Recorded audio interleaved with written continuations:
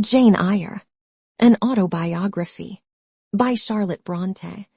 Preface. A preface to the first edition of Jane Eyre being unnecessary, I gave none. This second edition demands a few words both of acknowledgement and miscellaneous remark. My thanks are due in 3/4. To the public, for the indulgent ear it has inclined to a plain tale with few pretensions. To the press, for the fair field its honest suffrage has opened to an obscure aspirant. To my publishers, for the aid their tact, their energy, their practical sense and frank liberality have afforded an unknown and unrecommended author. The press and the public are but vague personifications for me, and I must thank them in vague terms, but my publishers are definite. So are certain generous critics who have encouraged me as only large-hearted and high-minded men know how to encourage a struggling stranger. To them, i.e., to my publishers and the select reviewers, I say cordially, gentlemen, I thank you from my heart. Having thus acknowledged what I owe those who have aided and approved me, I turn to another class, a small one so far as I know, but not therefore to be overlooked. I mean the timorous or carping few who doubt the tendency of such books as Jane Eyre, in whose eyes whatever is unusual is wrong, whose ears detect in each protest against bigotry, that parent of crime, an insult to piety, that regent of God on earth. I would suggest to such doubters certain obvious distinctions. I would remind them of certain simple truths. Conventionality is not morality. Self-righteousness is not religion. To attack the first is not to assail the last. To pluck the mask from the face of the Pharisee is not to lift an impious hand to the crown of thorns. These things and deeds are diametrically opposed. They are as distinct as is vice from virtue. Men too often confound them.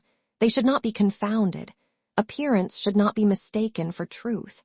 Narrow human doctrines, that only tend to elate and magnify a few, should not be substituted for the world-redeeming creed of Christ.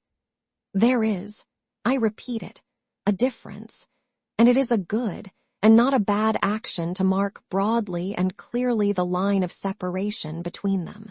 The world may not like to see these ideas dissevered, for it has been accustomed to blend them, finding it convenient to make external show pass for sterling worth, to let whitewashed walls vouch for clean shrines.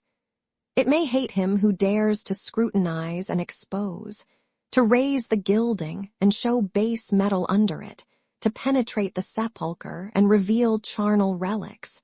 But hate as it will, it is indebted to him. Ahab did not like Micaiah, because he never prophesied good concerning him, but evil. Probably he liked the sycophant son of Chenana better.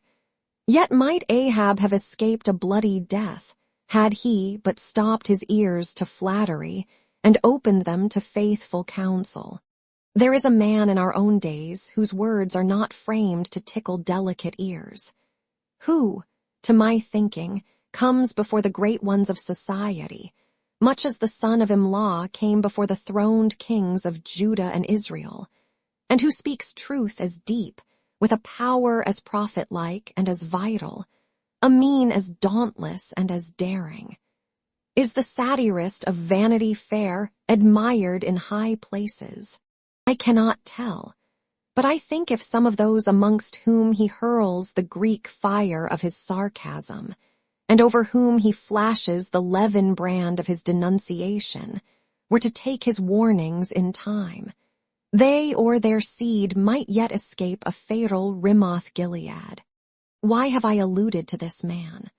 I have alluded to him, reader, because I think I see in him an intellect profounder and more unique than his contemporaries have yet recognized, because I regard him as the first social regenerator of the day, as the very master of that working corps who would restore to rectitude the warped system of things.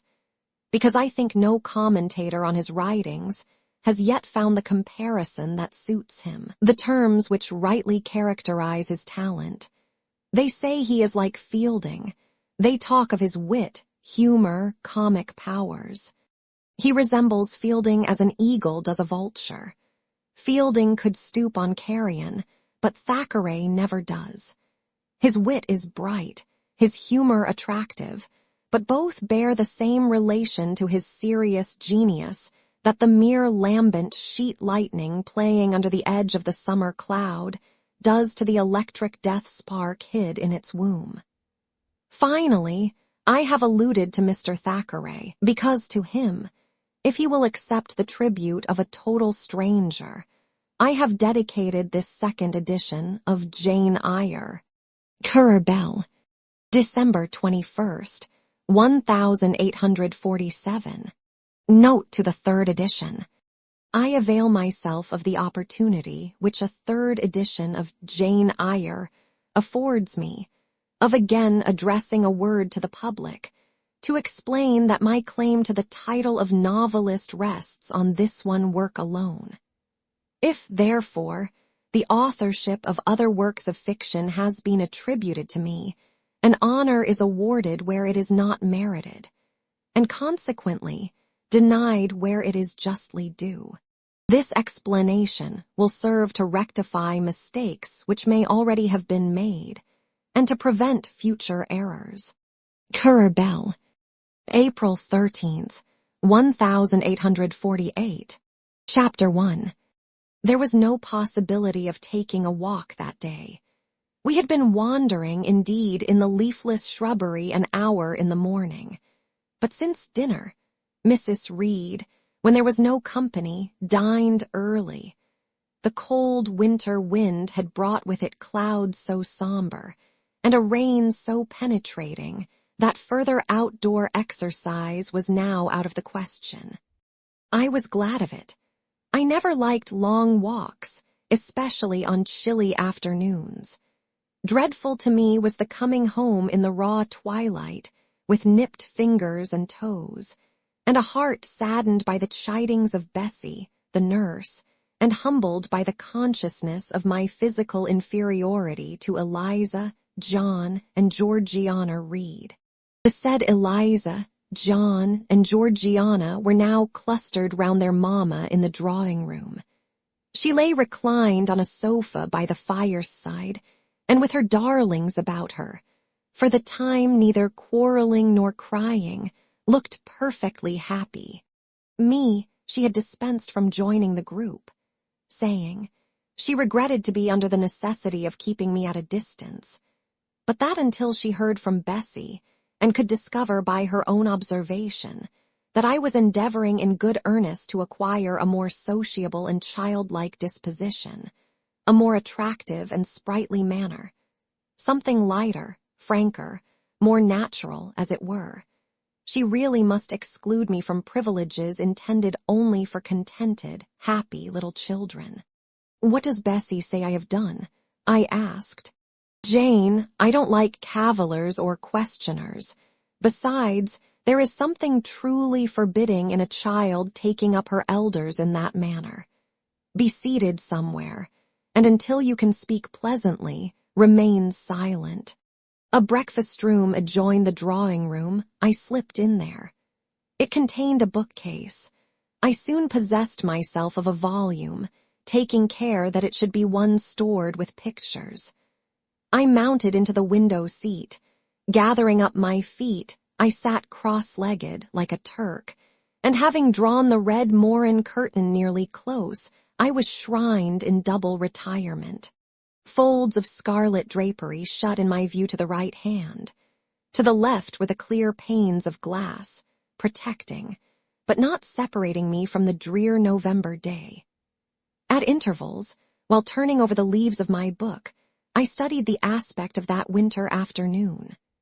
Afar, it offered a pale blank of mist and cloud, near a scene of wet lawn and storm-beat shrub, with ceaseless rain sweeping away wildly before a long and lamentable blast.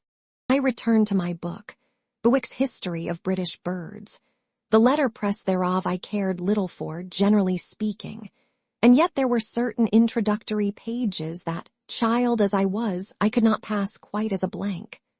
They were those which treat of the haunts of seafowl, of the solitary rocks and promontories by them only inhabited, of the coast of Norway, studded with isles from its southern extremity, the Lindness, or Naze, to the North Cape, where the northern ocean, in vast whirls, boils round the naked, melancholy isles, of farthest Thule, and the Atlantic surge, pours in among the stormy Hebrides.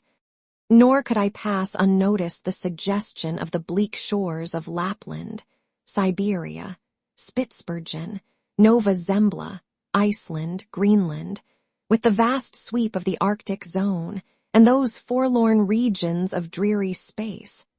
That reservoir of frost and snow, where firm fields of ice, the accumulation of centuries of winters, glazed in alpine heights above heights, surround the pole, and concentre the multiplied rigors of extreme cold. Of these death-white realms I formed an idea of my own, shadowy, like all the half-comprehended notions that float dim through children's brains, but strangely impressive. The words in these introductory pages connected themselves with the succeeding vignettes, and gave significance to the rock standing up alone in a sea of billow and spray, to the broken boat stranded on a desolate coast, to the cold and ghastly moon glancing through bars of cloud at a wreck just sinking. I cannot tell what sentiment haunted the quite solitary churchyard, with its inscribed headstone, its gate, its 2 trees, its low horizon, girdled by a broken wall, and its newly risen crescent, attesting the hour of eventide. The 2 ships becalmed on a torpid sea, I believed to be marine phantomus. The fiend pinning down the thief's pack behind him, I passed over quickly. It was an object of terror. So was the black-horned thing seated aloof on a rock, surveying a distant crowd surrounding a gallows.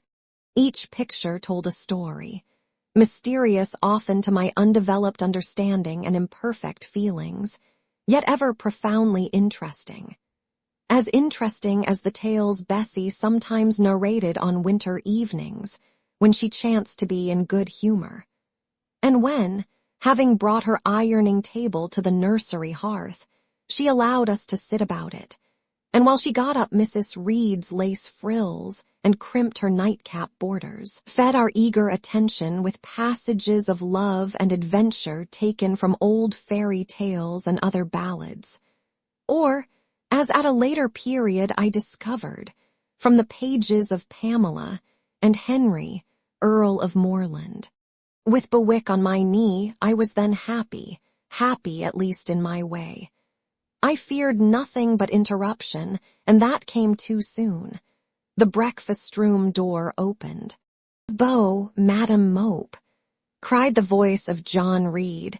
Then he paused. He found the room apparently empty. "Where the dickens is she?" he continued. "Lizzie, Georgie," calling to his sisters, "Joan is not here. Tell Mamma she has run out into the rain, bad animal." It is well I drew the curtain, thought I, and I wished fervently he might not discover my hiding place, nor would John Reed have found it out himself. He was not quick either of vision or conception, but Eliza just put her head in at the door and said at once, "She is in the window seat, to be sure, Jack." And I came out immediately, for I trembled at the idea of being dragged forth by the said Jack. "What do you want?" I asked with awkward diffidence. "Say, what do you want, Master Reed?" was the answer. "I want you to come here," and seating himself in an armchair, he intimated by a gesture that I was to approach and stand before him. John Reed was a schoolboy of 14 years old, 4 years older than I, for I was but 10, large and stout for his age, with a dingy and unwholesome skin, thick lineaments in a spacious visage, heavy limbs and large extremities. He gorged himself habitually at table, which made him bilious, and gave him a dim and bleared eye and flabby cheeks. He ought now to have been at school, but his mamma had taken him home for a month or two, on account of his delicate health. Mr. Miles, the master, affirmed that he would do very well if he had fewer cakes and sweetmeats sent him from home, but the mother's heart turned from an opinion so harsh, and inclined rather to the more refined idea that John's sallowness was owing to over-application, and perhaps to pining after home. John had not much affection for his mother and sisters, and an antipathy to me. He bullied and punished me, not 2 or 3 times in the week, nor once or twice in the day, but continually. Every nerve I had feared him, and every morsel of flesh in my bones shrank when he came near. There were moments when I was bewildered by the terror he inspired, because I had no appeal whatever against either his menaces or his inflictions. The servants did not like to offend their young master by taking my part against him, and Mrs. Reed was blind and deaf on the subject. She never saw him strike or heard him abuse me, though he did both now and then in her very presence, more frequently, however, behind her back. Habitually obedient to John, I came up to his chair. He spent some 3 minutes in thrusting out his tongue at me as far as he could without damaging the roots.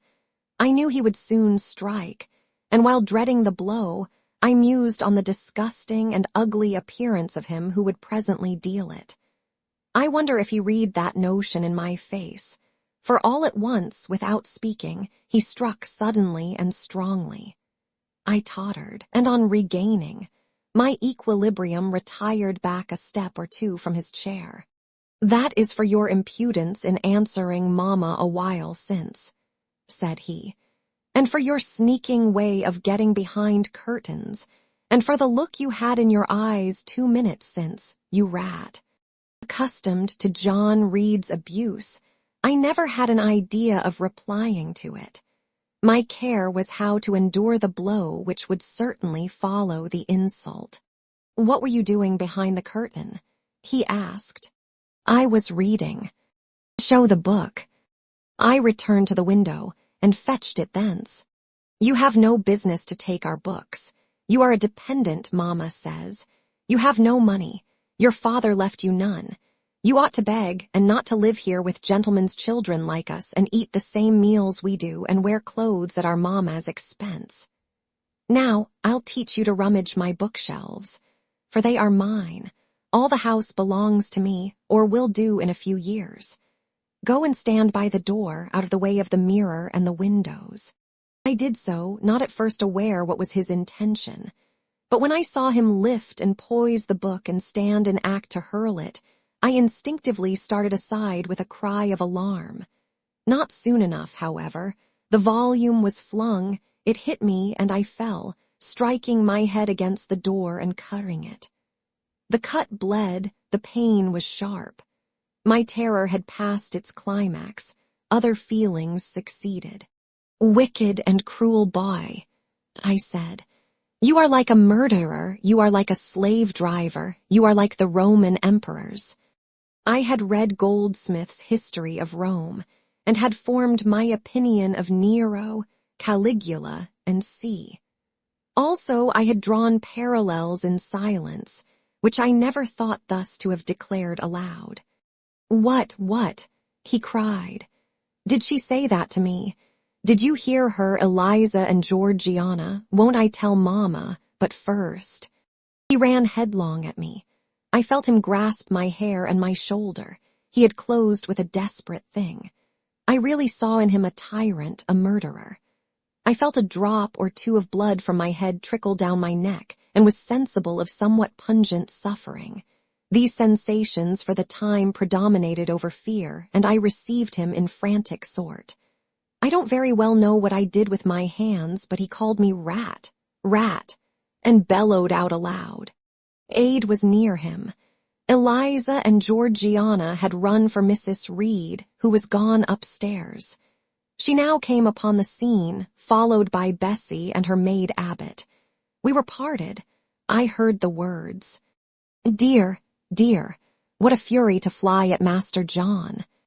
Did ever anybody see such a picture of passion?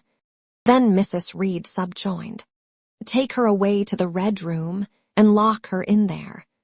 4 hands were immediately laid upon me, and I was borne upstairs. Chapter 2. I resisted all the way. A new thing for me, and a circumstance which greatly strengthened the bad opinion Bessie and Miss Abbott were disposed to entertain of me. The fact is, I was a trifle beside myself, or rather out of myself, as the French would say. I was conscious that a moment's mutiny had already rendered me liable to strange penalties, and like any other rebel slave, I felt resolved, in my desperation, to go all lengths. "Hold her arms, Miss Abbott. She's like a mad cat." For shame," cried the lady's maid. "What shocking conduct, Miss Eyre, to strike a young gentleman, your benefactress's son, your young master." "Master? How is he my master? Am I a servant?" "No, you are less than a servant, for you do nothing for your keep. There, sit down and think over your wickedness." They had got me by this time into the apartment indicated by Mrs. Reed, and had thrust me upon a stool. My impulse was to rise from it like a spring. Their 2 pair of hands arrested me instantly. "If you don't sit still, you must be tied down," said Bessie. "Miss Abbott, lend me your garters, she would break mine directly." Miss Abbott turned to divest a stout leg of the necessary ligature. This preparation for bonds, and the additional ignominy it inferred, took a little of the excitement out of me. "Don't take them off," I cried. "I will not stir." In guarantee whereof, I attached myself to my seat by my hands. "Mind you don't," said Bessie, and when she had ascertained that I was really subsiding, she loosened her hold of me. Then she and Miss Abbott stood with folded arms, looking darkly and doubtfully on my face, as incredulous of my sanity. She never did so before. At last said Bessie, turning to the Abigail. "But it was always in her," was the reply. "I've told Mrs. often my opinion about the child, and Mrs. agreed with me. She's an underhand little thing. I never saw a girl of her age with so much cover." Bessie answered not, but ere long, addressing me, she said, "You ought to be aware, miss, that you are under obligations to Mrs. Reed. She keeps you. If she were to turn you off, you would have to go to the poorhouse." I had nothing to say to these words. They were not new to me. My very first recollections of existence included hints of the same kind. This reproach of my dependence had become a vague sing-song in my ear, very painful and crushing, but only half intelligible. Miss Abbott joined in. "And you ought not to think yourself on an equality with the Mrs. Reed and Master Reed, because Mrs. kindly allows you to be brought up with them. They will have a great deal of money, and you will have none. It is your place to be humble, and to try to make yourself agreeable to them. What we tell you is for your good," added Bessie, in no harsh voice. "You should try to be useful and pleasant, then, perhaps, you would have a home here. But if you become passionate and rude, Mrs. will send you away, I am sure." "Besides," said Miss Abbott, "God will punish her. He might strike her dead in the midst of her tantrums, and then where would she go? Come, Bessie, we will leave her. I wouldn't have her heart for anything. Say your prayers, Miss Eyre, when you are by yourself, for if you don't repent, something bad might be permitted to come down the chimney and fetch you away." They went, shutting the door and locking it behind them. The Red Room was a square chamber, very seldom slept in. I might say never, indeed. unless when a chance influx of visitors at Gateshead Hall rendered it necessary to turn to account all the accommodation it contained. Yet it was one of the largest and stateliest chambers in the mansion. A bed supported on massive pillars of mahogany, hung with curtains of deep red damask, stood out like a tabernacle in the center. The two large windows, with their blinds always drawn down, were half shrouded in festoons and falls of similar drapery. The carpet was red. The table at the foot of the bed was covered with a crimson cloth. The walls were a soft fawn color with a blush of pink in it. The wardrobe, the toilet table, the chairs were of darkly polished old mahogany. Out of these deep surrounding shades rose high and glared white the piled-up mattresses and pillows of the bed, spread with a snowy Marseille counterpane. Scarcely less prominent was an ample, cushioned easy chair near the head of the bed, also white, with a footstool before it, and looking, as I thought, like a pale throne. This room was chill because it seldom had a fire. It was silent because remote from the nursery and kitchen. Solemn because it was known to be so seldom entered. The housemaid alone came here on Saturdays, to wipe from the mirrors and the furniture a week's quiet dust. And Mrs. Reed herself, at far intervals, visited it to review the contents of a certain secret drawer in the wardrobe, where were stored divers parchments, her jewel casket, and a miniature of her deceased husband. And in those last words lies the secret of the Red Room, the spell which kept it so lonely in spite of its grandeur. Mr. Reed had been dead 9 years. It was in this chamber he breathed his last. Here he lay in state. Hence his coffin was borne by the undertaker's men. And since that day, a sense of dreary consecration had guarded it from frequent intrusion. My seat, to which Bessie and the bitter Miss Abbott had left me riveted, was a low ottoman near the marble chimney-piece. The bed rose before me. To my right hand there was the high, dark wardrobe, with subdued, broken reflections varying the gloss of its panels. To my left were the muffled windows, a great looking-glass between them repeated the vacant majesty of the bed and room. I was not quite sure whether they had locked the door, and when I dared move, I got up and went to see. Alas, yes, no jail was ever more secure. Returning, I had to cross before the looking-glass. My fascinated glance involuntarily explored the depth it revealed. All looked colder and darker in that visionary hollow than in reality, and the strange little figure there gazing at me, with a white face and arms specking the gloom, and glittering eyes of fear moving where all else was still, had the effect of a real spirit. I thought it like one of the tiny phantoms, half fairy, half imp, Bessie's evening stories represented as coming out of lone, ferny dells and moors, and appearing before the eyes of belated travelers. I returned to my stool. Superstition was with me at that moment, but it was not yet her hour for complete victory. My blood was still warm. The mood of the revolted slave was still bracing me with its bitter vigor. I had to stem a rapid rush of retrospective thought before I quailed to the dismal present.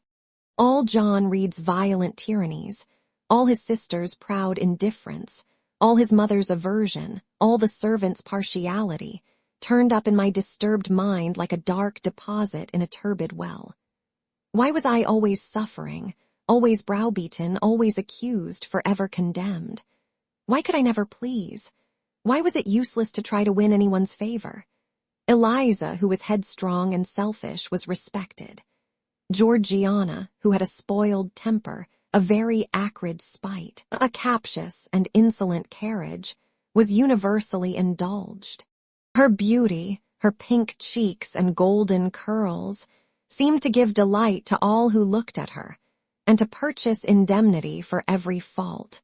John no one thwarted, much less punished. though he twisted the necks of the pigeons, killed the little peat chicks, set the dogs at the sheep, stripped the hothouse vines of their fruit, and broke the buds off the choicest plants in the conservatory. He called his mother old girl, too, sometimes reviled her for her dark skin, similar to his own, bluntly disregarded her wishes, not unfrequently tore and spoiled her silk attire, and he was still her own darling. I dared commit no fault. I strove to fulfill every duty, and I was termed naughty and tiresome, sullen and sneaking, from morning to noon and from noon to night. My head still ached and bled with the blow and fall I had received. No one had reproved John for wantonly striking me, and because I had turned against him to avert farther irrational violence, I was loaded with general opprobrium. Unjust, unjust, said my reason, forced by the agonizing stimulus into precocious though transitory power. And resolve, equally wrought up, instigated some strange expedient to achieve escape from insupportable oppression, as running away, or, if that could not be effected, never eating or drinking more, and letting myself die. What a consternation of soul was mine that dreary afternoon! How all my brain was in tumult, and all my heart in insurrection! Yet in what darkness, what dense ignorance was the mental battle fought! I could not answer the ceaseless inward question, why I thus suffered. Now, at the distance of, I will not say how many years, I see it clearly. I was a discord in Gateshead Hall. I was like nobody there. I had nothing in harmony with Mrs. Reed or her children or her chosen vassalage. If they did not love me, in fact, as little did I love them. They were not bound to regard with affection a thing that could not sympathize with one amongst them, a heterogeneous thing opposed to them in temperament, in capacity, in propensities, a useless thing, incapable of serving their interest or adding to their pleasure, a noxious thing, cherishing the germs of indignation at their treatment, of contempt of their judgment. I know that had I been a sanguine, brilliant, careless, exacting, handsome, romping child, though equally dependent and friendless, Mrs. Reed would have endured my presence more complacently. Her children would have entertained for me more of the cordiality of fellow feeling. The servants would have been less prone to make me the scapegoat of the nursery. Daylight began to forsake the Red Room. It was past 4 o'clock, and the beclouded afternoon was tending to drear twilight. I heard the rain still beating continuously on the staircase window, and the wind howling in the grove behind the hall. I grew by degrees cold as a stone, and then my courage sank. My habitual mood of humiliation, self-doubt, forlorn depression, fell damp on the embers of my decaying ire. All said I was wicked, and perhaps I might be so. What thought had I been but just conceiving of starving myself to death? That certainly was a crime, and was I fit to die? Or was the vault under the chancel of Gateshead Church an inviting bourne? In such vault, I had been told, did Mr. Reed lie buried, and led by this thought to recall his idea, I dwelt on it with gathering dread. I could not remember him, but I knew that he was my own uncle, my mother's brother, that he had taken me when a parentless infant to his house, and that in his last moments he had required a promise of Mrs. Reed, that she would rear and maintain me as one of her own children. Mrs. Reed probably considered she had kept this promise, and so she had, I dare say, as well as her nature would permit her. But how could she really like an interloper not of her race, and unconnected with her, after her husband's death, by any tie? It must have been most irksome to find herself bound by a hard-wrung pledge to stand in the stead of a parent to a strange child she could not love, and to see an uncongenial alien permanently intruded on her own family group. A singular notion dawned upon me. I doubted not. never doubted, that if Mr. Reed had been alive, he would have treated me kindly. And now, as I sat looking at the white bed and overshadowed walls, occasionally also turning a fascinated eye towards the dimly gleaming mirror, I began to recall what I had heard of dead men, troubled in their graves by the violation of their last wishes, revisiting the earth to punish the perjured and avenge the oppressed. And I thought Mr. Reed's spirit, harassed by the wrongs of his sister's child, might quit its abode, whether in the church vault or in the unknown world of the departed, and rise before me in this chamber. I wiped my tears and hushed my sobs, fearful lest any sign of violent grief might waken a preternatural voice to comfort me, or elicit from the gloom some haloed face, bending over me with strange pity. This idea, consolatory in theory, I felt would be terrible if realized. With all my might I endeavored to stifle it. I endeavored to be firm. Shaking my hair from my eyes, I lifted my head and tried to look boldly round the dark room. At this moment, a light gleamed on the wall. Was it, I asked myself, a ray from the moon penetrating some aperture in the blind? No, moonlight was still, and this stirred. While I gazed, it glided up to the ceiling and quivered over my head. I can now conjecture readily that this streak of light was, in all likelihood, a gleam from a lantern carried by someone across the lawn. But then, prepared as my mind was for horror, shaken as my nerves were by agitation, I thought the swift darting beam was a herald of some coming vision from another world. My heart beat thick, my head grew hot. A sound filled my ears which I deemed the rushing of wings. Something seemed near me. I was oppressed, suffocated. Endurance broke down. I rushed to the door and shook the lock in desperate effort. Steps came running along the outer passage. The key turned, Bessie and Abbott entered. "Miss Eyre, are you ill?" said Bessie. "What a dreadful noise. It went quite through me," exclaimed Abbott. "Take me out. Let me go into the nursery," was my cry. "What for? Are you hurt? Have you seen something?" again demanded Bessie. "Oh, I saw a light, and I thought a ghost would come." I had now got hold of Bessie's hand, and she did not snatch it from me. "She has screamed out on purpose," declared Abbott in some disgust. "And what a scream! If she had been in great pain one would have excused it, but she only wanted to bring us all here. I know her naughty tricks." "What is all this?" demanded another voice peremptorily, and Mrs. Reed came along the corridor, her cap flying wide, her gown rustling stormily. "Abbott and Bessie, I believe I gave orders that Jane Eyre should be left in the red room till I came to her myself."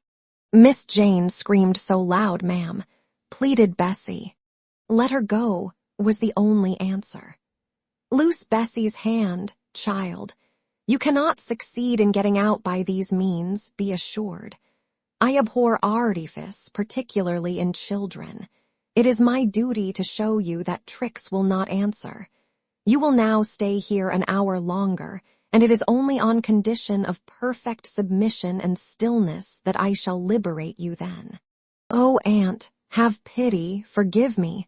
I cannot endure it. Let me be punished some other way.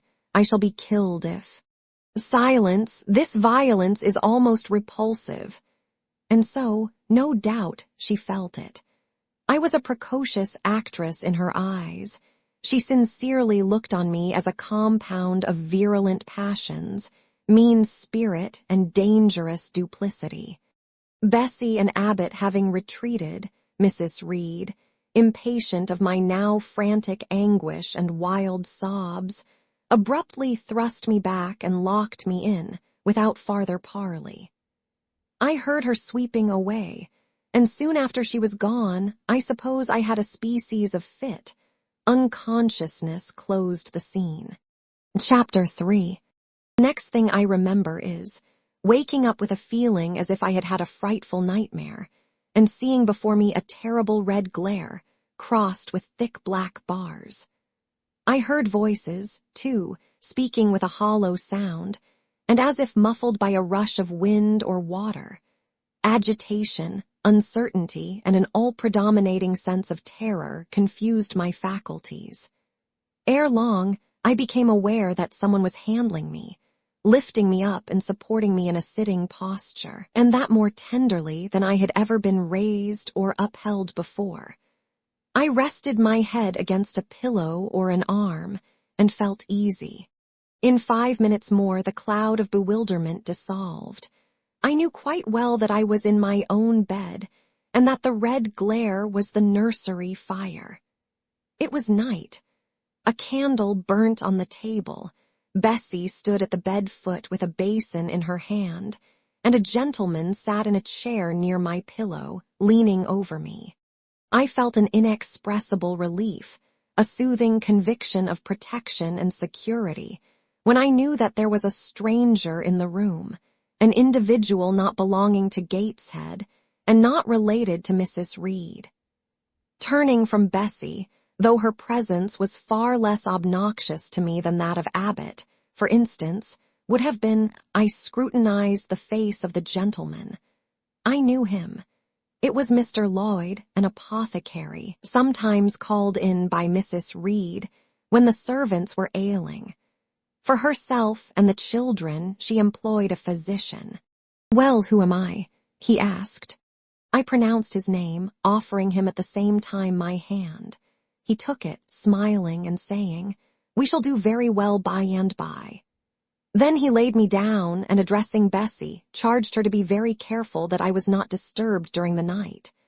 Having given some further directions and intimated that he should call again the next day, he departed. To my grief, I felt so sheltered and befriended while he sat in the chair near my pillow, and as he closed the door after him, all the room darkened and my heart again sank. Inexpressible sadness weighed it down. "Do you feel as if you should sleep, miss?" asked Bessie, rather softly. Scarcely dared I answer her, for I feared the next sentence might be rough. "I will try. Would you like to drink, or could you eat anything?" "No, thank you, Bessie."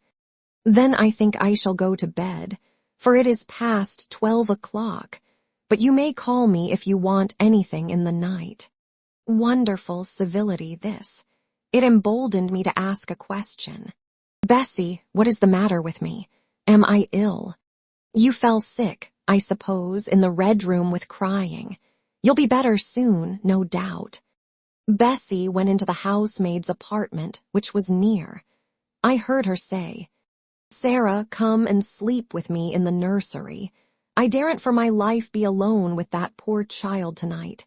She might die. It's such a strange thing she should have that fit. I wonder if she saw anything." Mrs. was rather too hard. Sarah came back with her. They both went to bed. They were whispering together for half an hour before they fell asleep. I caught scraps of their conversation, from which I was able only too distinctly to infer the main subject discussed. Something passed her, all dressed in white, and vanished. A great black dog behind him, 3 loud raps on the chamber door, a light in the churchyard just over his grave, and see. At last both slept. The fire and the candle went out. For me, the watches of that long night passed in ghastly wakefulness. Ear, eye, and mind were alike strained by dread, such dread as children only can feel. No severe or prolonged bodily illness followed this incident of the Red Room. It only gave my nerves a shock of which I feel the reverberation to this day. Yes, Mrs. Reed, to you I owe some fearful pangs of mental suffering, but I ought to forgive you, for you knew not what you did. While rending my heartstrings, you thought you were only uprooting my bad propensities. Next day, by noon, I was up and dressed, and sat wrapped in a shawl by the nursery hearth. I felt physically weak and broken down, but my worse ailment was an unutterable wretchedness of mind, a wretchedness which kept drawing from me silent tears. No sooner had I wiped one salt drop from my cheek than another followed. Yet, I thought, I ought to have been happy, for none of the Reeds were there. They were all gone out in the carriage with their mamma. Abbott, too, was sewing in another room, and Bessie, as she moved hither and thither, putting away toys and arranging drawers, addressed to me every now and then a word of unwonted kindness. This state of things should have been to me a paradise of peace, accustomed as I was to a life of ceaseless reprimand and thankless fagging. But in fact, my racked nerves were now in such a state that no calm could soothe, and no pleasure excite them agreeably. Bessie had been down into the kitchen, and she brought up with her a tart on a certain brightly painted china plate, whose bird of paradise, nestling in a wreath of convolvuli and rosebuds, had been wont to stir in me a most enthusiastic sense of admiration, and which plate I had often petitioned to be allowed to take in my hand in order to examine it more closely, but had always hitherto been deemed unworthy of such a privilege. This precious vessel was now placed on my knee, and I was cordially invited to eat the circlet of delicate pastry upon it. Vain favor, coming, like most other favors, long deferred and often wished for, too late. I could not eat the tart, and the plumage of the bird, the tints of the flowers, seemed strangely faded. I put both plate and tart away. Bessie asked if I would have a book. The word book acted as a transient stimulus, and I begged her to fetch Gulliver's Travels from the library. This book one had again and again perused with delight. I considered it a narrative of facts, and discovered in it a vein of interest deeper than what I found in fairy tales. For as to the elves, having sought them in vain among foxglove leaves and bells, under mushrooms and beneath the ground-ivy mantling old wall nooks, I had at length made up my mind to the sad truth, that they were all gone out of England to some savage country where the woods were wilder and thicker, and the population more scant. Whereas, Lilliput and Brobdingnag being, in my creed, solid parts of the earth's surface, I doubted not that I might one day, by taking a long voyage, see with my own eyes the little fields, houses, and trees, the diminutive people, the tiny cows, sheep, and birds of the one realm, and the cornfields forest-high, the mighty mastiffs, the monster cats, the tower-like men and women of the other. Yet when this cherished volume was now placed in my hand, when I turned over its leaves and sought in its marvelous pictures the charm I had, till now never failed to find, all was eerie and dreary. The giants were gaunt goblins, the pygmies malevolent and fearful imps, Gulliver a most desolate wanderer in most dread and dangerous regions. I closed the book, which I dared no longer peruse, and put it on the table, beside the untasted tart. Bessie had now finished dusting and tidying the room, and having washed her hands, she opened a certain little drawer, full of splendid shreds of silk and satin, and began making a new bonnet for Georgiana's doll. Meantime she sang. Her song was, "In the days when we went gypsying," a long time ago. I had often heard the song before, and always with lively delight, for Bessie had a sweet voice, at least I thought so. But now, though her voice was still sweet, I found in its melody an indescribable sadness. Sometimes, preoccupied with her work, she sang the refrain very low, very lingeringly. A long time ago came out like the saddest cadence of a funeral hymn. She passed into another ballad, this time a really doleful one. "My feet they are sore, and my limbs they are weary. Long is the way, and the mountains are wild. Soon will the twilight, close moonless and dreary, over the path of the poor orphan child. Why did they send me so far and so lonely? Up where the moors spread, and gray rocks are piled. Men are hard-hearted, and kind angels only watch o'er the steps of a poor orphan child. Yet distant, and soft the night breeze is blowing. Clouds there are none, and clear stars beam mild. God, in his mercy, protection is showing. Comfort and hope to the poor orphan child. E'en should I fall o'er the broken bridge passing, or stray in the marshes, by false lights beguiled, still will my Father, with promise and blessing, take to his bosom the poor orphan child. There is a thought that for strength should avail me, though both of shelter and kindred despoiled. Heaven is a home, and a rest will not fail me. God is a friend to the poor orphan child. Come, Miss Jane, don't cry, said Bessie as she finished. She might as well have said to the fire, don't burn. But how could she divine the morbid suffering to which I was a prey? In the course of the morning, Mr. Lloyd came again. What, already up? Said he, as he entered the nursery. Well, nurse, how is she? Bessie answered that I was doing very well. Then she ought to look more cheerful. Come here, Miss Jane. Your name is Jane, is it not? Yes, Sir Jane Eyre. Well, you have been crying, Miss Jane Eyre. Can you tell me what about? Have you any pain? No, sir. Oh, I dare say she is crying because she could not go out with Missus in the carriage, interposed Bessie. Surely not. Why, she is too old for such pettishness. I thought so too, and my self-esteem being wounded by the false charge, I answered promptly, I never cried for such a thing in my life. I hate going out in the carriage. I cry because I am miserable. Oh, fie, miss, said Bessie. The good apothecary appeared a little puzzled. I was standing before him. He fixed his eyes on me very steadily. His eyes were small and gray, not very bright, but I dare say I should think them shrewd now. He had a hard-featured yet good-natured looking face. Having considered me at leisure, he said, What made you ill yesterday? She had a fall, said Bessie, again putting in her word. Fall, why, that is like a baby again. Can't she manage to walk at her age? She must be 8 or 9 years old. I was knocked down, was the blunt explanation, jerked out of me by another pang of mortified pride. But that did not make me ill, I added, while Mr. Lloyd helped himself to a pinch of snuff.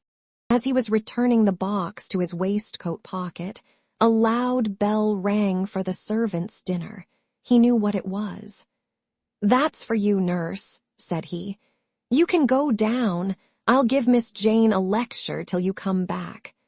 Bessie would rather have stayed, but she was obliged to go, because punctuality at meals was rigidly enforced at Gateshead Hall. The fall did not make you ill. What did then? Pursued Mr. Lloyd when Bessie was gone. I was shut up in a room where there is a ghost till after dark. I saw Mr. Lloyd smile and frown at the same time. Ghost? What, you are a baby after all. You are afraid of ghosts. Of Mr. Reed's ghost I am. He died in that room and was laid out there. Neither Bessie nor anyone else will go into it at night if they can help it. And it was cruel to shut me up alone without a candle. So cruel that I think I shall never forget it. Nonsense. And is it that makes you so miserable? Are you afraid now in daylight? No, but night will come again before long. And besides, I am unhappy, very unhappy for other things. What other things? Can you tell me some of them? How much I wish to reply fully to this question. How difficult it was to frame any answer. Children can feel, but they cannot analyze their feelings. And if the analysis is partially effected in thought, they know not how to express the result of the process in words. Fearful, however, of losing this first and only opportunity of relieving my grief by imparting it, I, after a disturbed pause, contrived to frame a meager, though as far as it went, true response. For one thing, I have no father or mother, brothers or sisters. You have a kind aunt and cousins. Again I paused, then bunglingly announced. But John Reed knocked me down, and my aunt shut me up in the red room. Mr. Lloyd, a second time, produced his snuff box. "Don't you think Gateshead Hall a very beautiful house?" asked he. "Are you not very thankful to have such a fine place to live at?" "It is not my house, sir, and Abbot says I have less right to be here than a servant." "Pooh! You can't be silly enough to wish to leave such a splendid place.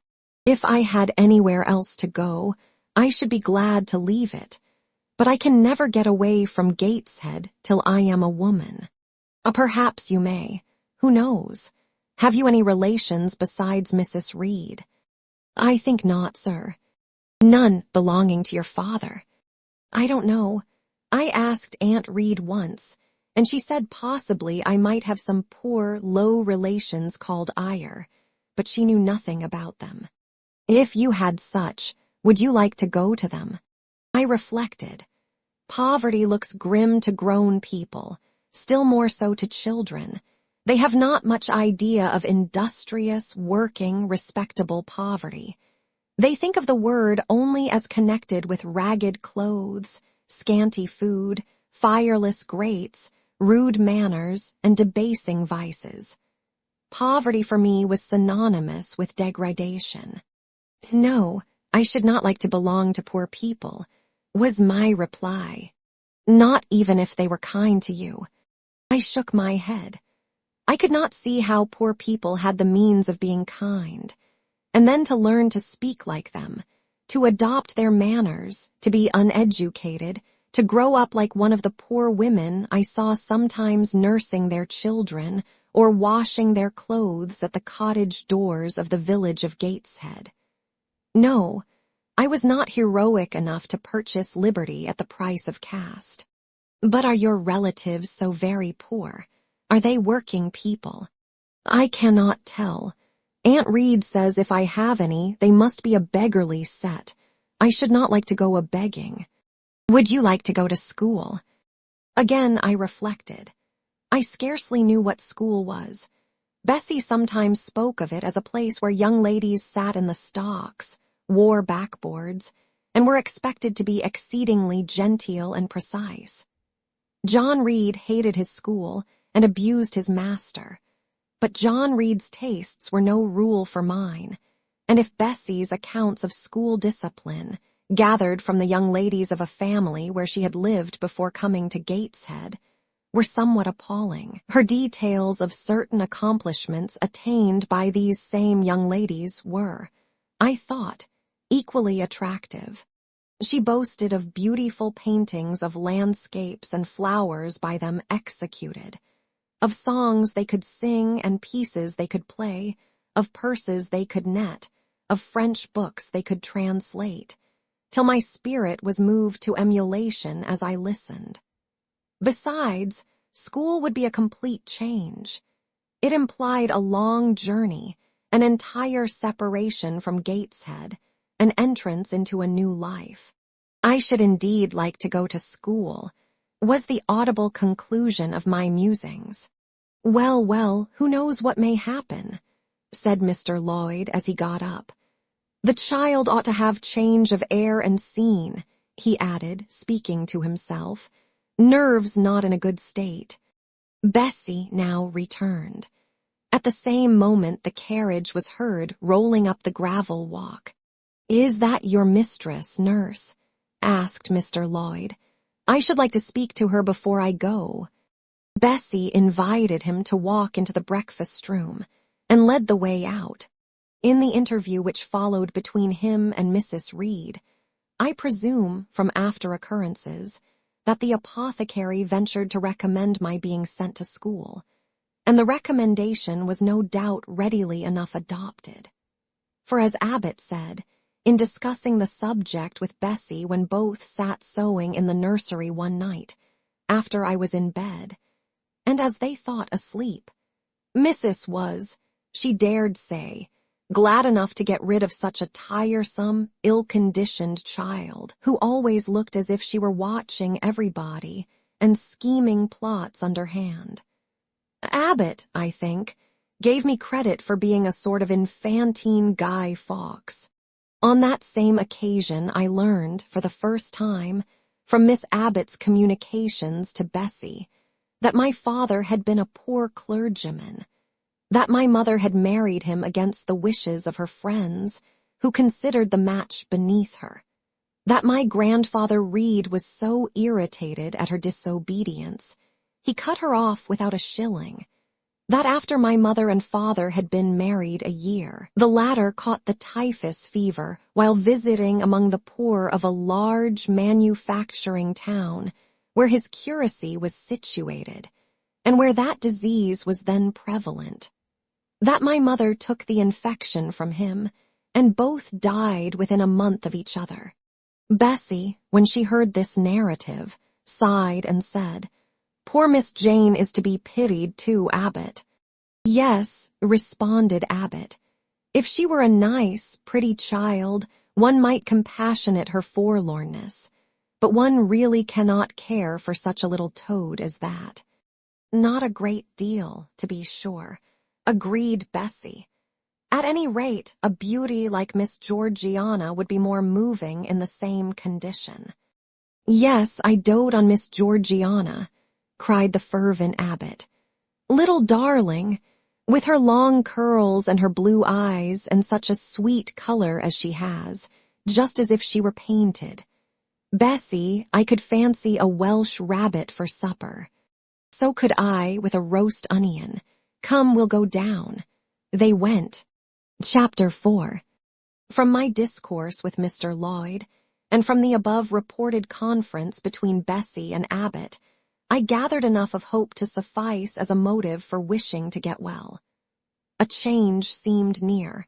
I desired and waited it in silence. It tarried, however. Days and weeks passed. I had regained my normal state of health, but no new allusion was made to the subject over which I brooded. Mrs. Reed surveyed me at times with a severe eye, but seldom addressed me. Since my illness, she had drawn a more marked line of separation than ever between me and her own children, appointing me a small closet to sleep in by myself, condemning me to take my meals alone, and pass all my time in the nursery, while my cousins were constantly in the drawing-room. Not a hint, however, did she drop about sending me to school. Still I felt an instinctive certainty that she would not long endure me under the same roof with her, for her glance, now more than ever, when turned on me, expressed an insuperable and rooted aversion. Eliza and Georgiana, evidently acting according to orders, spoke to me as little as possible. John thrust his tongue in his cheek whenever he saw me, and once attempted chastisement. But as I instantly turned against him, roused by the same sentiment of deep ire and desperate revolt which had stirred my corruption before, he thought it better to desist, and ran from me uttering execrations, and vowing I had burst his nose. I had indeed levelled at that prominent feature as hard a blow as my knuckles could inflict, and when I saw that either that or my look daunted him, I had the greatest inclination to follow up my advantage to purpose, but he was already with his mamma. I heard him in a blubbering tone commence the tale of how that nasty Jane Eyre had flown at him like a mad cat. He was stopped rather harshly. "Don't talk to me about her, John. I told you not to go near her. She is not worthy of notice. I do not choose that either you or your sisters should associate with her." Here, leaning over the banister, I cried out suddenly, and without at all deliberating on my words, "They are not fit to associate with me." Mrs. Reed was rather a stout woman, but on hearing this strange and audacious declaration, she ran nimbly up the stair, swept me like a whirlwind into the nursery, and crushing me down on the edge of my crib, dared me in an emphatic voice to rise from that place, or utter one syllable during the remainder of the day. What would Uncle Reed say to you if he were alive? Was my scarcely voluntary demand. I say scarcely voluntary, for it seemed as if my tongue pronounced words without my will consenting to their utterance. Something spoke out of me over which I had no control. "What?" said Mrs. Reed under her breath. Her usually cold, composed gray eye became troubled with a look like fear.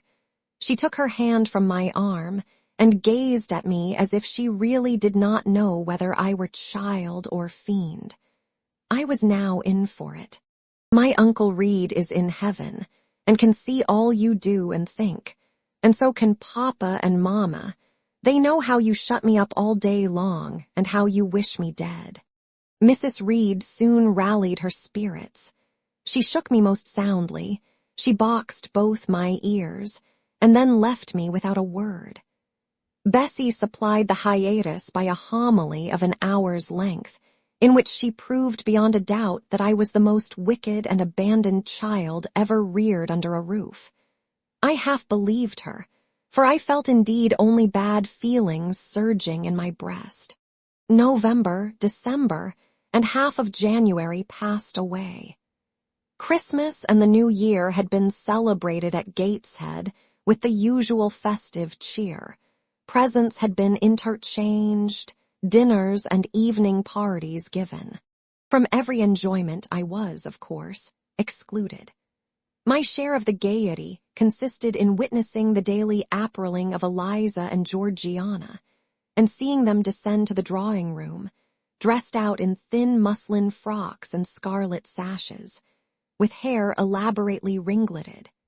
And afterwards, in listening to the sound of the piano or the harp played below, to the passing to and fro of the butler and footman, to the jingling of glass and china as refreshments were handed, to the broken hum of conversation as the drawing-room door opened and closed.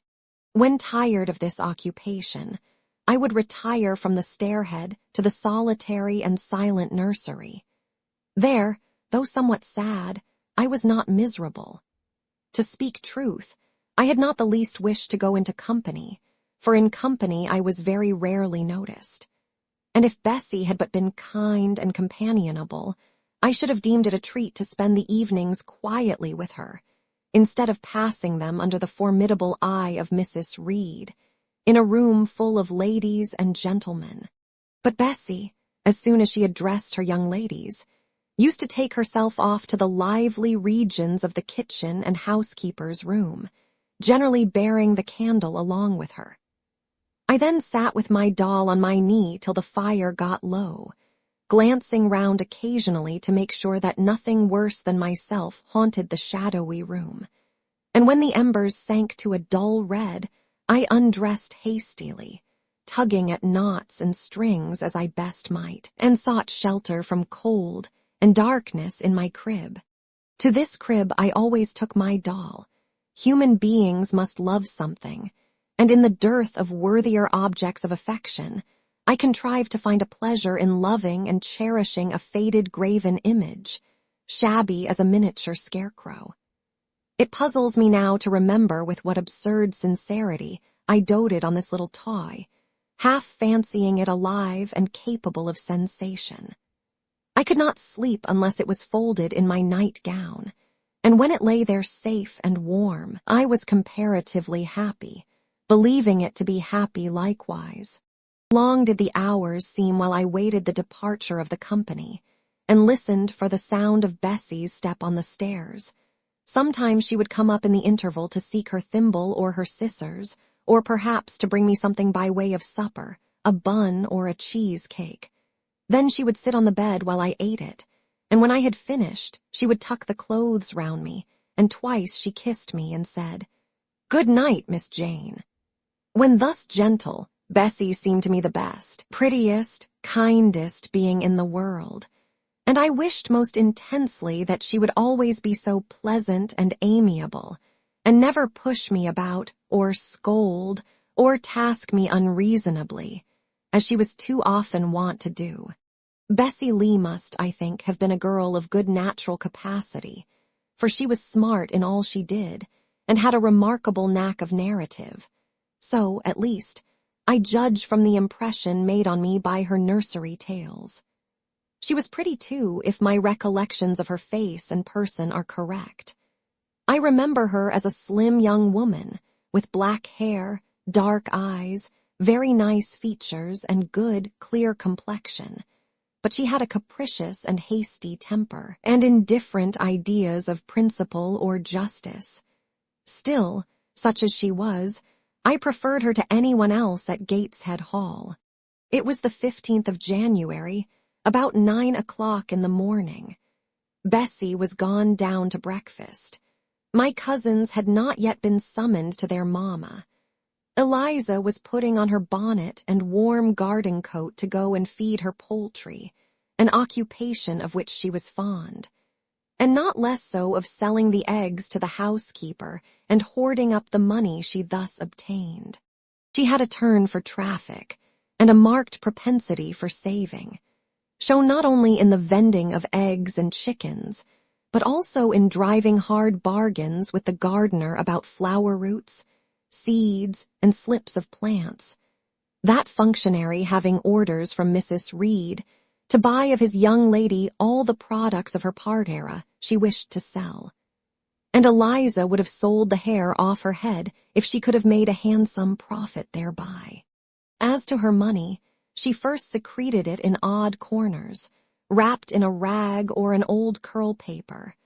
But some of these hoards having been discovered by the housemaid, Eliza, fearful of one day losing her valued treasure, consented to entrust it to her mother at a usurious rate of interest, 50 or 60%, which interest she exacted every quarter, keeping her accounts in a little book with anxious accuracy. Georgiana sat on a high stool, dressing her hair at the glass, and interweaving her curls with artificial flowers and faded feathers, of which she had found a store in a drawer in the attic. I was making my bed, having received strict orders from Bessie to get it arranged before she returned, for Bessie now frequently employed me as a sort of under-nursery maid, to tidy the room, dust the chairs, and see. Having spread the quilt and folded my night-dress, I went to the window seat to put in order some picture books and doll's house furniture scattered there. An abrupt command from Georgiana to let her playthings alone, for the tiny chairs and mirrors, the fairy plates and cups, were her property, stopped my proceedings. And then, for lack of other occupation, I fell to breathing on the frost flowers with which the window was fretted, and thus clearing a space in the glass through which I might look out on the grounds, where all was still and petrified under the influence of a hard frost. From this window were visible the porter's lodge and the carriage road, and just as I had dissolved so much of the silver-white foliage veiling the panes as left room to look out, I saw the gates thrown open and a carriage roll through. I watched it ascending the drive with indifference. Carriages often came to Gateshead, but none ever brought visitors in whom I was interested. It stopped in front of the house, the doorbell rang loudly, the newcomer was admitted. All this being nothing to me, my vacant attention soon found livelier attraction in the spectacle of a little hungry robin, which came and chirruped on the twigs of the leafless cherry tree nailed against the wall near the casement. The remains of my breakfast of bread and milk stood on the table, and having crumbled a morsel of roll, I was tugging at the sash to put out the crumbs on the window-sill, when Bessie came running upstairs into the nursery. "Miss Jane, take off your pinafore. What are you doing there? Have you washed your hands and face this morning?" I gave another tug before I answered, for I wanted the bird to be secure of its bread. The sash yielded. I scattered the crumbs, some on the stone sill, some on the cherry tree bough. Then, closing the window, I replied, "No, Bessie, I have only just finished dusting." "Troublesome, careless child. And what are you doing now? You look quite red, as if you had been about some mischief. What were you opening the window for?" I was spared the trouble of answering, for Bessie seemed in too great a hurry to listen to explanations. She hauled me to the washstand, inflicted a merciless but happily brief scrub on my face and hands with soap, water, and a coarse towel, disciplined my head with a bristly brush, denuded me of my pinafore, and then, hurrying me to the top of the stairs, bid me go down directly, as I was wanted in the breakfast room. I would have asked who wanted me. I would have demanded if Mrs. Reed was there, but Bessie was already gone and had closed the nursery door upon me. I slowly descended. For nearly 3 months I had never been called to Mrs. Reed's presence. Restricted so long to the nursery, the breakfast, dining, and drawing rooms were become for me awful regions, on which it dismayed me to intrude. I now stood in the empty hall. Before me was the breakfast-room door, and I stopped, intimidated and trembling. What a miserable little poltroon had fear, engendered of unjust punishment, made of me in those days. I feared to return to the nursery, and feared to go forward to the parlor. 10 minutes I stood in agitated hesitation. The vehement ringing of the breakfast-room bell decided me. I must enter. Who could want me? I asked inwardly, as with both hands I turned the stiff door handle, which, for a second or two, resisted my efforts. What should I see besides Aunt Reed in the apartment? A man or a woman? The handle turned, the door unclosed, and passing through and curtsying low, I looked up at a black pillar. Such, at least, appeared to me, at first sight, the straight, narrow, sable-clad shape standing erect on the rug. The grim face at the top was like a carved mask, placed above the shaft, by way of capital. Mrs. Reed occupied her usual seat by the fireside. She made a signal to me to approach. I did so, and she introduced me to the stony stranger with the words, "This is the little girl respecting whom I applied to you." He, for it was a man, turned his head slowly towards where I stood, and having examined me with the 2 inquisitive-looking gray eyes which twinkled under a pair of bushy brows, said solemnly, and in a bass voice, "Her size is small. What is her age?" 10 years. "So much," was the doubtful answer, and he prolonged his scrutiny for some minutes. Presently he addressed me, "Your name, little girl?" "Jane Eyre, sir." In uttering these words, I looked up. He seemed to me a tall gentleman. But then I was very little. His features were large, and they and all the lines of his frame were equally harsh and prim. "Well, Jane Eyre, and are you a good child?" Impossible to reply to this in the affirmative. My little world held a contrary opinion. I was silent. Mrs. Reed answered for me by an expressive shake of the head, adding soon, "Perhaps the less said on that subject the better, Mr. Brocklehurst." Sorry indeed to hear it. She and I must have some talk. And bending from the perpendicular, he installed his person in the armchair opposite Mrs. Reed's. "Come here," he said. I stepped across the rug. He placed me square and straight before him. What a face he had, now that it was almost on a level with mine. What a great nose, and what a mouth, and what large prominent teeth. No sight so sad as that of a naughty child, he began, especially a naughty little girl. "Do you know where the wicked go after death?" "They go to hell," was my ready and orthodox answer. "And what is hell? Can you tell me that?" "The pit full of fire." "And should you like to fall into that pit, and to be burning there forever?" "No, sir." "What must you do to avoid it?" I deliberated a moment. My answer, when it did come, was objectionable. I must keep in good health and not die. How can you keep in good health? Children younger than you die daily. I buried a little child of 5 years old only a day or two since. A good little child, whose soul is now in heaven. It is to be feared the same could not be said of you were you to be called hence. Not being in a condition to remove his doubt, I only cast my eyes down on the 2 large feet planted on the rug, and sighed, wishing myself far enough away. I hope that sigh is from the heart, and that you repent of ever having been the occasion of discomfort to your excellent benefactress. Benefactress, benefactress, said I inwardly. They all call Mrs. Reed my benefactress. If so, a benefactress is a disagreeable thing. Do you say your prayers night and morning? Continued my interrogator. Yes, sir. Do you read your Bible? Sometimes. With pleasure. Are you fond of it? I like Revelations, and the book of Daniel, and Genesis and Samuel, and a little bit of Exodus, and some parts of Kings and Chronicles, and Job and Jonah. And the Psalms. I hope you like them. No, sir. No, oh, shocking.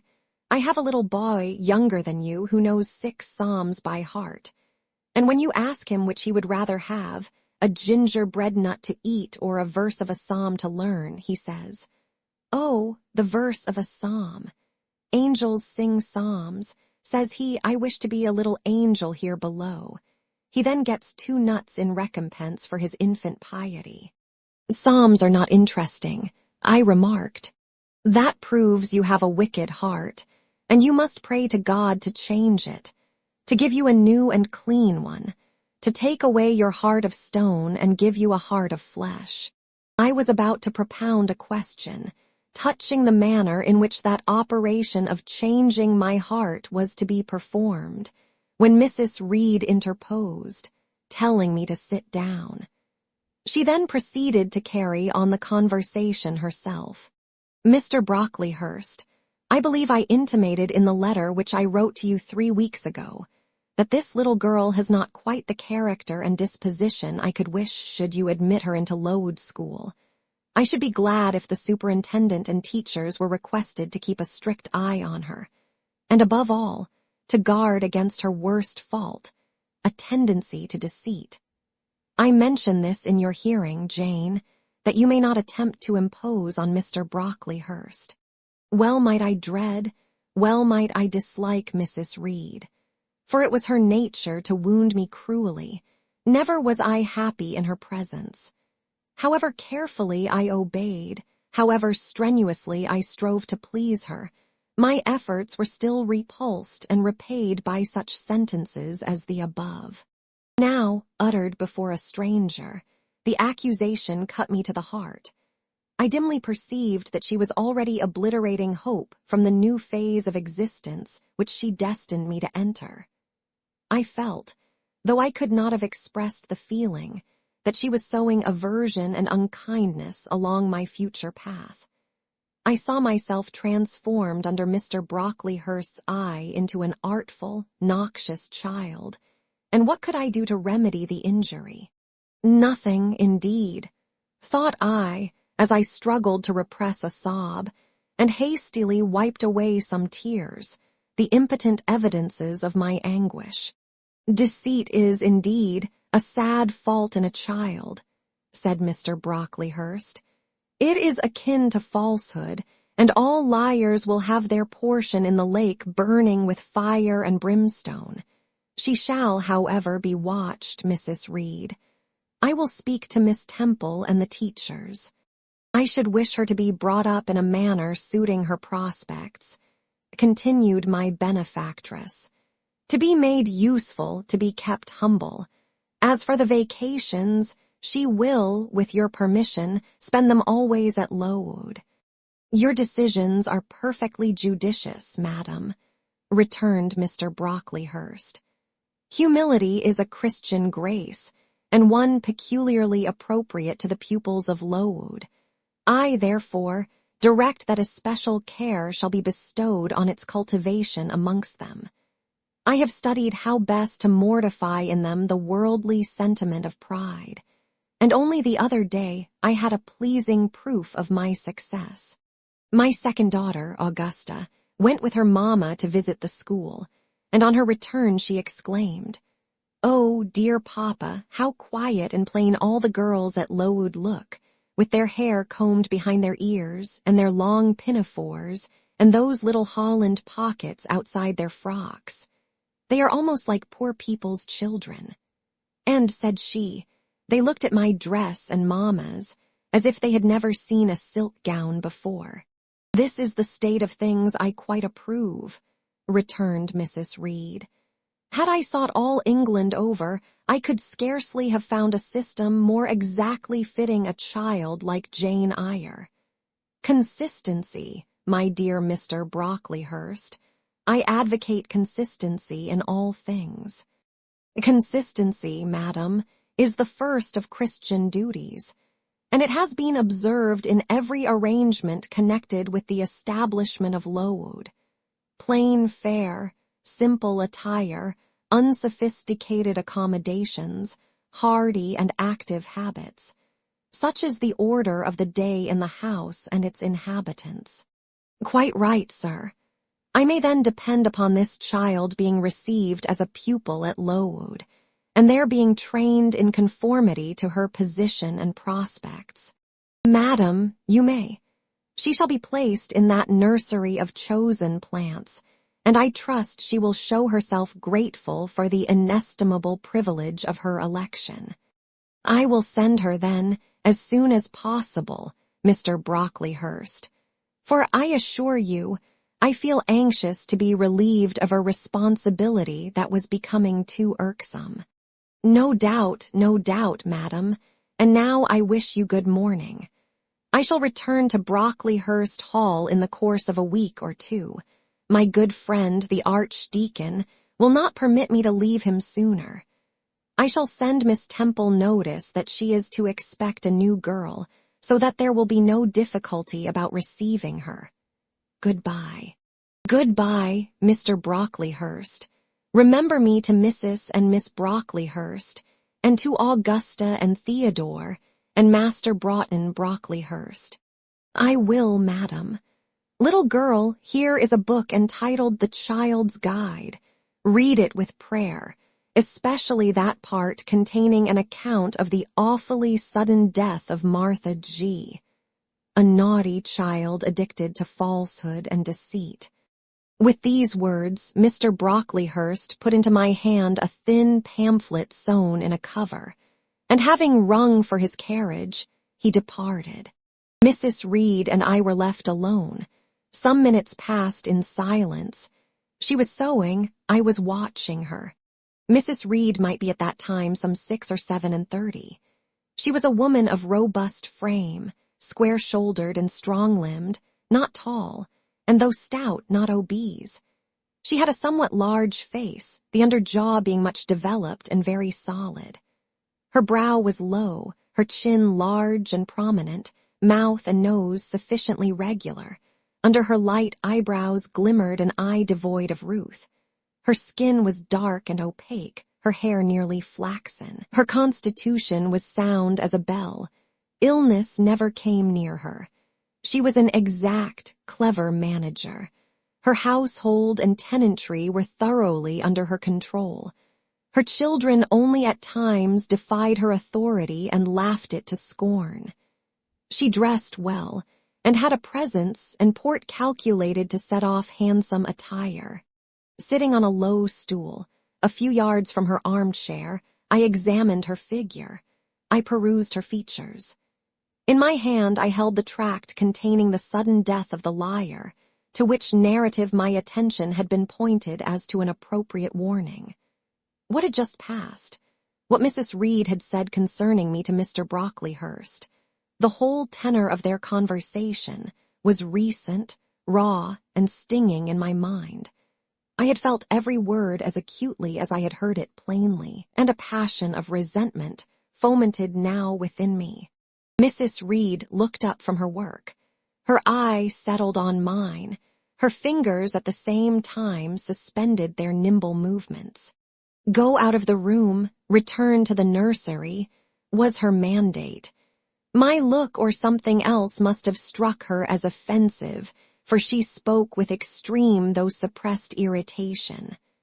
I got up. I went to the door. I came back again. I walked to the window across the room, then close up to her. Speak I must. I had been trodden on severely and must turn. But how? What strength had I to dart retaliation at my antagonist?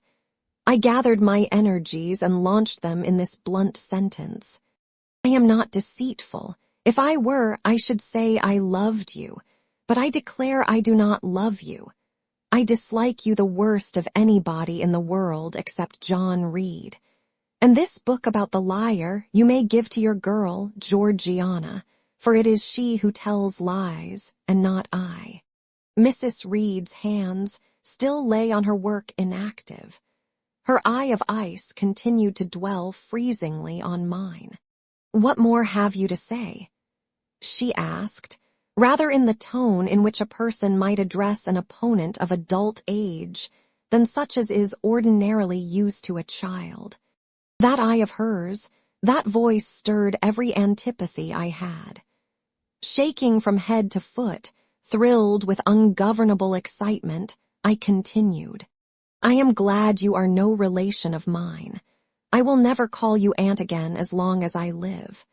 I will never come to see you when I am grown up, and if anyone asks me how I liked you and how you treated me, I will say the very thought of you makes me sick, and that you treated me with miserable cruelty.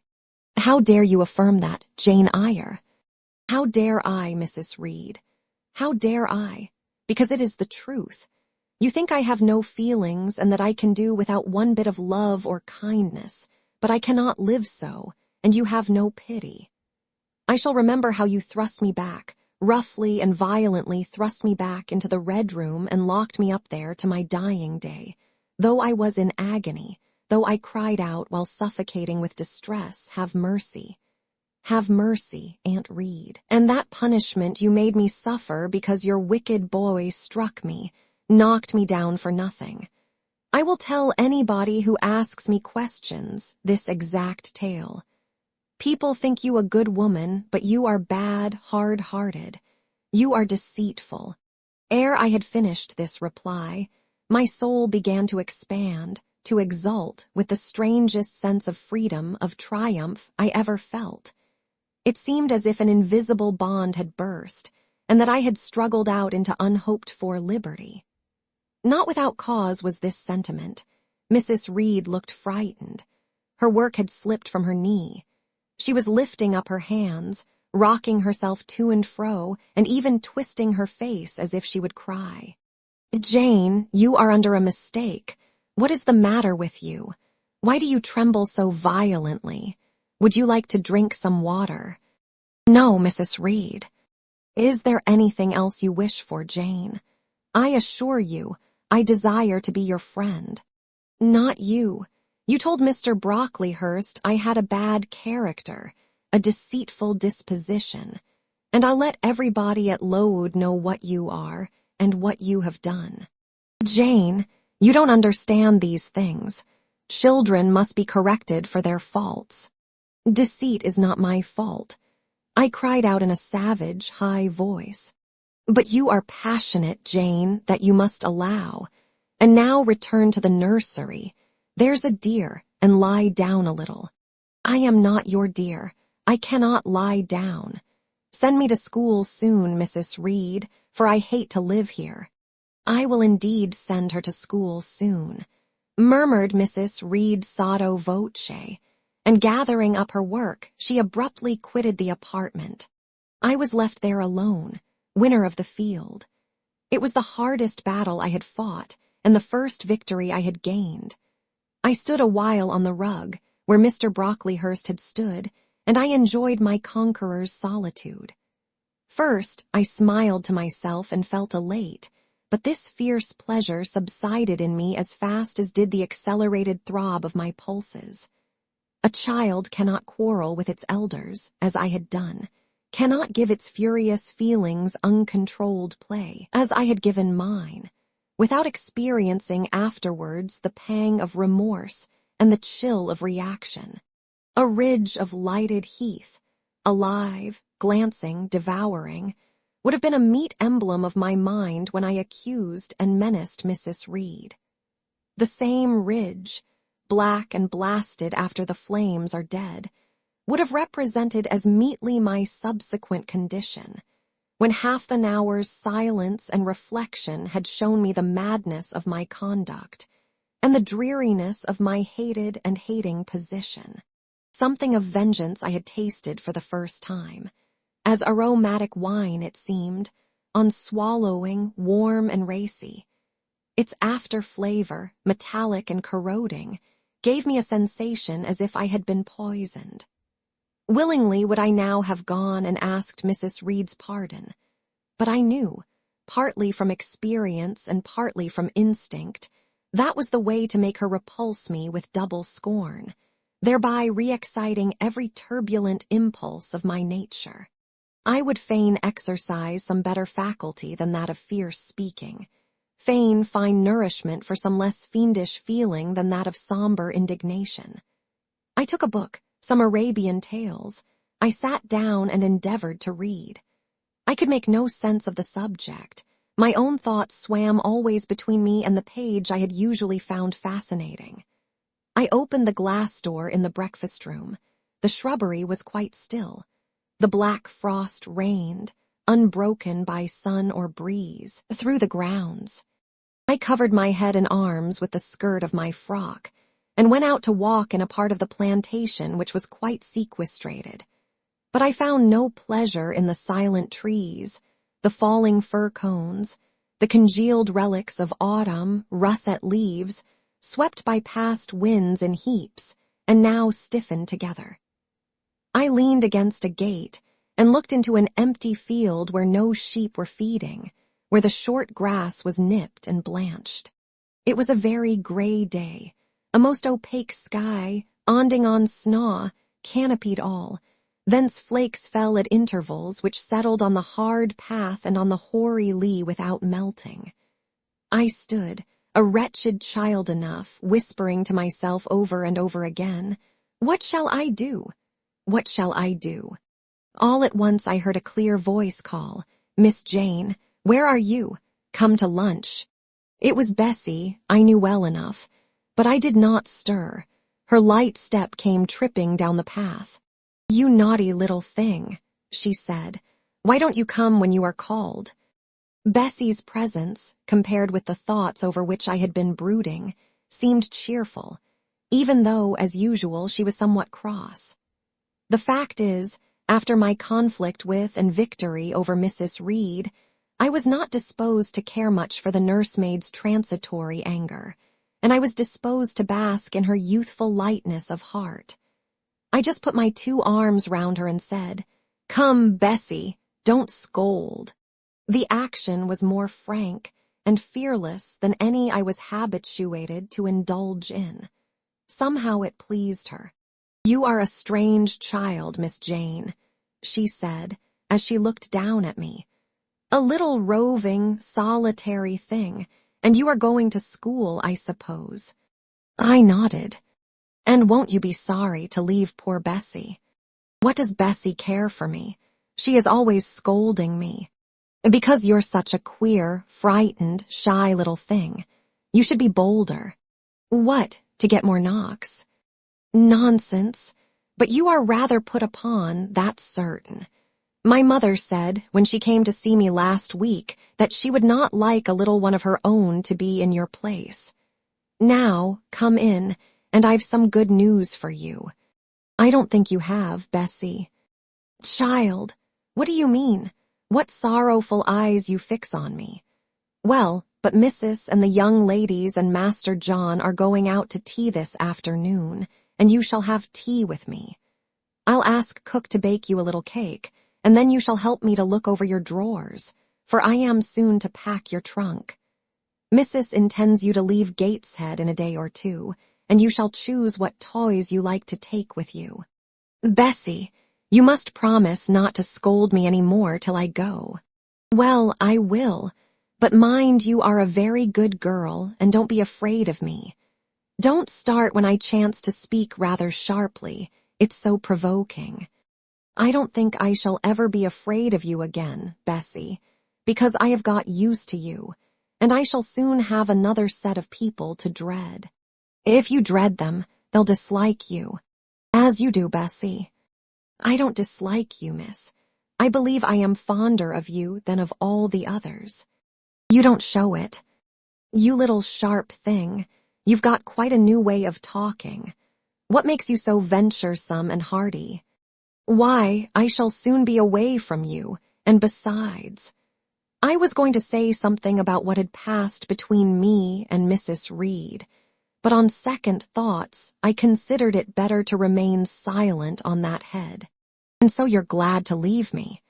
Not at all, Bessie. Indeed, just now I'm rather sorry. Just now, and rather, how coolly my little lady says it.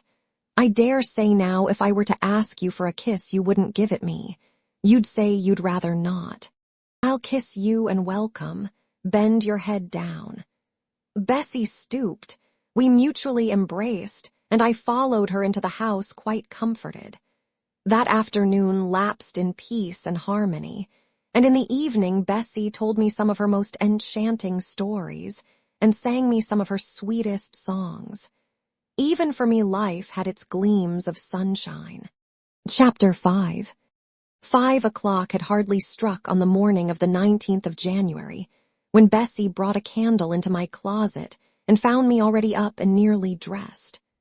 I had risen half an hour before her entrance, and had washed my face, and put on my clothes by the light of a half-moon just setting, whose rays streamed through the narrow window near my crib.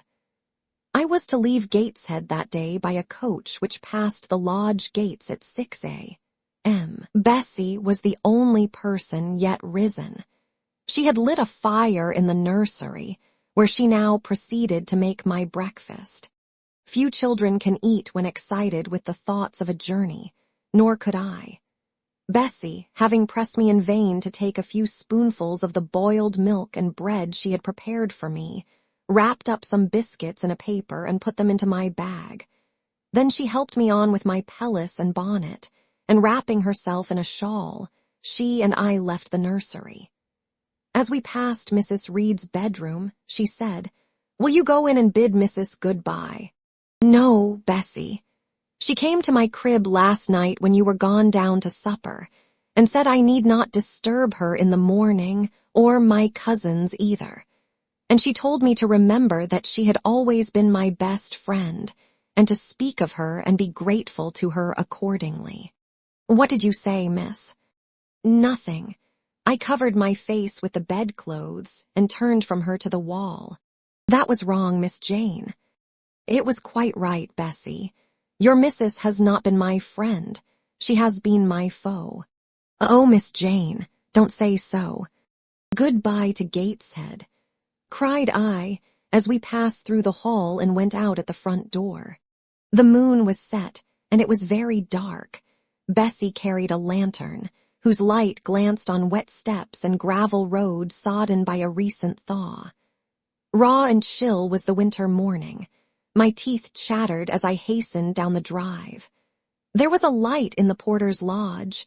When we reached it, we found the porter's wife just kindling her fire. My trunk, which had been carried down the evening before, stood corded at the door. It wanted but a few minutes of 6, and shortly after that hour had struck, the distant roll of wheels announced the coming coach. I went to the door and watched its lamps approach rapidly through the gloom. "Is she going by herself?" asked the porter's wife. "Yes." "And how far is it?" 50 miles. What a long way. I wonder Mrs. Reed is not afraid to trust her so far alone. The coach drew up. There it was at the gates with its 4 horses and its top laden with passengers. The guard and coachman loudly urged haste.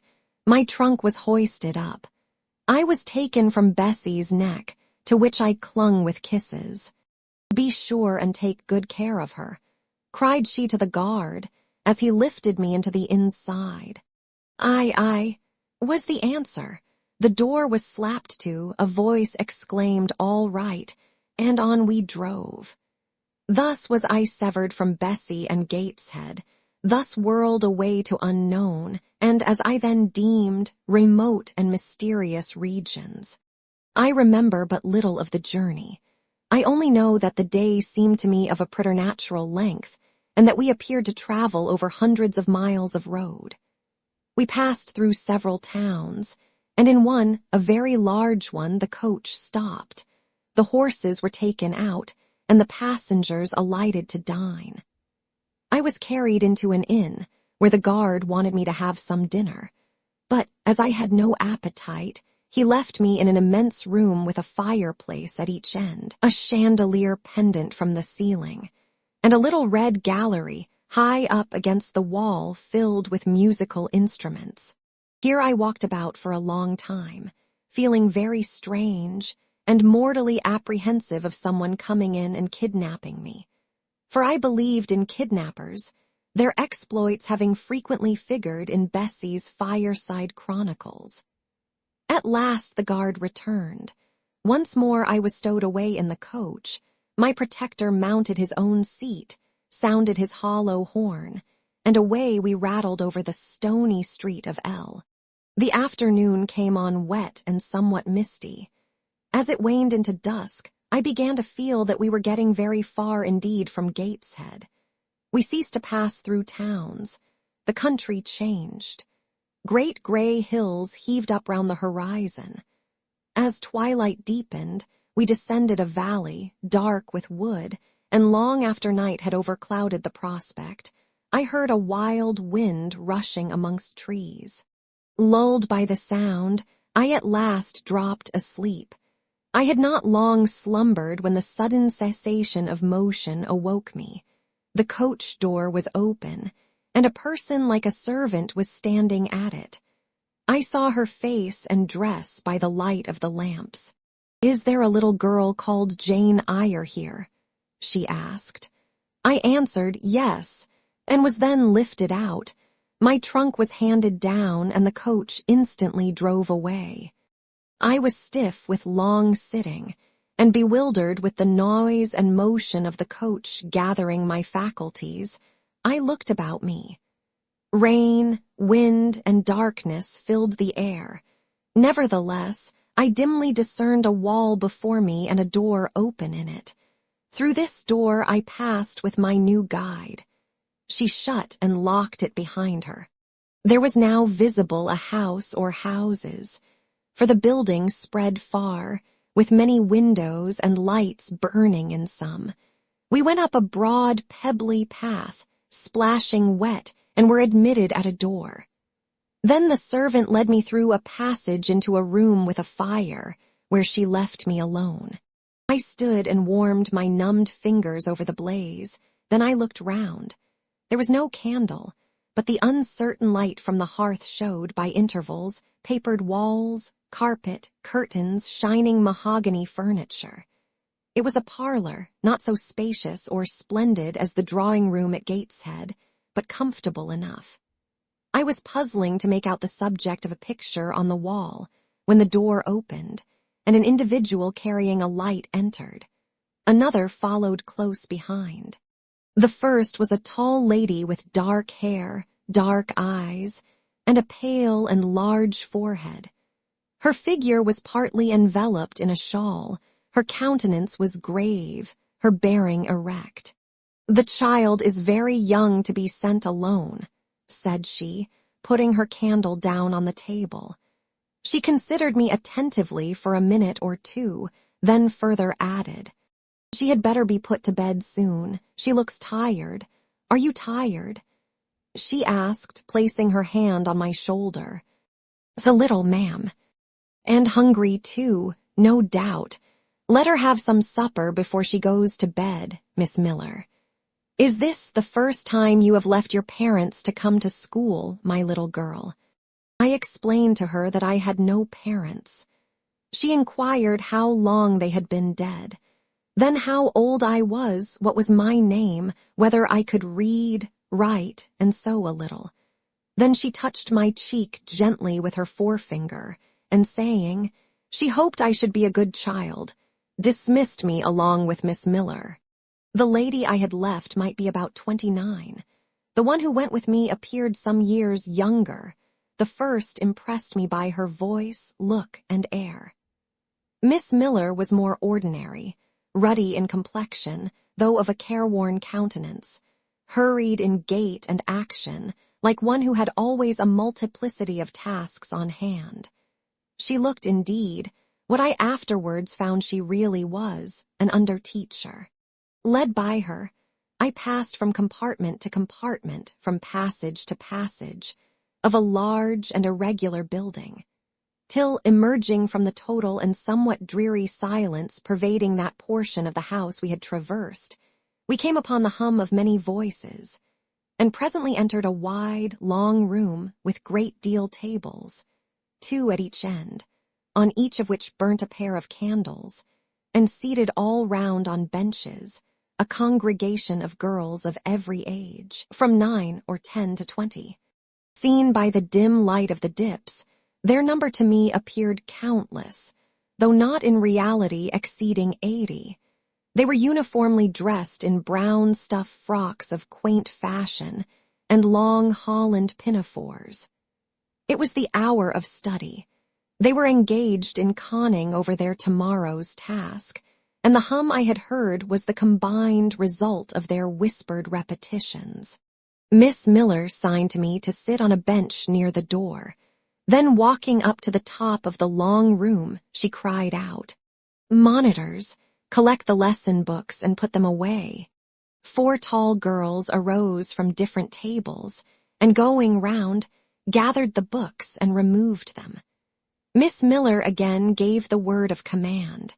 "Monitors, fetch the supper trays."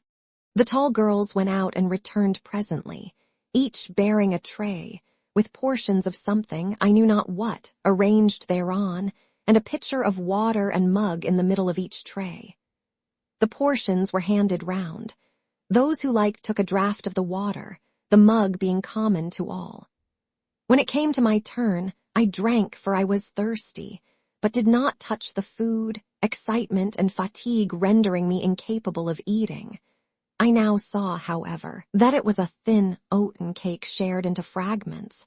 The meal over, prayers were read by Miss Miller, and the classes filed off, 2 and 2, upstairs. Overpowered by this time with weariness, I scarcely noticed what sort of a place the bedroom was, except that, like the schoolroom, I saw it was very long. Tonight I was to be Miss Miller's bedfellow. She helped me to undress. When laid down, I glanced at the long rows of beds, each of which was quickly filled with 2 occupants. In 10 minutes the single light was extinguished, and amidst silence and complete darkness I fell asleep. The night passed rapidly. I was too tired even to dream. I only once awoke to hear the wind rave in furious gusts, and the rain fall in torrents, and to be sensible that Miss Miller had taken her place by my side. When I again unclosed my eyes, a loud bell was ringing. The girls were up and dressing. Day had not yet begun to dawn, and a rushlight or 2 burned in the room. I too rose reluctantly. It was bitter cold, and I dressed as well as I could for shivering, and washed when there was a basin at liberty, which did not occur soon, as there was but 1 basin to 6 girls, on the stands down the middle of the room.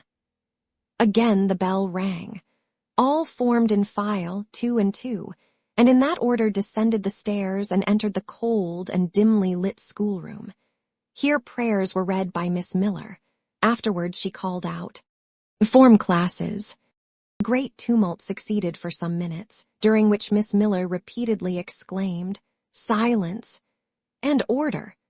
When it subsided, I saw them all drawn up in 4 semicircles before 4 chairs, placed at the 4 tables, all held books in their hands, and a great book like a Bible lay on each table before the vacant seat. A pause of some seconds succeeded, filled up by the low, vague hum of numbers. Miss Miller walked from class to class, hushing this indefinite sound. A distant bell tinkled. Immediately 3 ladies entered the room. Each walked to a table and took her seat. Miss Miller assumed the 4th vacant chair, which was that nearest the door, and around which the smallest of the children were assembled. To this inferior class I was called and placed at the bottom of it. Business now began. The day's collect was repeated, then certain texts of Scripture were said, and to these succeeded a protracted reading of chapters in the Bible, which lasted an hour. By the time that exercise was terminated, day had fully dawned. The indefatigable bell now sounded for the 4th time. The classes were marshaled and marched into another room to breakfast. How glad I was to behold a prospect of getting something to eat. I was now nearly sick from inanition, having taken so little the day before. The refectory was a great, low-ceiled, gloomy room. On 2 long tables smoked basins of something hot, which, however, to my dismay, sent forth an odor far from inviting. I saw a universal manifestation of discontent when the fumes of the repast met the nostrils of those destined to swallow it. From the van of the procession, the tall girls of the 1st class rose the whispered words. "Disgusting! The porridge is burnt again." "Silence!" ejaculated a voice, not that of Miss Miller, but one of the upper teachers, a little and dark personage, smartly dressed, but of somewhat morose aspect, who installed herself at the top of one table, while a more buxom lady presided at the other. I looked in vain for her I had first seen the night before. She was not visible. Miss Miller occupied the foot of the table where I sat, and a strange, foreign-looking, elderly lady, the French teacher, as I afterwards found, took the corresponding seat at the other board. A long grace was said and a hymn sung. Then a servant brought in some tea for the teachers, and the meal began. Ravenous, and now very faint, I devoured a spoonful or 2 of my portion without thinking of its taste. But the first edge of hunger blunted, I perceived I had got in hand a nauseous mess. Burnt porridge is almost as bad as rotten potatoes. Famine itself soon sickens over it. The spoons were moved slowly. I saw each girl taste her food and try to swallow it, but in most cases the effort was soon relinquished. Breakfast was over, and none had breakfasted, thanks being returned for what we had not got, and a second hymn chanted. The refectory was evacuated for the schoolroom. I was one of the last to go out, and in passing the tables, I saw one teacher take a basin of the porridge and taste it. She looked at the others. All their countenances expressed displeasure, and one of them, the stout one, whispered, "Abominable stuff, how shameful." A quarter of an hour passed before lessons again began, during which the schoolroom was in a glorious tumult. For that space of time it seemed to be permitted to talk loud and more freely, and they used their privilege. The whole conversation ran on the breakfast, which one and all abused roundly. Poor things, it was the sole consolation they had. Miss Miller was now the only teacher in the room. A group of great girls standing about her spoke with serious and sullen gestures. I heard the name of Mr. Brocklehurst pronounced by some lips, at which Miss Miller shook her head disapprovingly, but she made no great effort to check the general wrath. Doubtless she shared in it. A clock in the schoolroom struck 9. Miss Miller left her circle, and standing in the middle of the room, cried, "Silence, to your seats." Discipline prevailed. In 5 minutes the confused throng was resolved into order, and comparative silence quelled the Babel clamor of tongues. The upper teachers now punctually resumed their posts, but still all seemed to wait. Ranged on benches down the sides of the room, the 80 girls sat motionless and erect. A quaint assemblage they appeared, all with plain locks combed from their faces, not a curl visible, in brown dresses, made high and surrounded by a narrow tucker about the throat, with little pockets of holland, shaped something like a Highlander's purse, tied in front of their frocks and destined to serve the purpose of a work bag. All, too, wearing woolen stockings and country-made shoes, fastened with brass buckles. Above 20 of those clad in this costume were full-grown girls, or rather young women. It suited them ill, and gave an air of oddity even to the prettiest. I was still looking at them, and also at intervals examining the teachers, none of whom precisely pleased me.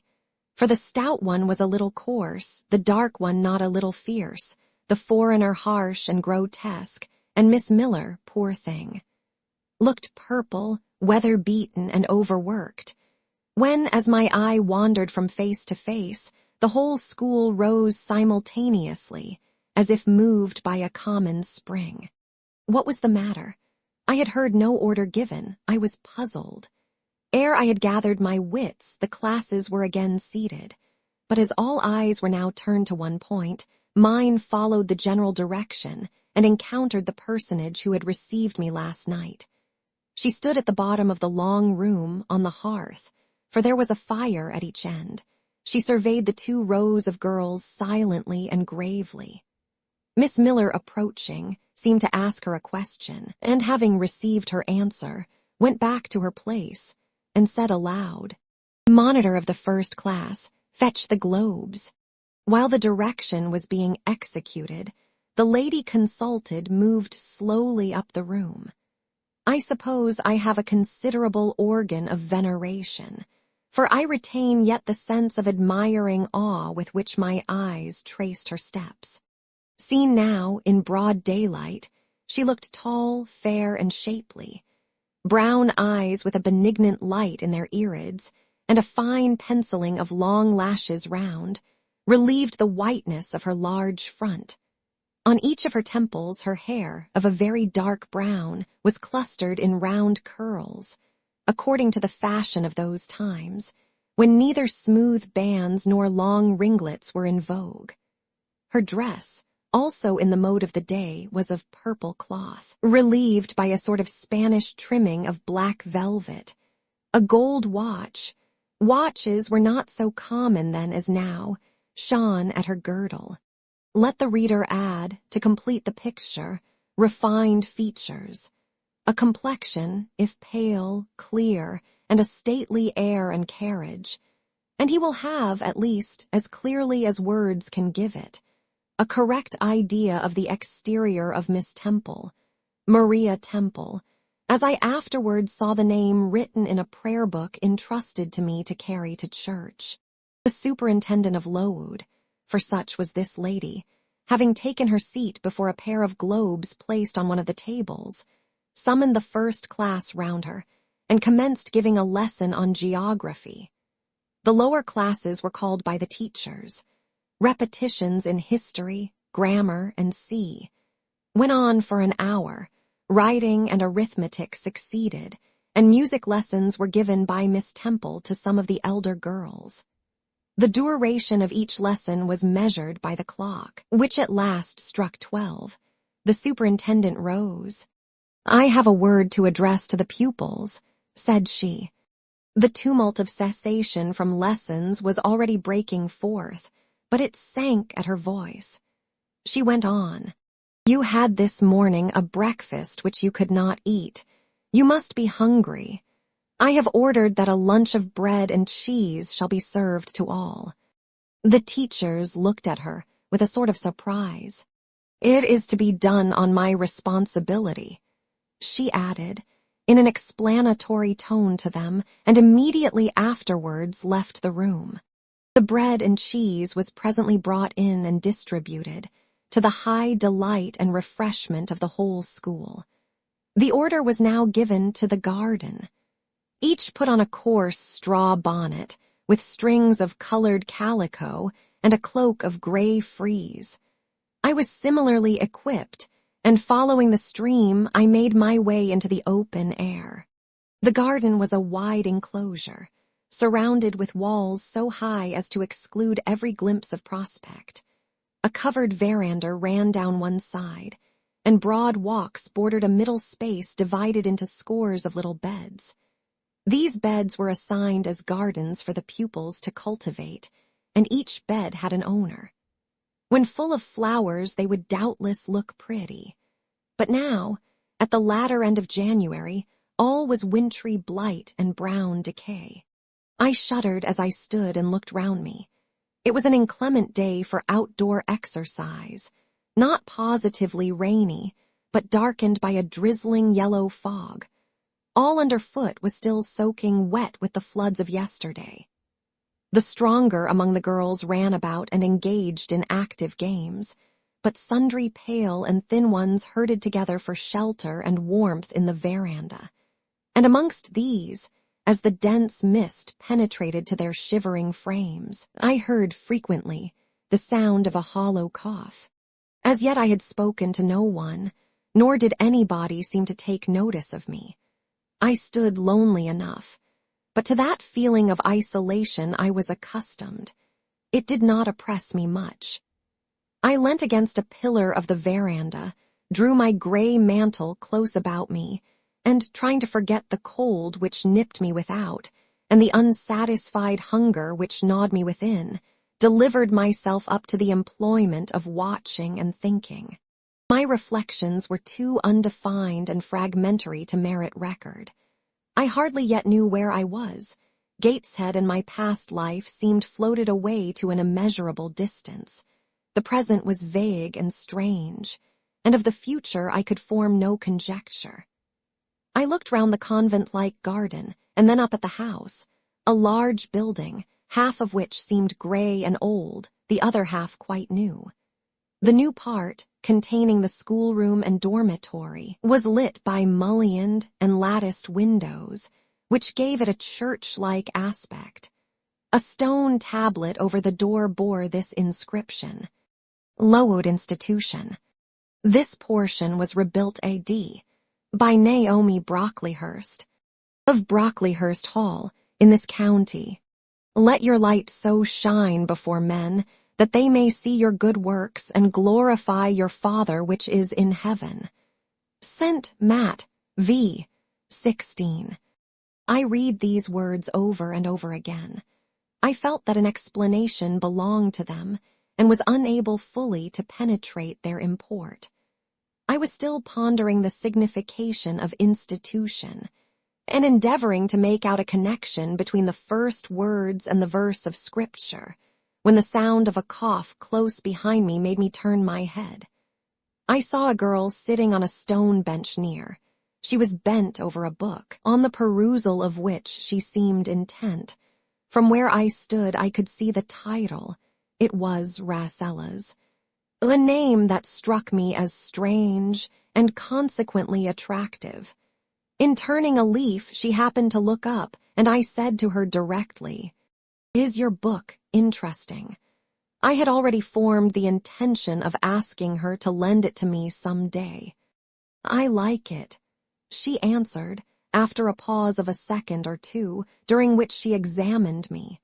"What is it about?" I continued. I hardly know where I found the hardihood thus to open a conversation with a stranger. The step was contrary to my nature and habits, but I think her occupation touched a chord of sympathy somewhere. For I too liked reading, though of a frivolous and childish kind. I could not digest or comprehend the serious or substantial. "You may look at it," replied the girl, offering me the book. I did so. A brief examination convinced me that the contents were less taking than the title. Rasselas looked dull to my trifling taste. I saw nothing about fairies, nothing about genii. No bright variety seemed spread over the closely printed pages. I returned it to her. She received it quietly, and without saying anything she was about to relapse into her former studious mood. Again I ventured to disturb her. "Can you tell me what the writing on that stone over the door means? What is Lowood Institution? This house, where you are come to live? And why do they call it institution? Is it in any way different from other schools?" "It is partly a charity school. You and I and all the rest of us are charity children. I suppose you are an orphan. Are not either your father or your mother dead?" "Both died before I can remember."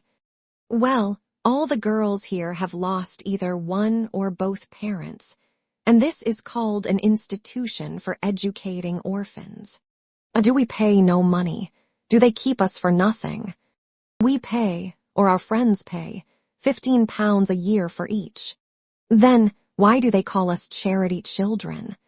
"Because £15 is not enough for board and teaching, and the deficiency is supplied by subscription." "Who subscribes?" "Different benevolent-minded ladies and gentlemen in this neighborhood, and in London." "Who was Naomi Brocklehurst?"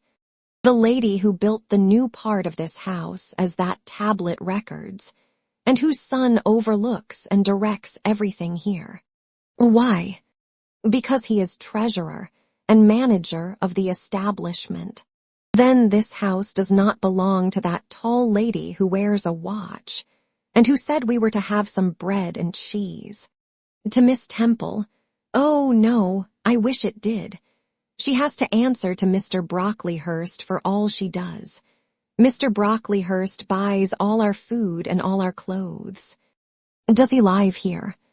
"No, 2 miles off at a large hall." "Is he a good man?" "He is a clergyman, and is said to do a great deal of good." "Did you say that tall lady was called Miss Temple?" "Yes." "And what are the other teachers called?"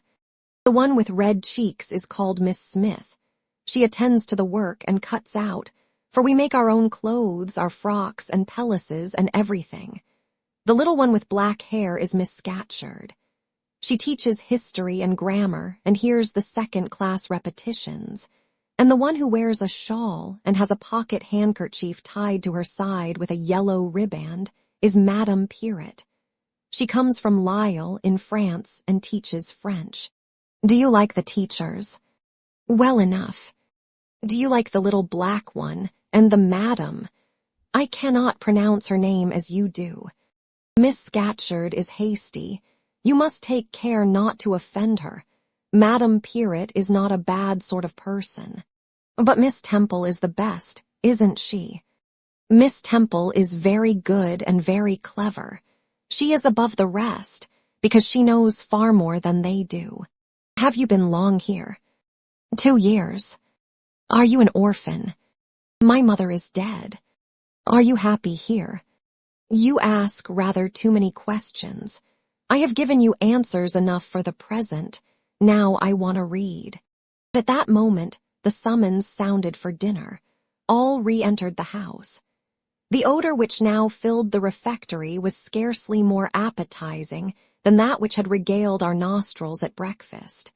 The dinner was served in 2 huge tin-plated vessels, whence rose a strong steam redolent of rancid fat. I found the mess to consist of indifferent potatoes and strange shreds of rusty meat, mixed and cooked together. Of this preparation, a tolerably abundant plateful was apportioned to each pupil. I ate what I could, and wondered within myself whether every day's fare would be like this. After dinner, we immediately adjourned to the schoolroom. Lessons recommenced, and were continued till 5 o'clock. The only marked event of the afternoon was that I saw the girl with whom I had conversed in the veranda dismissed in disgrace by Miss Scatcherd from a history class, and sent to stand in the middle of the large schoolroom. The punishment seemed to me in a high degree ignominious, especially for so great a girl. She looked 13 or upwards. I expected she would show signs of great distress and shame, but to my surprise she neither wept nor blushed. Composed, though grave, she stood, the central mark of all eyes. How can she bear it so quietly, so firmly? I asked of myself. Were I in her place, it seems to me I should wish the earth to open and swallow me up. She looks as if she were thinking of something beyond her punishment, beyond her situation, of something not round her nor before her. I have heard of daydreams. Is she in a daydream now? Her eyes are fixed on the floor, but I am sure they do not see it. Her sight seems turned in, gone down into her heart. She is looking at what she can remember, I believe, not at what is really present. I wonder what sort of a girl she is, whether good or naughty. Soon after 5 p.m., we had another meal consisting of a small mug of coffee and half a slice of brown bread. I devoured my bread and drank my coffee with relish, but I should have been glad of as much more. I was still hungry. Half an hour's recreation succeeded, then study, then the glass of water and the piece of oat cake, prayers, and bed. Such was my first day at Lowood. Chapter 6. The next day commenced as before, getting up and dressing by rushlight. But this morning we were obliged to dispense with the ceremony of washing. The water in the pitchers was frozen. A change had taken place in the weather the preceding evening, and a keen northeast wind, whistling through the crevices of our bedroom windows all night long, had made us shiver in our beds, and turned the contents of the ewers to ice. Before the long hour and a half of prayers and Bible reading was over, I felt ready to perish with cold. Breakfast time came at last, and this morning the porridge was not burnt, the quality was eatable, the quantity small. How small my portion seemed! I wished it had been doubled. In the course of the day I was enrolled a member of the 4th class, and regular tasks and occupations were assigned me. Hitherto, I had only been a spectator of the proceedings at Lowood. I was now to become an actor therein. At first, being little accustomed to learn by heart, the lessons appeared to me both long and difficult. The frequent change from task to task, too, bewildered me, and I was glad when, about 3 o'clock in the afternoon, Miss Smith put into my hands a border of muslin 2 yards long, together with needle, thimble, and and sent me to sit in a quiet corner of the schoolroom, with directions to hem the same. At that hour most of the others were sewing likewise, but one class still stood round Miss Scatcherd's chair reading, and as all was quiet, the subject of their lessons could be heard, together with the manner in which each girl acquitted herself, and the animadversions or commendations of Miss Scatcherd on the performance. It was English history. Among the readers I observed my acquaintance of the veranda. At the commencement of the lesson, her place had been at the top of the class, but for some error of pronunciation, or some inattention to stops, she was suddenly sent to the very bottom. Even in that obscure position, Miss Scatcherd continued to make her an object of constant notice. She was continually addressing to her such phrases as the following. Burns, such it seems was her name. The girls here were all called by their surnames, as boys are elsewhere. Burns, you are standing on the side of your shoe. Turn your toes out immediately. Burns, you poke your chin most unpleasantly. Draw it in. Burns, I insist on your holding your head up. I will not have you before me in that attitude, and see. A chapter having been read through twice, the books were closed and the girls examined. The lesson had comprised part of the reign of Charles I, and there were sundry questions about tonnage and poundage and ship money, which most of them appeared unable to answer. Still, every little difficulty was solved instantly when it reached Burns. Her memory seemed to have retained the substance of the whole lesson, and she was ready with answers on every point. I kept expecting that Miss Scatcherd would praise her attention, but instead of that, she suddenly cried out, "You dirty, Disagreeable girl. You have never cleaned your nails this morning." Burns made no answer. I wondered at her silence. Why, thought I, does she not explain that she could neither clean her nails nor wash her face, as the water was frozen? My attention was now called off by Miss Smith desiring me to hold a skein of thread. While she was winding it, she talked to me from time to time, asking whether I had ever been at school before, whether I could mark, stitch, knit, and see. Till she dismissed me, I could not pursue my observations on Miss Scatcherd's movements. When I returned to my seat, that lady was just delivering an order of which I did not catch the import. But Burns immediately left the class, and going into the small inner room where the books were kept, returned in half a minute, carrying in her hand a bundle of twigs tied together at one end. This ominous tool she presented to Miss Scatcherd with a respectful courtesy. Then she quietly, and without being told, unloosed her pinafore, and the teacher instantly and sharply inflicted on her neck a dozen strokes with the bunch of twigs. Not a tear rose to Burns' eye, and while I paused from my sewing, because my fingers quivered at this spectacle with a sentiment of unavailing and impotent anger, not a feature of her pensive face altered its ordinary expression. "Hardened girl," exclaimed Miss Scatcherd, "nothing can correct you of your slatternly habits. Carry the rod away." Burns obeyed. I looked at her narrowly as she emerged from the book closet. She was just putting back her handkerchief into her pocket, and the trace of a tear glistened on her thin cheek.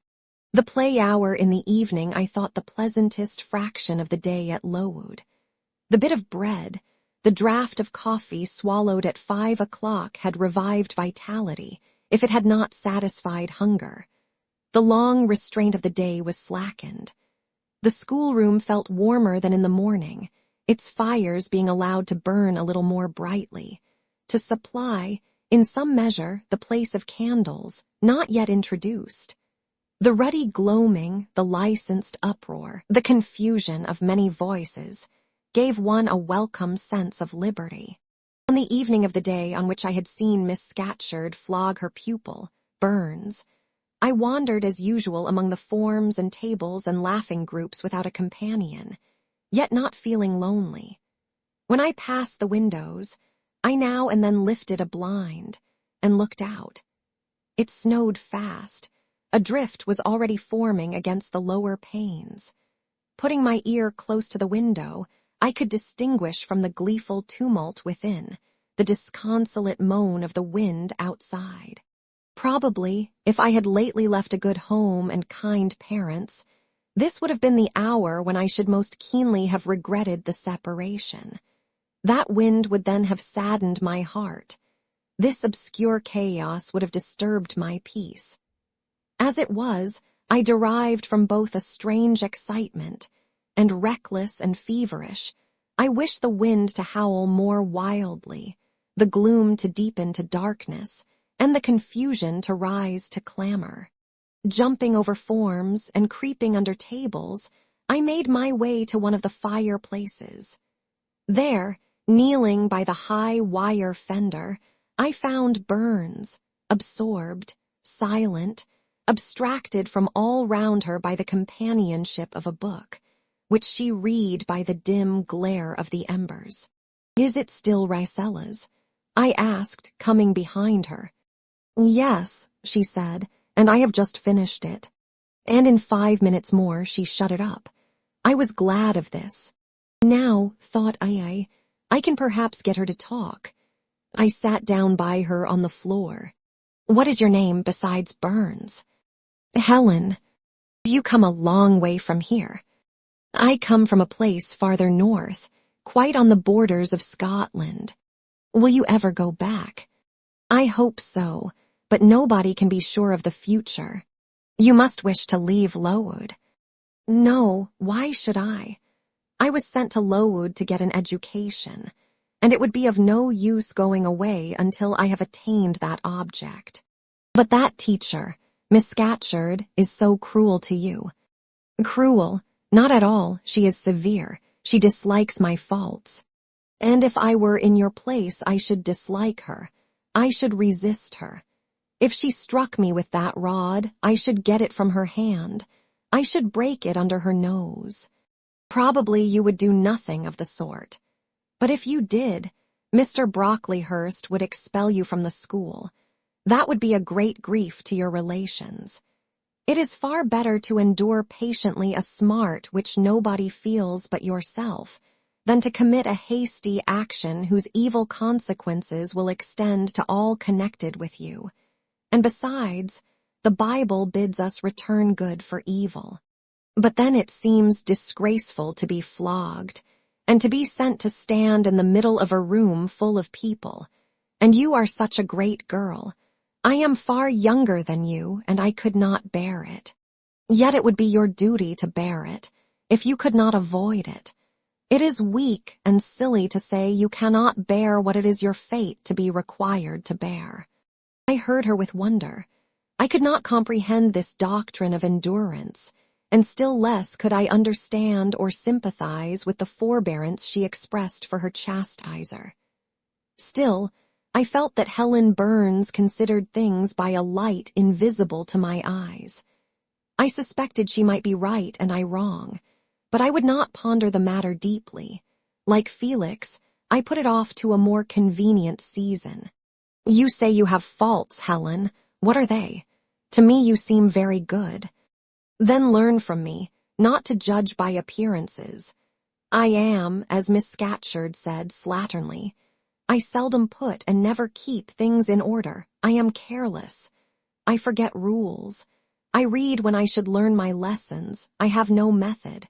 And sometimes I say, like you, I cannot bear to be subjected to systematic arrangements. This is all very provoking to Miss Scatcherd, who is naturally neat, punctual, and particular. And cross and cruel, I added, but Helen Burns would not admit my addition. She kept silence. Is Miss Temple as severe to you as Miss Scatcherd? At the utterance of Miss Temple's name, a soft smile flitted over her grave face. Miss Temple is full of goodness. It pains her to be severe to anyone, even the worst in the school. She sees my errors and tells me of them gently, and if I do anything worthy of praise, she gives me my meed liberally. One strong proof of my wretchedly defective nature is that even her expostulations, so mild, so rational, have not influence to cure me of my faults, and even her praise, though I value it most highly, cannot stimulate me to continued care and foresight. That is curious, said I. It is so easy to be careful. For you I have no doubt it is. I observed you in your class this morning, and saw you were closely attentive. Your thoughts never seemed to wander while Miss Miller explained the lesson and questioned you. Now, mine continually rove away, when I should be listening to Miss Scatcherd, and collecting all she says with assiduity. Often I lose the very sound of her voice. I fall into a sort of dream. Sometimes I think I am in Northumberland, and that the noises I hear round me are the bubbling of a little brook which runs through Deepden, near our house. Then, when it comes to my turn to reply, I have to be awakened, and having heard nothing of what was read for listening to the visionary brook, I have no answer ready. Yet how well you replied this afternoon. It was mere chance. The subject on which we had been reading had interested me. This afternoon, instead of dreaming of Deepden, I was wondering how a man who wished to do right could act so unjustly and unwisely as Charles I sometimes did. And I thought what a pity it was that, with his integrity and conscientiousness, he could see no farther than the prerogatives of the crown. If he had but been able to look to a distance and see how what they call the spirit of the age was tending. Still, I like Charles. I respect him. I pity him, poor murdered king. Yes, his enemies were the worst, They shed blood they had no right to shed. How dared they kill him? Helen was talking to herself now. She had forgotten I could not very well understand her, that I was ignorant, or nearly so, of the subject she discussed. I recalled her to my level. And when Miss Temple teaches you, do your thoughts wander then?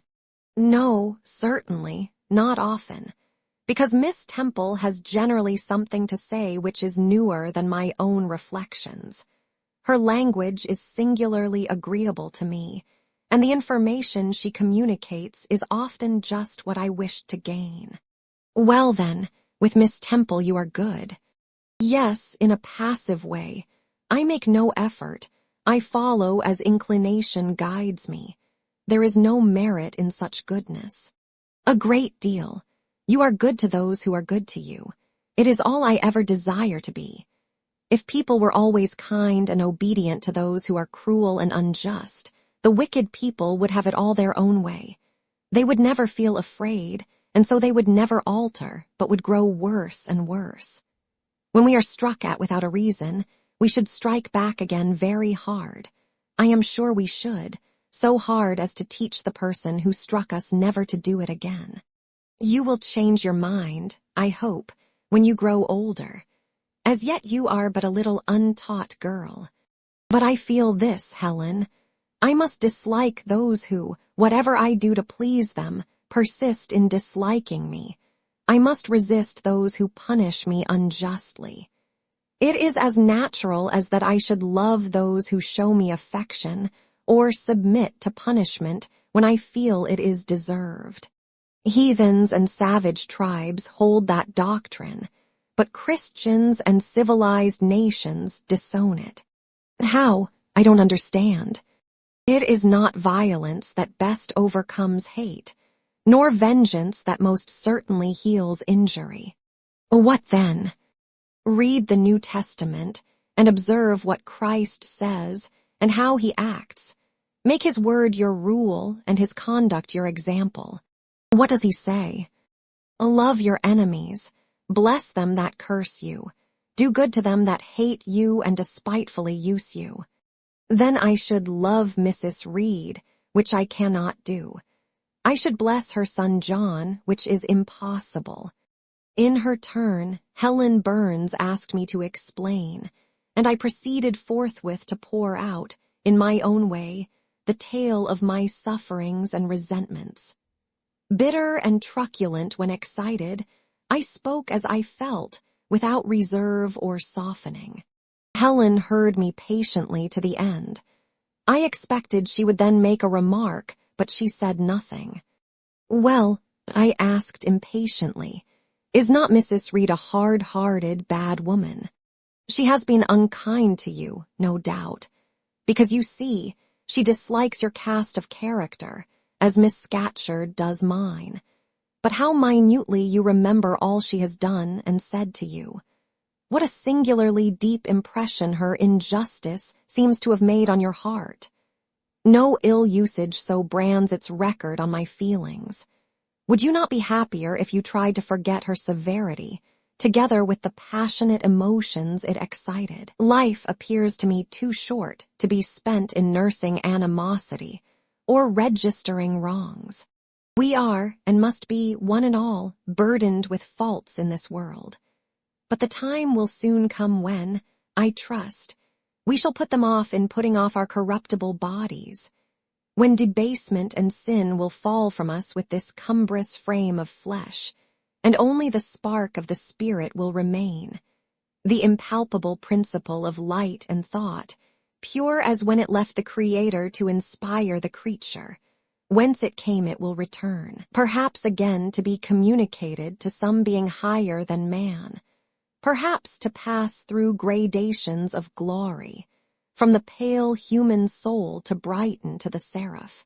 Surely it will never, on the contrary, be suffered to degenerate from man to fiend. No, I cannot believe that. I hold another creed, which no one ever taught me and which I seldom mention, but in which I delight and to which I cling, for it extends hope to all, it makes eternity a rest, a mighty home, not a terror and an abyss. Besides, with this creed, I can so clearly distinguish between the criminal and his crime. I can so sincerely forgive the first while I abhor the last. With this creed, revenge never worries my heart, degradation never too deeply disgusts me, injustice never crushes me too low. I live in calm, looking to the end. Helen's head, always drooping, sank a little lower as she finished this sentence. I saw by her look she wished no longer to talk to me, but rather to converse with her own thoughts. She was not allowed much time for meditation. A monitor, a great rough girl, presently came up, exclaiming in a strong Cumberland accent, "Helen Burns, if you don't go and put your drawer in order and fold up your work this minute, I'll tell Miss Scatcherd to come and look at it." Helen sighed as her reverie fled, and getting up, obeyed the monitor without reply as without delay. Chapter 7. My first quarter at Lowood seemed an age, and not the golden age either. It comprised an irksome struggle with difficulties in habituating myself to new rules and unwanted tasks. The fear of failure in these points harassed me worse than the physical hardships of my lot, though these were no trifles. During January, February, and part of March, the deep snows, and after their melting, the almost impassable roads prevented our stirring beyond the garden walls, except to go to church.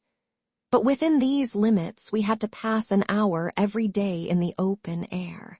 Our clothing was insufficient to protect us from the severe cold. We had no boots. The snow got into our shoes and melted there. Our ungloved hands became numbed and covered with chilblains, as were our feet. I remember well the distracting irritation I endured from this cause every evening when my feet inflamed, and the torture of thrusting the swelled, raw, and stiff toes into my shoes in the morning. Then the scanty supply of food was distressing. With the keen appetites of growing children, we had scarcely sufficient to keep alive a delicate invalid. From this deficiency of nourishment resulted an abuse, which pressed hardly on the younger pupils. Whenever the famished great girls had an opportunity, they would coax or menace the little ones out of their portion. Many a time I have shared between two claimants the precious morsel of brown bread distributed at tea time, and after relinquishing to a third half the contents of my mug of coffee, I have swallowed the remainder with an accompaniment of secret tears, forced from me by the exigency of hunger. Sundays were dreary days in that wintry season. We had to walk 2 miles to Brocklebridge Church, where our patron officiated. We set out cold. We arrived at church colder. During the morning service, we became almost paralyzed. It was too far to return to dinner, and an allowance of cold meat and bread, in the same penurious proportion observed in our ordinary meals, was served round between the services. At the close of the afternoon service, we returned by an exposed and hilly road, where the bitter winter wind, blowing over a range of snowy summits to the north, almost flayed the skin from our faces. I can remember Miss Temple walking lightly and rapidly along our drooping line, her plaid cloak, which the frosty wind fluttered, gathered close about her, and encouraging us by precept and example to keep up our spirits and march forward, as she said, like stalwart soldiers. The other teachers, poor things, were generally themselves too much dejected to attempt the task of cheering others. How we longed for the light and heat of a blazing fire when we got back. But to the little ones at least, this was denied. Each hearth in the schoolroom was immediately surrounded by a double row of great girls, and behind them the younger children crouched in groups, wrapping their starved arms in their pinafores. A little solace came at tea time, in the shape of a double ration of bread, a whole instead of a half slice, with the delicious addition of a thin scrape of butter. It was the hebdomadal treat to which we all looked forward from Sabbath to Sabbath. I generally contrived to reserve a moiety of this bounteous repast for myself, but the remainder I was invariably obliged to part with. The Sunday evening was spent in repeating, by heart, the church catechism and the 5th, 6th, and 7th chapters of St. Matthew, and in listening to a long sermon read by Miss Miller, whose irrepressible yawns attested her weariness. A frequent interlude of these performances was the enactment of the part of Eutychus by some half-dozen of little girls, who, overpowered with sleep, would fall down, if not out of the 3rd loft, yet off the 4th form, and be taken up half dead. The remedy was to thrust them forward into the center of the schoolroom, and oblige them to stand there till the sermon was finished. Sometimes their feet failed them, and they sank together in a heap. They were then propped up with the monitor's high stools.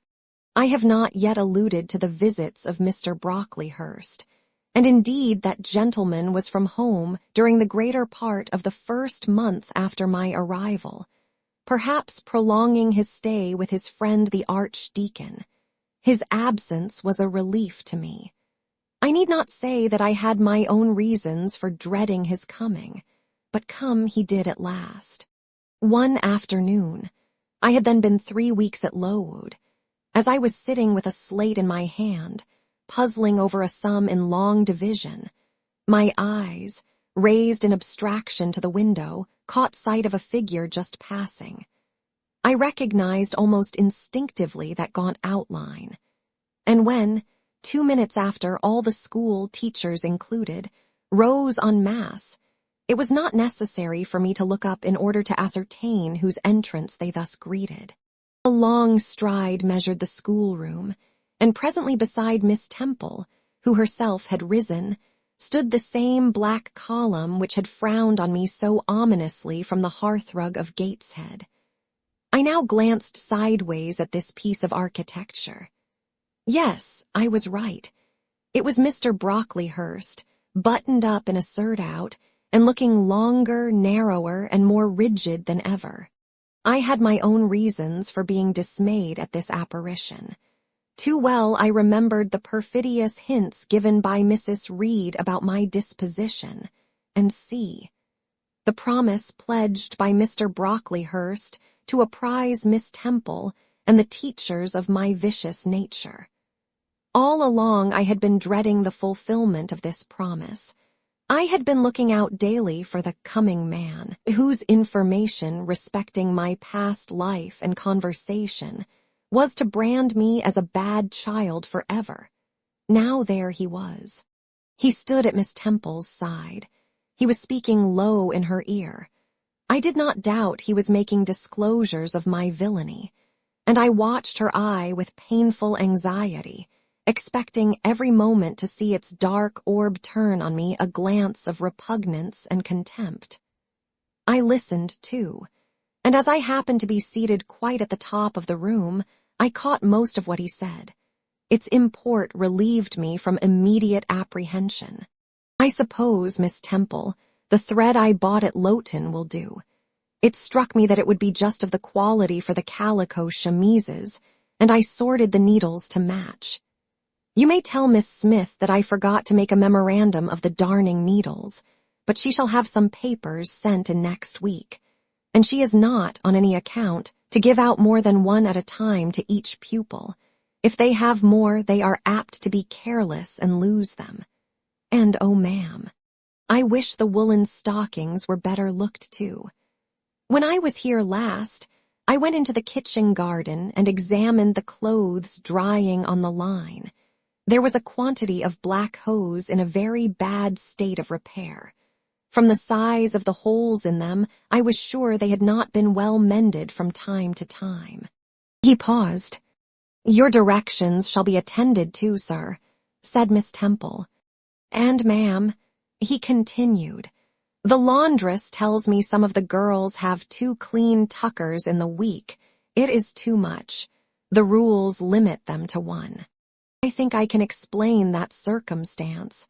Sir, Agnes and Catherine Johnstone were invited to take tea with some friends at Lowton last Thursday, and I gave them leave to put on clean tuckers for the occasion.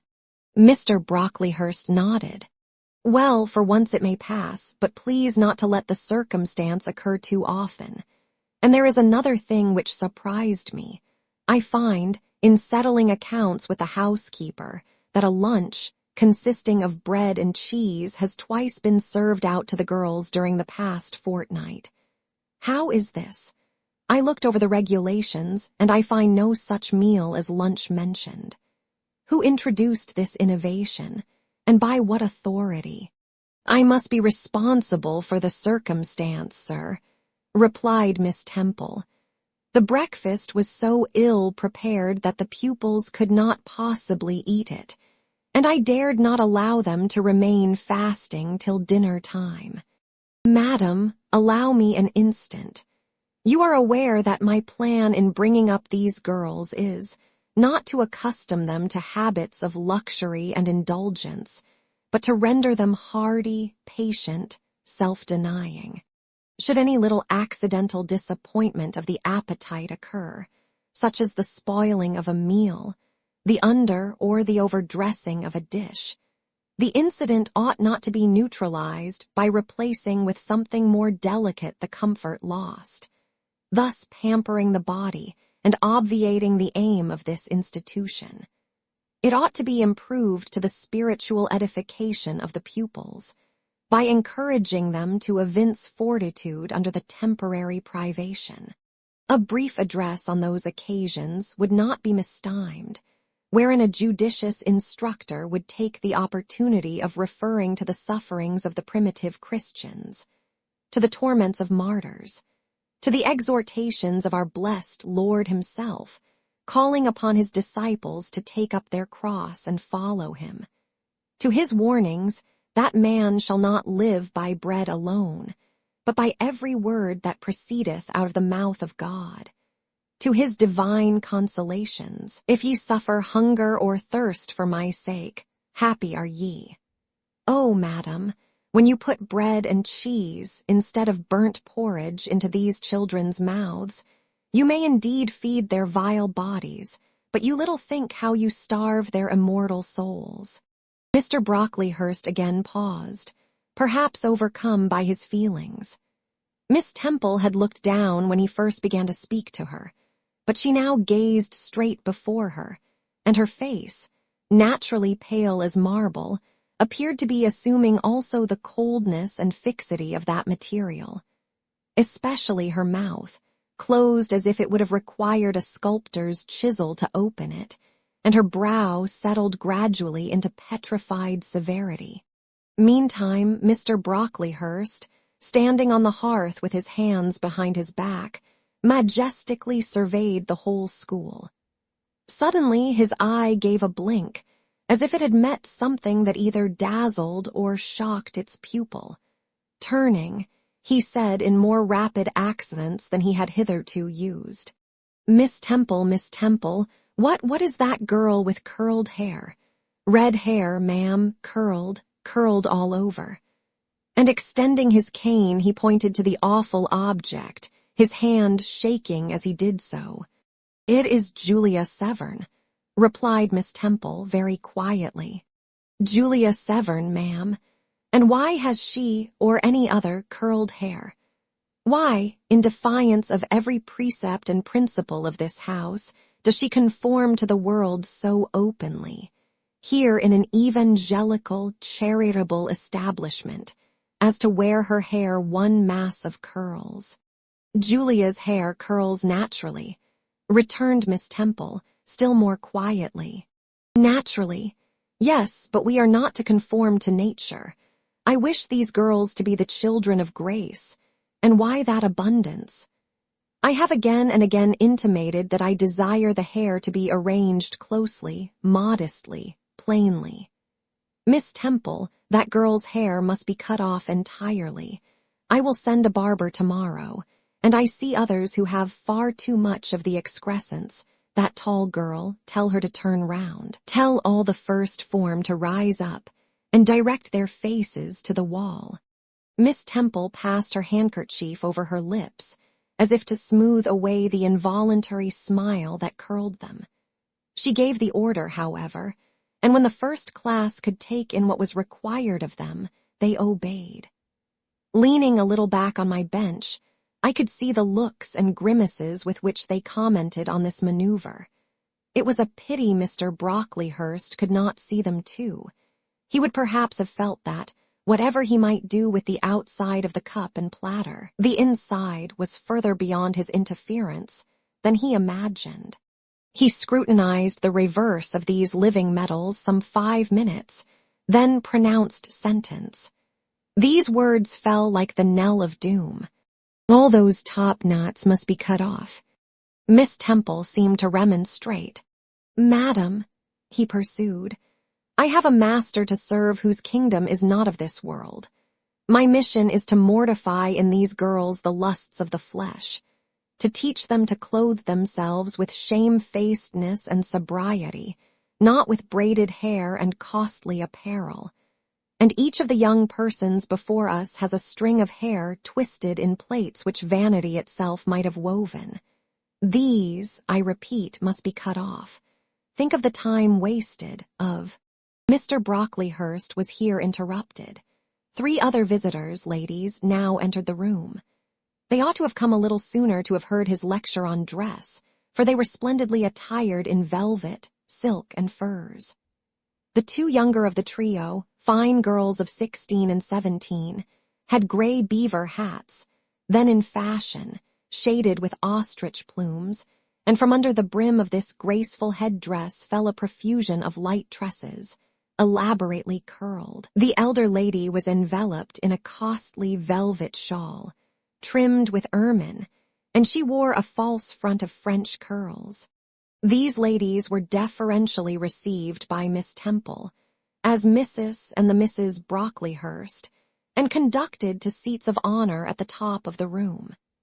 It seems they had come in the carriage with their reverend relative, and had been conducting a rummaging scrutiny of the room upstairs, while he transacted business with the housekeeper, questioned the laundress, and lectured the superintendent.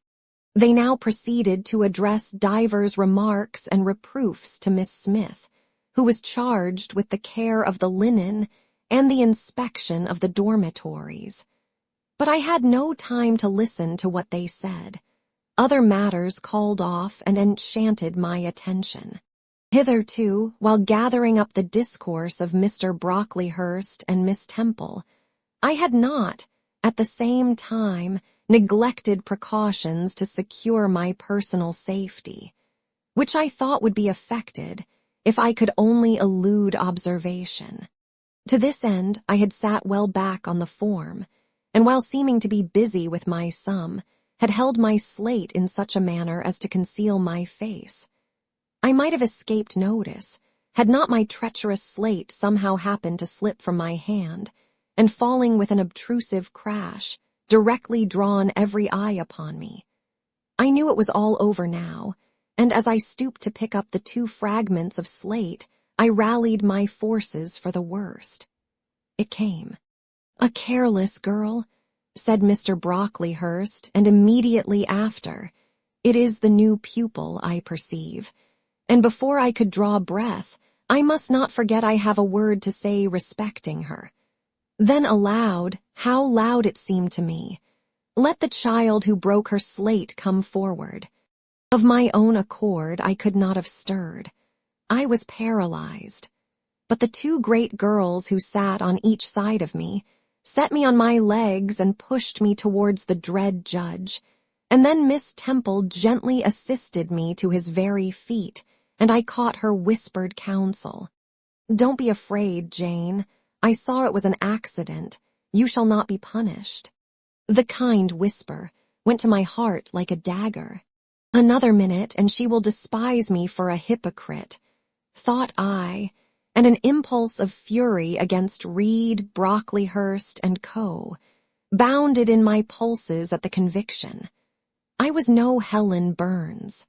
"Fetch that stool," said Mr. Brocklehurst, pointing to a very high one from which a monitor had just risen. It was brought. "Place the child upon it." And I was placed there, by whom I don't know. I was in no condition to note particulars. I was only aware that they had hoisted me up to the height of Mr. Brocklehurst's nose, that he was within a yard of me, and that a spread of shot orange and purple silk pelisses and a cloud of silvery plumage extended and waved below me. Mr. Brocklehurst hemmed. "Ladies," said he, turning to his family, "Miss Temple, teachers, and children, you all see this girl." Of course they did, for I felt their eyes directed like burning glasses against my scorched skin. "You see she is yet young. You observe she possesses the ordinary form of childhood. God has graciously given her the shape that he has given to all of us. No signal deformity points her out as a marked character. Who would think that the evil one had already found a servant and agent in her? Yet such, I grieve to say, is the case." A pause, in which I began to steady the palsy of my nerves, and to feel that the Rubicon was passed, and that the trial, no longer to be shirked, must be firmly sustained. "My dear children," pursued the black marble clergyman with pathos, "this is a sad, a melancholy occasion, for it becomes my duty to warn you that this girl, who might be one of God's own lambs, is a little castaway, not a member of the true flock, but evidently an interloper and an alien. You must be on your guard against her. You must shun her example. If necessary, avoid her company, exclude her from your sports, and shut her out from your converse. Teachers, you must watch her. Keep your eyes on her movements, weigh well her words, scrutinize her actions, punish her body to save her soul. If indeed such salvation be possible, for my tongue falters while I tell it, this girl, this child, the native of a Christian land, worse than many a little heathen who says its prayers to Brahma and kneels before Juggernaut, this girl is a liar." Now came a pause of 10 minutes, during which I, by this time in perfect possession of my wits, observed all the female Brocklehursts produce their pocket handkerchiefs and apply them to their optics, while the elderly lady swayed herself to and fro, and the 2 younger ones whispered. "How shocking!" Mr. Brocklehurst resumed.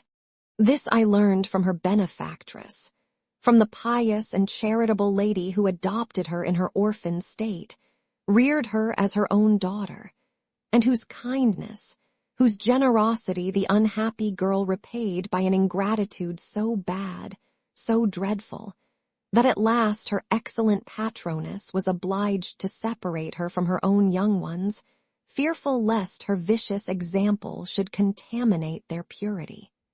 She has sent her here to be healed, even as the Jews of old sent their diseased to the troubled pool of Bethesda.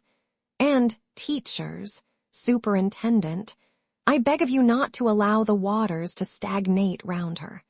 With this sublime conclusion, Mr. Brocklehurst adjusted the top button of his surtout, muttered something to his family, who rose, bowed to Miss Temple, and then all the great people sailed in state from the room.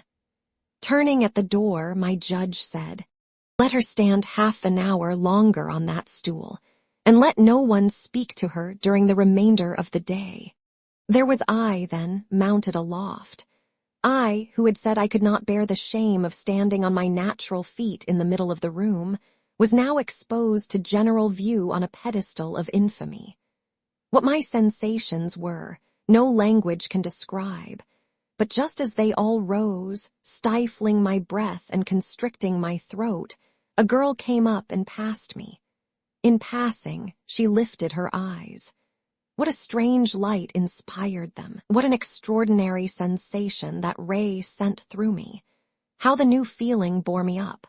It was as if a martyr, a hero, had passed a slave or victim and imparted strength in the transit.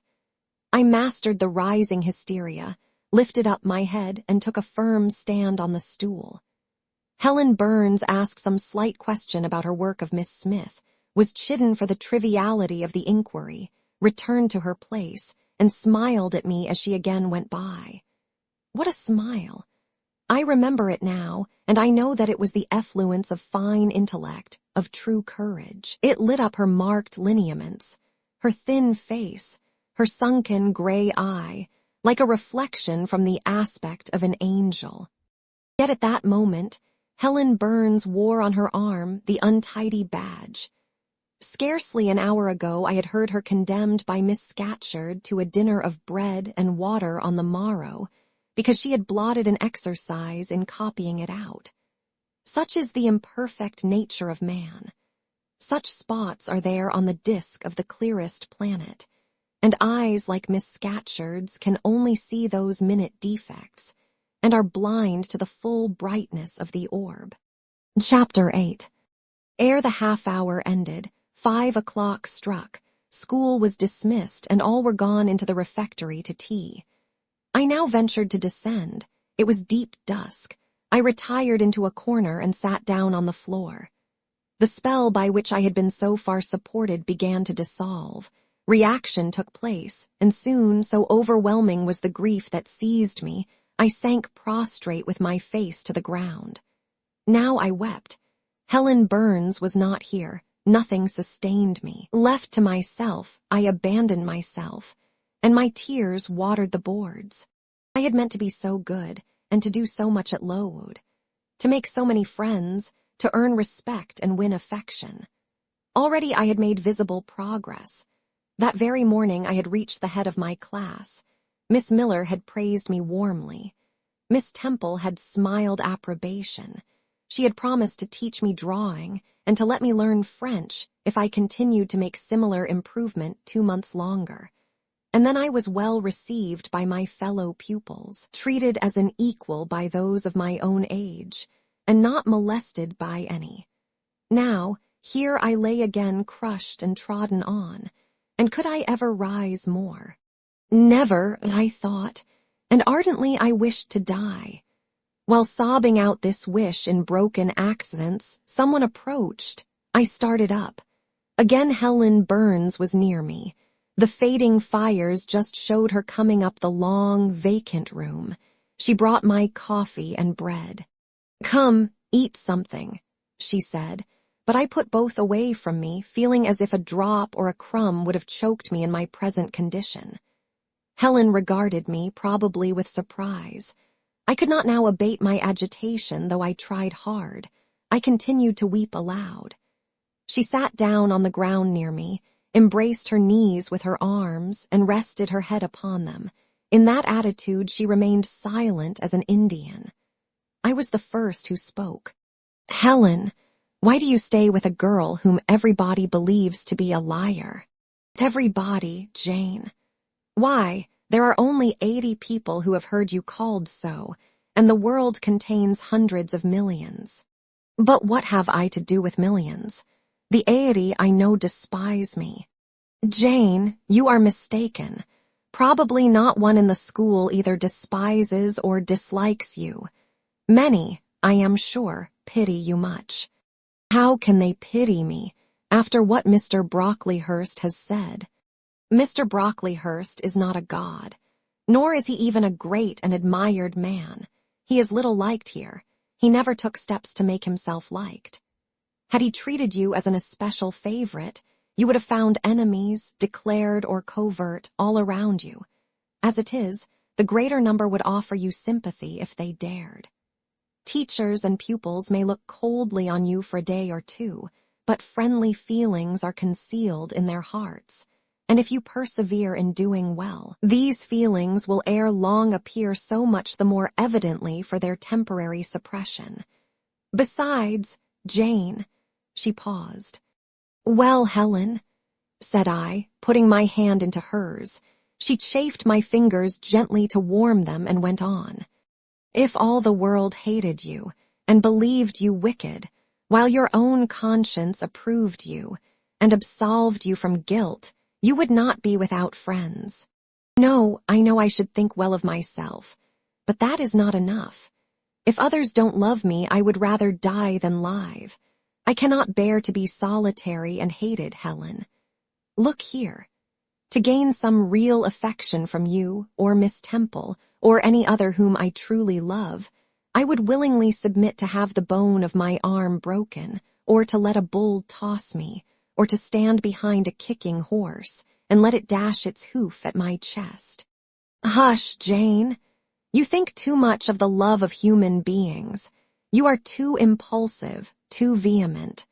The sovereign hand that created your frame and put life into it has provided you with other resources than your feeble self, or than creatures feeble as you. Besides this earth, and besides the race of men, there is an invisible world and a kingdom of spirits. That world is round us, for it is everywhere, and those spirits watch us, for they are commissioned to guard us.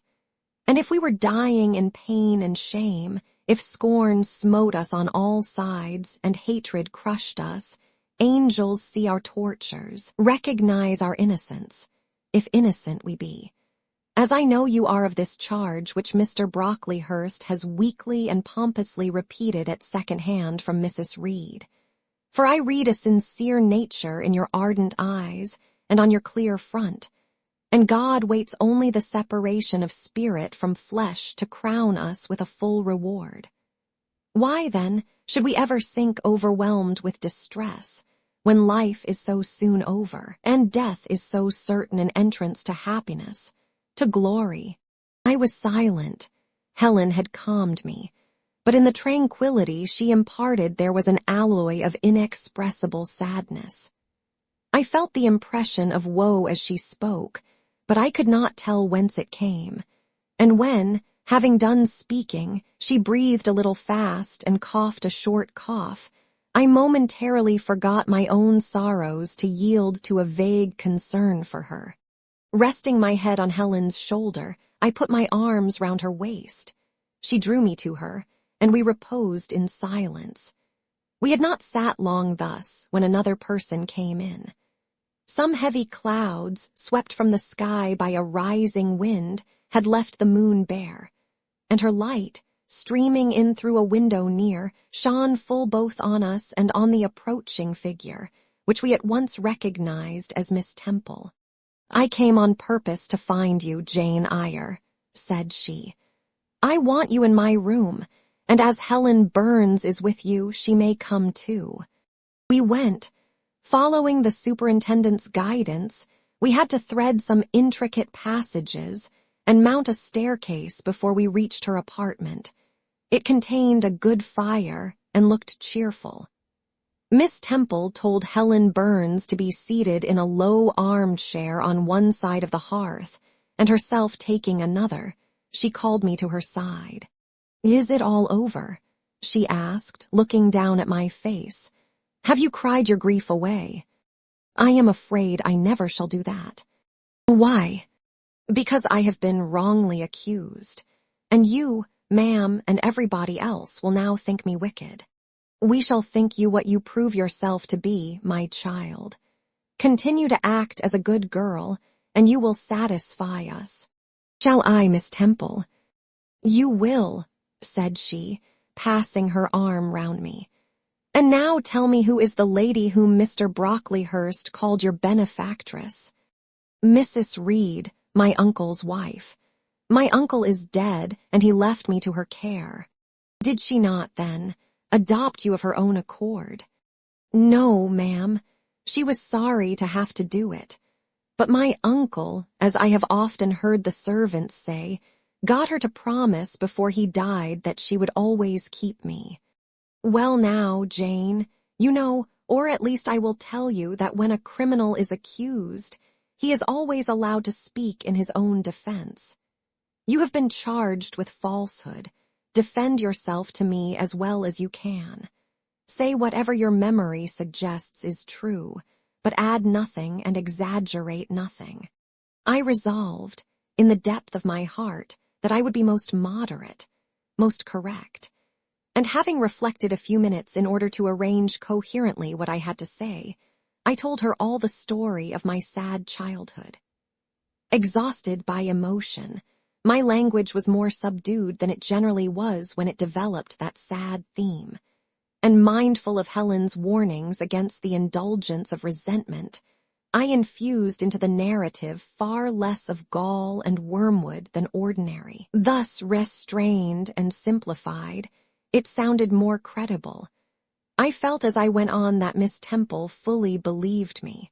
In the course of the tale, I had mentioned Mr. Lloyd as having come to see me after the fit, for I never forgot the, to me, frightful episode of the Red Room, in detailing which, my excitement was sure in some degree to break bounds, for nothing could soften in my recollection the spasm of agony which clutched my heart when Mrs. Reed spurned my wild supplication for pardon, and locked me a second time in the dark and haunted chamber. I had finished.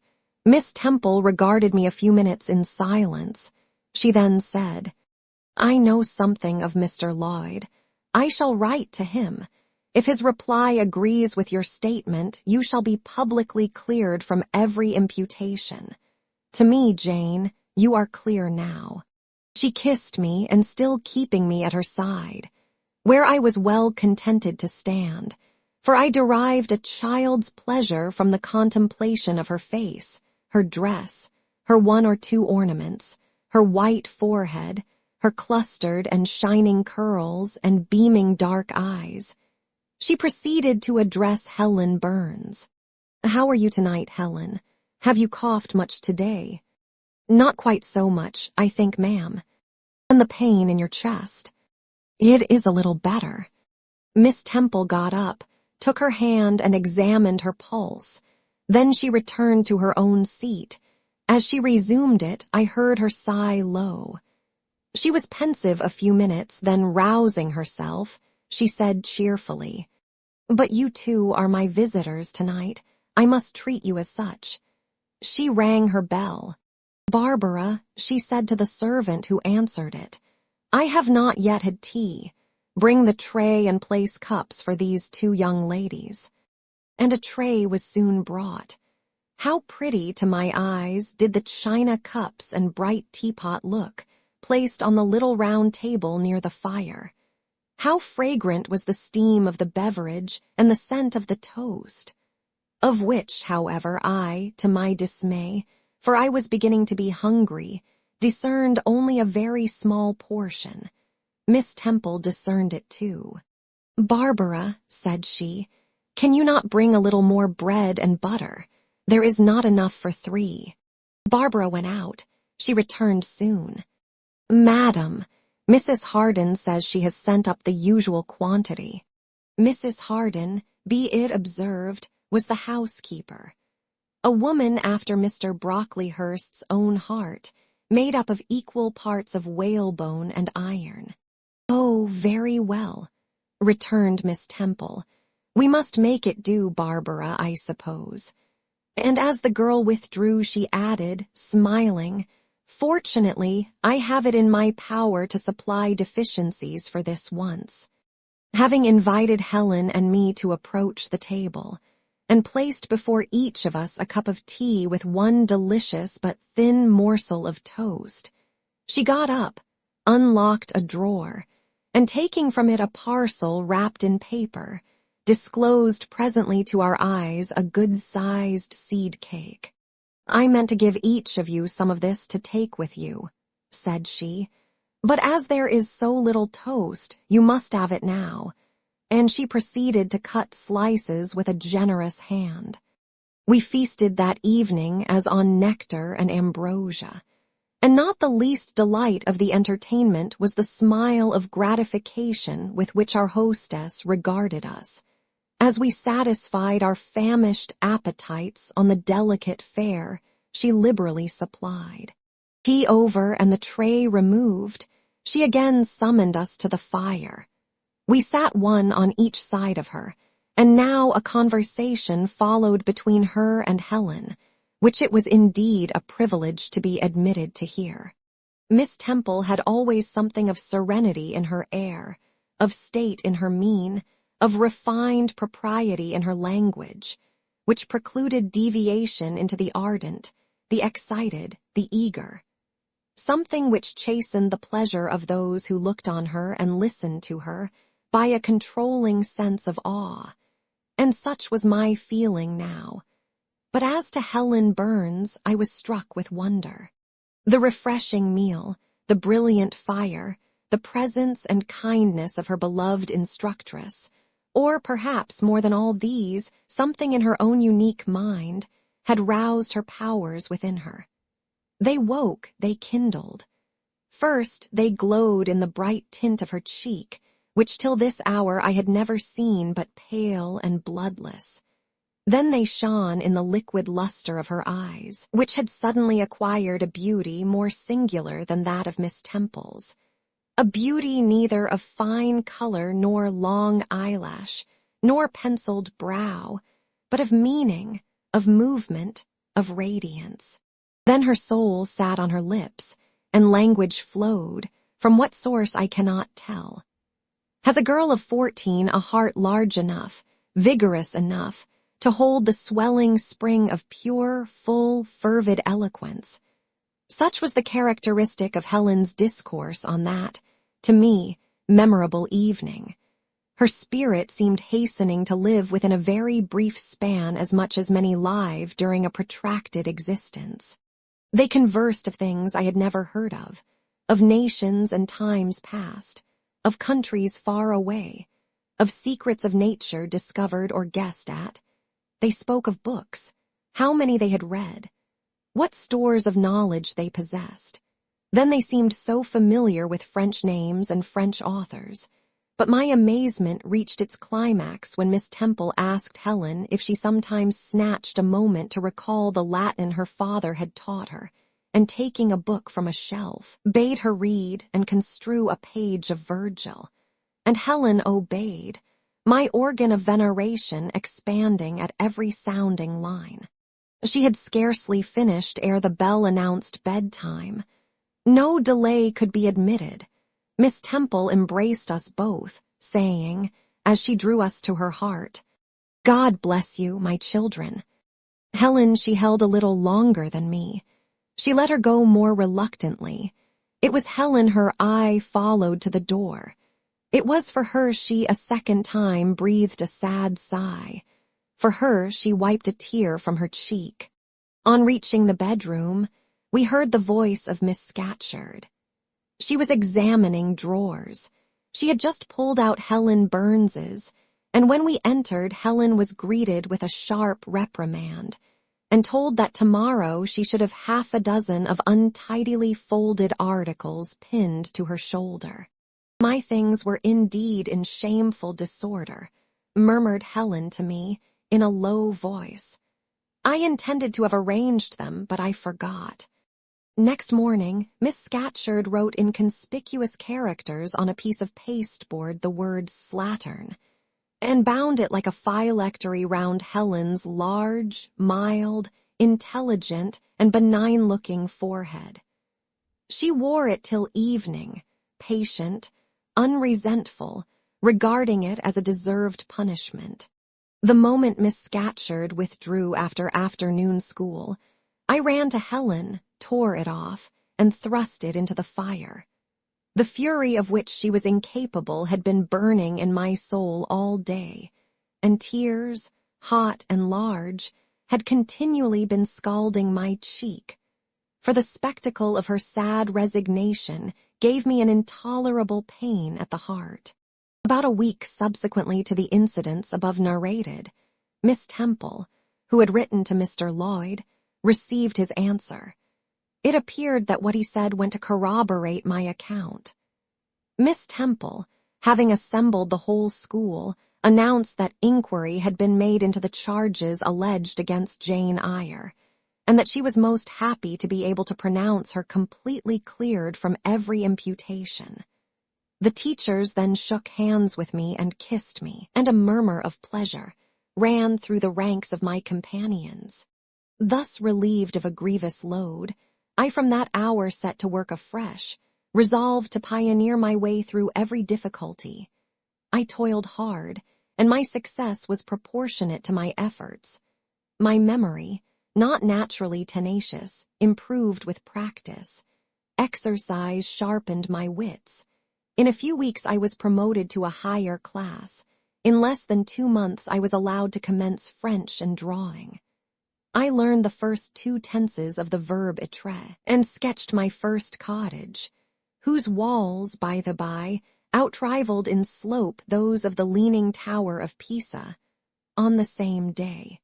That night, on going to bed, I forgot to prepare in imagination the Barmecide supper of hot roast potatoes, or white bread and new milk, with which I was wont to amuse my inward cravings. I feasted instead on the spectacle of ideal drawings, which I saw in the dark. All the work of my own hands, freely penciled houses and trees, picturesque rocks and ruins, kite-like groups of cattle, sweet paintings of butterflies hovering over unblown roses, of birds picking at ripe cherries, of wrens' nests enclosing pearl-like eggs, wreathed about with young ivy sprays. I examined, too, in thought, the possibility of my ever being able to translate currently a certain little French story which Madame Pirot had that day shown me. Nor was that problem solved to my satisfaction ere I fell sweetly asleep. Well has Solomon said, "Better is a dinner of herbs where love is, than a stalled ox and hatred therewith." I would not now have exchanged Lowood with all its privations for Gateshead and its daily luxuries. Chapter 9. The privations, or rather the hardships, of Lowood lessened. Spring drew on. She was indeed already come. The frosts of winter had ceased. Its snows were melted, its cutting winds ameliorated. My wretched feet, flayed and swollen to lameness by the sharp air of January, began to heal and subside under the gentler breathings of April. The nights and mornings no longer by their Canadian temperature froze the very blood in our veins. We could now endure the play hour passed in the garden. Sometimes on a sunny day it began even to be pleasant and genial, and a greenness grew over those brown beds, which, freshening daily, suggested the thought that hope traversed them at night, and left each morning brighter traces of her steps.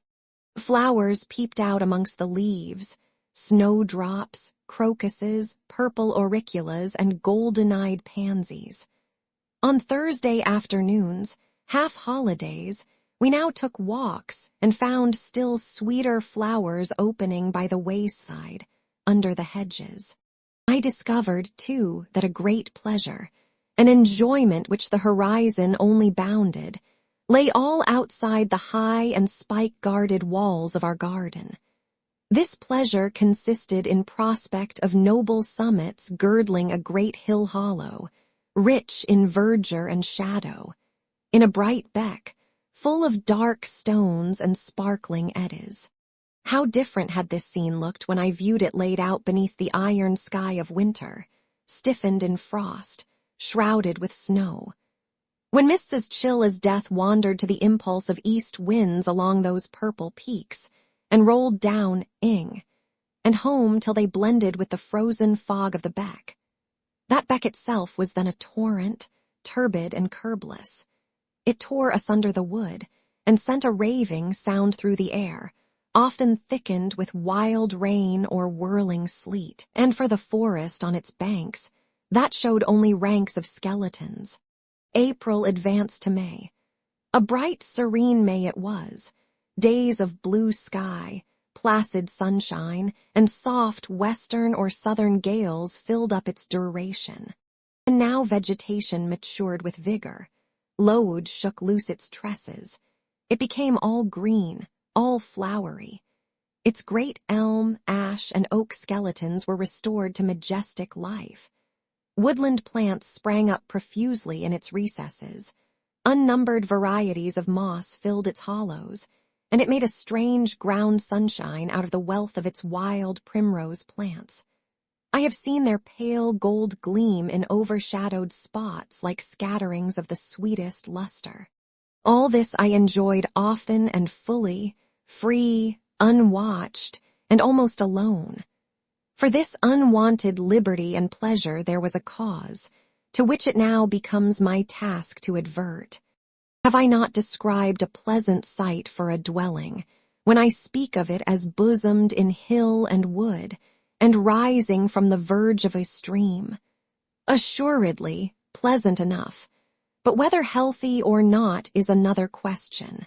That forest dell, where Lowood lay, was the cradle of fog and fog-bred pestilence, which, quickening with the quickening spring, crept into the orphan asylum, breathed typhus through its crowded schoolroom and dormitory, and ere May arrived, transformed the seminary into an hospital.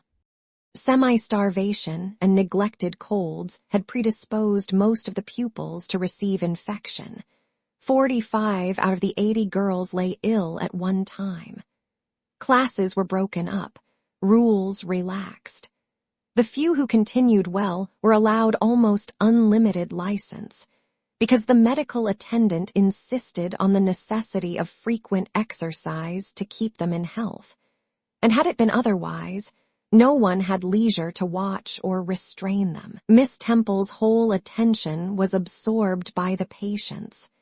She lived in the sick room, never quitting it except to snatch a few hours' rest at night. The teachers were fully occupied with packing up and making other necessary preparations for the departure of those girls who were fortunate enough to have friends and relations able and willing to remove them from the seat of contagion.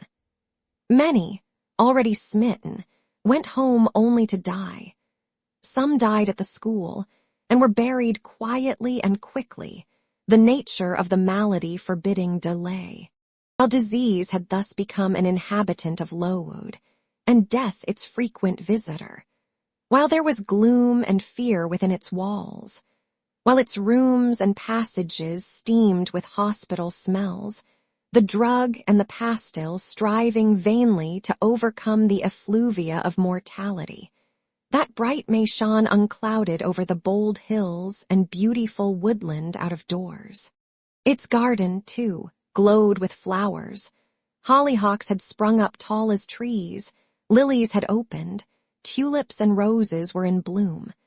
The borders of the little beds were gay with pink thrift and crimson double daisies. The sweetbriars gave out, morning and evening, their scent of spice and apples, and these fragrant treasures were all useless for most of the inmates of Lowood, except to furnish now and then a handful of herbs and blossoms to put in a coffin. But I, and the rest who continued well, enjoyed fully the beauties of the scene and season. They let us ramble in the wood like gypsies from morning till night. We did what we liked, went where we liked. We lived better, too. Mr. Brocklehurst and his family never came near Lowood now. Household matters were not scrutinized into. The cross housekeeper was gone, driven away by the fear of infection. Her successor, who had been matron at the Lowton dispensary, unused to the ways of her new abode, provided with comparative liberality. Besides, there were fewer to feed. The sick could eat little. Our breakfast basins were better filled. When there was no time to prepare a regular dinner, which often happened, she would give us a large piece of cold pie or a thick slice of bread and cheese, and this we carried away with us to the wood, where we each chose the spot we liked best and dined sumptuously. My favorite seat was a smooth and broad stone, rising white and dry from the very middle of the beck, and only to be got at by wading through the water, a feat I accomplished barefoot. The stone was just broad enough to accommodate, comfortably, another girl and me, at that time my chosen comrade, one Mary Ann Wilson, a shrewd, observant personage whose society I took pleasure in, partly because she was witty and original, and partly because she had a manner which set me at my ease. Some years older than I, she knew more of the world, and could tell me many things I liked to hear. With her my curiosity found gratification. To my faults also she gave ample indulgence, never imposing curb or rein on anything I said. She had a turn for narrative, I for analysis. She liked to inform, I to question, so we got on swimmingly together, deriving much entertainment, if not much improvement, from our mutual intercourse. And where, meantime, was Helen Burns? Why did I not spend these sweet days of liberty with her? Had I forgotten her? Or was I so worthless as to have grown tired of her pure society? Surely the Mary Ann Wilson I have mentioned was inferior to my first acquaintance. She could only tell me amusing stories, and reciprocate any racy and pungent gossip I chose to indulge in, while, if I have spoken truth of Helen, she was qualified to give those who enjoyed the privilege of her converse a taste of far higher things. True, reader, and I knew and felt this, and though I am a defective being with many faults and few redeeming points, yet I never tired of Helen Burns, nor ever ceased to cherish for her a sentiment of attachment, as strong, tender, and respectful as any that ever animated my heart. How could it be otherwise, when Helen, at all times and under all circumstances, evinced for me a quiet and faithful friendship, which ill humor never soured, nor irritation never troubled? But Helen was ill at present. For some weeks she had been removed from my sight to I knew not what room upstairs. She was not, I was told, in the hospital portion of the house with the fever patients, for her complaint was consumption, not typhus, and by consumption I, in my ignorance, understood something mild, which time and care would be sure to alleviate. I was confirmed in this idea by the fact of her once or twice coming downstairs on very warm, sunny afternoons, and being taken by Miss Temple into the garden. But on these occasions, I was not allowed to go and speak to her. I only saw her from the schoolroom window, and then not distinctly, for she was much wrapped up and sat at a distance under the veranda. One evening, in the beginning of June, I had stayed out very late with Mary Ann in the wood. We had, as usual, separated ourselves from the others and had wandered far, so far that we lost our way, and had to ask it at a lonely cottage where a man and woman lived, who looked after a herd of half-wild swine that fed on the mast in the wood. When we got back, it was after moonrise. A pony, which we knew to be the surgeon's, was standing at the garden door. Mary Ann remarked that she supposed someone must be very ill, as Mr. Bates had been sent for at that time of the evening. She went into the house. I stayed behind a few minutes to plant in my garden a handful of roots I had dug up in the forest, and which I feared would wither if I left them till the morning. This done, I lingered yet a little longer. The flowers smelt so sweet as the dew fell. It was such a pleasant evening, so serene, so warm. The still glowing west promised so fairly another fine day on the morrow.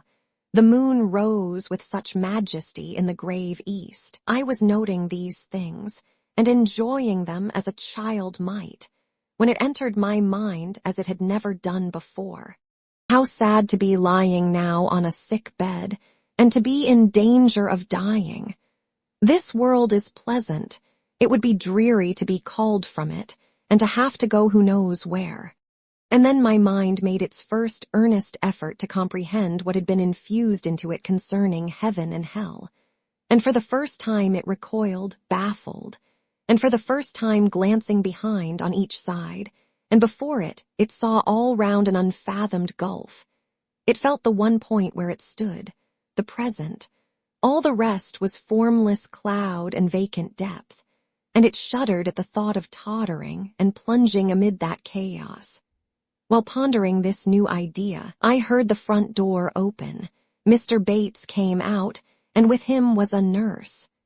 After she had seen him mount his horse and depart, She was about to close the door, but I ran up to her. "How is Helen Burns?" "Very poorly," was the answer. "Is it her Mr. Bates has been to see?" "Yes." "And what does he say about her?" "He says she'll not be here long." This phrase, uttered in my hearing yesterday, would have only conveyed the notion that she was about to be removed to Northumberland, to her own home. I should not have suspected that it meant she was dying, but I knew instantly now. It opened clear on my comprehension that Helen Burns was numbering her last days in this world, and that she was going to be taken to the region of spirits, if such region there were. I experienced a shock of horror, then a strong thrill of grief, then a desire, a necessity to see her, and I asked in what room she lay. "She is in Miss Temple's room," said the nurse. "May I go up and speak to her?" "Oh no, child. It is not likely, and now it is time for you to come in. You'll catch the fever if you stop out when the dew is falling." The nurse closed the front door. I went in by the side entrance which led to the schoolroom. I was just in time. It was 9 o'clock, and Miss Miller was calling the pupils to go to bed.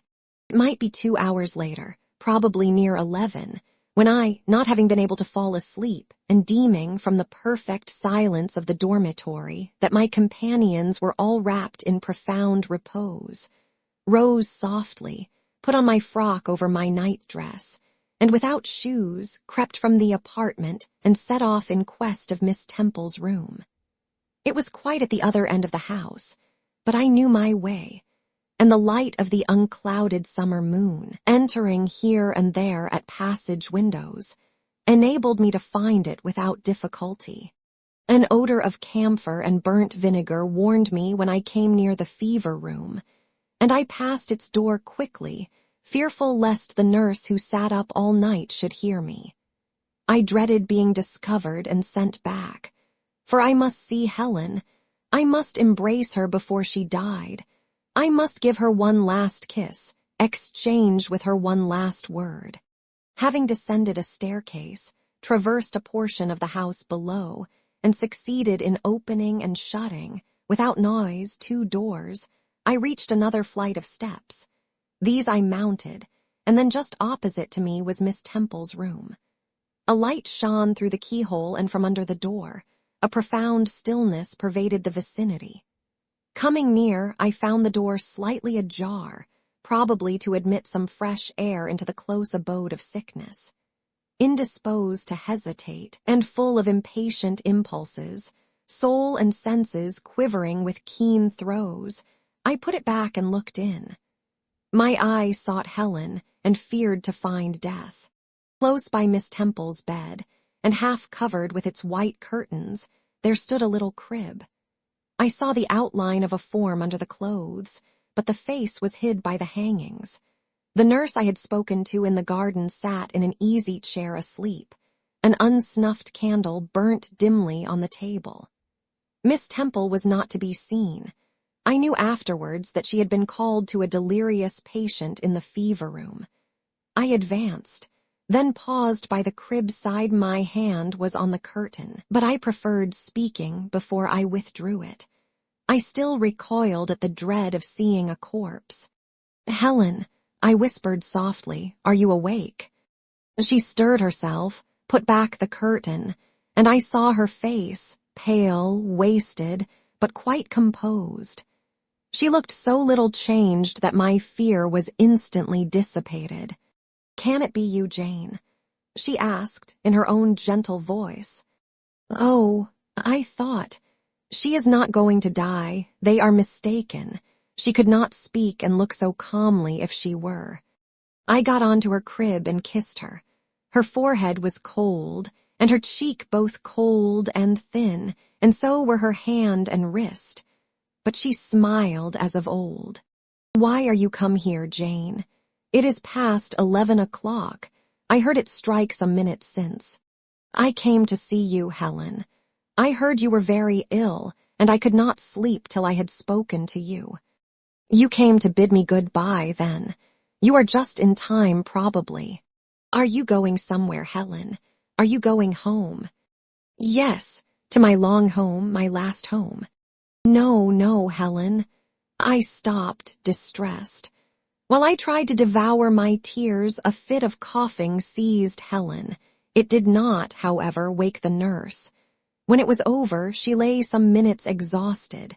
Then she whispered, Jane, your little feet are bare. Lie down and cover yourself with my quilt. I did so. She put her arm over me and I nestled close to her. After a long silence, she resumed, still whispering, I am very happy, Jane, and when you hear that I am dead, you must be sure and not grieve. There is nothing to grieve about. We all must die one day, and the illness which is removing me is not painful. It is gentle and gradual. My mind is at rest. I leave no one to regret me much. I have only a father, and he is lately married and will not miss me. By dying young, I shall escape great sufferings. I had not qualities or talents to make my way very well in the world. I should have been continually at fault. But where are you going to, Helen? Can you see? Do you know? I believe. I have faith. I am going to God. Where is God? What is God? My Maker and yours, who will never destroy what he created. I rely implicitly on his power and confide wholly in his goodness. I count the hours till that eventful one arrives which shall restore me to him, reveal him to me. You are sure, then, Helen, that there is such a place as heaven, and that our souls can get to it when we die. I am sure there is a future state. I believe God is good. I can resign my immortal part to him without any misgiving. God is my Father. God is my friend. I love him. I believe he loves me. And shall I see you again, Helen, when I die? You will come to the same region of happiness. Be received by the same mighty, universal parent. No doubt, dear Jane. Again I questioned, but this time only in thought. Where is that region? Does it exist? And I clasped my arms closer round Helen. She seemed dearer to me than ever. I felt as if I could not let her go. I lay with my face hidden on her neck. Presently she said, in the sweetest tone, How comfortable I am. That last fit of coughing has tired me a little. I feel as if I could sleep. But don't leave me, Jane. I like to have you near me. I'll stay with you, dear Helen. No one shall take me away. Are you warm, darling? Yes. Good night, Jane. Good night, Helen. She kissed me, and I her, and we both soon slumbered. When I awoke, it was day. An unusual movement roused me. I looked up. I was in somebody's arms. The nurse held me. She was carrying me through the passage back to the dormitory. I was not reprimanded for leaving my bed. People had something else to think about. No explanation was afforded then to my many questions. But a day or two afterwards I learned that Miss Temple, on returning to her own room at dawn, had found me laid in the little crib, my face against Helen Burns's shoulder, my arms round her neck. I was asleep, and Helen was dead. Her grave is in Brocklebridge churchyard. For 15 years after her death it was only covered by a grassy mound. But now a grey marble tablet marks the spot, inscribed with her name and the word Resurgam. Chapter 10. Hitherto I have recorded in detail the events of my insignificant existence. To the first 10 years of my life I have given almost as many chapters. But this is not to be a regular autobiography. I am only bound to invoke memory, where I know her responses will possess some degree of interest. Therefore, I now pass a space of 8 years almost in silence. A few lines only are necessary to keep up the links of connection. When the typhus fever had fulfilled its mission of devastation at Lowood, it gradually disappeared from thence, but not till its virulence and the number of its victims had drawn public attention on the school. Inquiry was made into the origin of the scourge, and by degrees, various facts came out which excited public indignation in a high degree. The unhealthy nature of the site, the quantity and quality of the children's food, the brackish, fetid water used in its preparation, the pupils' wretched clothing and accommodations, all these things were discovered, and the discovery produced a result mortifying to Mr. Brocklehurst, but beneficial to the institution. Several wealthy and benevolent individuals in the county subscribed largely for the erection of a more convenient building in a better situation. New regulations were made, improvements in diet and clothing introduced. The funds of the school were entrusted to the management of a committee. Mr. Brocklehurst, who, from his wealth and family connections, could not be overlooked, still retained the post of treasurer. But he was aided in the discharge of his duties by gentlemen of rather more enlarged and sympathizing minds. His office of inspector, too, was shared by those who knew how to combine reason with strictness, comfort with economy, compassion with uprightness.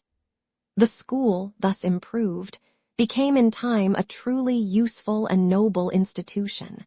I remained an inmate of its walls after its regeneration for 8 years, 6 as pupil and 2 as teacher, and in both capacities I bear my testimony to its value and importance.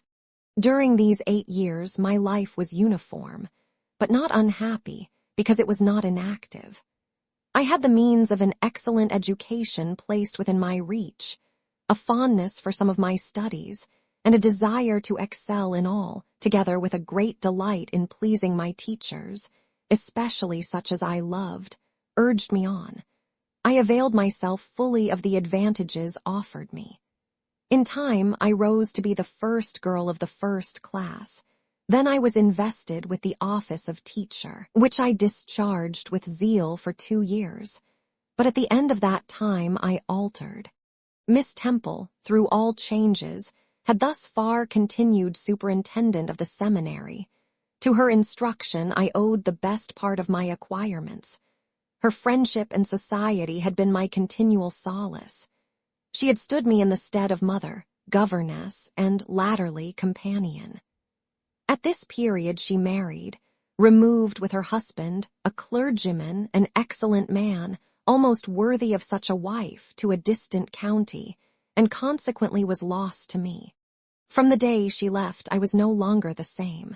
With her was gone every settled feeling, every association that had made Lowood in some degree a home to me. I had imbibed from her something of her nature and much of her habits, more harmonious thoughts. What seemed better regulated feelings had become the inmates of my mind. I had given in allegiance to duty and order. I was quiet. I believed I was content. To the eyes of others, usually even to my own, I appeared a disciplined and subdued character. But destiny, in the shape of the Rev. Mr. Nasmyth, came between me and Miss Temple. I saw her in her traveling dress step into a post-chaise shortly after the marriage ceremony. I watched the chaise mount the hill and disappear beyond its brow, and then retired to my own room, and there spent in solitude the greatest part of the half-holiday granted in honor of the occasion. I walked about the chamber most of the time. I imagined myself only to be regretting my loss, and thinking how to repair it. But when my reflections were concluded, and I looked up and found that the afternoon was gone, and evening far advanced, another discovery dawned on me, namely, that in the interval I had undergone a transforming process, that my mind had put off all it had borrowed of Miss Temple, or rather that she had taken with her the serene atmosphere I had been breathing in her vicinity, and that now I was left in my natural element, and beginning to feel the stirring of old emotions. It did not seem as if a prop were withdrawn, but rather as if a motive were gone. It was not the power to be tranquil which had failed me, but the reason for tranquility was no more. My world had for some years been in Lowood. My experience had been of its rules and systems. Now I remembered that the real world was wide, and that a varied field of hopes and fears, of sensations and excitements, awaited those who had courage to go forth into its expanse, to seek real knowledge of life amidst its perils. I went to my window, opened it, and looked out.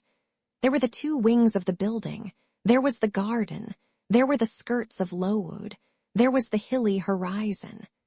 My eye passed all other objects to rest on those most remote, the blue peaks. It was those I longed to surmount. All within their boundary of rock and heath seemed prison ground, exile limits. I traced the white road winding round the base of one mountain and vanishing in a gorge between two. How I longed to follow it farther. I recalled the time when I had traveled that very road in a coach. I remembered descending that hill at twilight. An age seemed to have elapsed since the day which brought me first to Lowood, and I had never quitted it since. My vacations had all been spent at school. Mrs. Reed had never sent for me to Gateshead. Neither she nor any of her family had ever been to visit me. I had had no communication by letter or message with the outer world. School rules, school duties, school habits and notions and voices and faces and phrases and costumes and preferences and antipathies. Such was what I knew of existence. And now I felt that it was not enough. I tired of the routine of 8 years in one afternoon. I desired liberty. For liberty I gasped. For liberty I uttered a prayer. It seemed scattered on the wind, then faintly blowing. I abandoned it and framed a humbler supplication. For change, stimulus. That petition, too, seemed swept off into vague space. Then I cried, half desperate, "Grant me at least a new servitude." Here a bell, ringing the hour of supper, called me downstairs. I was not free to resume the interrupted chain of my reflections till bedtime. Even then a teacher who occupied the same room with me kept me from the subject to which I longed to recur, by a prolonged effusion of small talk. How I wished sleep would silence her. It seemed as if, could I but go back to the idea which had last entered my mind as I stood at the window, some inventive suggestion would rise for my relief. Miss Gryce snored at last. She was a heavy Welshwoman. Until now her habitual nasal strains had never been regarded by me in any other light than as a nuisance. Tonight I hailed the first deep notes with satisfaction. I was debarrassed of interruption. My half-effaced thought instantly revived. A new servitude. There is something in that. I soliloquized mentally, be it understood, I did not talk aloud. I know there is because it does not sound too sweet. It is not like such words as liberty, excitement, enjoyment, delightful sounds truly, but no more than sounds for me, and so hollow and fleeting that it is mere waste of time to listen to them. But servitude, that must be matter of fact. Anyone may serve. I have served here 8 years. Now all I want is to serve elsewhere. Can I not get so much of my own will? Is not the thing feasible? Yes, yes. The end is not so difficult, if I had only a brain active enough to ferret out the means of attaining it. I sat up in bed by way of arousing this said brain. It was a chilly night. I covered my shoulders with a shawl, and then I proceeded to think again with all my might. What do I want? A new place in a new house, amongst new faces, under new circumstances. I want this because it is of no use wanting anything better. How do people do to get a new place? They apply to friends, I suppose. I have no friends. There are many others who have no friends, who must look about for themselves and be their own helpers. And what is their resource? I could not tell. Nothing answered me. I then ordered my brain to find a response, and quickly. It worked and worked faster. I felt the pulses throb in my head and temples, but for nearly an hour it worked in chaos, and no result came of its efforts. Feverish with vain labor, I got up and took a turn in the room, undrew the curtain, noted a star or two, shivered with cold, and again crept to bed. A kind fairy, in my absence, had surely dropped the required suggestion on my pillow, for as I lay down, it came quietly and naturally to my mind. Those who want situations advertise. You must advertise in the Shire Herald. How? I know nothing about advertising. Replies rose smooth and prompt now. You must enclose the advertisement and the money to pay for it under a cover directed to the editor of the Herald. You must put it, the first opportunity you have, into the post at Loughton. Answers must be addressed to J.E. at the post office there.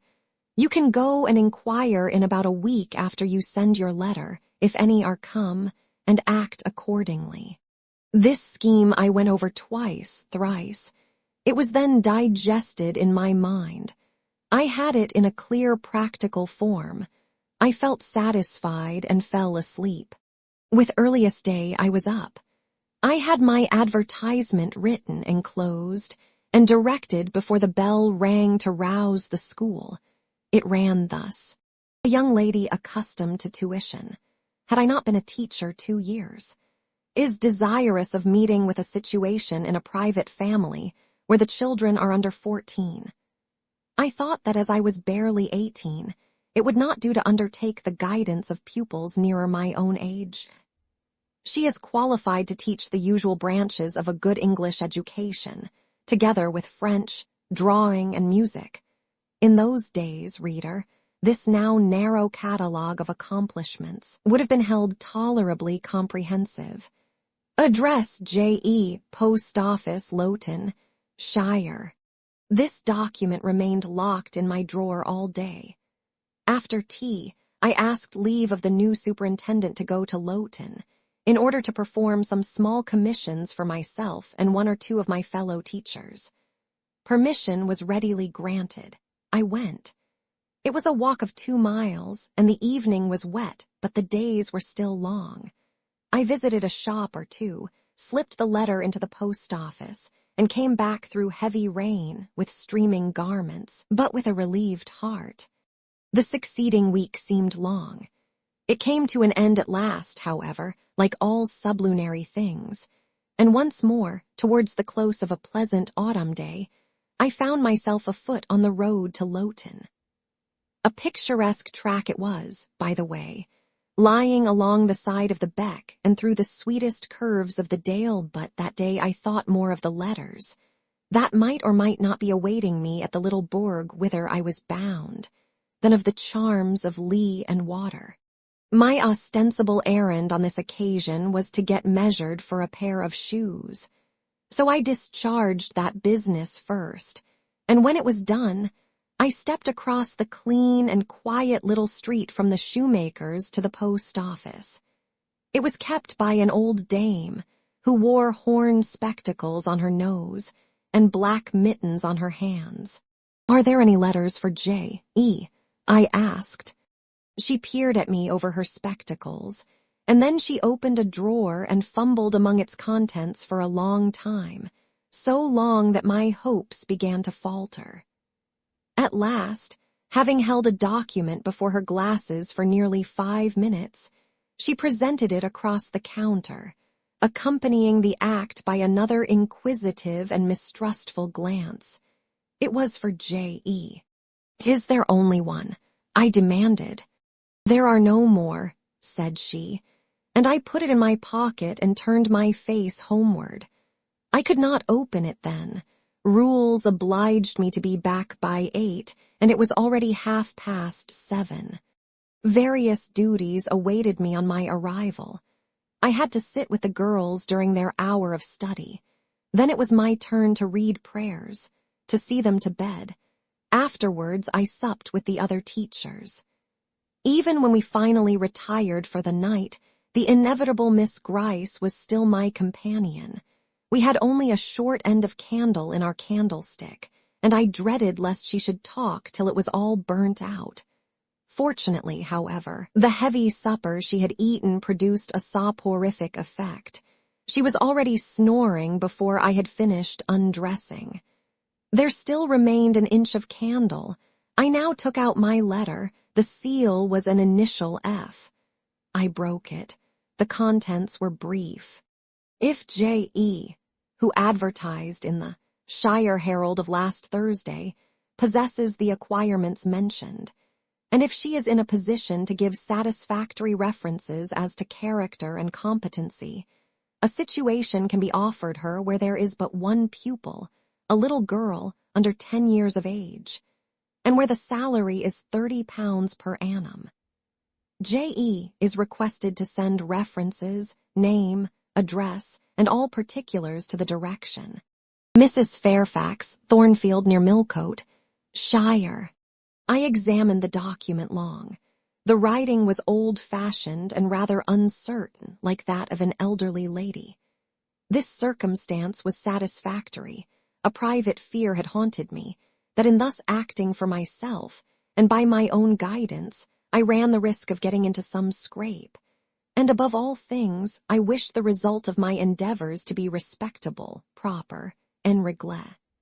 I now felt that an elderly lady was no bad ingredient in the business I had on hand.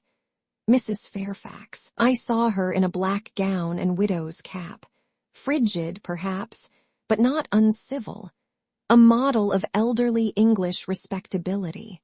Thornfield, that doubtless was the name of her house, a neat, orderly spot, I was sure, though I failed in my efforts to conceive a correct plan of the premises. Millcote, Shire, I brushed up my recollections of the map of England. Yes, I saw it, both the Shire and the town. Shire was 70 miles nearer London than the remote county where I now resided. That was a recommendation to me. I longed to go where there was life and movement. Millcote was a large manufacturing town on the banks of the Eyre. A busy place enough, doubtless. So much the better. It would be a complete change at least. Not that my fancy was much captivated by the idea of long chimneys and clouds of smoke. But, I argued, Thornfield will probably be a good way from the town. Here the socket of the candle dropped, and the wick went out. Next day new steps were to be taken. My plans could no longer be confined to my own breast. I must impart them in order to achieve their success. Having sought and obtained an audience of the superintendent during the noontide recreation, I told her I had a prospect of getting a new situation, where the salary would be double what I now received. For at Lowood, I only got £15 per annum, and requested she would break the matter for me to Mr. Brocklehurst, or some of the committee, and ascertain whether they would permit me to mention them as references. She obligingly consented to act as mediatrix in the matter. The next day she laid the affair before Mr. Brocklehurst, who said that Mrs. Reed must be written to, as she was my natural guardian. A note was accordingly addressed to that lady, who returned for answer that I might do as I pleased. She had long relinquished all interference in my affairs. This note went the round of the committee, and at last, after what appeared to me most tedious delay, formal leave was given me to better my condition if I could, and an assurance added that as I had always conducted myself well, both as teacher and pupil, at Lowood, a testimonial of character and capacity, signed by the inspectors of that institution, should forthwith be furnished me. This testimonial I accordingly received in about a month, forwarded a copy of it to Mrs. Fairfax, and got that lady's reply, stating that she was satisfied, and fixing that day fortnight as the period for my assuming the post of governess in her house. I now busied myself in preparations. The fortnight passed rapidly. I had not a very large wardrobe, though it was adequate to my wants, and the last day sufficed to pack my trunk, the same I had brought with me 8 years ago from Gateshead. The box was corded, the card nailed on. In half an hour the carrier was to call for it to take it to Lowton, whither I myself was to repair at an early hour the next morning to meet the coach. I had brushed my black stuff traveling dress, prepared my bonnet, gloves, and muff, sought in all my drawers to see that no article was left behind, and now having nothing more to do, I sat down and tried to rest. I could not. Though I had been on foot all day, I could not now repose an instant. I was too much excited. A phase of my life was closing tonight, a new one opening tomorrow. Impossible to slumber in the interval. I must watch feverishly while the change was being accomplished. "Miss," said a servant who met me in the lobby, where I was wandering like a troubled spirit, "a person below wishes to see you." The carrier, no doubt, I thought, and ran downstairs without inquiry. I was passing the back parlor or teacher's sitting room, the door of which was half open, to go to the kitchen, when someone ran out. "It's her, I am sure. I could have told her anywhere," cried the individual who stopped my progress and took my hand. I looked. I saw a woman attired like a well-dressed servant, matronly, yet still young, very good-looking, with black hair and eyes and lively complexion. "Well, who is it?" she asked, in a voice and with a smile I half recognized. "You've not quite forgotten me, I think, Miss Jane." In another second I was embracing and kissing her rapturously. "Bessie, Bessie, Bessie." That was all I said, whereat she half laughed, half cried, and we both went into the parlor. By the fire stood a little fellow of 3 years old, in plaid frock and trousers. "That is my little boy," said Bessie directly. "Then you are married, Bessie?" "Yes, nearly 5 years since, to Robert Levin, the coachman, and I've a little girl besides Bobby there that I've christened Jane." "And you don't live at Gateshead?" "I live at the lodge. The old porter has left." "Well, and how do they all get on? Tell me everything about them, Bessie, but sit down first. And Bobby, come and sit on my knee, will you?" But Bobby preferred sidling over to his mother. "You're not grown so very tall, Miss Jane, nor so very stout," continued Mrs. Levin. "I dare say they've not kept you too well at school. Miss Reed is the head and shoulders taller than you are, and Miss Georgiana would make 2 of you in breadth. Georgiana is handsome, I suppose, Bessie?" "Very.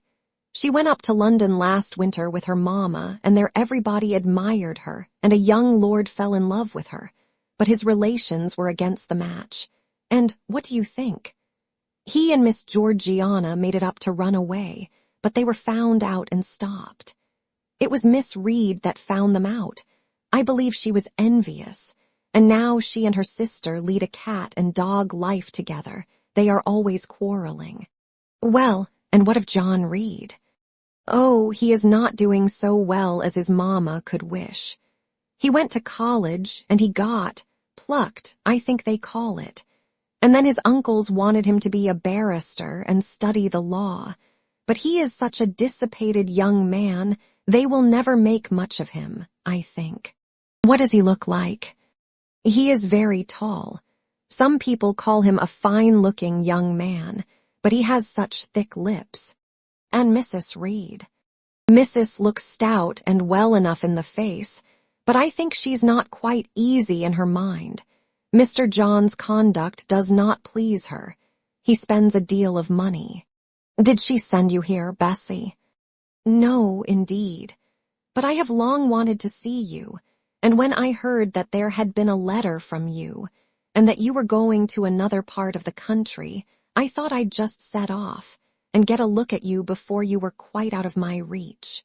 I am afraid you are disappointed in me, Bessie." I said this laughing. I perceived that Bessie's glance, though it expressed regard, did in no shape denote admiration. No, Miss Jane, not exactly. You are genteel enough. You look like a lady, and it is as much as ever I expected of you. You were no beauty as a child. I smiled at Bessie's frank answer. I felt that it was correct, but I confess I was not quite indifferent to its import.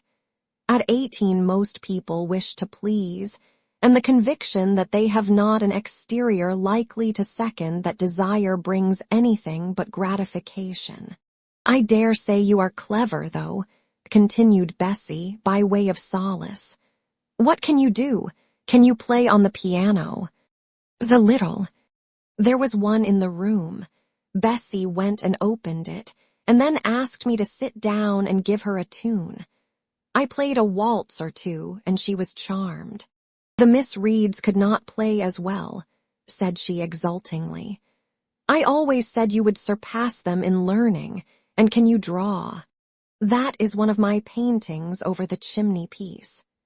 It was a landscape in watercolors, of which I had made a present to the superintendent, in acknowledgment of her obliging mediation with the committee on my behalf, and which she had framed and glazed. Well, that is beautiful, Miss Jane. It is as fine a picture as any Miss Reed's drawing master could paint, let alone the young ladies themselves, who could not come near it. And have you learnt French?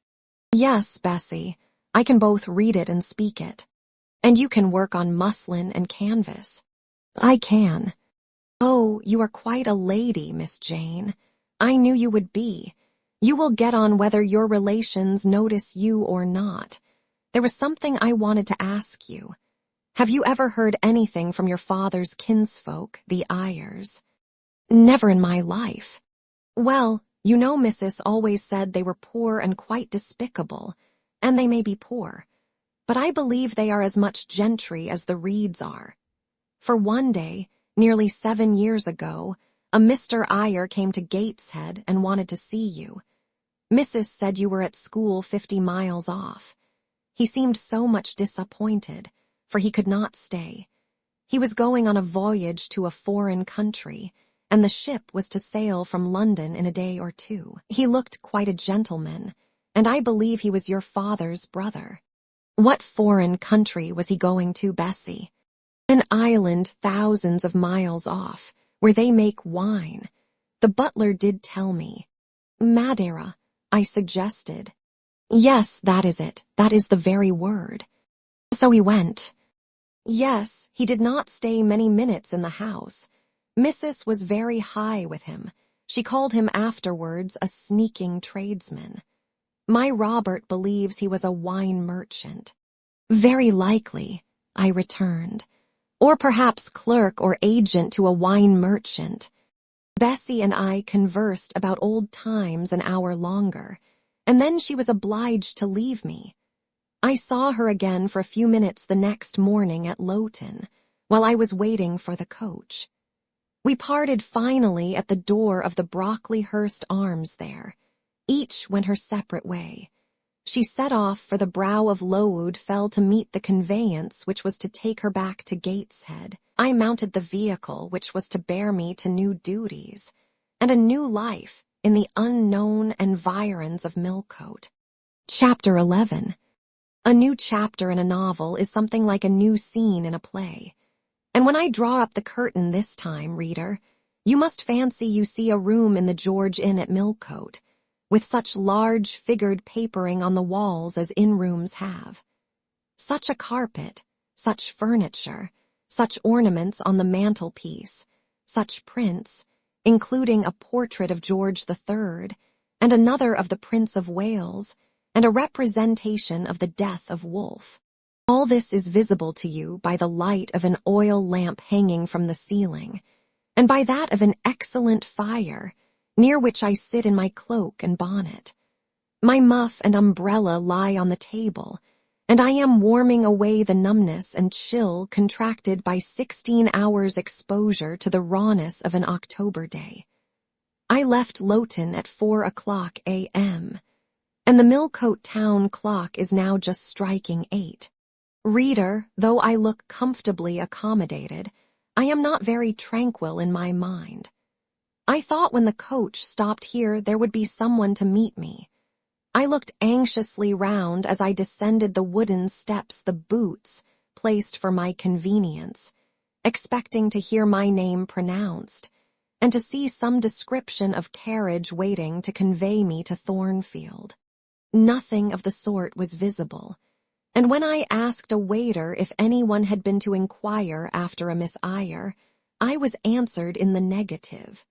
So I had no resource but to request to be shown into a private room, and here I am waiting, while all sorts of doubts and fears are troubling my thoughts. It is a very strange sensation to inexperienced youth to feel itself quite alone in the world, cut adrift from every connection, uncertain whether the port to which it is bound can be reached, and prevented by many impediments from returning to that it has quitted. The charm of adventure sweetens that sensation, the glow of pride warms it, but then the throb of fear disturbs it, and fear with me became predominant when half an hour elapsed, and still I was alone. I bethought myself to ring the bell. Is there a place in this neighborhood called Thornfield?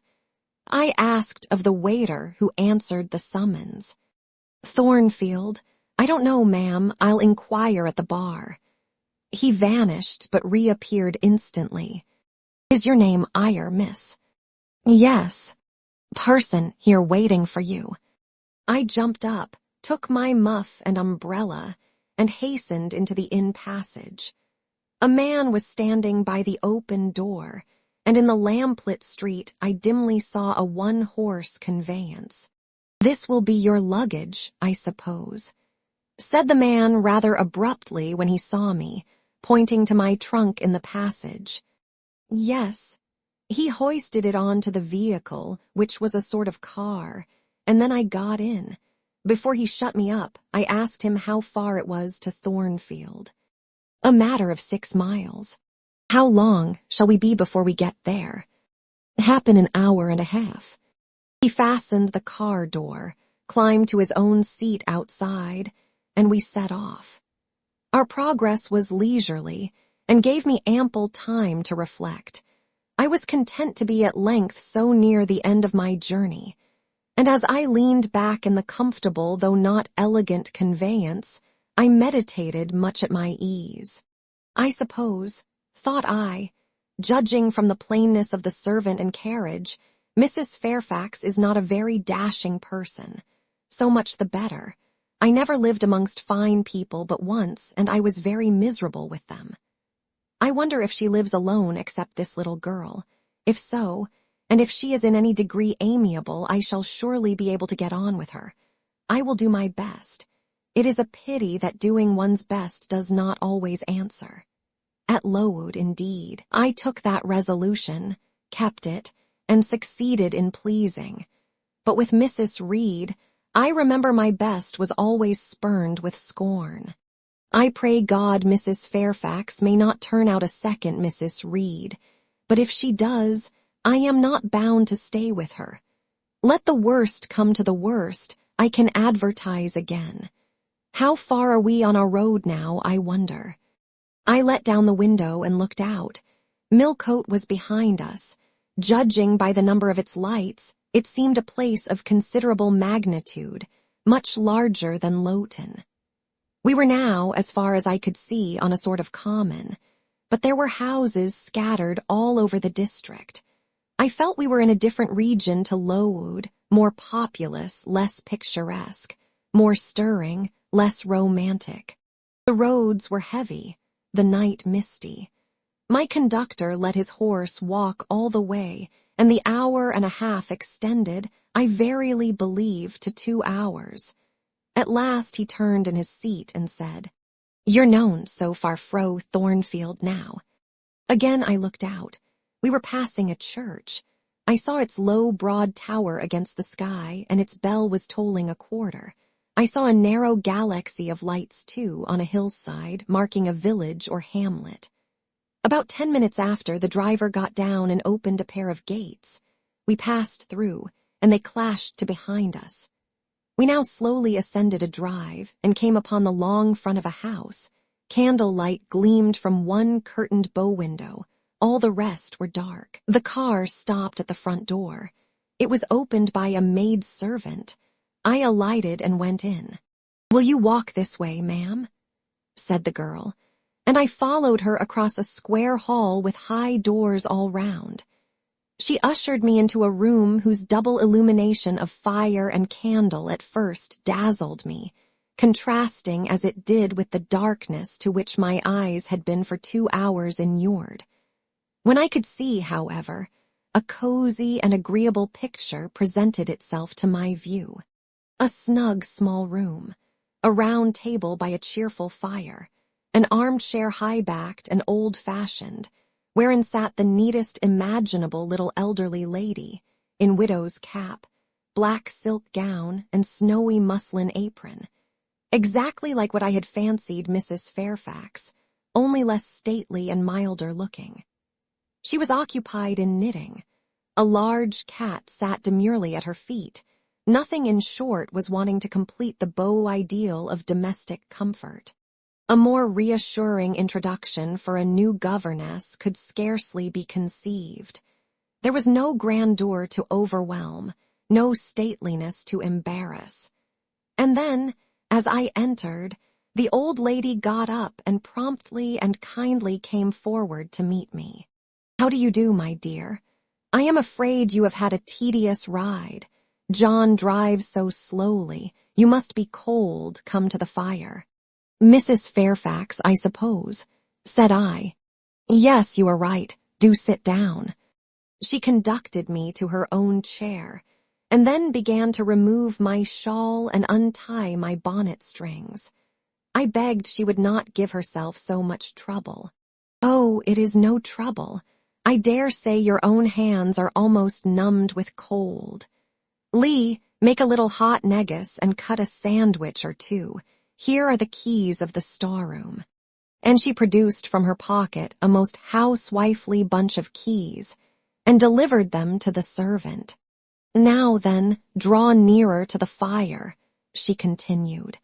"You've brought your luggage with you, haven't you, my dear?" "Yes, ma'am." "I'll see it carried into your room," she said, and bustled out. She treats me like a visitor, thought I. I little expected such a reception.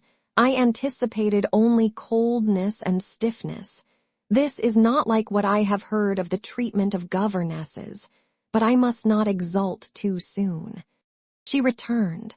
With her own hands cleared her knitting apparatus and a book or two from the table, to make room for the tray which Lee now brought, and then herself handed me the refreshments. I felt rather confused at being the object of more attention than I had ever before received, and that, too, shown by my employer and superior. But as she did not herself seem to consider she was doing anything out of her place, I thought it better to take her civilities quietly. "Shall I have the pleasure of seeing Miss Fairfax tonight?" I asked, when I had partaken of what she offered me. "What did you say, my dear?" "I am a little deaf," returned the good lady, approaching her ear to my mouth. I repeated the question, more distinctly. "Miss Fairfax? Oh, you mean Miss Varens. Varens is the name of your future pupil." "Indeed. Then she is not your daughter?" "No, I have no family." I should have followed up my first inquiry by asking in what way Miss Varens was connected with her, but I recollected it was not polite to ask too many questions. Besides, I was sure to hear in time. "I am so glad," she continued, as she sat down opposite to me and took the cat on her knee. "I am so glad you are come. It will be quite pleasant living here now with a companion. To be sure, it is pleasant at any time, for Thornfield is a fine old hall, rather neglected of late years perhaps, but still it is a respectable place. Yet you know in winter time one feels dreary quite alone in the best quarters. I say alone. Lee is a nice girl to be sure, and John and his wife are very decent people. But then you see they are only servants, and one can't converse with them on terms of equality. One must keep them at due distance, for fear of losing one's authority. I'm sure last winter it was a very severe one, if you recollect, and when it did not snow, it rained and blew. Not a creature but the butcher and postman came to the house, from November till February, and I really got quite melancholy with sitting night after night alone. I had Lee in to read to me sometimes, but I don't think the poor girl liked the task much. She felt it confining. In spring and summer one got on better. Sunshine and long days make such a difference. And then, just at the commencement of this autumn, little Adela Varens came and her nurse. A child makes a house alive all at once, and now you are here I shall be quite gay. My heart really warmed to the worthy lady as I heard her talk, and I drew my chair a little nearer to her, and expressed my sincere wish that she might find my company as agreeable as she anticipated. "But I'll not keep you sitting up late tonight," said she. "It is on the stroke of 12 now, and you have been traveling all day. You must feel tired. If you have got your feet well warmed, I'll show you your bedroom. I've had the room next to mine prepared for you. It is only a small apartment, but I thought you would like it better than one of the large front chambers. To be sure they have finer furniture, but they are so dreary and solitary, I never sleep in them myself." I thanked her for her considerate choice, and as I really felt fatigued with my long journey, expressed my readiness to retire. She took her candle, and I followed her from the room. First she went to see if the hall door was fastened. Having taken the key from the lock, she led the way upstairs. The steps and banisters were of oak. The staircase window was high and latticed. Both it and the long gallery into which the bedroom doors opened looked as if they belonged to a church rather than a house. A very chill and vault-like air pervaded the stairs and gallery, suggesting cheerless ideas of space and solitude. And I was glad, when finally ushered into my chamber, to find it of small dimensions and furnished in ordinary modern style. When Mrs. Fairfax had bidden me a kind good night, and I had fastened my door, gazed leisurely round, and in some measure effaced the eerie impression made by that wide hall, that dark and spacious staircase, and that long, cold gallery by the livelier aspect of my little room, I remembered that, after a day of bodily fatigue and mental anxiety, I was now at last in safe haven. The impulse of gratitude swelled my heart, and I knelt down at the bedside and offered up thanks where thanks were due, not forgetting, ere I rose, to implore aid on my further path, and the power of meriting the kindness which seemed so frankly offered me before it was earned. My couch had no thorns in it that night, my solitary room no fears. At once weary and content, I slept soon and soundly. When I awoke it was broad day. The chamber looked such a bright little place to me as the sun shone in between the gay blue chintz window curtains, showing papered walls and a carpeted floor, so unlike the bare planks and stained plaster of Lowood, that my spirits rose at the view. Externals have a great effect on the young. I thought that a fairer era of life was beginning for me, one that was to have its flowers and pleasures, as well as its thorns and toils. My faculties, roused by the change of scene, the new field offered to hope, seemed all astir. I cannot precisely define what they expected, but it was something pleasant, not perhaps that day or that month, but at an indefinite future period. I rose. I dressed myself with care, obliged to be plain, for I had no article of attire that was not made with extreme simplicity. I was still by nature solicitous to be neat. It was not my habit to be disregardful of appearance or careless of the impression I made. On the contrary, I ever wished to look as well as I could, and to please as much as my want of beauty would permit. I sometimes regretted that I was not handsomer. I sometimes wished to have rosy cheeks, a straight nose, and small cherry mouth. I desired to be tall, stately, and finely developed in figure.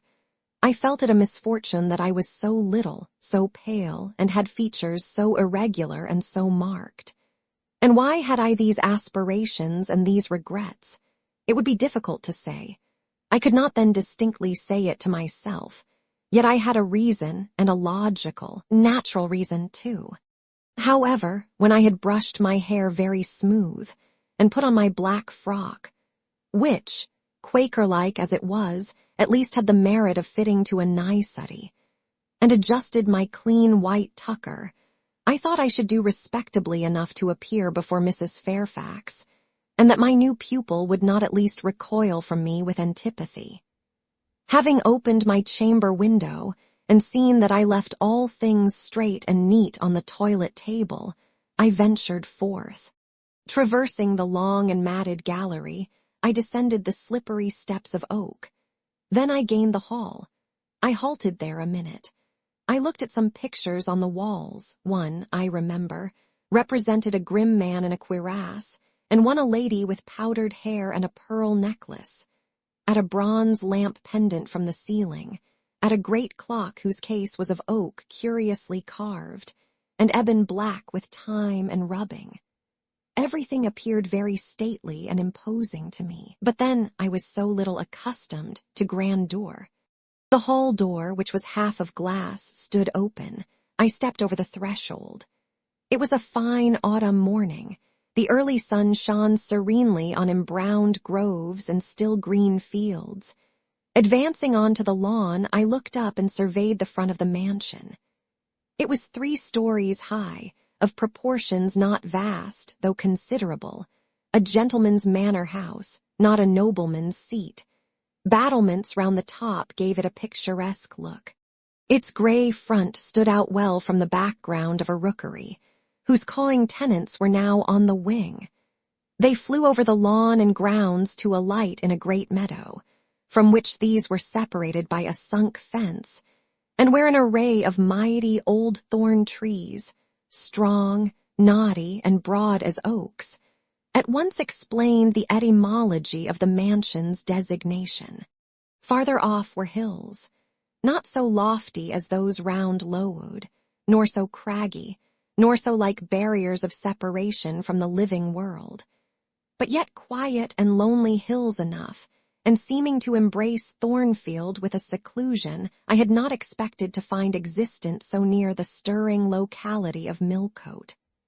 A little hamlet, whose roofs were blent with trees, straggled up the side of one of these hills. The church of the district stood nearer Thornfield. Its old tower top looked over a knoll between the house and gates. I was yet enjoying the calm prospect and pleasant fresh air, yet listening with delight to the cawing of the rooks, yet surveying the wide, hoary front of the hall, and thinking what a great place it was for one lonely little dame like Mrs. Fairfax to inhabit, when that lady appeared at the door. "What, out already?" said she. "I see you are an early riser." I went up to her and was received with an affable kiss and shake of the hand. "How do you like Thornfield?" she asked. I told her I liked it very much. "Yes," she said, "it is a pretty place, but I fear it will be getting out of order unless Mr. Rochester should take it into his head to come and reside here permanently, or, at least, visit it rather oftener. Great houses and fine grounds require the presence of the proprietor." "Mr. Rochester," I exclaimed. "Who is he?" "The owner of Thornfield," she responded quietly. "Did you not know he was called Rochester?" Of course I did not. I had never heard of him before, but the old lady seemed to regard his existence as a universally understood fact, with which everybody must be acquainted by instinct. I thought, I continued, Thornfield belonged to you. To me, bless you, child, what an idea to me. I am only the housekeeper, the manager. To be sure, I am distantly related to the Rochesters by the mother's side, or at least my husband was. He was a clergyman incumbent of Hay, that little village yonder on the hill, and that church near the gates was his. The present Mr. Rochester's mother was a Fairfax, and second cousin to my husband, but I never presume on the connection. In fact, it is nothing to me. I consider myself quite in the light of an ordinary housekeeper. My employer is always civil, and I expect nothing more. And the little girl, my pupil, she is Mr. Rochester's ward. He commissioned me to find a governess for her. He intended to have her brought up in Shire, I believe. Here she comes with her bonne, as she calls her nurse. The enigma then was explained. This affable and kind little widow was no great dame, but a dependent like myself. I did not like her the worse for that. On the contrary, I felt better pleased than ever. The equality between her and me was real, not the mere result of condescension on her part. So much the better. My position was all the freer. As I was meditating on this discovery, a little girl, followed by her attendant, came running up the lawn. I looked at my pupil, who did not at first appear to notice me. She was quite a child, perhaps 7 or 8 years old, slightly built, with a pale, small-featured face, and a redundancy of hair falling in curls to her waist. "Good morning, Miss Adela," said Mrs. Fairfax. "Come and speak to the lady who is to teach you, and to make you a clever woman some day."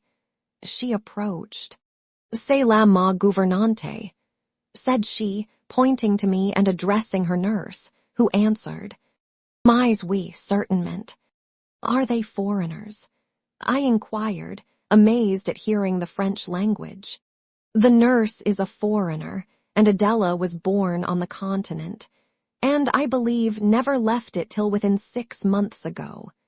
When she first came here she could speak no English.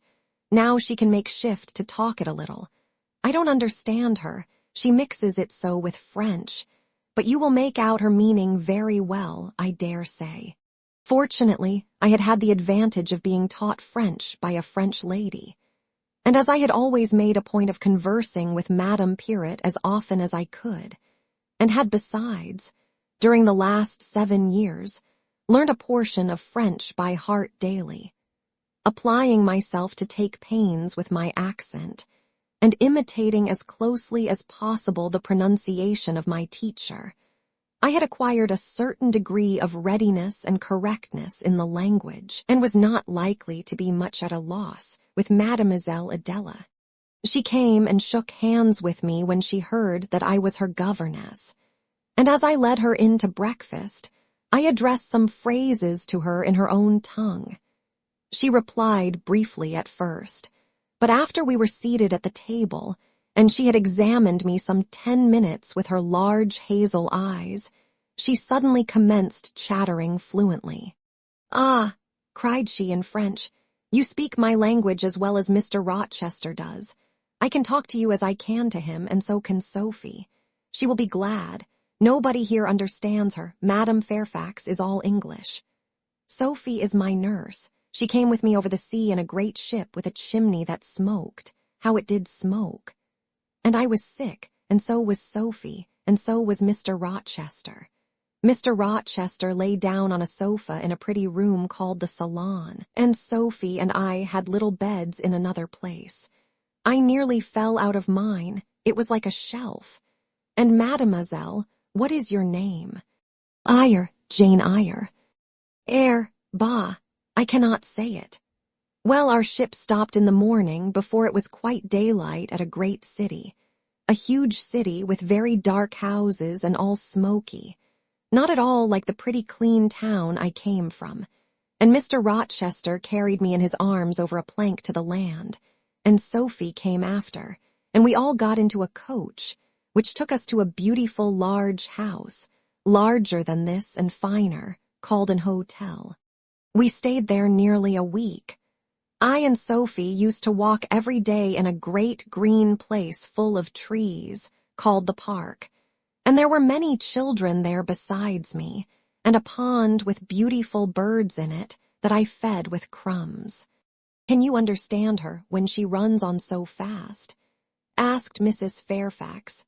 I understood her very well, for I had been accustomed to the fluent tongue of Madame Pirot. I wish, continued the good lady, you would ask her a question or two about her parents. I wonder if she remembers them. Adele, I inquired, with whom did you live when you were in that pretty clean town you spoke of? I lived long ago with Mamma, but she is gone to the Holy Virgin. Mamma used to teach me to dance and sing and to say verses. A great many gentlemen and ladies came to see Mamma, and I used to dance before them or to sit on their knees and sing to them. I liked it. Shall I let you hear me sing now? She had finished her breakfast, so I permitted her to give a specimen of her accomplishments. Descending from her chair, she came and placed herself on my knee. Then, folding her little hands demurely before her, shaking back her curls and lifting her eyes to the ceiling, she commenced singing a song from some opera. It was the strain of a forsaken lady, who, after bewailing the perfidy of her lover, calls pride to her aid, desires her attendant to deck her in her brightest jewels and richest robes, and resolves to meet the false one that night at a ball, and prove to him, by the gaiety of her demeanor, how little his desertion has affected her. The subject seemed strangely chosen for an infant singer, but I suppose the point of the exhibition lay in hearing the notes of love and jealousy warbled with the lisp of childhood, and in very bad taste that point was. At least I thought so. Adele sang the canzonet tunefully enough, and with the naivete of her age. This achieved, she jumped from my knee and said, "Now, mademoiselle, I will repeat you some poetry." Assuming an attitude, she began, La Ligue des Rats, Fable de La Fontaine.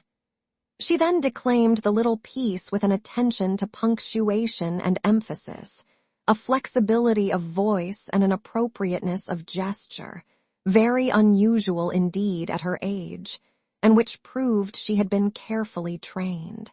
Was it your mamma who taught you that piece? I asked. Yes, and she just used to say it in this way, Qu'avez-vous donc? Lui dit un de ces rats, parles. She made me lift my hand, so to remind me to raise my voice at the question. Now shall I dance for you? No, that will do.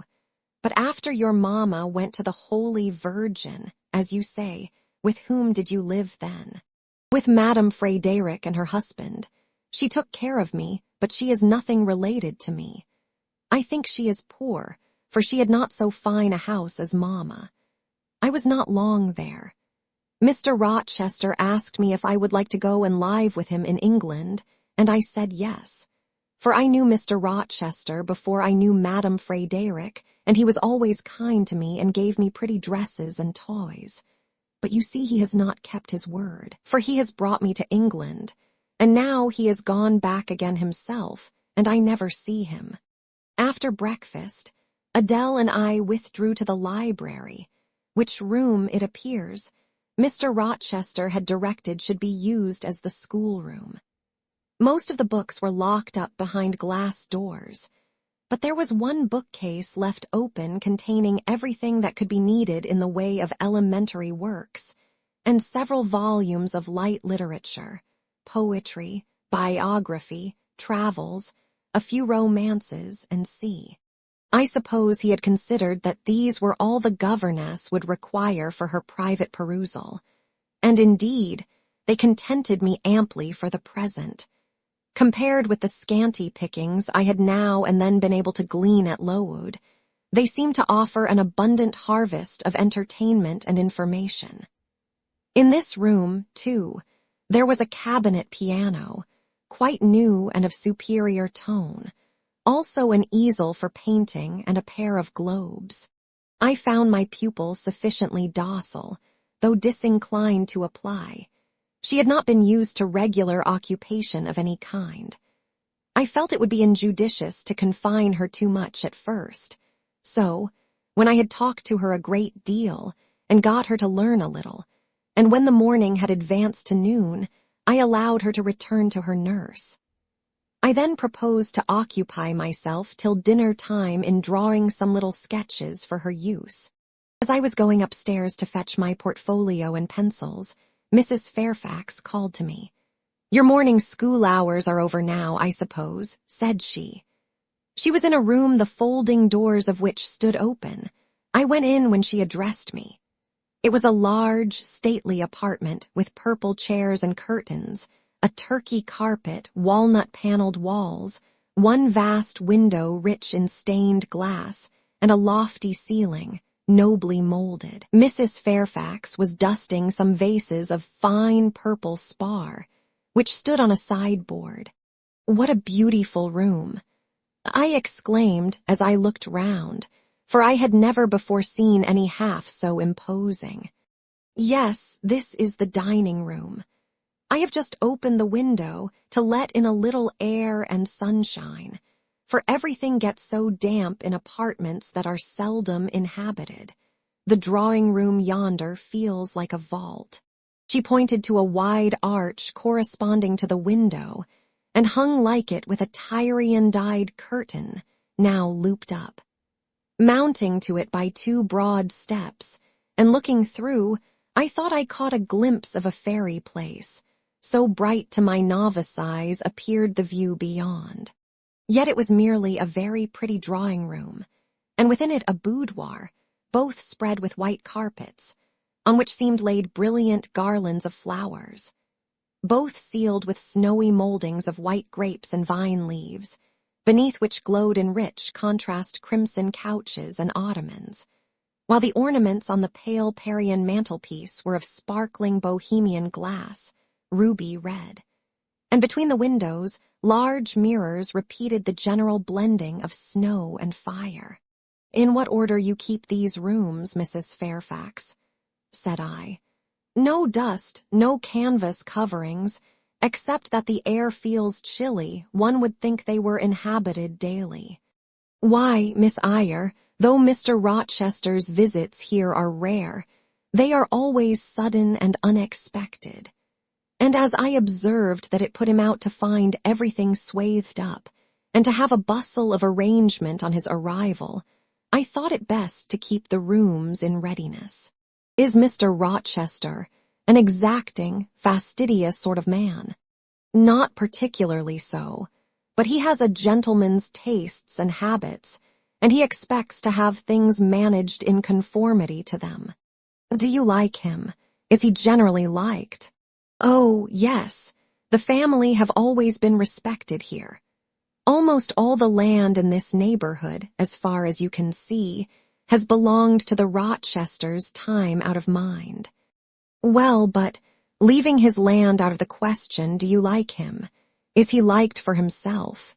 "I have no cause to do otherwise than like him, and I believe he is considered a just and liberal landlord by his tenants, but he has never lived much amongst them."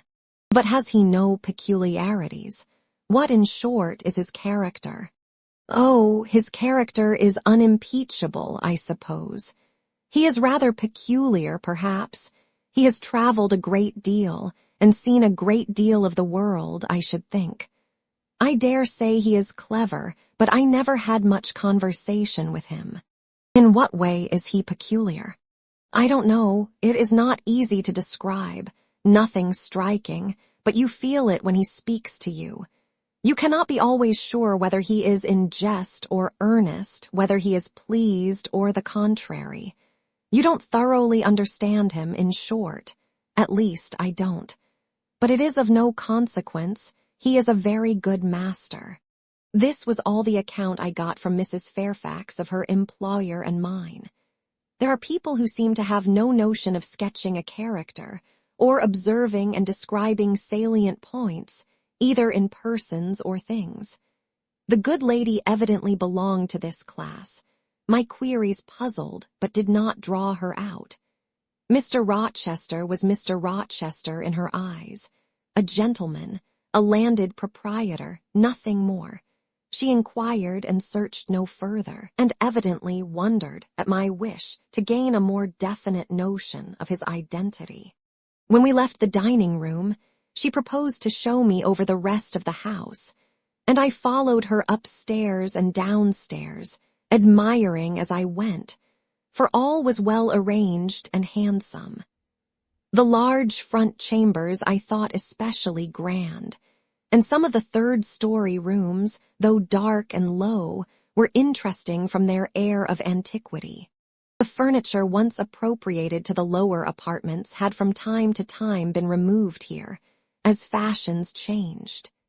And the imperfect light entering by their narrow casement showed bedsteads of 100 years old, chests in oak or walnut, looking, with their strange carvings of palm branches and cherubs' heads, like types of the Hebrew Ark, rows of venerable chairs, high-backed and narrow, stools still more antiquated, on whose cushioned tops were yet apparent traces of half-effaced embroideries, wrought by fingers that for 2 generations had been coffin dust. All these relics gave to the 3rd story of Thornfield Hall the aspect of a home of the past, a shrine of memory. I liked the hush, the gloom, the quaintness of these retreats in the day, but I by no means coveted a night's repose on one of those wide and heavy beds. Shut in, some of them with doors of oak, shaded, others with wrought old English hangings crusted with thick work, portraying effigies of strange flowers and stranger birds and strangest human beings, all which would have looked strange indeed by the pallid gleam of moonlight. "Do the servants sleep in these rooms?" I asked. "No, they occupy a range of smaller apartments to the back. No one ever sleeps here. One would almost say that, if there were a ghost at Thornfield Hall, this would be its haunt." "So I think. You have no ghost, then?" "None that I ever heard of," returned Mrs. Fairfax, smiling. "Nor any traditions of one. No legends or ghost stories." "I believe not. And yet it is said the Rochesters have been rather a violent than a quiet race in their time. Perhaps, though, that is the reason they rest tranquilly in their graves now. Yes, after life's fitful fever they sleep well," I muttered. "Where are you going now, Mrs. Fairfax?" For she was moving away. "On to the Leads. Will you come and see the view from thence?" I followed still, up a very narrow staircase to the attics, and thence by a ladder and through a trap-door to the roof of the hall. I was now on a level with the Crow colony, and could see into their nests. Leaning over the battlements and looking far down, I surveyed the grounds laid out like a map. The bright and velvet lawn closely girdling the gray base of the mansion. The field, wide as a park, dotted with its ancient timber. The wood, dun and sere, divided by a path visibly overgrown, greener with moss than the trees were with foliage. The church at the gates, the road, the tranquil hills, all reposing in the autumn day's sun. The horizon bounded by a propitious sky, azure, marbled with pearly white. No feature in the scene was extraordinary, but all was pleasing. When I turned from it and repassed the trap-door, I could scarcely see my way down the ladder. The attic seemed black as a vault compared with that arch of blue air to which I had been looking up, and to that sunlit scene of grove, pasture, and green hill, of which the hall was the center, and over which I had been gazing with delight. Mrs. Fairfax stayed behind a moment to fasten the trap-door. I, by dint of groping, found the outlet from the attic, and proceeded to descend the narrow garret staircase. I lingered in the long passage to which this led, separating the front and back rooms of the third story. Narrow, low, and dim, with only one little window at the far end, and looking with its 2 rows of small black doors all shut, like a corridor in some Bluebeard's castle. While I paced softly on, the last sound I expected to hear in so still a region, a laugh, struck my ear. It was a curious laugh, distinct, formal, mirthless. I stopped. The sound ceased, only for an instant. It began again, louder. For at first, though distinct, it was very low. It passed off in a clamorous peal that seemed to wake an echo in every lonely chamber, though it originated but in one, and I could have pointed out the door whence the accents issued. "Mrs. Fairfax," I called out, for I now heard her descending the great stairs. "Did you hear that loud laugh? Who is it?" "Some of the servants, very likely," she answered. "Perhaps Grace Poole." "Did you hear it?" I again inquired. "Yes, plainly. I often hear her. She sews in one of these rooms. Sometimes Lee is with her. They are frequently noisy together." The laugh was repeated in its low, syllabic tone, and terminated in an odd murmur. "Grace!" exclaimed Mrs. Fairfax. I really did not expect any Grace to answer, for the laugh was as tragic, as preternatural a laugh as any I ever heard. But that it was high noon, and that no circumstance of ghostliness accompanied the curious cachinnation. But that neither scene nor season favored fear, I should have been superstitiously afraid. However, the event showed me I was a fool for entertaining a sense even of surprise. The door nearest me opened, and a servant came out, a woman of between 30 and 40, a set, square-made figure, red-haired, and with a hard, plain face. Any apparition less romantic or less ghostly could scarcely be conceived. "Too much noise, Grace," said Mrs. Fairfax. "Remember directions." Grace curtsied silently and went in. "She is a person we have to sew and assist Lee in her housemaid's work," continued the widow. "Not altogether unobjectionable in some points, but she does well enough. By the by, how have you got on with your new pupil this morning?"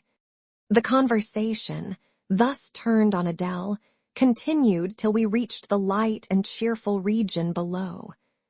Adele came running to meet us in the hall, exclaiming, "Mesdames, vous êtes servies," adding, "Ji by en fame moi." We found dinner ready, and waiting for us in Mrs. Fairfax's room. Chapter 12. The promise of a smooth career, which my first calm introduction to Thornfield Hall seemed to pledge, was not belied on a longer acquaintance with the place and its inmates. Mrs. Fairfax turned out to be what she appeared, a placid-tempered, kind-natured woman, of competent education and average intelligence. My pupil was a lively child, who had been spoilt and indulged, and therefore was sometimes wayward. But as she was committed entirely to my care, and no injudicious interference from any quarter ever thwarted my plans for her improvement, she soon forgot her little freaks, and became obedient and teachable. She had no great talents, no marked traits of character, no peculiar development of feeling or taste, which raised her 1 inch above the ordinary level of childhood. But neither had she any deficiency or vice which sunk her below it. She made reasonable progress, entertained for me a vivacious, though perhaps not very profound, affection, and by her simplicity, gay prattle and efforts to please, inspired me, in return, with a degree of attachment sufficient to make us both content in each other's society. This, par parentheses, will be thought cool language by persons who entertain solemn doctrines about the angelic nature of children, and the duty of those charged with their education, to conceive for them an idolatrous devotion. But I am not writing to flatter parental egotism, to echo cant, or prop up humbug. I am merely telling the truth. I felt a conscientious solicitude for Adele's welfare and progress, and a quiet liking for her little self. Just as I cherished towards Mrs. Fairfax a thankfulness for her kindness, and a pleasure in her society proportionate to the tranquil regard she had for me, and the moderation of her mind and character.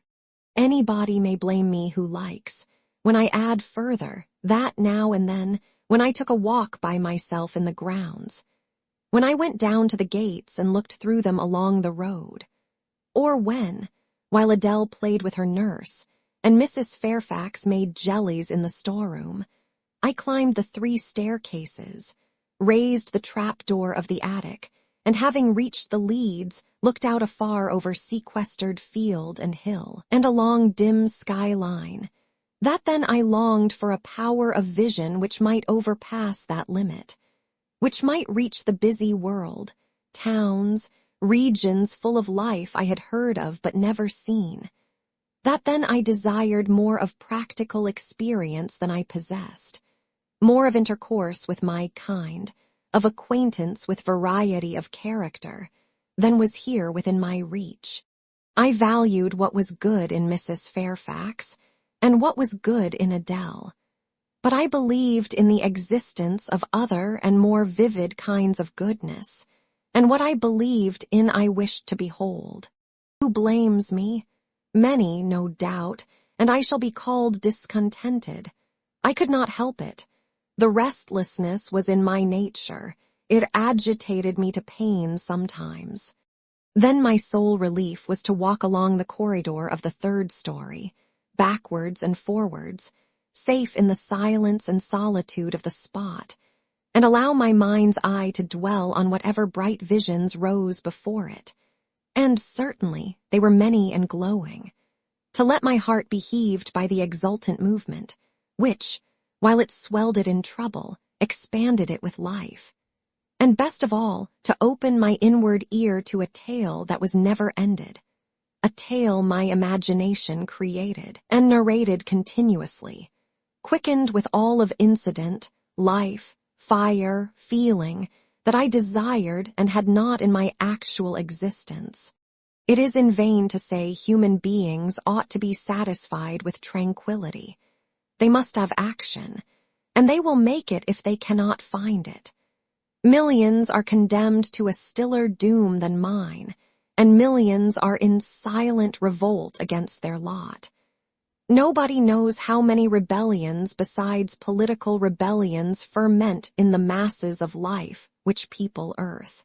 Women are supposed to be very calm generally, but women feel just as men feel. They need exercise for their faculties and a field for their efforts as much as their brothers do. They suffer from too rigid a restraint, too absolute a stagnation, precisely as men would suffer. And it is narrow-minded in their more privileged fellow creatures to say that they ought to confine themselves to making puddings and knitting stockings, to playing on the piano and embroidering bags. It is thoughtless to condemn them, or laugh at them, if they seek to do more or learn more than custom has pronounced necessary for their sex. And thus alone I not unfrequently heard Grace Poole's laugh, the same peal, the same low, slow ha, which when first heard had thrilled me. I heard, too, her eccentric murmurs, stranger than her laugh. There were days when she was quite silent, but there were others when I could not account for the sounds she made.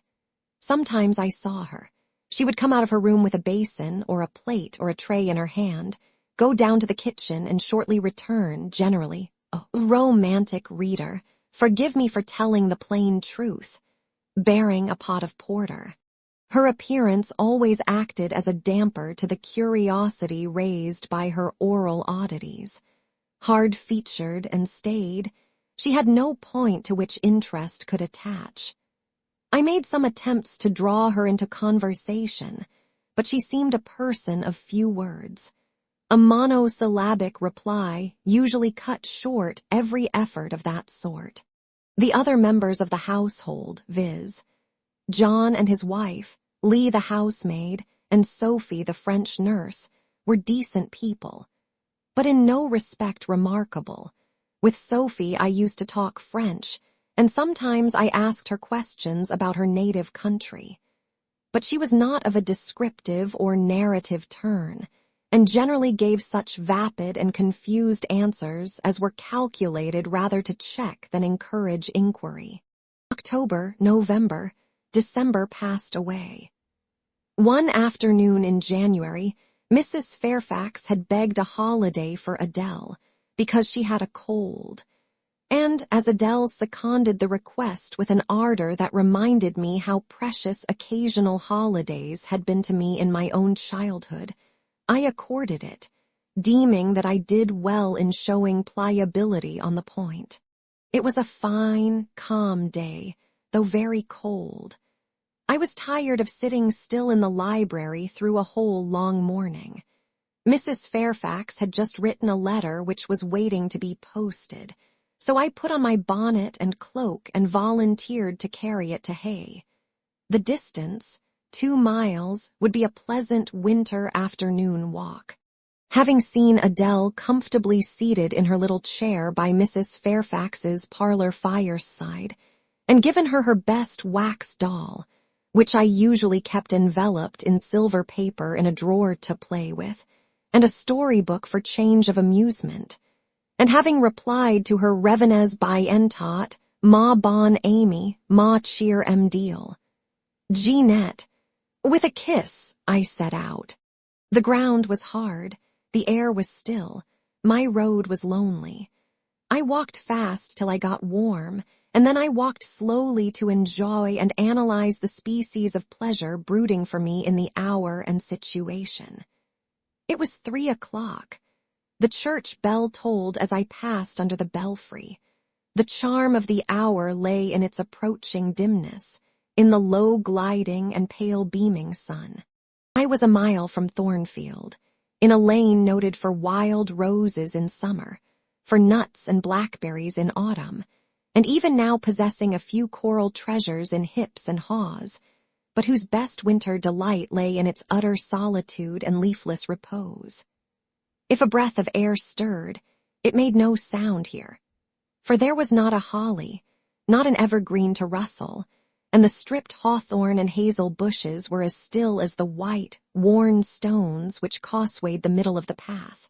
Far and wide on each side, there were only fields where no cattle now browsed, and the little brown birds which stirred occasionally in the hedge looked like single russet leaves that had forgotten to drop.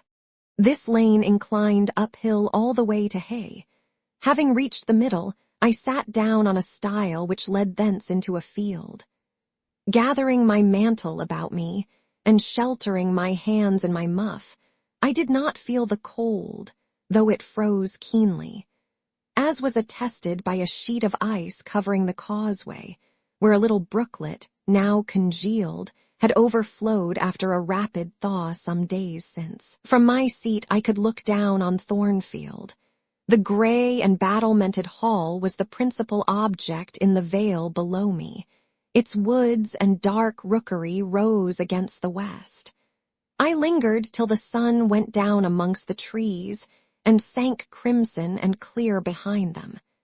I then turned eastward. On the hilltop above me sat the rising moon, pale yet as a cloud but brightening momentarily. She looked over Hay, which, half lost in trees, sent up a blue smoke from its few chimneys. It was yet a mile distant, but in the absolute hush I could hear plainly its thin murmurs of life. My ear, too, felt the flow of currents. In what dales and depths I could not tell, but there were many hills beyond Hay, and doubtless many becks threading their passes. That evening calm betrayed alike the tinkle of the nearest streams, the sough of the most remote. A rude noise broke on these fine ripplings and whisperings, at once so far away and so clear. A positive tramp, a metallic clatter, which effaced the soft wave wanderings. As in a picture, the solid mass of a crag or the rough boles of a great oak, drawn in dark and strong on the foreground, efface the aerial distance of azure hill, sunny horizon, and blended clouds where tint melts into tint. The din was on the causeway. A horse was coming. The windings of the lane yet hid it, but it approached. I was just leaving the stile, yet as the path was narrow, I sat still to let it go by. In those days I was young, and all sorts of fancies, bright and dark, tenanted my mind. The memories of nursery stories were there amongst other rubbish, and when they recurred, maturing youth added to them a vigor and vividness beyond what childhood could give. As this horse approached, and as I watched for it to appear through the dusk, I remembered certain of Bessie's tales, wherein figured a North of England spirit called a jitrash, which, in the form of horse, mule, or large dog, haunted solitary ways and sometimes came upon belated travellers, as this horse was now coming upon me. It was very near, but not yet in sight, when in addition to the tramp, I heard a rush under the hedge, and close down by the hazel stems glided a great dog, whose black and white color made him a distinct object against the trees. It was exactly one form of Bessie's jitrash, a lion-like creature with long hair and a huge head. It passed me, however, quietly enough, not staying to look up with strange pretercanine eyes in my face, as I half expected it would. The horse followed, a tall steed, and on its back a rider. The man, the human being, broke the spell at once. Nothing ever rode the jitrash. It was always alone, and goblins, to my notions, though they might tenant the dumb carcasses of beasts, could scarce covet shelter in the commonplace human form. No jitrash was this, only a traveller taking the short cut to Millcote. He passed, and I went on, a few steps, and I turned. A sliding sound and an exclamation of what the deuce is to do now, and a clattering tumble arrested my attention. Man and horse were down. They had slipped on the sheet of ice, which glazed the causeway. The dog came bounding back, and seeing his master in a predicament, and hearing the horse groan, barked till the evening hills echoed the sound, which was deep in proportion to his magnitude. He snuffed round the prostrate group, and then he ran up to me. It was all he could do. There was no other help at hand to summon. I obeyed him and walked down to the traveller, by this time struggling himself free of his steed. His efforts were so vigorous, I thought he could not be much hurt, but I asked him the question, "Are you injured, sir?" I think he was swearing, but am not certain. However, he was pronouncing some formula which prevented him from replying to me directly. "Can I do anything?" I asked again. "You must just stand on one side," he answered as he rose, first to his knees and then to his feet. I did, whereupon began a heaving, stamping, clattering process, accompanied by a barking and baying which removed me effectually some yards' distance. But I would not be driven quite away till I saw the event. This was finally fortunate. The horse was re-established, and the dog was silenced with a down pilot. The traveller now, stooping, felt his foot and leg, as if trying whether they were sound. Apparently something ailed them, for he halted to the stile whence I had just risen and sat down. I was in the mood for being useful, or at least officious, I think, for I now drew near him again. "If you are hurt and want help, sir, I can fetch someone either from Thornfield Hall or from Hay." "Thank you, I shall do. I have no broken bones, only a sprain."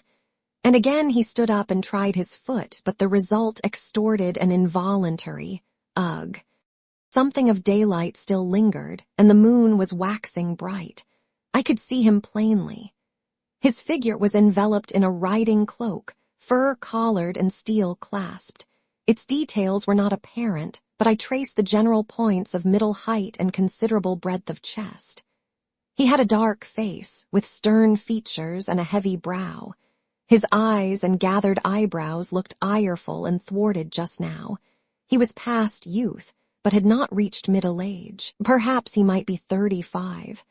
I felt no fear of him, and but little shyness. Had he been a handsome, heroic-looking young gentleman, I should not have dared to stand thus questioning him against his will, and offering my services unasked.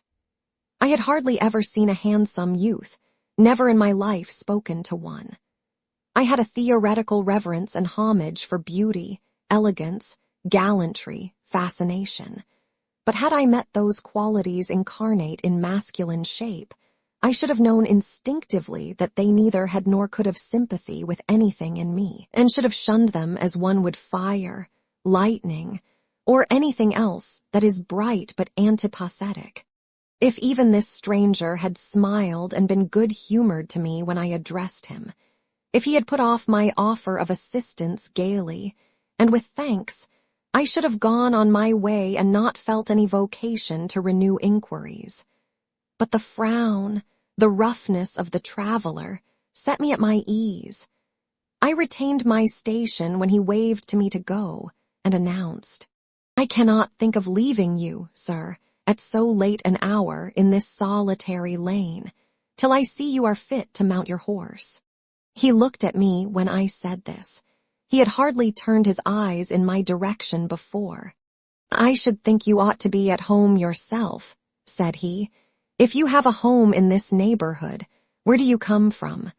"From just below, and I am not at all afraid of being out late when it is moonlight. I will run over to Hay for you with pleasure, if you wish it. Indeed, I am going there to post a letter." "You live just below. Do you mean at that house with the battlements?" Pointing to Thornfield Hall, on which the moon cast a hoary gleam, bringing it out distinct and pale from the woods that, by contrast with the western sky, now seemed one mass of shadow. "Yes, sir." "Whose house is it?" "Mr. Rochester's." "Do you know Mr. Rochester?" "No, I have never seen him." "He is not resident, then?" "No." "Can you tell me where he is?" "I cannot." "You are not a servant at the hall, of course." "You are—" He stopped, ran his eye over my dress, which, as usual, was quite simple. A black merino cloak, a black beaver bonnet, neither of them half fine enough for a lady's maid.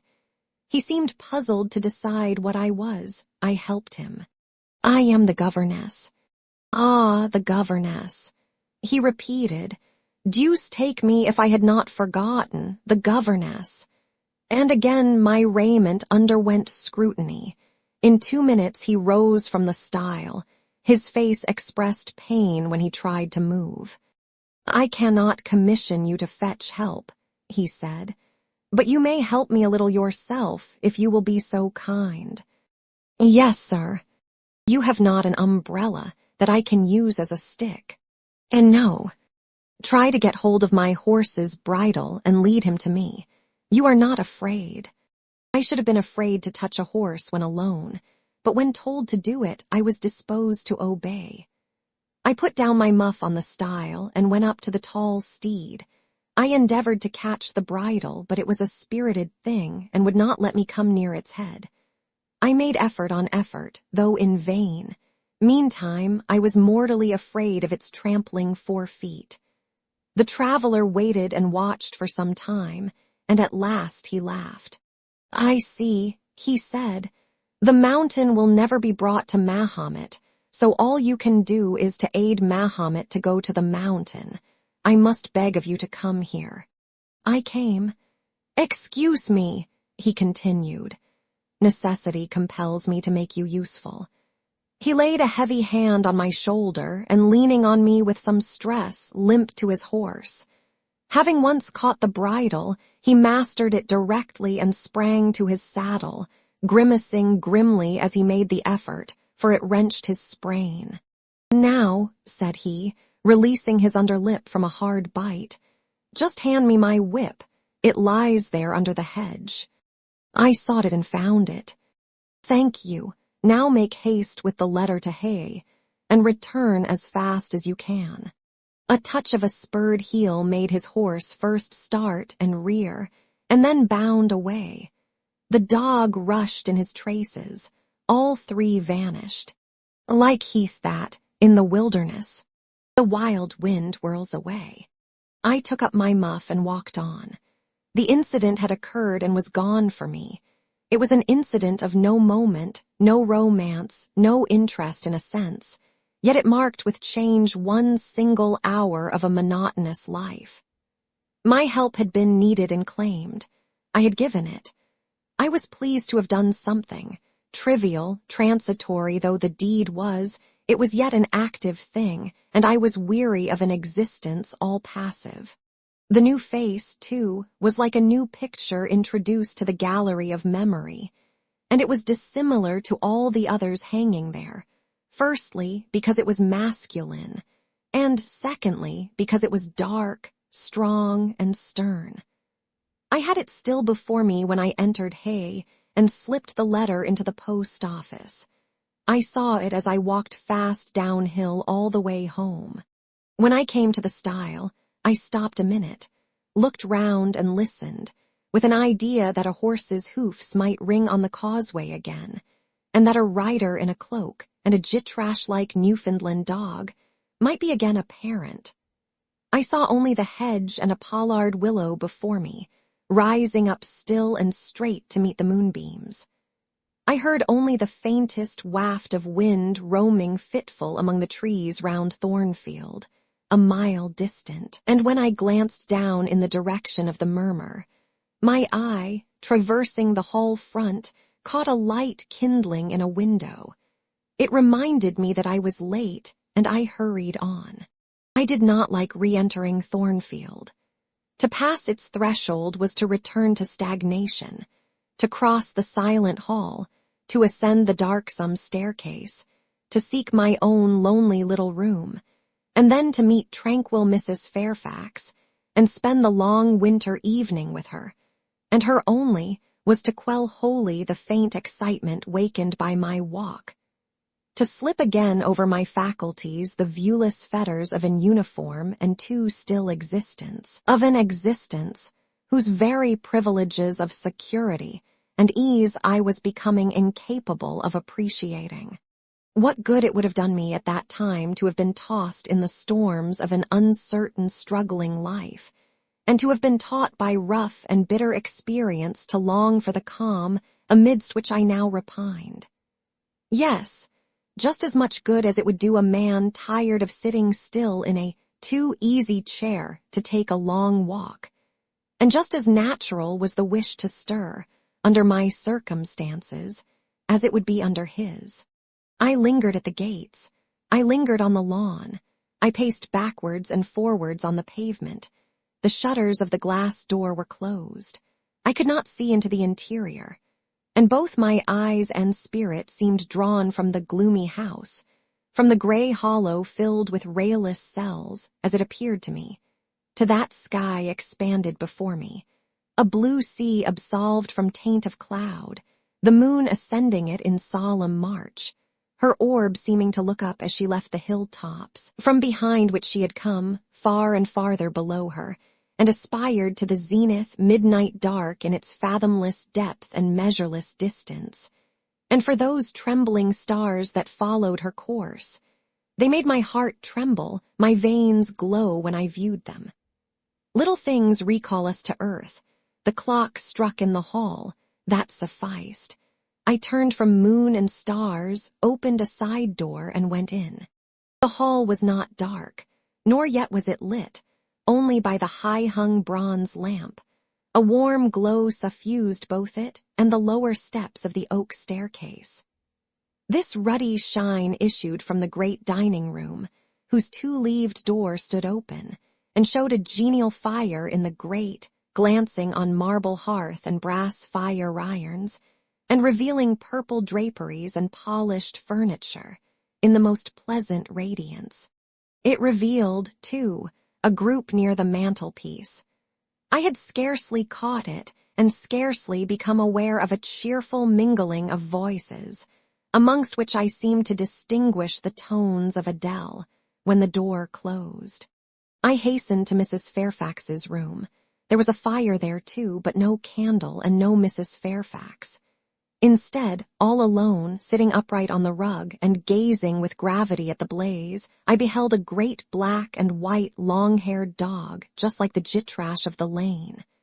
It was so like it that I went forward and said, "Pilot," and the thing got up and came to me and snuffed me. I caressed him, and he wagged his great tail, but he looked an eerie creature to be alone with, and I could not tell whence he had come. I rang the bell, for I wanted a candle, and I wanted, too, to get an account of this visitant. Lee entered. "What dog is this?" "He came with master." "With whom?" "With master, Mr. Rochester. He has just arrived." "Indeed. And is Mrs. Fairfax with him?" "Yes, and Miss Adele.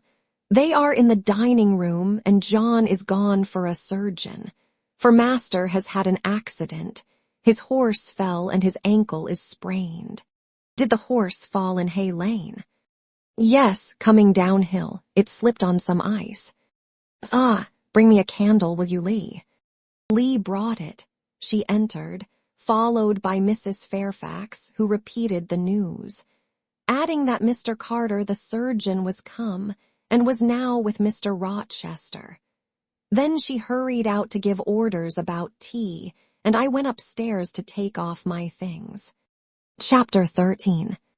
Mr. Rochester, it seems, by the surgeon's orders, went to bed early that night, nor did he rise soon next morning.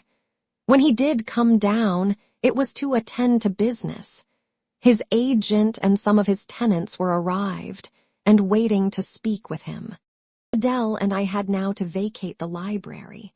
It would be in daily requisition as a reception room for callers. A fire was lit in an apartment upstairs, and there I carried our books and arranged it for the future schoolroom.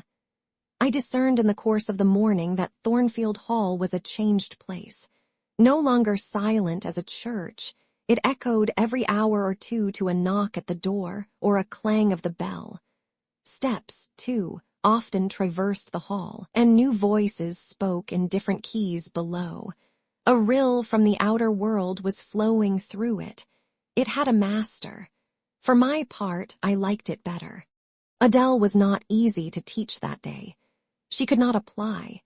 She kept running to the door and looking over the banisters to see if she could get a glimpse of Mr. Rochester. Then she coined pretexts to go downstairs, in order, as I shrewdly suspected, to visit the library, where I knew she was not wanted. Then, when I got a little angry and made her sit still, she continued to talk incessantly of her ami, Monsieur Edouard Fairfax de Rochester, as she dubbed him. I had not before heard his pronomens, and to conjecture what presents he had brought her, for it appears he had intimated the night before that when his luggage came from Millcote, there would be found amongst it a little box in whose contents she had an interest. "Et cela doit signifier," said she, "quil y aura la dedans uncadau pour moi, et peut-être pour vous aussi, mademoiselle. Monsieur a parlé de vous. Il m'a demandé le nom de ma gouvernante, et si elle en était pas une petite personne, à 16 minutes et un peu pale. J'ai dit oui, car c'est vrai, n'est si pas, mademoiselle." I and my pupil dined as usual in Mrs. Fairfax's parlor. The afternoon was wild and snowy, and we passed it in the schoolroom. At dark I allowed Adele to put away books and work, and to run downstairs, for, from the comparative silence below, and from the cessation of appeals to the doorbell, I conjectured that Mr. Rochester was now at liberty. Left alone, I walked to the window, but nothing was to be seen thence. Twilight and snowflakes together thickened the air, and hid the very shrubs on the lawn. I let down the curtain and went back to the fireside.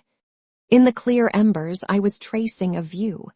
not unlike a picture I remembered to have seen of the castle of Heidelberg on the Rhine, when Mrs. Fairfax came in, breaking up by her entrance the fiery mosaic I had been piercing together, and scattering too some heavy, unwelcome thoughts that were beginning to throng on my solitude.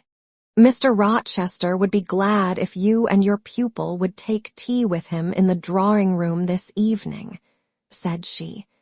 "He has been so much engaged all day that he could not ask to see you before." "When is his tea time?" I inquired. "Oh, at 6 o'clock. He keeps early hours in the country. You had better change your frock now. I will go with you and fasten it. Here is a candle." "Is it necessary to change my frock?" "Yes, you had better. I always dress for the evening when Mr. Rochester is here." This additional ceremony seemed somewhat stately. However, I repaired to my room, and with Mrs. Fairfax's aid, replaced my black stuff dress by one of black silk, the best and the only additional one I had, except one of light gray, which, in my low notions of the toilette, I thought too fine to be worn, except on first-rate occasions. "You want a brooch," said Mrs. Fairfax. "I had a single little pearl ornament which Miss Temple gave me as a parting keepsake. I put it on, and then we went downstairs. Unused as I was to strangers, it was rather a trial to appear thus formally summoned in Mr. Rochester's presence. I let Mrs. Fairfax precede me into the dining-room, and kept in her shade as we crossed that apartment, and passing the arch, whose curtain was now dropped, entered the elegant recess beyond. 2 wax candles stood lighted on the table, and 2 on the mantelpiece. Basking in the light and heat of a superb fire lay Pilot. Adele knelt near him. Half reclined on a couch appeared Mr. Rochester, his foot supported by the cushion. He was looking at Adele and the dog. The fire shone full on his face. I knew my traveler with his broad and jetty eyebrows, his square forehead, made squarer by the horizontal sweep of his black hair. I recognized his decisive nose, more remarkable for character than beauty, his full nostrils denoting, I thought, choler, his grim mouth, chin, and jaw. Yes, all 3 were very grim and no mistake. His shape, now divested of cloak, I perceived harmonized in squareness with his physiognomy. I suppose it was a good figure in the athletic sense of the term, broad-chested and thin-flanked, though neither tall nor graceful. Mr. Rochester must have been aware of the entrance of Mrs. Fairfax and myself, but it appeared he was not in the mood to notice us, for he never lifted his head as we approached. "Here is Miss Eyre, sir," said Mrs. Fairfax in her quiet way. He bowed, still not taking his eyes from the group of the dog and child. "Let Miss Eyre be seated," said he, and there was something in the forced, stiff bow, in the impatient yet formal tone, which seemed further to express, "What the deuce is it to me whether Miss Eyre be there or not? At this moment I am not disposed to accost her." I sat down quite disembarrassed. A reception of finished politeness would probably have confused me. I could not have returned or repaid it by answering grace and elegance on my part, but harsh caprice laid me under no obligation. On the contrary, a decent quiescence, under the freak of manner, gave me the advantage. Besides, the eccentricity of the proceeding was piquant. I felt interested to see how he would go on. He went on as a statue would, that is, he neither spoke nor moved. Mrs. Fairfax seemed to think it necessary that someone should be amiable, and she began to talk. Kindly, as usual, and as usual rather trite, she condoled with him on the pressure of business he had had all day, on the annoyance it must have been to him with that painful sprain. Then she commended his patience and perseverance in going through with it. "Madam, I should like some tea," was the sole rejoinder she got. She hastened to ring the bell, and when the tray came, she proceeded to arrange the cups, spoons, and tea with assiduous celerity. I and Adele went to the table, but the master did not leave his couch. "Will you hand Mr. Rochester's cup?" said Mrs. Fairfax to me. "Adele might perhaps spill it." I did as requested. As he took the cup from my hand, Adele, thinking the moment propitious for making a request in my favor, cried out, "N'est-ce pas, monsieur? Quil y a un cadeau pour Mademoiselle Eyre dans votre petit coffre?" "Who talks of cadeaux?" said he gruffly. "Did you expect a present, Miss Eyre? Are you fond of presents?" And he searched my face with eyes that I saw were dark, irate, and piercing. "I hardly know, sir. I have little experience of them. They are generally thought pleasant things." "Generally thought, but what do you think?" "I should be obliged to take time, sir, before I could give you an answer worthy of your acceptance. A present has many faces to it, has it not? And one should consider all before pronouncing an opinion as to its nature. Miss Eyre, you are not so unsophisticated as Adele. She demands a cadeau, clamorously, the moment she sees me. You beat about the bush. Because I have less confidence in my deserts than Adele has. She can prefer the claim of old acquaintance, and the right, too, of custom. For she says you have always been in the habit of giving her playthings. But if I had to make out a case, I should be puzzled, since I am a stranger, and have done nothing to entitle me to an acknowledgment. Oh, don't fall back on over-modesty. I have examined Adele, and find you have taken great pains with her. She is not bright, she has no talents, yet in a short time she has made much improvement. Sir, you have now given me my cadeau. I am obliged to you. It is the meed teachers most covet, praise of their pupils' progress." "Humph," said Mr. Rochester, and he took his tea in silence. "Come to the fire," said the master, when the tray was taken away and Mrs. Fairfax had settled into a corner with her knitting, while Adele was leading me by the hand round the room, showing me the beautiful books and ornaments on the consoles and chiffoniers. We obeyed, as in duty bound.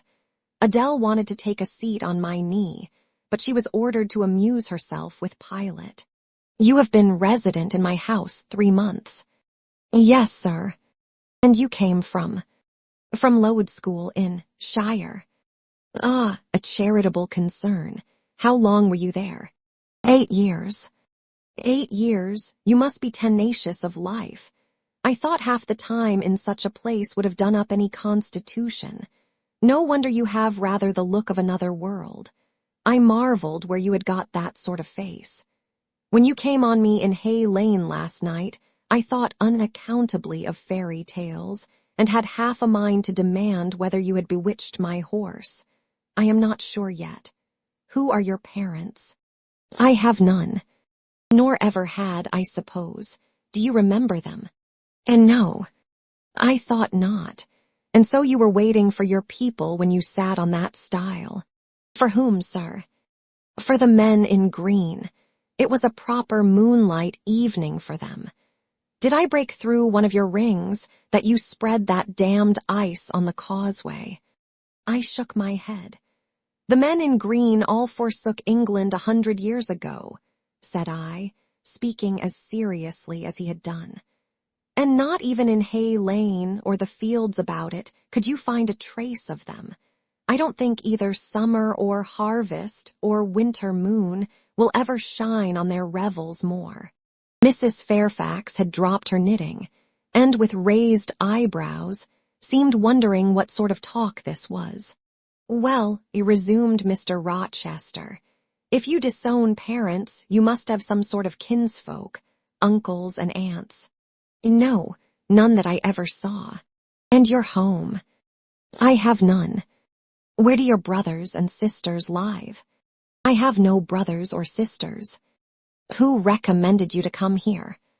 I advertised, and Mrs. Fairfax answered my advertisement. Yes, said the good lady, who now knew what ground we were upon, and I am daily thankful for the choice Providence led me to make. Miss Eyre has been an invaluable companion to me, and a kind and careful teacher to Adele. Don't trouble yourself to give her a character, returned Mr. Rochester. Eulogiums will not bias me. I shall judge for myself. She began by felling my horse. Sir, said Mrs. Fairfax, I have to thank her for this sprain. The widow looked bewildered. Miss Eyre, have you ever lived in a town? No, sir. Have you seen much society? None but the pupils and teachers of Lowood, and now the inmates of Thornfield. Have you read much? Only such books as came in my way, and they have not been numerous or very learned. You have lived the life of a nun. No doubt you are well drilled in religious forms. Brocklehurst, who I understand directs Lowood, is a parson, is he not? Yes, sir. And you girls probably worshipped him, as a convent full of religieuses would worship their director. Oh, no. You are very cool. No, what? A novice not worship her priest? That sounds blasphemous. I disliked Mr. Brocklehurst, and I was not alone in the feeling. He is a harsh man, at once pompous and meddling. He cut off our hair, and for economy's sake bought us bad needles and thread, with which we could hardly sew. That was very false economy, remarked Mrs. Fairfax, who now again caught the drift of the dialogue. And was that the head and front of his offending? Demanded Mr. Rochester. He starved us when he had the sole superintendence of the provision department, before the committee was appointed. And he bored us with long lectures once a week, and with evening readings from books of his own inditing, about sudden deaths and judgments, which made us afraid to go to bed. What age were you when you went to Lowood? About 10. And you stayed there 8 years. You are now, then, 18. I assented. Arithmetic, you see, is useful. Without its aid, I should hardly have been able to guess your age. It is a point difficult to fix where the features and countenance are so much at variance as in your case. And now, what did you learn at Lowood? Can you play? A little. Of course, that is the established answer. Go into the library, I mean, if you please. Excuse my tone of command. I am used to say do this, and it is done. I cannot alter my customary habits for one new inmate. Go, then, into the library, take a candle with you, leave the door open, sit down to the piano, and play a tune. I departed, obeying his directions. Enough, he called out in a few minutes. You play a little, I see, like any other English schoolgirl, perhaps rather better than some, but not well. I closed the piano and returned. Mr. Rochester continued. Adele showed me some sketches this morning, which she said were yours. I don't know whether they were entirely of your doing. Probably a master aided you. No, indeed, I interjected. Ah, that pricks pride. Well, fetch me your portfolio if you can vouch for its contents being original, but don't pass your word unless you are certain. I can recognize patchwork. Then I will say nothing, and you shall judge for yourself, sir. I brought the portfolio from the library. Approach the table, said he, and I wheeled it to his couch. Adele and Mrs. Fairfax drew near to see the pictures. No crowding, said Mr. Rochester. Take the drawings from my hand as I finish with them, but don't push your faces up to mine. He deliberately scrutinized each sketch and painting. 3 he laid aside. The others, when he had examined them, he swept from him. Take them off to the other table, Mrs. Fairfax, said he, and look at them with Adele. You, glancing at me, resume your seat and answer my questions. I perceive those pictures were done by one hand. Was that hand yours? Yes. And when did you find time to do them? They have taken much time and some thought. I did them in the last 2 vacations I spent at Lowood, when I had no other occupation. Where did you get your copies? Out of my head. That head I see now on your shoulders. Yes, sir. Has it other furniture of the same kind within? I should think it may have. I should hope better. He spread the pictures before him, and again surveyed them alternately. While he is so occupied, I will tell you, reader, what they are. And first, I must premise that they are nothing wonderful. The subjects had, indeed, risen vividly on my mind. As I saw them with the spiritual eye, before I attempted to embody them, they were striking. But my hand would not second my fancy, and in each case it had wrought out but a pale portrait of the thing I had conceived. These pictures were in watercolors. The first represented clouds low and livid, rolling over a swollen sea. All the distance was in eclipse. So, too, was the foreground, or rather the nearest billows, for there was no land. One gleam of light lifted into relief a half-submerged mast, on which sat a cormorant, dark and large, with wings flecked with foam. Its beak held a gold bracelet set with gems, that I had touched with as brilliant tints as my palette could yield, and as glittering distinctness as my pencil could impart. Sinking below the bird and mast, a drowned corpse glanced through the green water.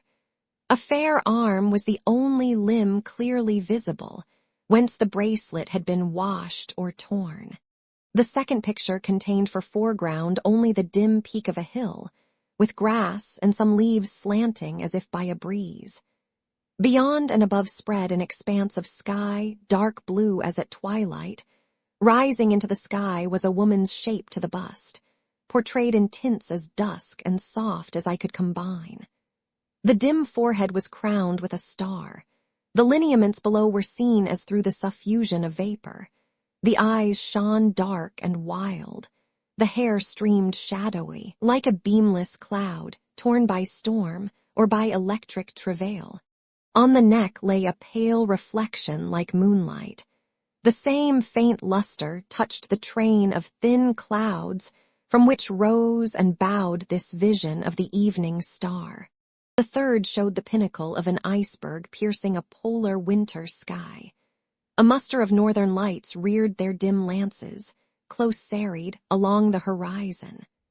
Throwing these into distance, rose in the foreground a head, a colossal head inclined towards the iceberg and resting against it. 2 thin hands, joined under the forehead, and supporting it, drew up before the lower features a sable veil, a brow quite bloodless, white as bone, and an eye hollow and fixed, blank of meaning, but for the glassiness of despair, alone were visible.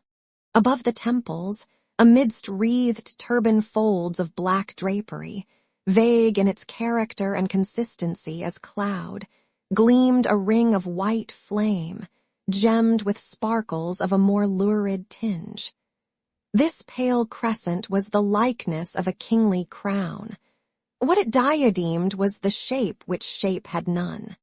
Were you happy when you painted these pictures? Asked Mr. Rochester presently. I was absorbed, sir. Yes, and I was happy. To paint them, in short, was to enjoy one of the keenest pleasures I have ever known. That is not saying much. Your pleasures, by your own account, have been few, but I dare say you did exist in a kind of artist's dreamland while you blent and arranged these strange tints. Did you sit at them long each day? I had nothing else to do, because it was the vacation, and I sat at them from morning till noon, and from noon till night.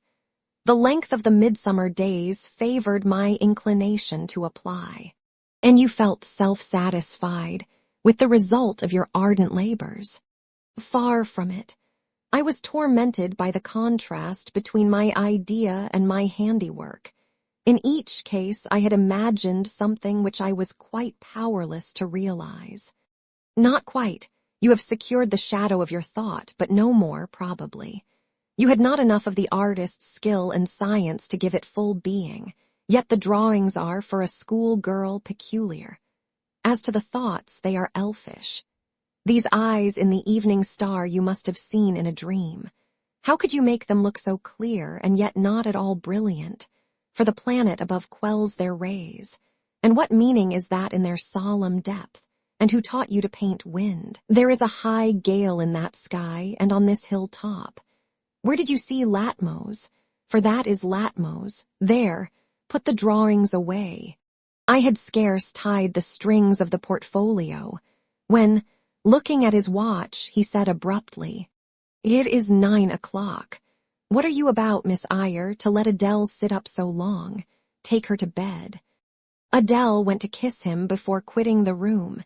He endured the caress, but scarcely seemed to relish it more than Pilate would have done, nor so much. "I wish you all good night now," said he, making a movement of the hand towards the door, in token that he was tired of our company and wished to dismiss us. Mrs. Fairfax folded up her knitting. I took my portfolio. We curtsied to him, received a frigid bow in return, and so withdrew.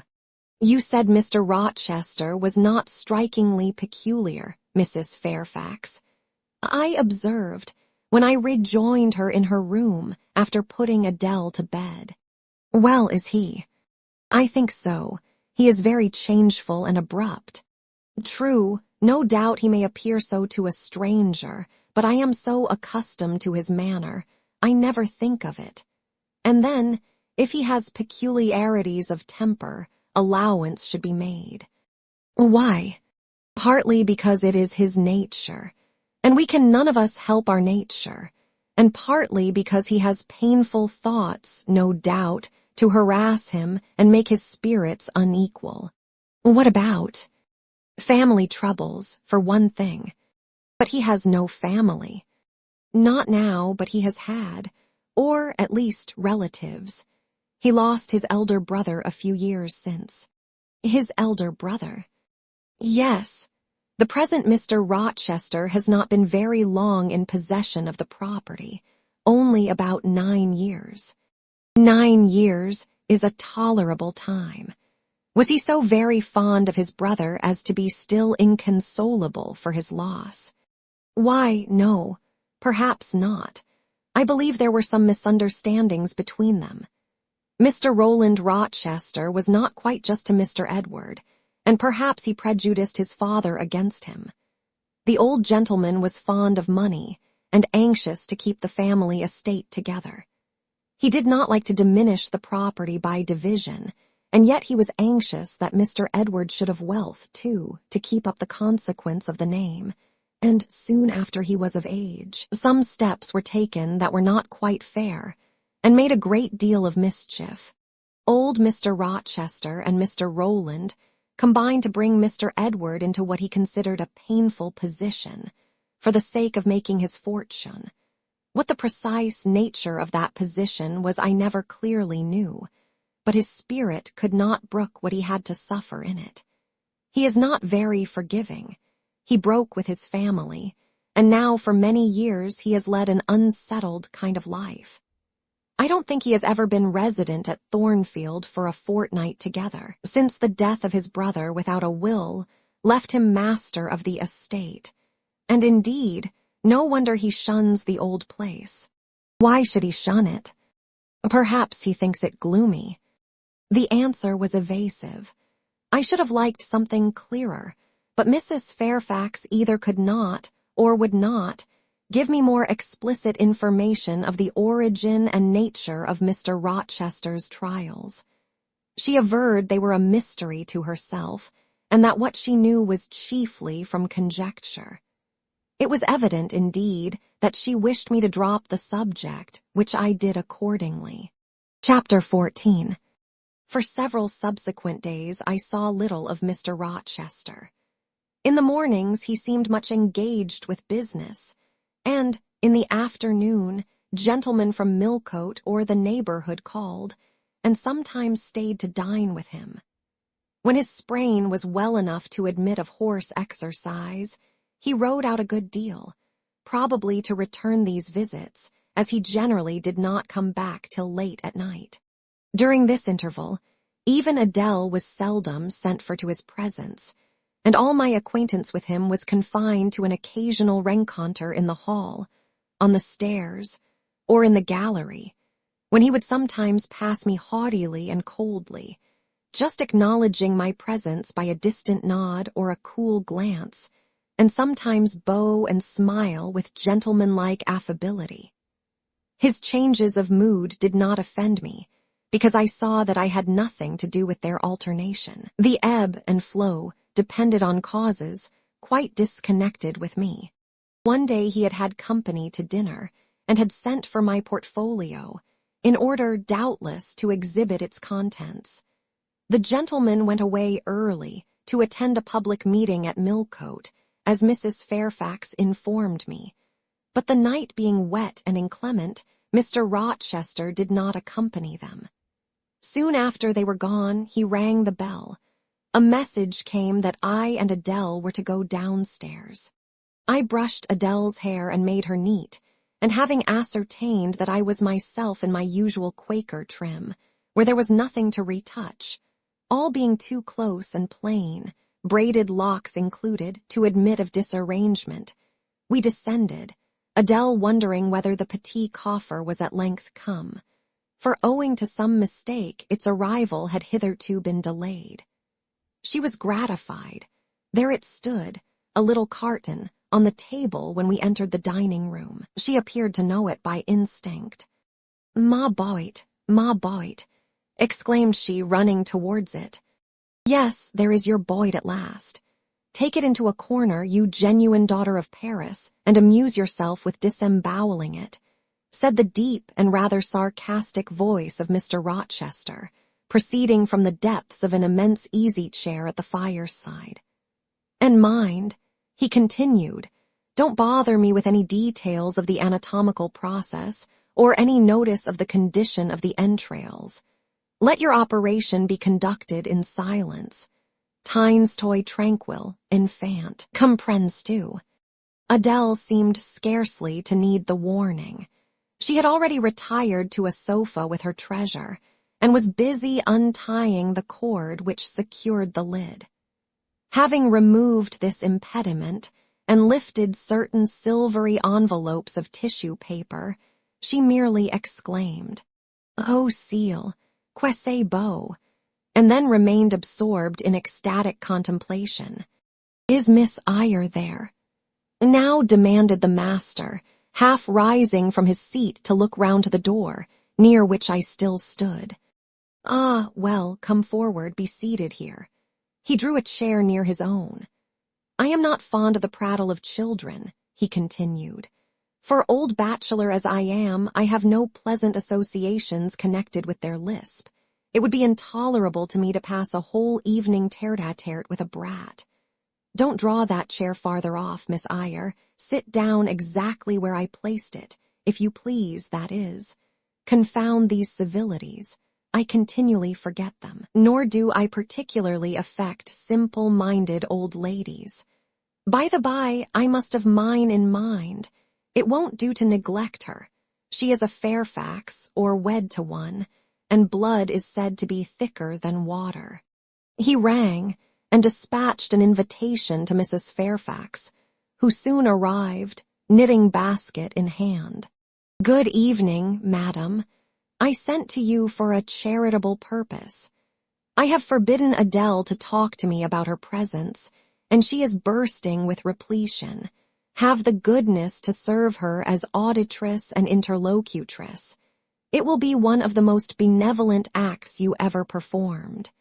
Adele, indeed, no sooner saw Mrs. Fairfax than she summoned her to her sofa, and there quickly filled her lap with the porcelain, the ivory, the waxen contents of her boit. Pouring out, Meantime, explanations and raptures in such broken English as she was mistress of. "Now I have performed the part of a good host," pursued Mr. Rochester. "Put my guests into the way of amusing each other. I ought to be at liberty to attend to my own pleasure. Miss Eyre, draw your chair still a little farther forward. You are yet too far back. I cannot see you without disturbing my position in this comfortable chair, which I have no mind to do." I did as I was bid, though I would much rather have remained somewhat in the shade. But Mr. Rochester had such a direct way of giving orders, it seemed a matter of course to obey him promptly. We were, as I have said, in the dining room. The lustre, which had been lit for dinner, filled the room with a festal breadth of light. The large fire was all red and clear. The purple curtains hung rich and ample before the lofty window and loftier arch. Everything was still, save the subdued chat of Adele. She dared not speak loud. And filling up each pause, the beating of winter rain against the panes. Mr. Rochester, as he sat in his damask-covered chair, looked different to what I had seen him look before, not quite so stern, much less gloomy. There was a smile on his lips, and his eyes sparkled, whether with wine or not, I am not sure, but I think it very probable. He was, in short, in his after-dinner mood, more expanded and genial, and also more self-indulgent than the frigid and rigid temper of the morning. Still, he looked preciously grim, cushioning his massive head against the swelling back of his chair, and receiving the light of the fire on his granite-hewn features, and in his great dark eyes. For he had great dark eyes and very fine eyes, too, not without a certain change in their depth sometimes, which, if it was not softness, reminded you, at least, of that feeling. He had been looking 2 minutes at the fire, and I had been looking the same length of time at him, when, turning suddenly, he caught my gaze fastened on his physiognomy. "You examine me, Miss Eyre," said he. "Do you think me handsome?" I should, if I had deliberated, have replied to this question by something conventionally vague and polite, but the answer somehow slipped from my tongue before I was aware. "No, sir." "Ah, by my word, there is something singular about you," said he.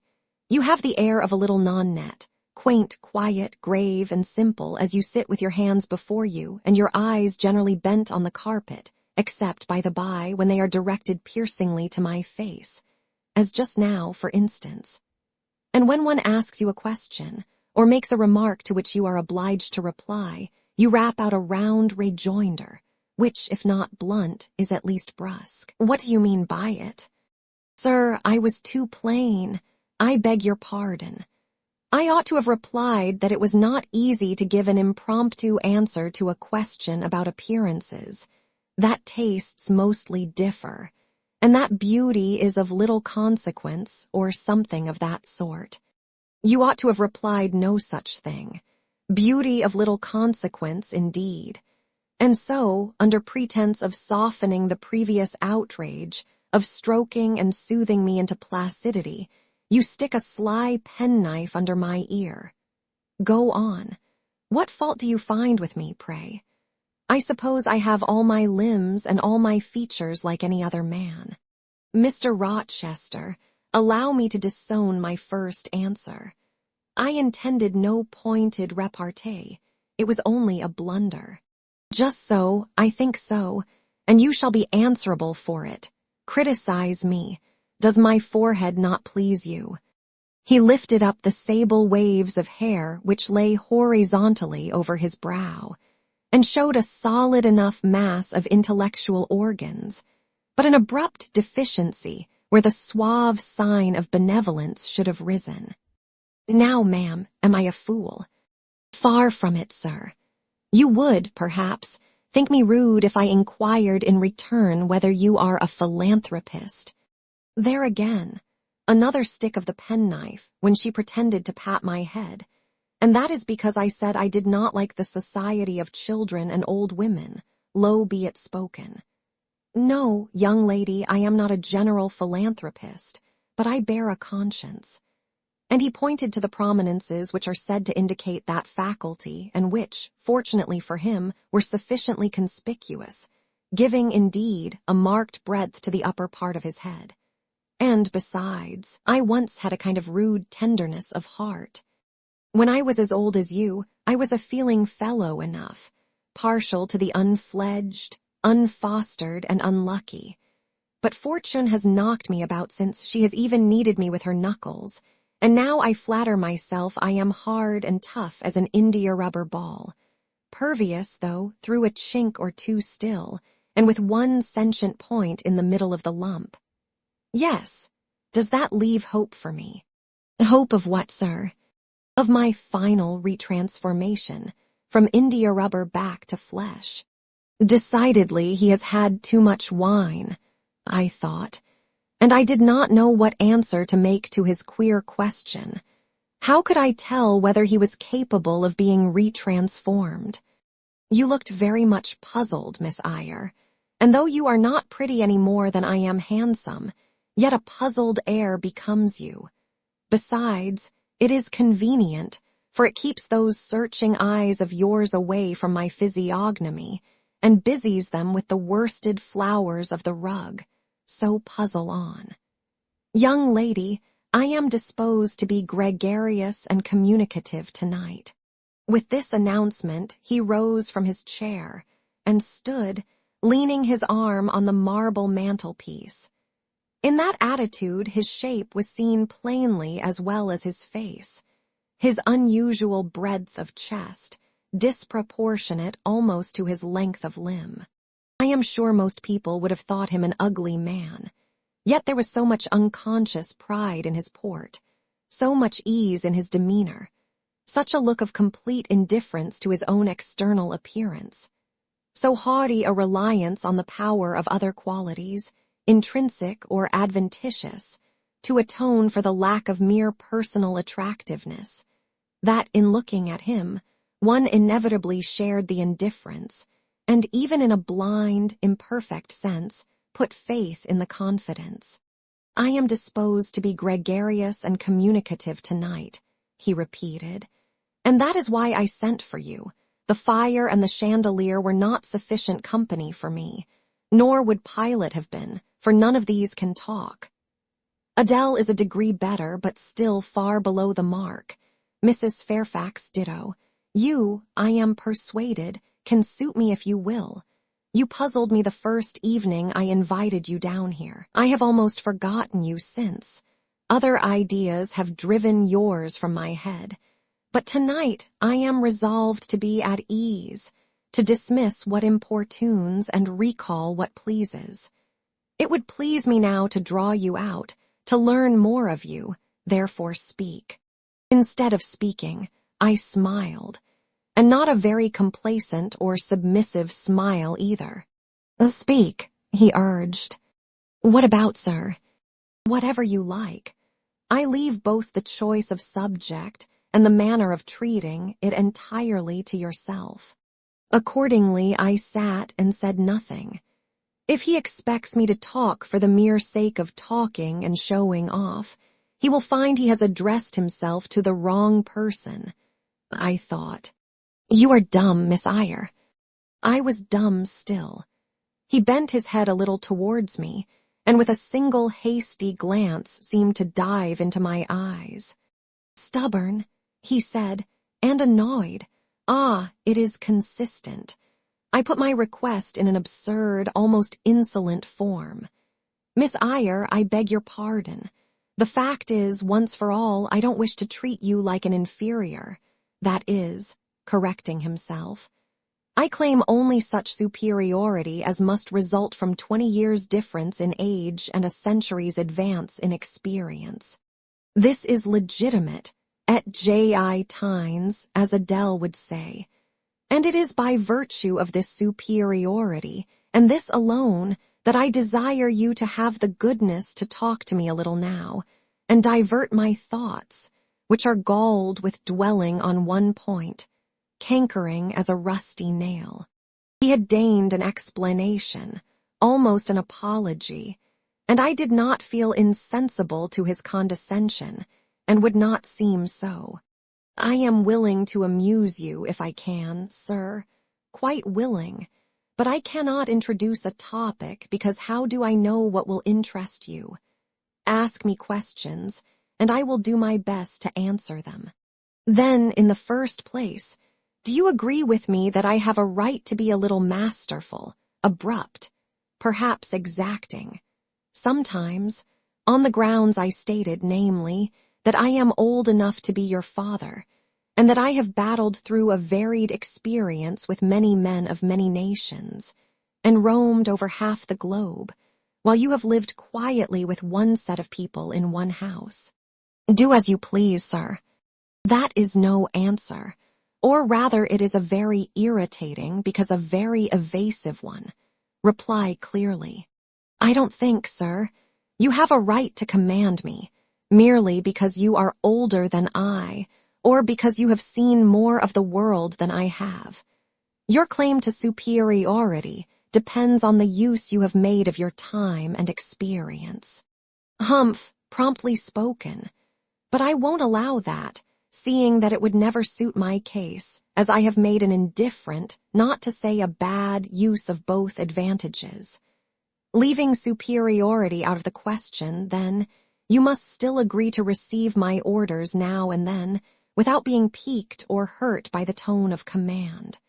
Will you? I smiled. I thought to myself, Mr. Rochester is peculiar. He seems to forget that he pays me £30 per annum for receiving his orders. The smile is very well, said he, catching instantly the passing expression. But speak too. I was thinking, sir, that very few masters would trouble themselves to inquire whether or not their paid subordinates were piqued and hurt by their orders. Paid subordinates? What? You are my paid subordinate, are you? Oh yes, I had forgotten the salary. Well then, on that mercenary ground, will you agree to let me hector a little? No, sir, not on that ground, but on the ground that you did forget it, and that you care whether or not a dependent is comfortable in his dependency. I agree heartily. And will you consent to dispense with a great many conventional forms and phrases, without thinking that the omission arises from insolence? I am sure, sir, I should never mistake informality for insolence. One I rather like, the other nothing free-born would submit to, even for a salary. Humbug! Most things free-born will submit to anything for a salary. Therefore, keep to yourself, and don't venture on generalities of which you are intensely ignorant.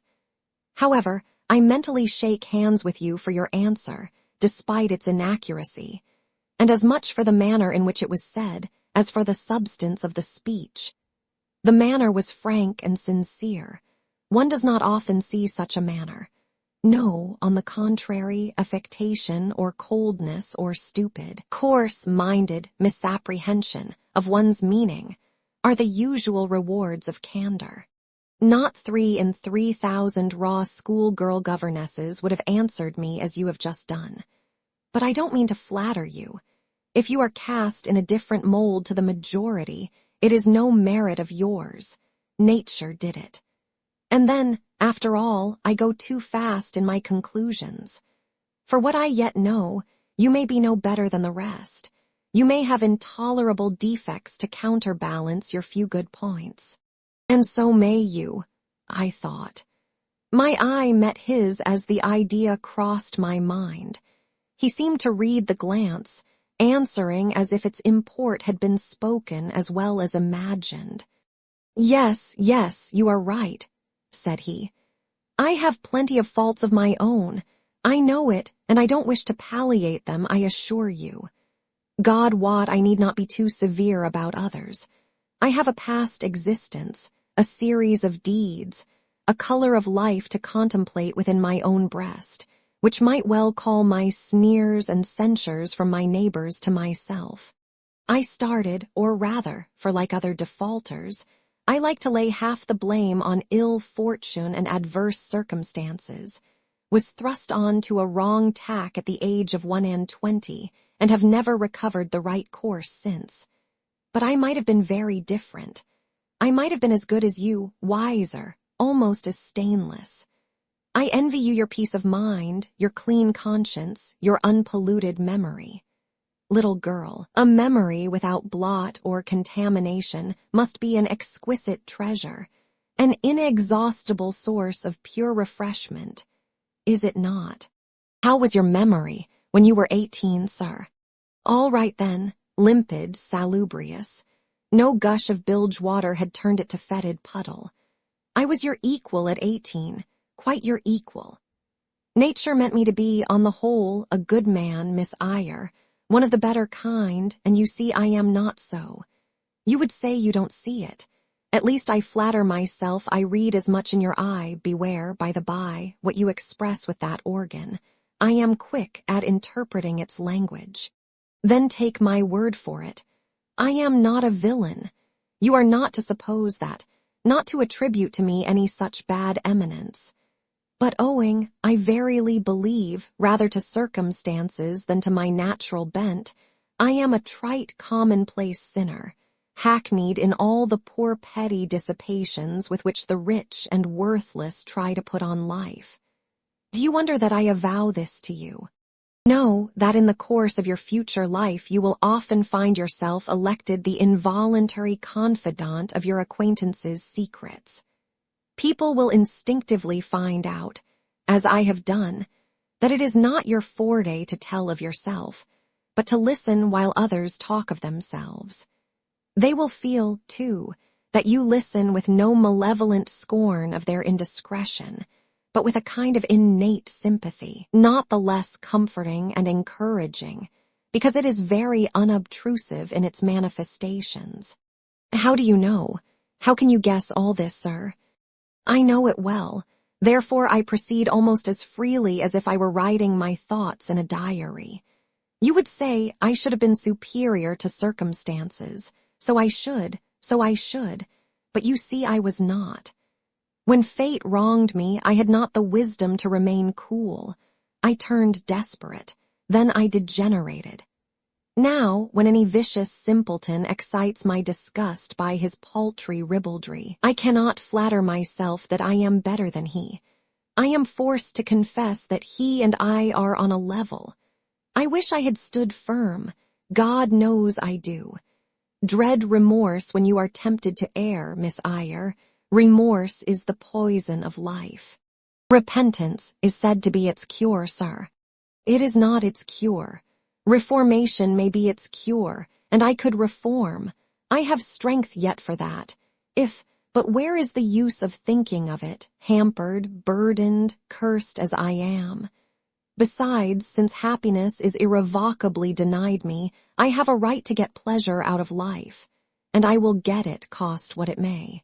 Then you will degenerate still more, sir. Possibly. Yet why should I, if I can get sweet, fresh pleasure?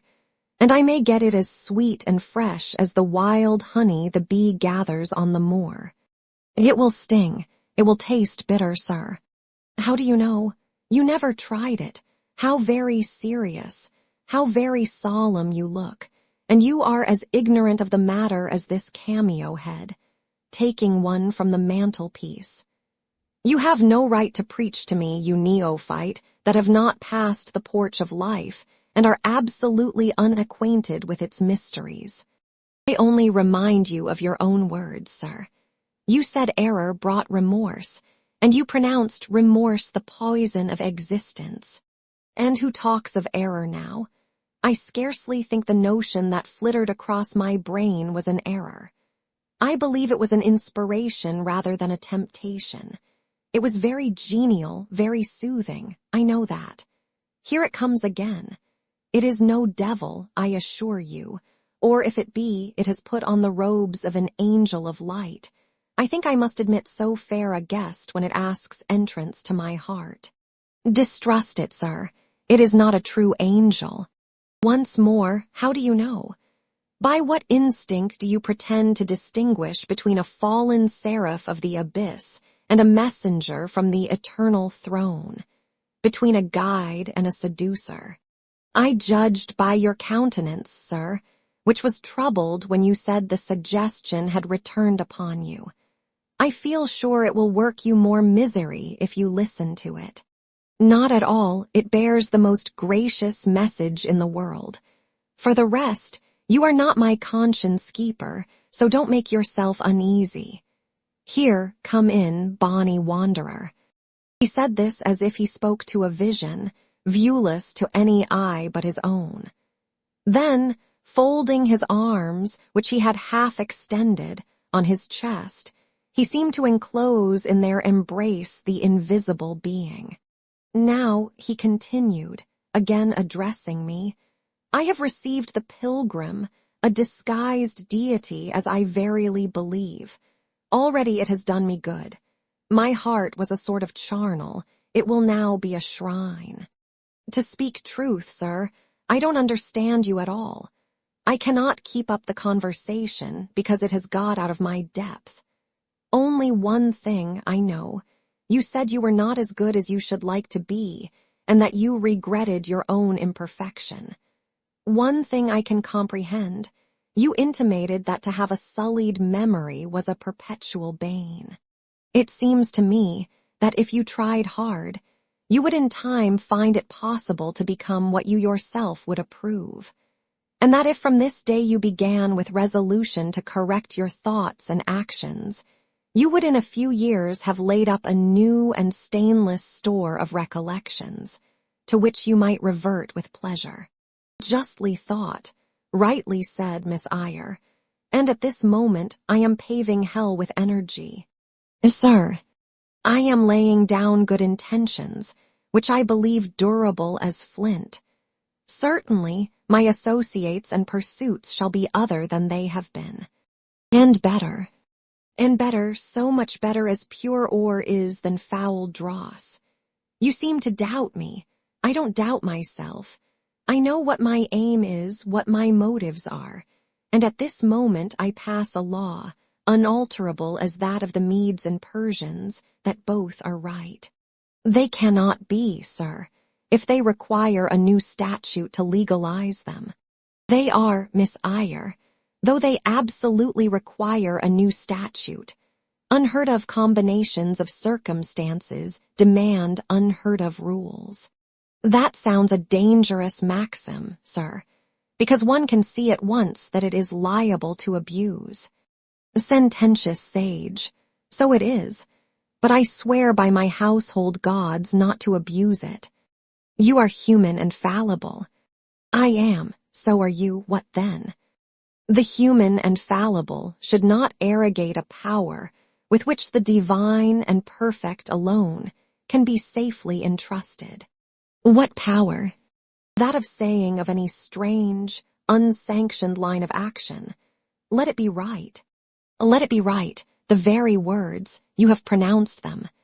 May it be right then, I said, as I rose, deeming it useless to continue a discourse which was all darkness to me, and besides, sensible that the character of my interlocutor was beyond my penetration, at least beyond its present reach, and feeling the uncertainty, the vague sense of insecurity which accompanies a conviction of ignorance. Where are you going? To put Adele to bed. It is past her bedtime. You are afraid of me because I talk like a sphinx. Your language is enigmatical, sir, but though I am bewildered, I am certainly not afraid. You are afraid. Your self-love dreads a blunder. In that sense, I do feel apprehensive. I have no wish to talk nonsense. If you did, it would be in such a grave, quiet manner, I should mistake it for sense.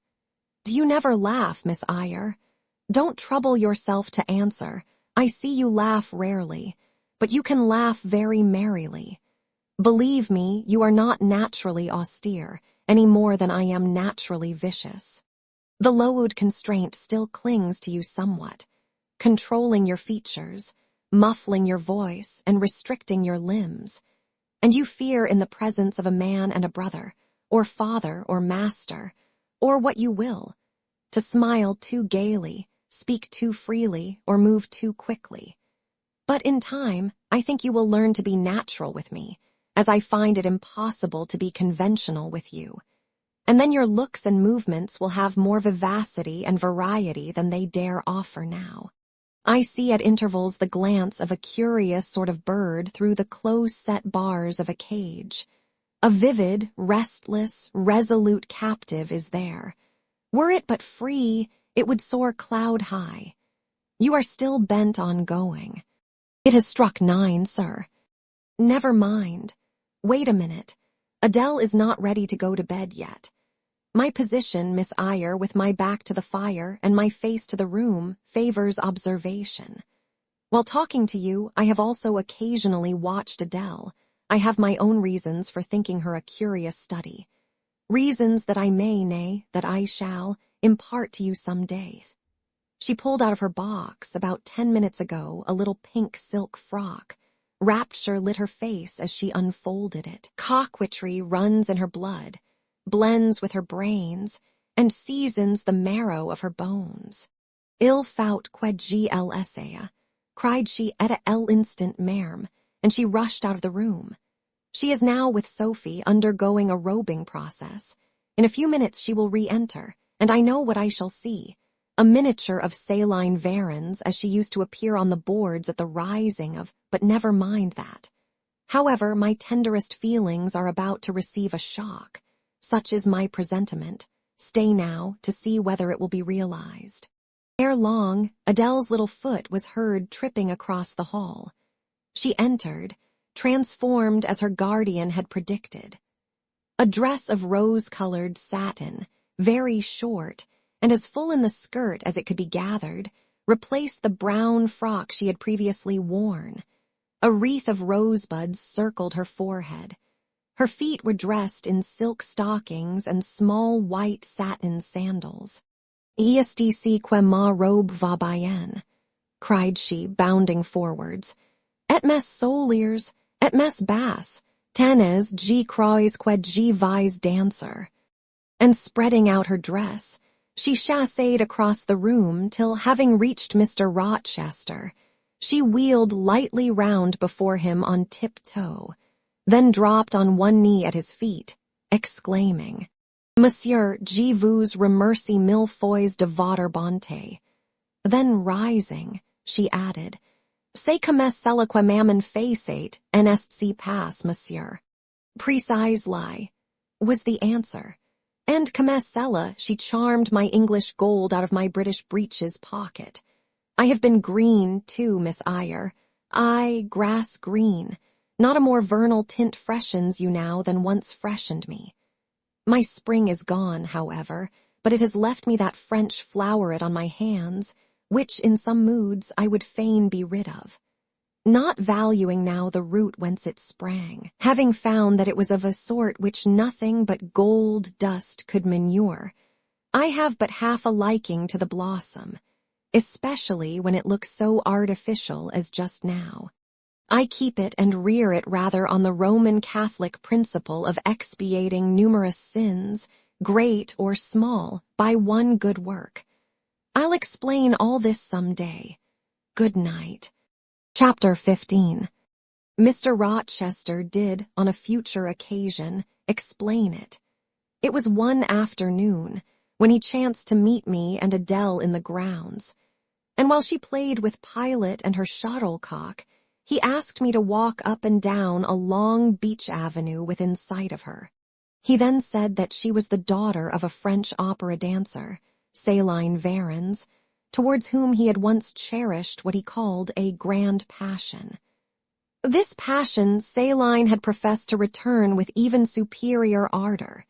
He thought himself her idol, ugly as he was. He believed, as he said, that she preferred his tailed athlete to the elegance of the Apollo Belvedere. And Miss Eyre, so much was I flattered by this preference of the Gallic sylph for her British gnome, that I installed her in an hotel.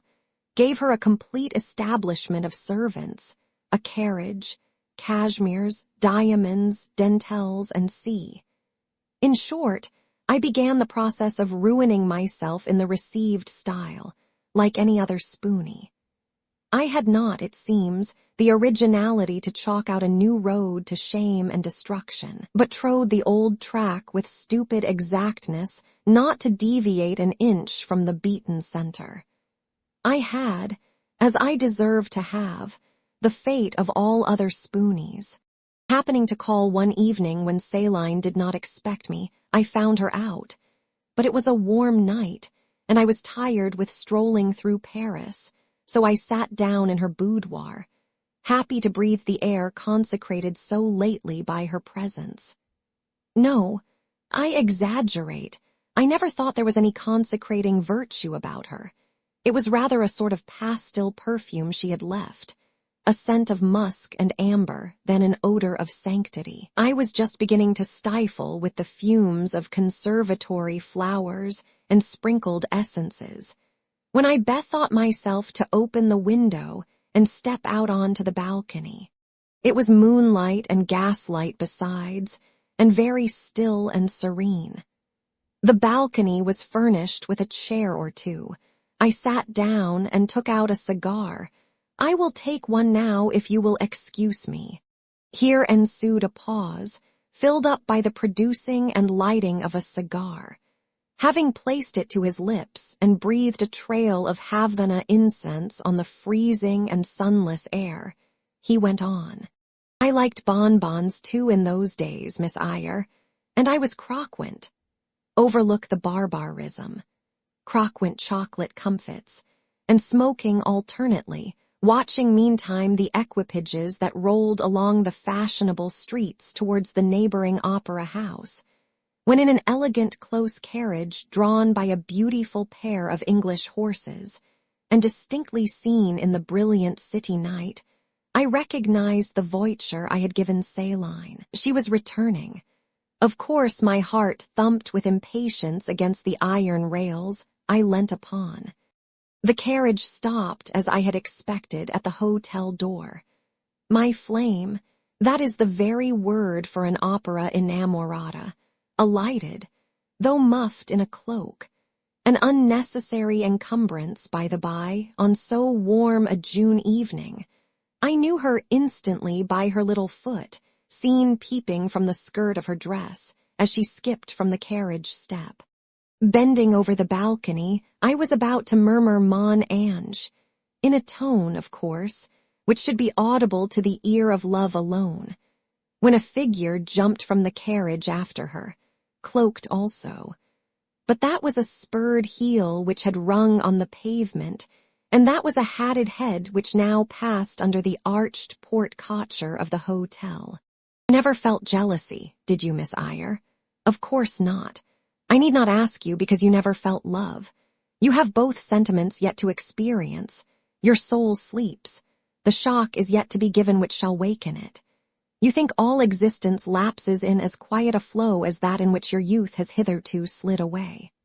Floating on with closed eyes and muffled ears, you neither see the rocks bristling not far off in the bed of the flood, nor hear the breakers boil at their base. But I tell you, and you may mark my words, you will come some day to a craggy pass in the channel, where the whole of life's stream will be broken up into whirl and tumult, foam and noise. Either you will be dashed to atoms on crag points, or lifted up and borne on by some master wave into a calmer current, as I am now. I like this day. I like that sky of steel. I like the sternness and stillness of the world under this frost. I like Thornfield, its antiquity, its retirement, its old crow trees and thorn trees, its gray facade, and lines of dark windows reflecting that metal welkin. And yet how long have I abhorred the very thought of it, shunned it like a great plague house. How I do still abhor. He ground his teeth and was silent. He arrested his step and struck his boot against the hard ground. Some hated thought seemed to have him in its grip, and to hold him so tightly that he could not advance. We were ascending the avenue when he thus paused. The hall was before us. Lifting his eye to its battlements, he cast over them a glare such as I never saw before or since. Pain, shame, ire, impatience, disgust, detestation seemed momentarily to hold a quivering conflict in the large pupil dilating under his ebon eyebrow. Wild was the wrestle which should be paramount, but another feeling rose and triumphed, something hard and cynical, self-willed and resolute. It settled his passion and petrified his countenance. He went on. During the moment I was silent, Miss Eyre, I was arranging a point with my destiny. She stood there by that beech trunk, a hag like one of those who appeared to Macbeth on the heath of Forres. "You like Thornfield," she said, lifting her finger, and then she wrote in the air a memento, which ran in lurid hieroglyphics all along the house front, between the upper and lower row of windows. "Like it if you can. Like it if you dare." "I will like it," said I. "I dare like it." And he subjoined moodily, "I will keep my word. I will break obstacles to happiness, to goodness. Yes, goodness. I wish to be a better man than I have been, than I am. As Job's Leviathan broke the spear, the dart, and the habergeon, hindrances which others count as iron and brass, I will esteem but straw and rotten wood." Adele here ran before him with her shuttlecock. "Away!" he cried harshly. "Keep at a distance, child, or go into Sophie." Continuing then to pursue his walk in silence, I ventured to recall him to the point whence he had abruptly diverged. "Did you leave the balcony, sir?" I asked. When M. Deal, Varens entered. I almost expected a rebuff for this hardly well-timed question, but on the contrary, waking out of his scowling abstraction, he turned his eyes towards me, and the shade seemed to clear off his brow. "Oh, I had forgotten saline. Well, to resume.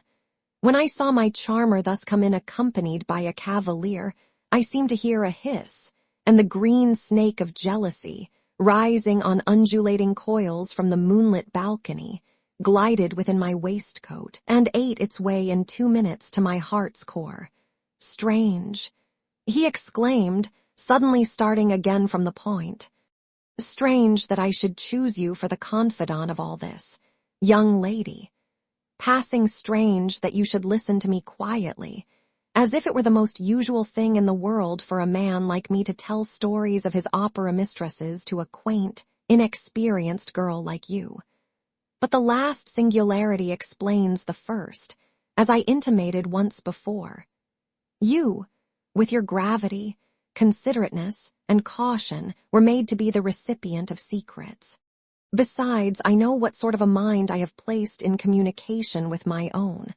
I know it is one not liable to take infection. It is a peculiar mind. It is a unique one.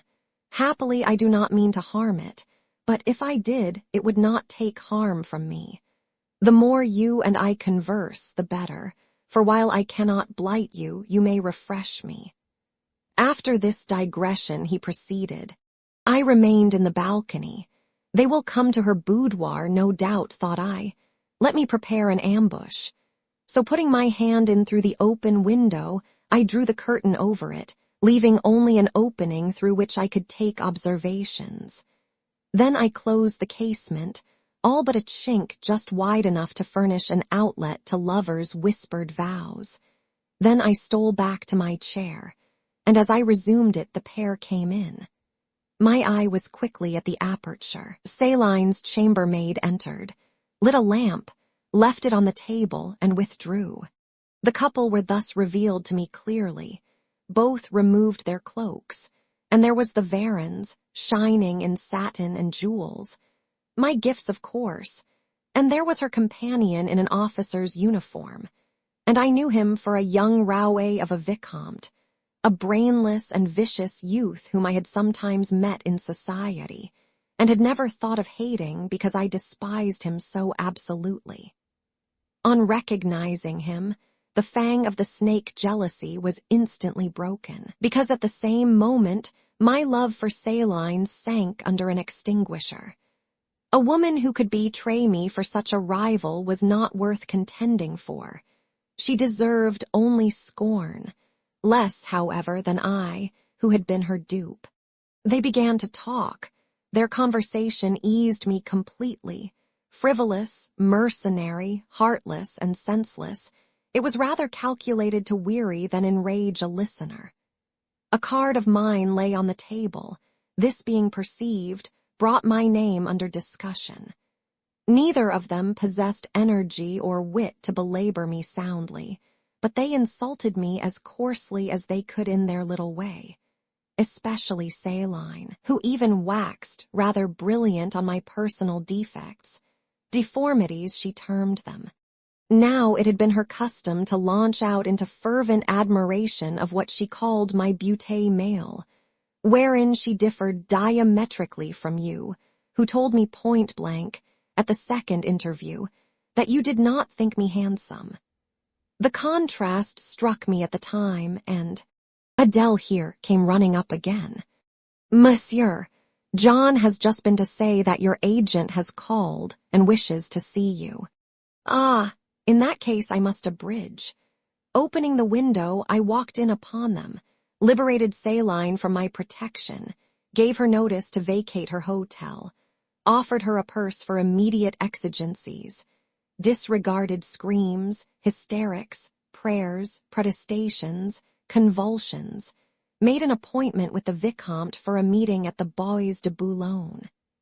Next morning I had the pleasure of encountering him, left a bullet in one of his poor etiolated arms, feeble as the wing of a chicken in the pip, and then thought I had done with the whole crew.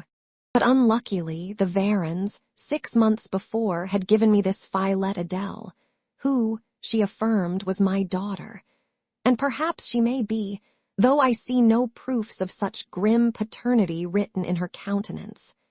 Pilot is more like me than she. Some years after I had broken with the mother, she abandoned her child and ran away to Italy with a musician or singer. I acknowledged no natural claim on Adele's part to be supported by me, nor do I now acknowledge any, for I am not her father.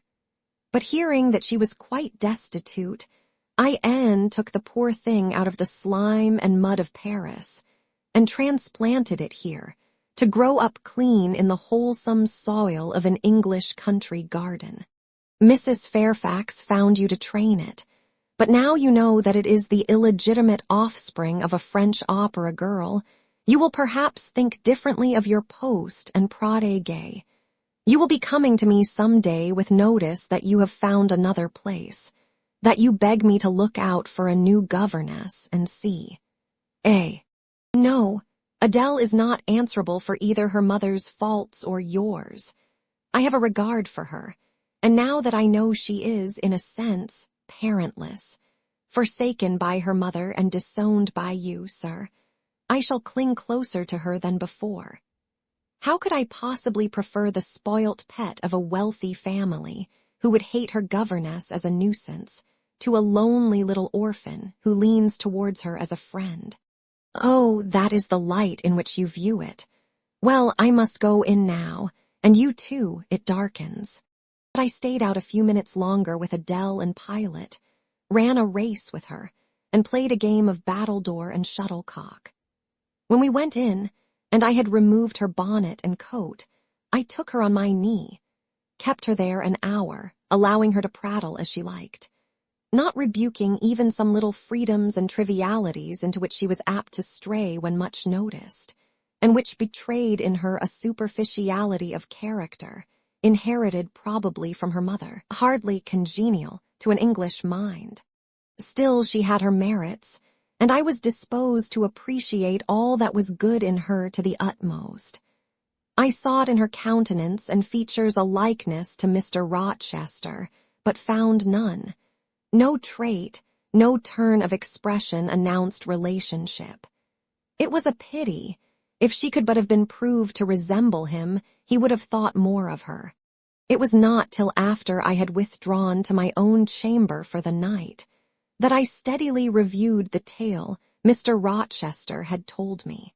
As he had said, there was probably nothing at all extraordinary in the substance of the narrative itself. A wealthy Englishman's passion for a French dancer, and her treachery to him, were everyday matters enough, no doubt, in society. But there was something decidedly strange in the paroxysm of emotion which had suddenly seized him when he was in the act of expressing the present contentment of his mood, and his newly revived pleasure in the old hall and its environs. I meditated wonderingly on this incident, but gradually quitting it, as I found it for the present inexplicable, I turned to the consideration of my master's manner to myself. The confidence he had thought fit to repose in me seemed a tribute to my discretion. I regarded and accepted it as such. His deportment had now for some weeks been more uniform towards me than at the first. I never seemed in his way. He did not take fits of chilling hauteur. When he met me unexpectedly, the encounter seemed welcome. He had always a word and sometimes a smile for me. When summoned by formal invitation to his presence, I was honored by a cordiality of reception that made me feel I really possessed the power to amuse him, and that these evening conferences were sought as much for his pleasure as for my benefit. I, indeed, talked comparatively little, but I heard him talk with relish. It was his nature to be communicative. He liked to open to a mind unacquainted with the world glimpses of its scenes and ways.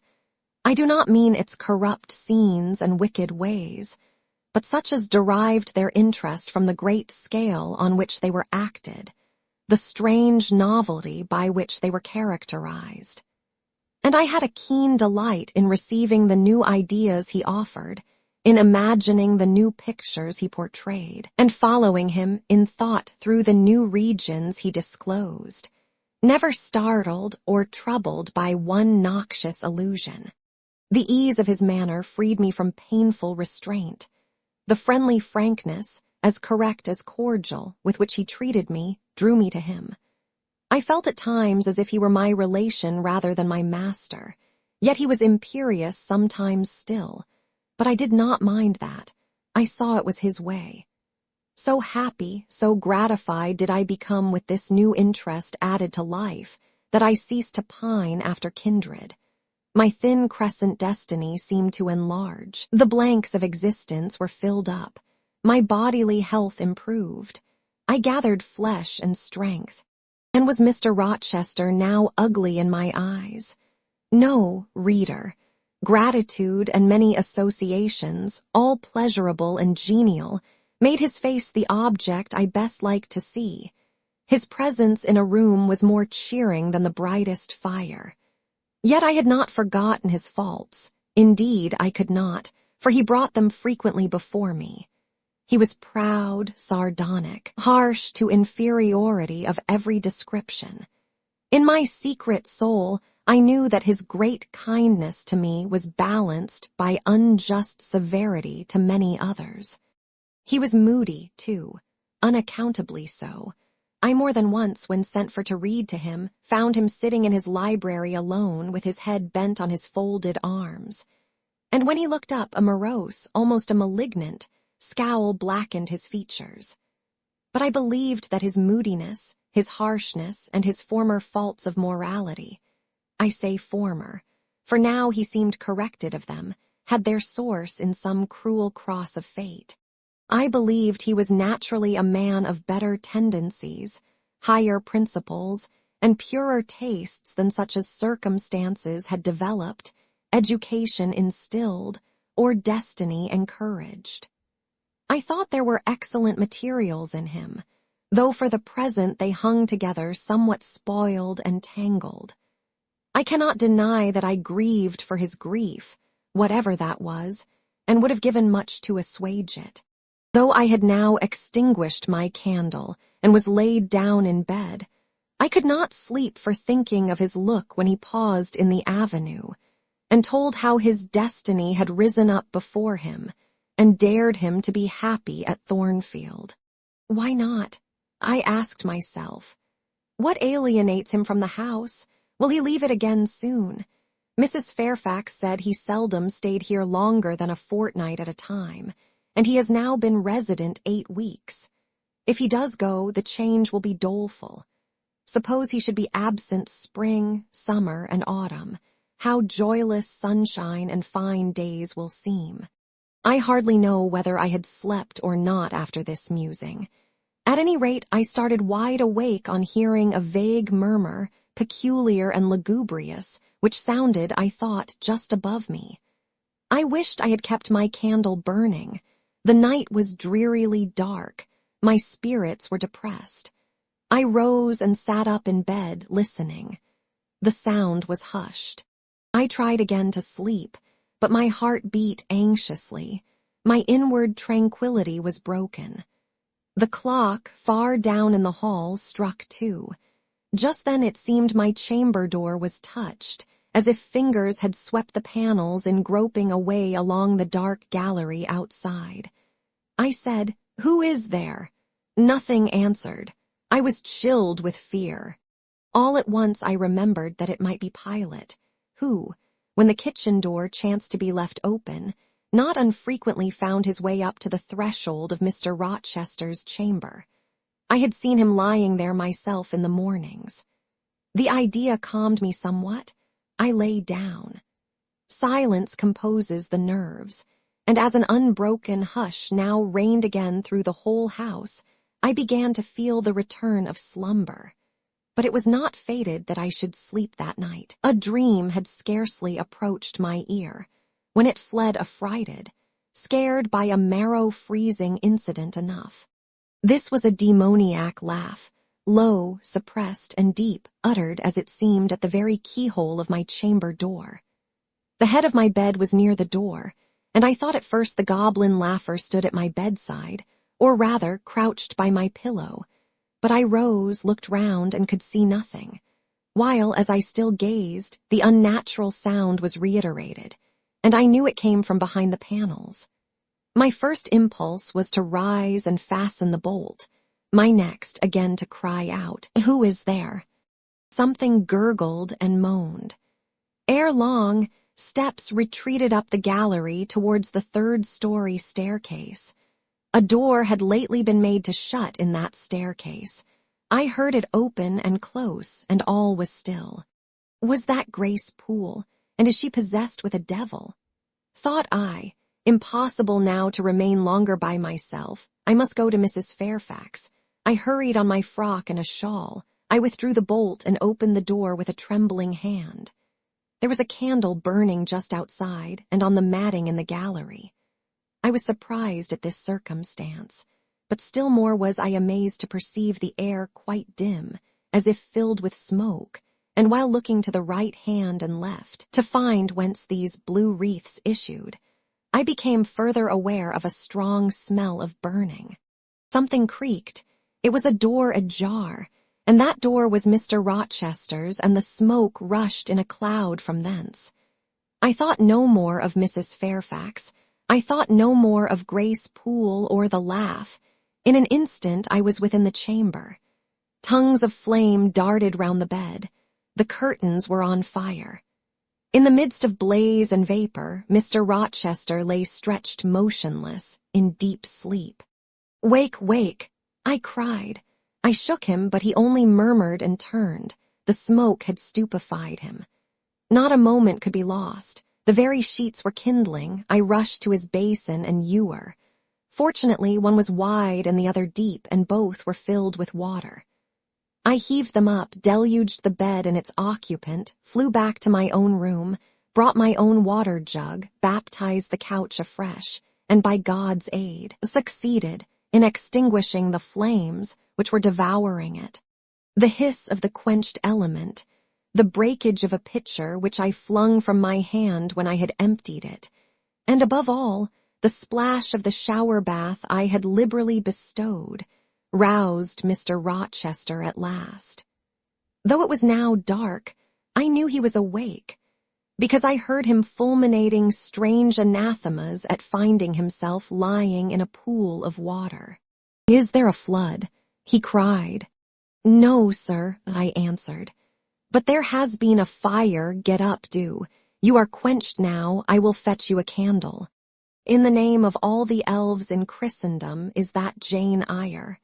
he demanded. "What have you done with me, witch, sorceress? Who is in the room besides you? Have you plotted to drown me? I will fetch you a candle, sir, and, in heaven's name, get up. Somebody has plotted something. You cannot too soon find out who and what it is. There, I am up now, but at your peril you fetch a candle yet. Wait 2 minutes till I get into some dry garments, if any dry there be. Yes, here is my dressing gown. Now run." I did run. I brought the candle which still remained in the gallery. He took it from my hand, held it up, and surveyed the bed all blackened and scorched, the sheets drenched, the carpet round swimming in water. "What is it, and who did it?" he asked. I briefly related to him what had transpired.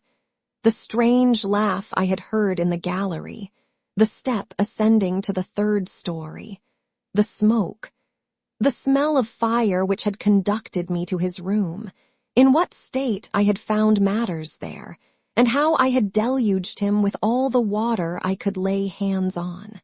He listened very gravely. His face, as I went on, expressed more concern than astonishment. He did not immediately speak when I had concluded. "Shall I call Mrs. Fairfax?" I asked. "Mrs. Fairfax? No, what the deuce would you call her for? What can she do? Let her sleep unmolested. Then I will fetch Lee, and wake John and his wife." "Not at all, just be still. You have a shawl on. If you are not warm enough, you may take my cloak yonder, wrap it about you, and sit down in the armchair. There, I will put it on. Now place your feet on the stool to keep them out of the wet. I am going to leave you a few minutes. I shall take the candle. Remain where you are till I return. Be as still as a mouse. I must pay a visit to the 2nd story. Don't move, remember, or call anyone." He went. I watched the light withdraw.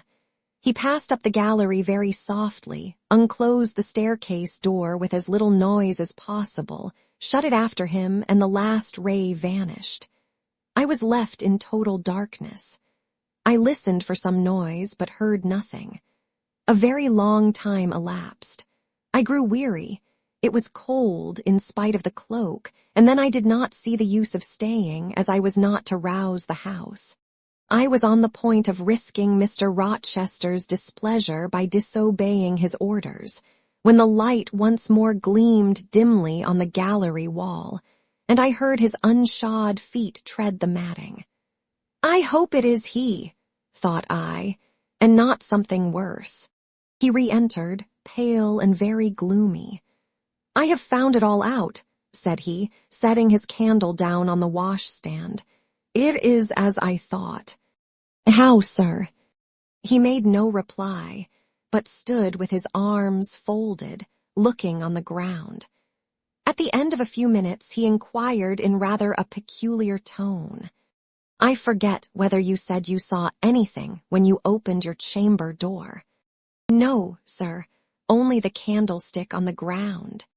"But you heard an odd laugh. You have heard that laugh before, I should think, or something like it." "Yes, sir. There is a woman who sews here called Grace Poole. She laughs in that way. She is a singular person." "Just so. Grace Poole, you have guessed it.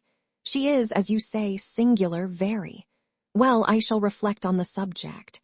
Meantime, I am glad that you are the only person besides myself acquainted with the precise details of tonight's incident. You are no talking fool. Say nothing about it. I will account for this state of affairs," pointing to the bed. "And now return to your own room. I shall do very well on the sofa in the library for the rest of the night. It is near 4. In 2 hours the servants will be up." "Good night, then, sir," said I, departing. He seemed surprised, very inconsistently so, as he had just told me to go. "What?" he exclaimed. "Are you quitting me already, and in that way?" "You said I might go, sir. But not without taking leave, not without a word or two of acknowledgment and goodwill, not, in short, in that brief, dry fashion.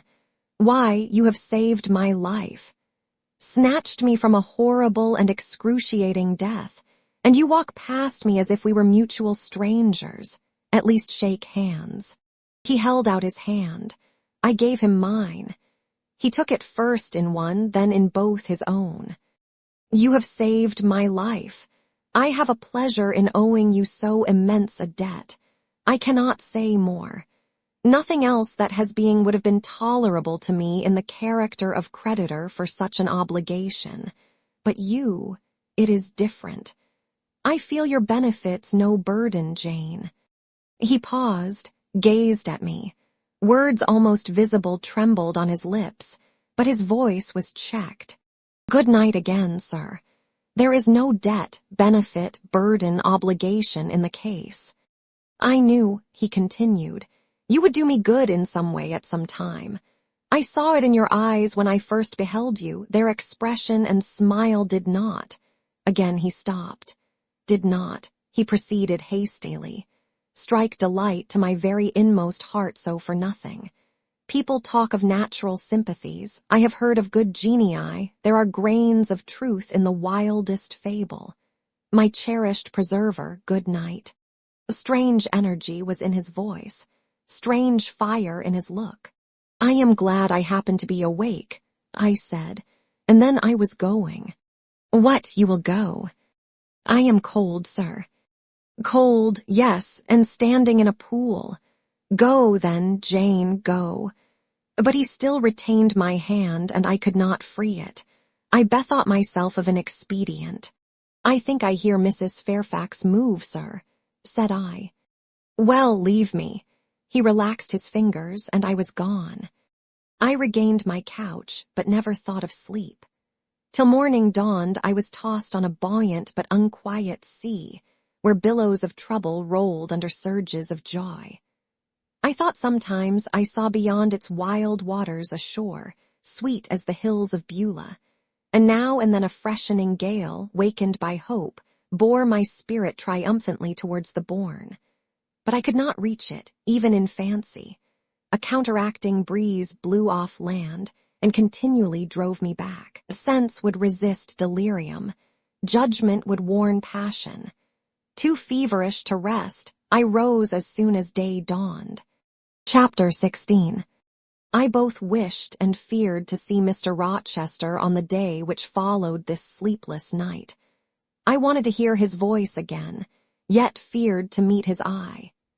During the early part of the morning, I momentarily expected his coming.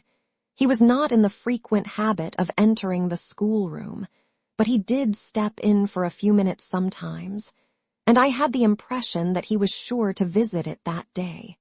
But the morning passed just as usual. Nothing happened to interrupt the quiet course of Adele's studies. Only soon after breakfast, I heard some bustle in the neighborhood of Mr. Rochester's chamber, Mrs. Fairfax's voice, and Lee's, and the cook's, that is, John's wife, and even John's own gruff tones. There were exclamations of, "What a mercy master was not burnt in his bed." "It is always dangerous to keep a candle lit at night." "How providential that he had presence of mind to think of the water jug." "I wonder he waked nobody." "It is to be hoped he will not take cold with sleeping on the library sofa." And see. To much confabulation succeeded a sound of scrubbing and setting to rights.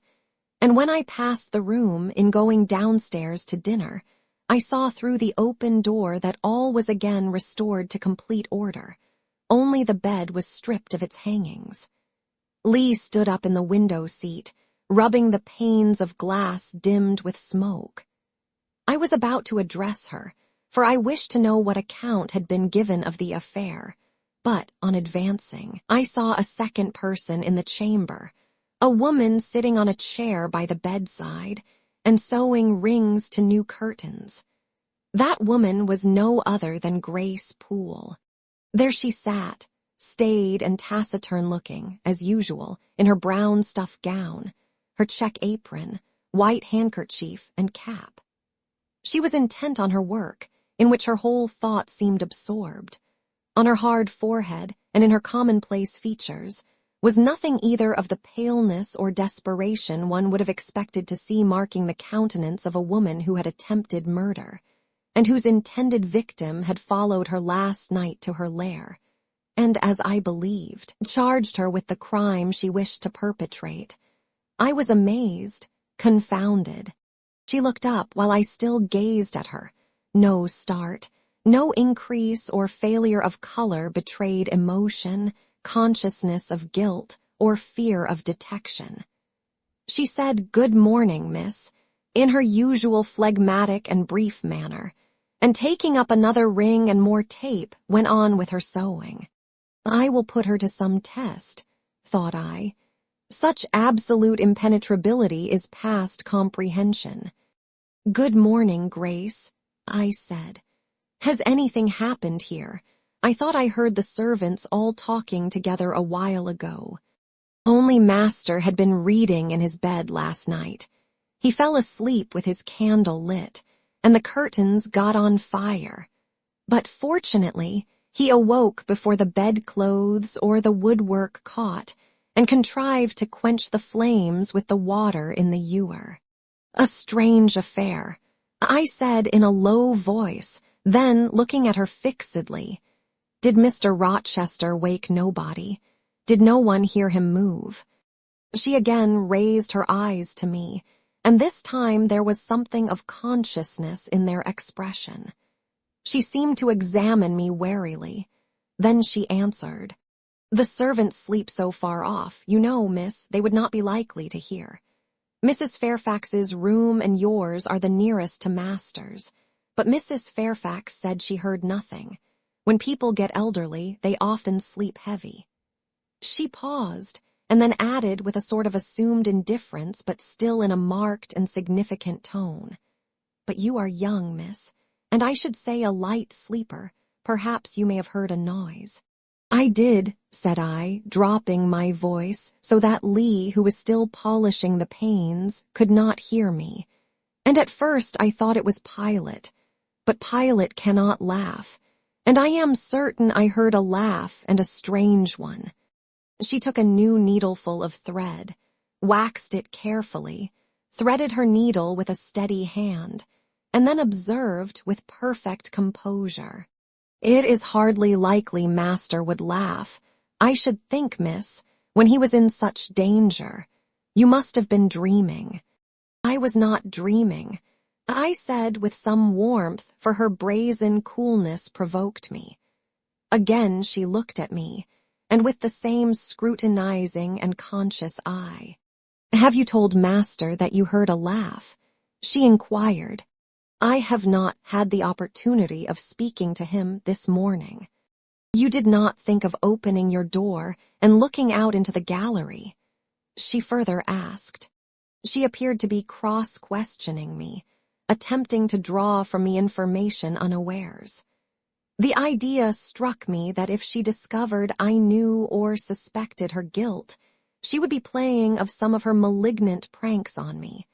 I thought it advisable to be on my guard.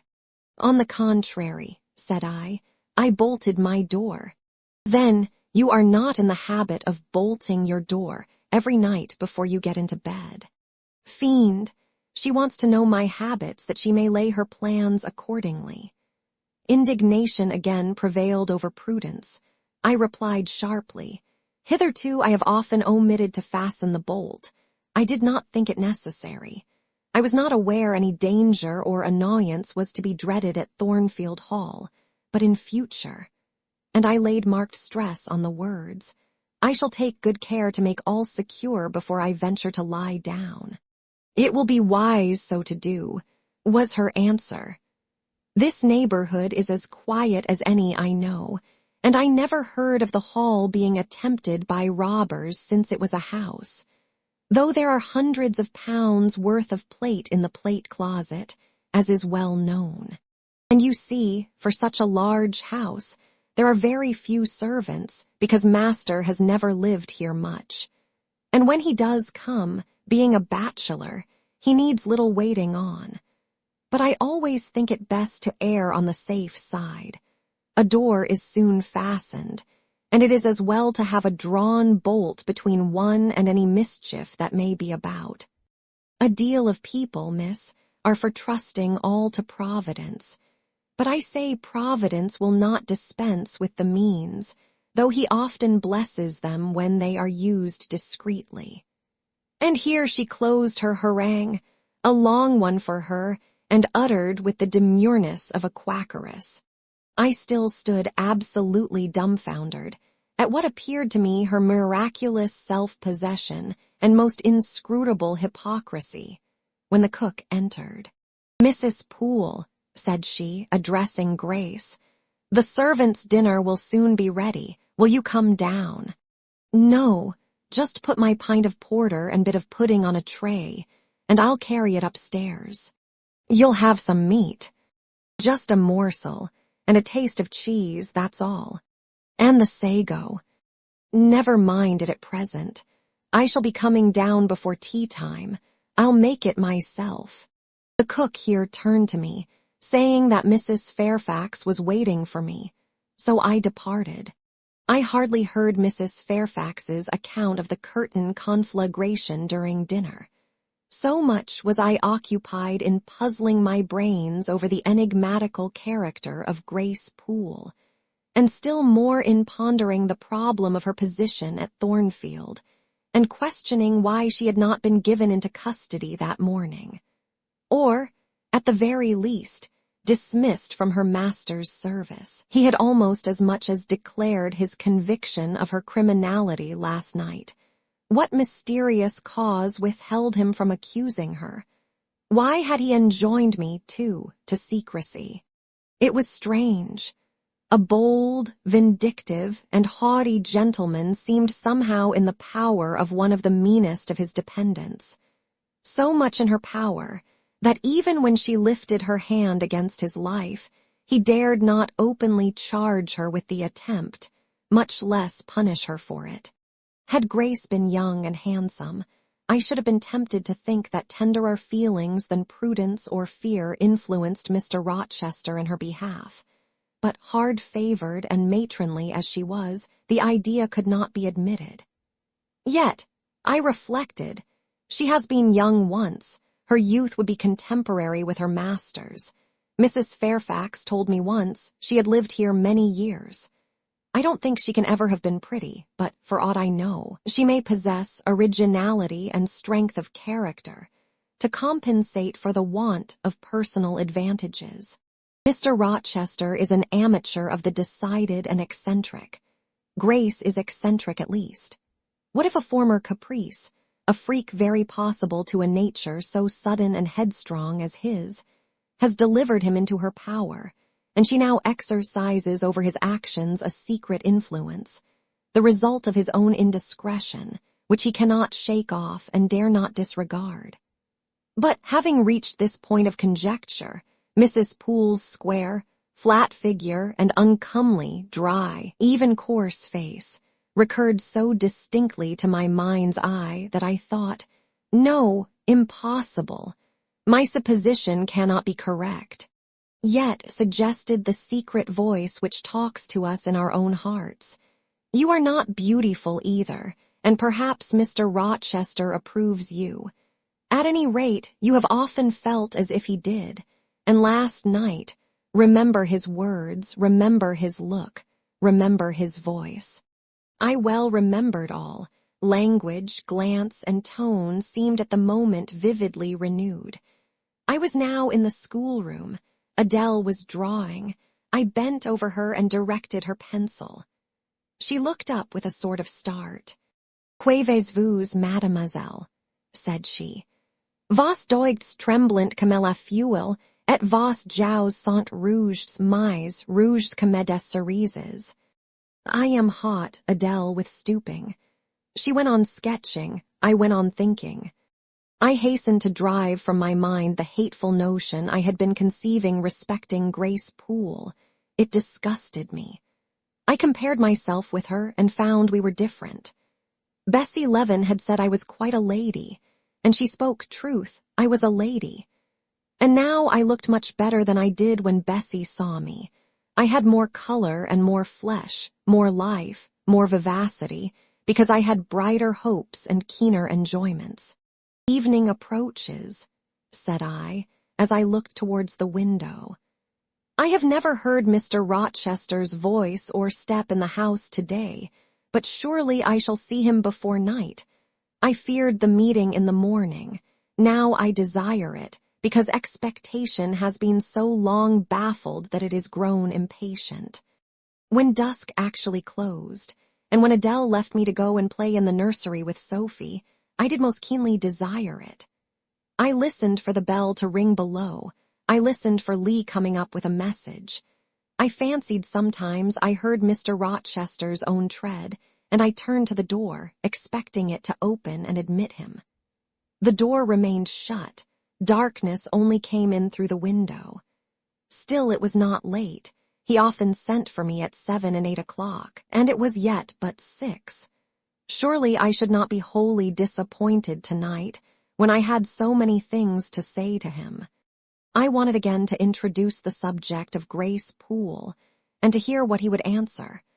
I wanted to ask him plainly if he really believed it was she who had made last night's hideous attempt, and if so, why he kept her wickedness a secret.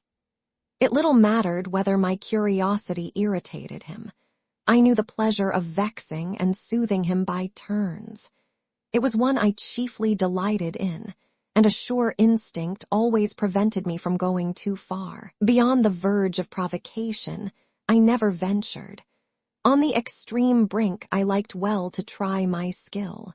Retaining every minute form of respect, every propriety of my station, I could still meet him in argument without fear or uneasy restraint. This suited both him and me. A tread creaked on the stairs at last. Lee made her appearance, but it was only to intimate that tea was ready in Mrs. Fairfax's room.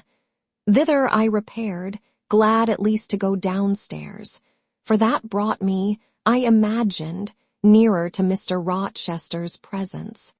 "You must want your tea," said the good lady as I joined her. "You ate so little at dinner. I am afraid," she continued, "you are not well today. You look flushed and feverish." "So, quite well. I never felt better." "Then you must prove it by evincing a good appetite. Will you fill the teapot while I knit off this needle?" Having completed her task, she rose to draw down the blind, which she had hitherto kept up, by way, I suppose, of making the most of daylight, though dusk was now fast deepening into total obscurity. "It is fair tonight," said she, as she looked through the panes. "Though not starlight, Mr. Rochester has, on the whole, had a favorable day for his journey." "Journey? Is Mr. Rochester gone anywhere? I did not know he was out." "Oh, he set off the moment he had breakfasted. He has gone to the Lees, Mr. Eshton's place, 10 miles on the other side Millcote. I believe there is quite a party assembled there, Lord Ingram, Sir George Lynn, Colonel Dent, and others." "Do you expect him back tonight?" "No, nor tomorrow either. I should think he is very likely to stay a week or more. When these fine, fashionable people get together, they are so surrounded by elegance and gaiety, so well provided with all that can please and entertain, they are in no hurry to separate. Gentlemen especially are often in request on such occasions, and Mr. Rochester is so talented and so lively in society that I believe he is a general favorite. The ladies are very fond of him, though you would not think his appearance calculated to recommend him particularly in their eyes. But I suppose his acquirements and abilities, perhaps his wealth and good blood, make amends for any little fault of look. Are there ladies at the Lees? There are Mrs. Eshton and her 3 daughters, very elegant young ladies indeed. And there are the Honorable Blanche and Mary Ingram, most beautiful women, I suppose. Indeed, I have seen Blanche 6 or 7 years since, when she was a girl of 18. She came here to a Christmas ball and party Mr. Rochester gave. You should have seen the dining room that day. How richly it was decorated, how brilliantly lit up. I should think there were 50 ladies and gentlemen present, all of the first county families, and Miss Ingram was considered the belle of the evening. You saw her, you say, Mrs. Fairfax. What was she like? Yes, I saw her. The dining-room doors were thrown open, and as it was Christmas time, the servants were allowed to assemble in the hall to hear some of the ladies sing and play. Mr. Rochester would have me to come in, and I sat down in a quiet corner and watched them. I never saw a more splendid scene. The ladies were magnificently dressed, most of them. At least most of the younger ones looked handsome, but Miss Ingram was certainly the queen. And what was she like? Tall, fine bust, sloping shoulders, long, graceful neck, olive complexion, dark and clear, noble features, eyes rather like Mr. Rochester's, large and black and as brilliant as her jewels. And then she had such a fine head of hair, raven black and so becomingly arranged, a crown of thick plaits behind, and in front the longest, the glossiest curls I ever saw. She was dressed in pure white. An amber-colored scarf was passed over her shoulder and across her breast, tied at the side, and descending in long, fringed ends below her knee. She wore an amber-colored flower, too, in her hair. It contrasted well with the jetty mass of her curls. She was greatly admired, of course. Yes, indeed, and not only for her beauty, but for her accomplishments. She was one of the ladies who sang. A gentleman accompanied her on the piano. She and Mr. Rochester sang a duet. Mr. Rochester, I was not aware he could sing. Oh, he has a fine bass voice and an excellent taste for music. And Miss Ingram, what sort of a voice had she? A very rich and powerful one. She sang delightfully. It was a treat to listen to her, and she played afterwards. I am no judge of music, but Mr. Rochester is, and I heard him say her execution was remarkably good. And this beautiful and accomplished lady, she is not yet married. It appears not. I fancy neither she nor her sister have very large fortunes. Old Lord Ingram's estates were chiefly entailed, and the eldest son came in for everything almost. But I wonder no wealthy nobleman or gentleman has taken a fancy to her. Mr. Rochester, for instance. He is rich, is he not? Oh, yes. But you see there is a considerable difference in age. Mr. Rochester is nearly 40. She is but 25. What of that? More unequal matches are made every day. True, yet I should scarcely fancy Mr. Rochester would entertain an idea of the sort. But you eat nothing. You have scarcely tasted since you began tea. No, I am too thirsty to eat. Will you let me have another cup? I was about again to revert to the probability of a union between Mr. Rochester and the beautiful Blanche. But Adele came in, and the conversation was turned into another channel.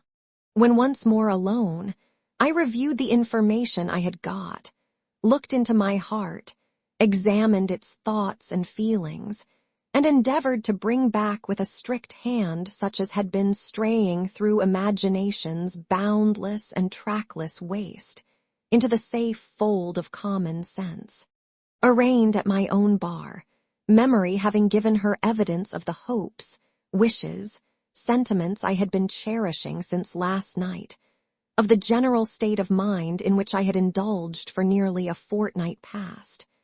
Reason having come forward and told, in her own quiet way, a plain, unvarnished tale, showing how I had rejected the real and rabidly devoured the ideal.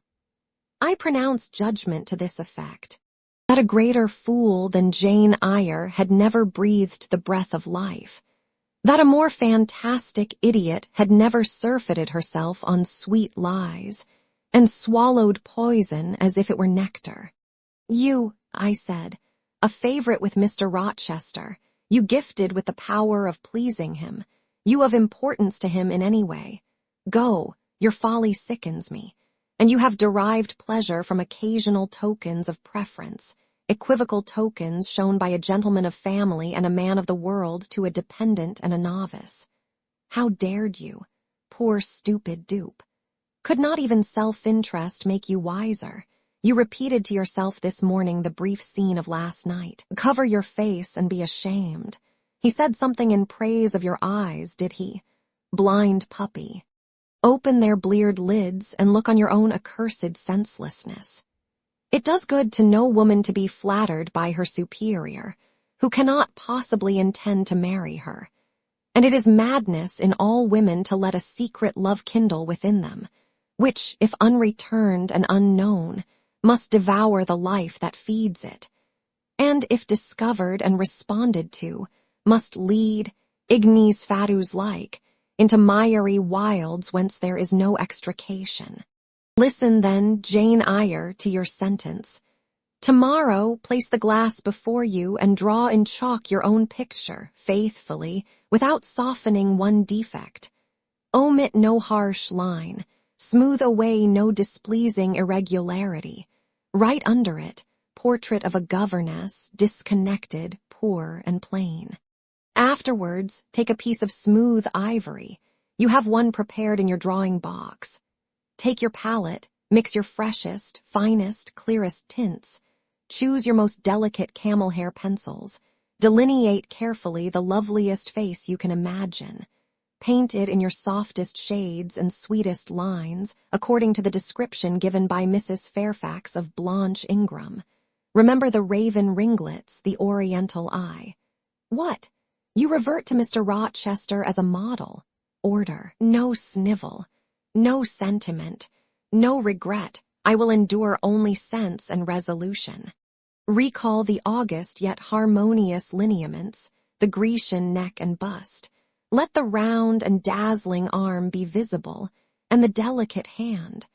Omit neither diamond ring nor gold bracelet. Portray faithfully the attire, aerial lace and glistening satin, graceful scarf and golden rose. Call it Blanche, an accomplished lady of rank. Whenever, in future, you should chance to fancy Mr. Rochester thinks well of you, take out these two pictures and compare them. Say, Mr. Rochester might probably win that noble lady's love if he chose to strive for it. Is it likely he would waste a serious thought on this indigent and insignificant plebeian? I'll do it, I resolved, and having framed this determination, I grew calm and fell asleep. I kept my word. An hour or two sufficed to sketch my own portrait in crayons, and in less than a fortnight I had completed an ivory miniature of an imaginary Blanche Ingram. It looked a lovely face enough, and when compared with the real head in chalk, the contrast was as great as self-control could desire. I derived benefit from the task. It had kept my head and hands employed, and had given force and fixedness to the new impressions I wished to stamp indelibly on my heart. Ere long, I had reason to congratulate myself on the course of wholesome discipline to which I had thus forced my feelings to submit. Thanks to it, I was able to meet subsequent occurrences with a decent calm, which, had they found me unprepared, I should probably have been unequal to maintain, even externally. Chapter 17. A week passed, and no news arrived of Mr. Rochester. 10 days, and still he did not come. Mrs. Fairfax said she should not be surprised if he were to go straight from the Leas to London, and thence to the Continent, and not show his face again at Thornfield for a year to come. He had not unfrequently quitted it in a manner quite as abrupt and unexpected. When I heard this, I was beginning to feel a strange chill and failing at the heart. I was actually permitting myself to experience a sickening sense of disappointment, but rallying my wits and recollecting my principles, I at once called my sensations to order. And it was wonderful how I got over the temporary blunder, how I cleared up the mistake of supposing Mr. Rochester's movements a matter in which I had any cause to take a vital interest. Not that I humbled myself by a slavish notion of inferiority. On the contrary, I just said, "You have nothing to do with the master of Thornfield, further than to receive the salary he gives you for teaching his protégé, and to be grateful for such respectful and kind treatment as, if you do your duty, you have a right to expect at his hands. Be sure that is the only tie he seriously acknowledges between you and him. So don't make him the object of your fine feelings, your raptures, agonies, and so forth. He is not of your order. Keep to your caste, and be too self-respecting to lavish the love of the whole heart, soul, and strength, where such a gift is not wanted and would be despised." I went on with my day's business tranquilly, but ever and anon vague suggestions kept wandering across my brain of reasons why I should quit Thornfield, and I kept involuntarily framing advertisements and pondering conjectures about new situations. These thoughts I did not think to check. They might germinate and bear fruit if they could. Mr. Rochester had been absent upwards of a fortnight, when the post brought Mrs. Fairfax a letter. "It is from the master," said she, as she looked at the direction. "Now I suppose we shall know whether we are to expect his return or not." And while she broke the seal and perused the document, I went on taking my coffee. We were at breakfast. It was hot, and I attributed to that circumstance a fiery glow which suddenly rose to my face. Why my hand shook, and why I involuntarily spilt half the contents of my cup into my saucer, I did not choose to consider. "Well, I sometimes think we are too quiet, but we run a chance of being busy enough now, for a little while at least," said Mrs. Fairfax, still holding the note before her spectacles.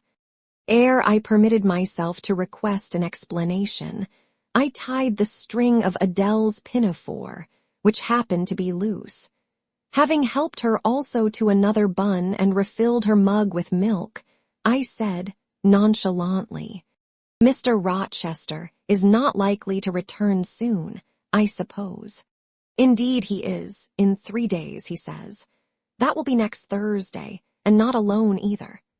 I don't know how many of the fine people at the Lees are coming with him.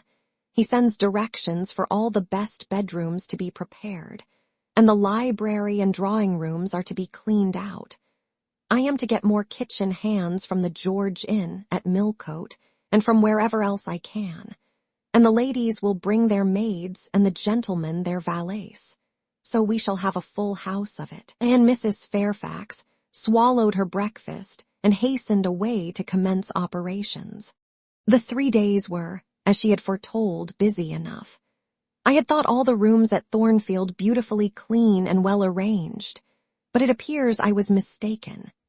3 women were got to help, and such scrubbing, such brushing, such washing of paint and beating of carpets, such taking down and putting up of pictures, such polishing of mirrors and lustres, such lighting of fires in bedrooms, such airing of sheets and feather beds on hearths, I never beheld either before or since. Adele ran quite wild in the midst of it. The preparations for company and the prospect of their arrival seemed to throw her into ecstasies. She would have Sophie to look over all her toilettes, as she called frocks, to furbish up any that were passés, and to air and arrange the new. For herself, she did nothing but caper about in the front chambers, jump on and off the bedsteads, and lie on the mattresses and piled-up bolsters and pillows before the enormous fires roaring in the chimneys. From school duties, she was exonerated. Mrs. Fairfax had pressed me into her service, and I was all day in the storeroom, helping or hindering her and the cook, learning to make custards and cheesecakes and French pastry, to truss game and garnish dessert dishes. The party were expected to arrive on Thursday afternoon, in time for dinner at 6. During the intervening period, I had no time to nurse chimeras, and I believe I was as active and gay as anybody, Adele excepted. Still, now and then, I received a damping check to my cheerfulness, and was, in spite of myself, thrown back on the region of doubts and portents and dark conjectures. This was when I chanced to see the third-story staircase door, which of late had always been kept locked, open slowly, and give passage to the form of Grace Poole, in prim cap, white apron, and handkerchief. When I watched her glide along the gallery, her quiet tread muffled in a list slipper, when I saw her look into the bustling, topsy-turvy bedrooms, just say a word, perhaps, to the charwoman about the proper way to polish a grate, or clean a marble mantelpiece, or take stains from papered walls, and then pass on. She would thus descend to the kitchen once a day, eat her dinner, smoke a moderate pipe on the hearth, and go back, carrying her pot of porter with her, for her private solace in her own gloomy upper haunt. Only 1 hour in the 24 did she pass with her fellow servants below. All the rest of her time was spent in some low-ceiled, oaken chamber of the second story. There she sat and sewed, and probably laughed drearily to herself, as companionless as a prisoner in his dungeon. The strangest thing of all was that not a soul in the house, except me, noticed her habits or seemed to marvel at them. No one discussed her position or employment. No one pitied her solitude or isolation. I once, indeed, overheard part of a dialogue between Lee and one of the charwomen, of which Grace formed the subject. Lee had been saying something I had not caught, and the charwoman remarked, "She gets good wages, I guess." "Yes," said Lee. "I wish I had as good, not that mine are to complain of. There's no stinginess at Thornfield, but they're not 1/5 of the sum Mrs. Poole receives. And she is laying by. She goes every quarter to the bank at Millcote. I should not wonder but she has saved enough to keep her independent if she liked to leave, but I suppose she's got used to the place, and then she's not 40 yet, and strong and able for anything. It is too soon for her to give up business." "She is a good hand, I dare say," said the charwoman. "Ah, she understands what she has to do. Nobody better," rejoined Lee significantly. "And it is not everyone could fill her shoes, not for all the money she gets." "That it is not," was the reply. "I wonder whether the master—" The charwoman was going on, but here Lee turned and perceived me, and she instantly gave her companion a nudge. "Doesn't she know?" I heard the woman whisper. Lee shook her head, and the conversation was of course dropped. All I had gathered from it amounted to this, that there was a mystery at Thornfield, and that from participation in that mystery I was purposely excluded. Thursday came. All work had been completed the previous evening. Carpets were laid down, bed hangings festooned, radiant white counterpanes spread, toilet tables arranged, furniture rubbed, flowers piled in vases. Both chambers and saloons looked as fresh and bright as hands could make them. The hall, too, was scoured, and the great carved clock, as well as the steps and banisters of the staircase, were polished to the brightness of glass. In the dining room, the sideboard flashed resplendent with plate. In the drawing room and boudoir, vases of exotics bloomed on all sides. Afternoon arrived. Mrs. Fairfax assumed her best black satin gown, her gloves, and her gold watch, for it was her part to receive the company, to conduct the ladies to their rooms and see. Adele, too, would be dressed, though I thought she had little chance of being introduced to the party that day at least. However, to please her, I allowed Sophie to apparel her in one of her short, full muslin frocks. For myself, I had no need to make any change. I should not be called upon to quit my sanctum of the schoolroom. For a sanctum it was now become to me, a very pleasant refuge in time of trouble. It had been a mild, serene spring day, one of those days which, towards the end of March or the beginning of April, rise shining over the earth as heralds of summer. It was drawing to an end now, but the evening was even warm, and I sat at work in the schoolroom with the window open. "It gets late," said Mrs. Fairfax, entering in rustling state. "I am glad I ordered dinner an hour after the time Mr. Rochester mentioned, for it is past 6 now. I have sent John down to the gates to see if there is anything on the road. One can see a long way from thence in the direction of Millcote." She went to the window. "Here he is," said she. "Well, John, leaning out, any news?" "They're coming, ma'am," was the answer. "They'll be here in 10 minutes. Adele flew to the window. I followed, taking care to stand on one side so that, screened by the curtain, I could see without being seen. The 10 minutes John had given seemed very long, but at last wheels were heard. 4 equestrians galloped up the drive, and after them came 2 open carriages. Fluttering veils and waving plumes filled the vehicles. 2 of the cavaliers were young, dashing-looking gentlemen. The third was Mr. Rochester, on his black horse, Messer, pilot bounding before him. At his side rode a lady, and he and she were the first of the party. Her purple riding habit almost swept the ground. Her veil streamed long on the breeze. Mingling with its transparent folds and gleaming through them, shone rich raven ringlets. "Miss Ingram," exclaimed Mrs. Fairfax, and away she hurried to her post below. The cavalcade, following the sweep of the drive, quickly turned the angle of the house, and I lost sight of it. Adele now petitioned to go down, but I took her on my knee and gave her to understand that she must not on any account think of venturing in sight of the ladies, either now or at any other time, unless expressly sent for, that Mr. Rochester would be very angry and see. Some natural tears she shed on being told this, but as I began to look very grave, she consented at last to wipe them. A joyous stir was now audible in the hall. Gentlemen's deep tones and ladies' silvery accents blent harmoniously together, and distinguishable above all, though not loud, was the sonorous voice of the master of Thornfield Hall, welcoming his fair and gallant guests under its roof. Then light steps ascended the stairs, and there was a tripping through the gallery, and soft, cheerful laughs, and opening and closing doors, and for a time a hush.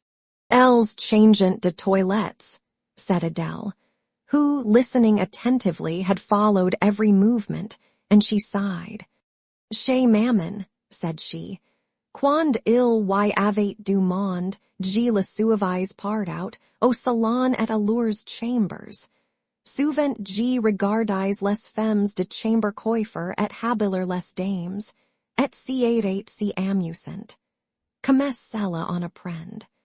"Don't you feel hungry, Adele?" "Mais oui, mademoiselle. Voilà 5 ou 6 heures que nous en avons pas mangé. Well now, while the ladies are in their rooms, I will venture down and get you something to eat." And issuing from my asylum with precaution, I sought a back stairs which conducted directly to the kitchen. All in that region was fire and commotion.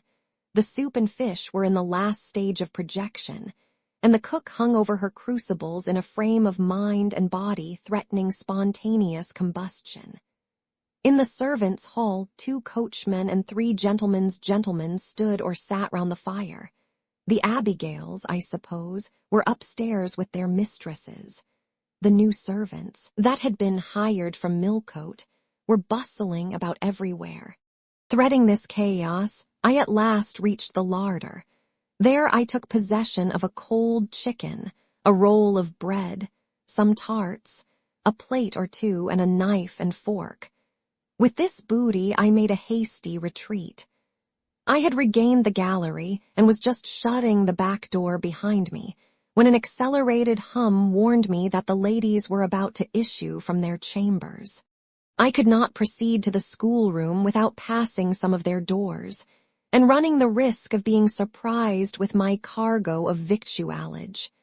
So I stood still at this end, which, being windowless, was dark, quite dark now, for the sun was set and twilight gathering. Presently the chambers gave up their fair tenants one after another.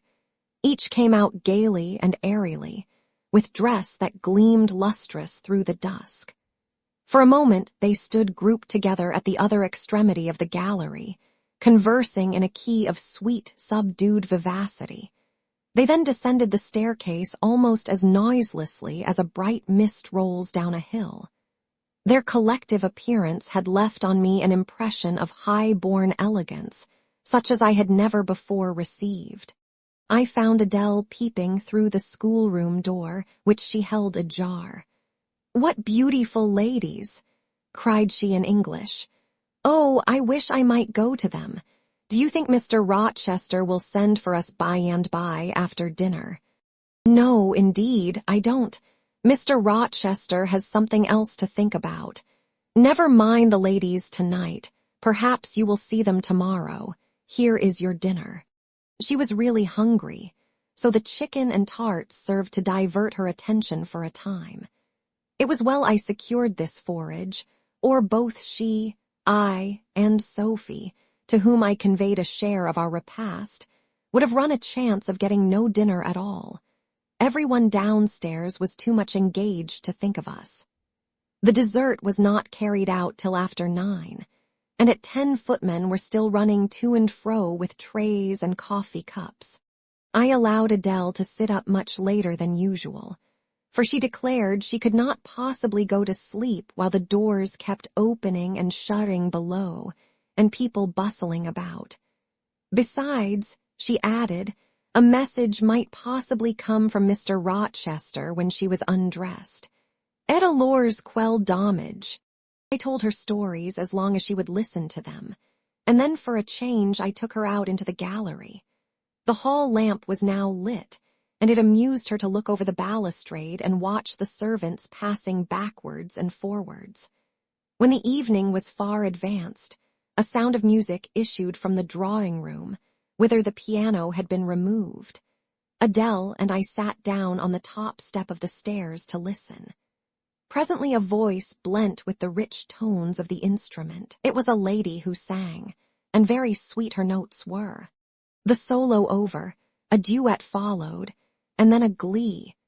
A joyous conversational murmur filled up the intervals.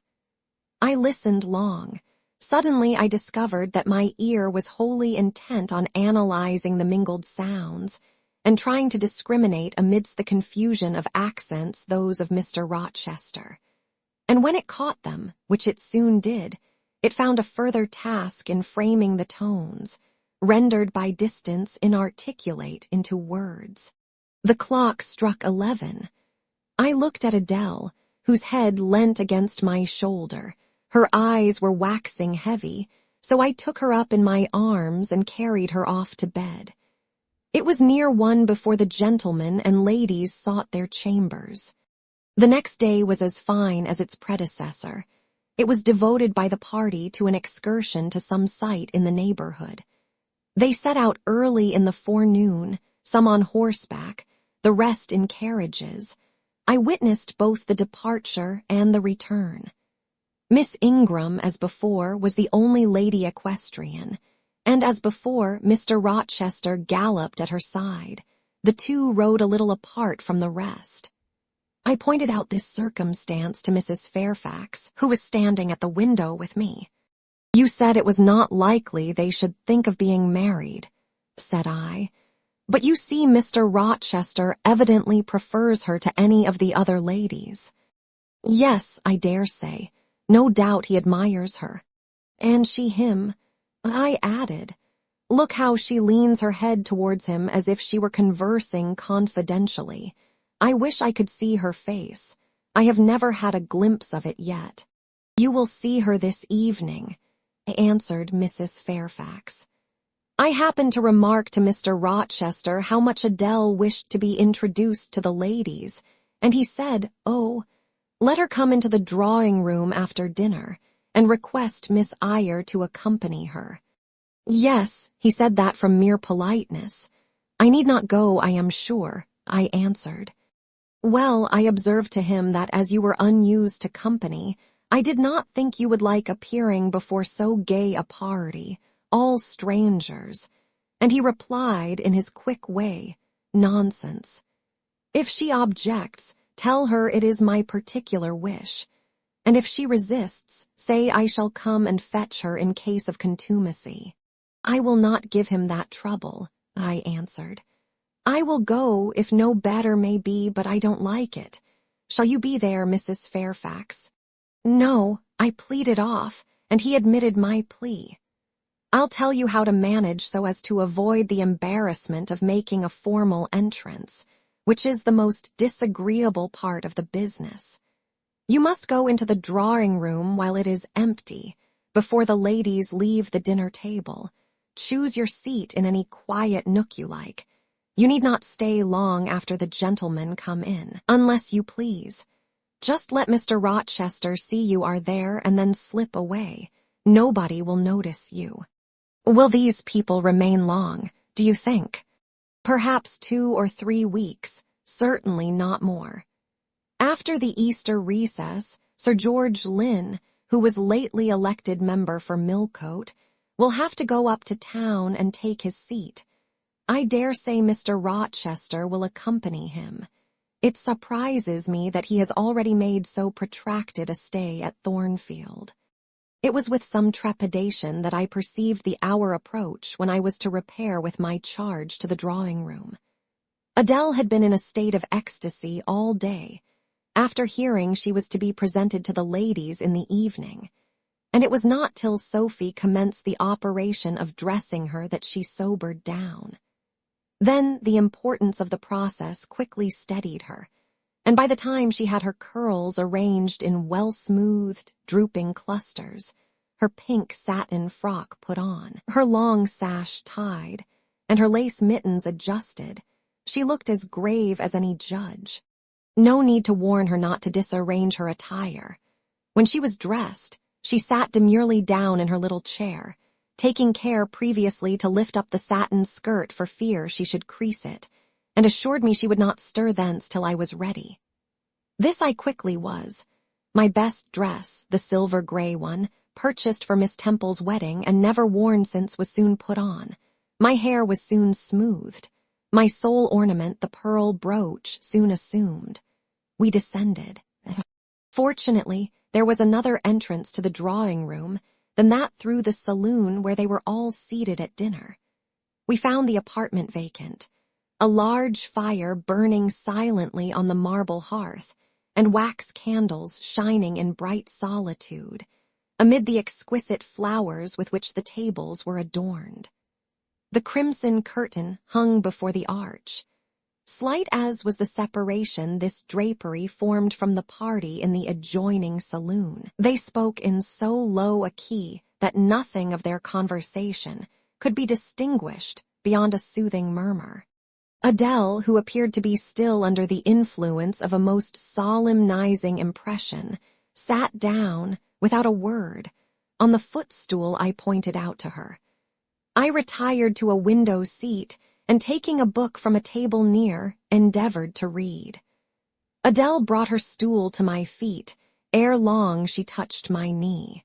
"What is it, Adele?" "Esdc qued geni puis, pas prender une seule de ces fleurs magnifiques, mademoiselle." Sûrement pour compléter ma toilette. You think too much of your toilette, Adele, but you may have a flower. And I took a rose from a vase and fastened it in her sash. She sighed a sigh of ineffable satisfaction, as if her cup of happiness were now full. I turned my face away to conceal a smile I could not suppress. There was something ludicrous as well as painful in the little Parisian's earnest and innate devotion to matters of dress. A soft sound of rising now became audible. The curtain was swept back from the arch. Through it appeared the dining room, with its lit luster pouring down light on the silver and glass of a magnificent dessert service covering a long table. A band of ladies stood in the opening. They entered, and the curtain fell behind them. There were but 8, yet somehow, as they flocked in, they gave the impression of a much larger number. Some of them were very tall, many were dressed in white, and all had a sweeping amplitude of array that seemed to magnify their persons as a mist magnifies the moon. I rose and curtsied to them.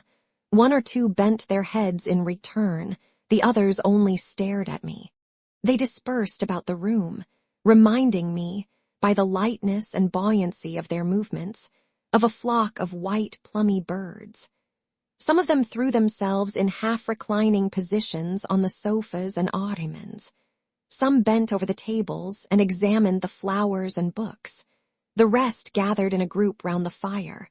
All talked in a low but clear tone which seemed habitual to them. I knew their names afterwards, and may as well mention them now. First, there was Mrs. Eshton and 2 of her daughters. She had evidently been a handsome woman and was well preserved still. Of her daughters, the eldest, Amy, was rather little, naive and childlike in face and manner, and piquant in form. Her white muslin dress and blue sash became her well. The second, Louisa, was taller and more elegant in figure, with a very pretty face, of that order the French term minois chiffonné. Both sisters were fair as lilies. Lady Lynn was a large and stout personage of about 40, very erect, very haughty-looking, richly dressed in a satin robe of changeful sheen. Her dark hair shone glossily under the shade of an azure plume, and within the circlet of a band of gemmis. Mrs. Colonel Dent was less showy, but I thought more ladylike. She had a slight figure, a pale, gentle face and fair hair. Her black satin dress, her scarf of rich foreign lace, and her pearl ornaments pleased me better than the rainbow radiance of the titled dame. But the 3 most distinguished, partly perhaps because the tallest figures of the band, were the Dowager Lady Ingram and her daughters, Blanche and Mary. They were all 3 of the loftiest stature of women. The dowager might be between 40 and 50. Her shape was still fine. Her hair, by candlelight at least, still black. Her teeth, too, were still apparently perfect. Most people would have termed her a splendid woman of her age, and so she was, no doubt, physically speaking. But then, there was an expression of almost insupportable haughtiness in her bearing and countenance. She had Roman features and a double chin, disappearing into a throat like a pillar. These features appeared to me not only inflated and darkened, but even furrowed with pride. And the chin was sustained by the same principle, in a position of almost preternatural erectness. She had likewise a fierce and a hard eye. It reminded me of Mrs. Reed's. She mouthed her words in speaking. Her voice was deep, its inflections very pompous, very dogmatical, very intolerable. In short, a crimson velvet robe and a shawl turban of some gold-wrought Indian fabric invested her. I suppose she thought with a truly imperial dignity. Blanche and Mary were of equal stature, straight and tall as poplars. Mary was too slim for her height, but Blanche was molded like a Diane. I regarded her, of course, with special interest. First, I wished to see whether her appearance accorded with Mrs. Fairfax's description. Secondly, whether it at all resembled the fancy miniature I had painted of her. And thirdly, it will out. Whether it were such as I should fancy likely to suit Mr. Rochester's taste. As far as person went, she answered point for point, both to my picture and Mrs. Fairfax's description. The noble bust, the sloping shoulders, the graceful neck, the dark eyes and black ringlets were all there. But her face was like her mother's, a youthful unfurrowed likeness, the same low brow, the same high features, the same pride. It was not, however, so saturnine a pride. She laughed continually. Her laugh was satirical, and so was the habitual expression of her arched and haughty lip. Genius is said to be self-conscious. I cannot tell whether Miss Ingram was a genius, but she was self-conscious, remarkably self-conscious indeed. She entered into a discourse on botany with the gentle Mrs. Dent. It seemed Mrs. Dent had not studied that science, though, as she said, she liked flowers, especially wild ones. Miss Ingram had, and she ran over its vocabulary with an air. I presently perceived she was, what is vernacularly termed, trailing Mrs. Dent, that is, playing on her ignorance. Her trail might be clever, but it was decidedly not good-natured. She played, her execution was brilliant. She sang, her voice was fine. She talked French apart to her mamma, and she talked it well, with fluency and with a good accent. Mary had a milder and more open countenance than Blanche, softer features too, and a skin some shades fairer. Miss Ingram was dark as a Spaniard. But Mary was deficient in life. Her face lacked expression, her eye luster. She had nothing to say, and having once taken her seat, remained fixed like a statue in its niche. The sisters were both attired in spotless white.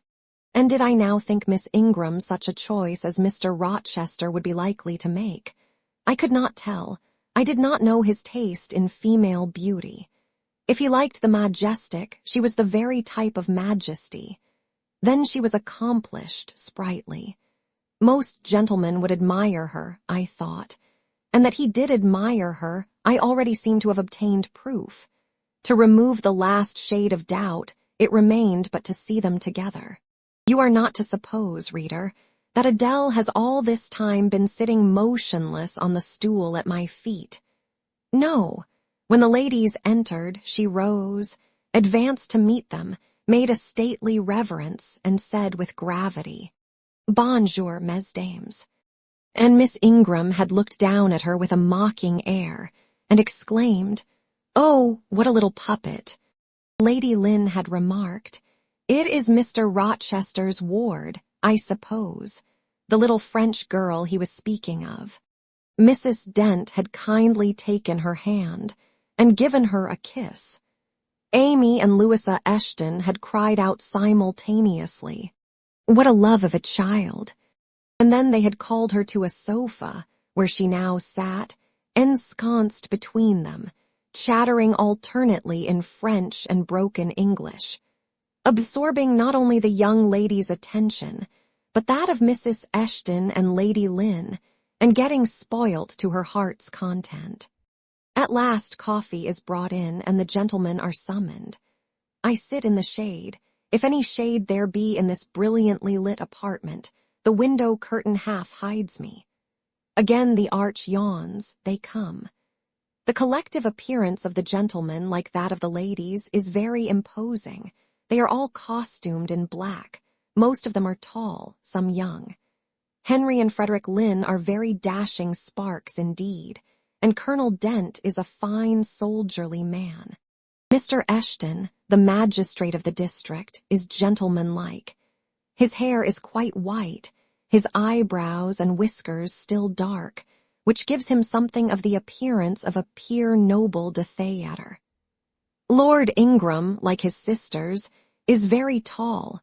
Like them, also, he is handsome, but he shares Mary's apathetic and listless look.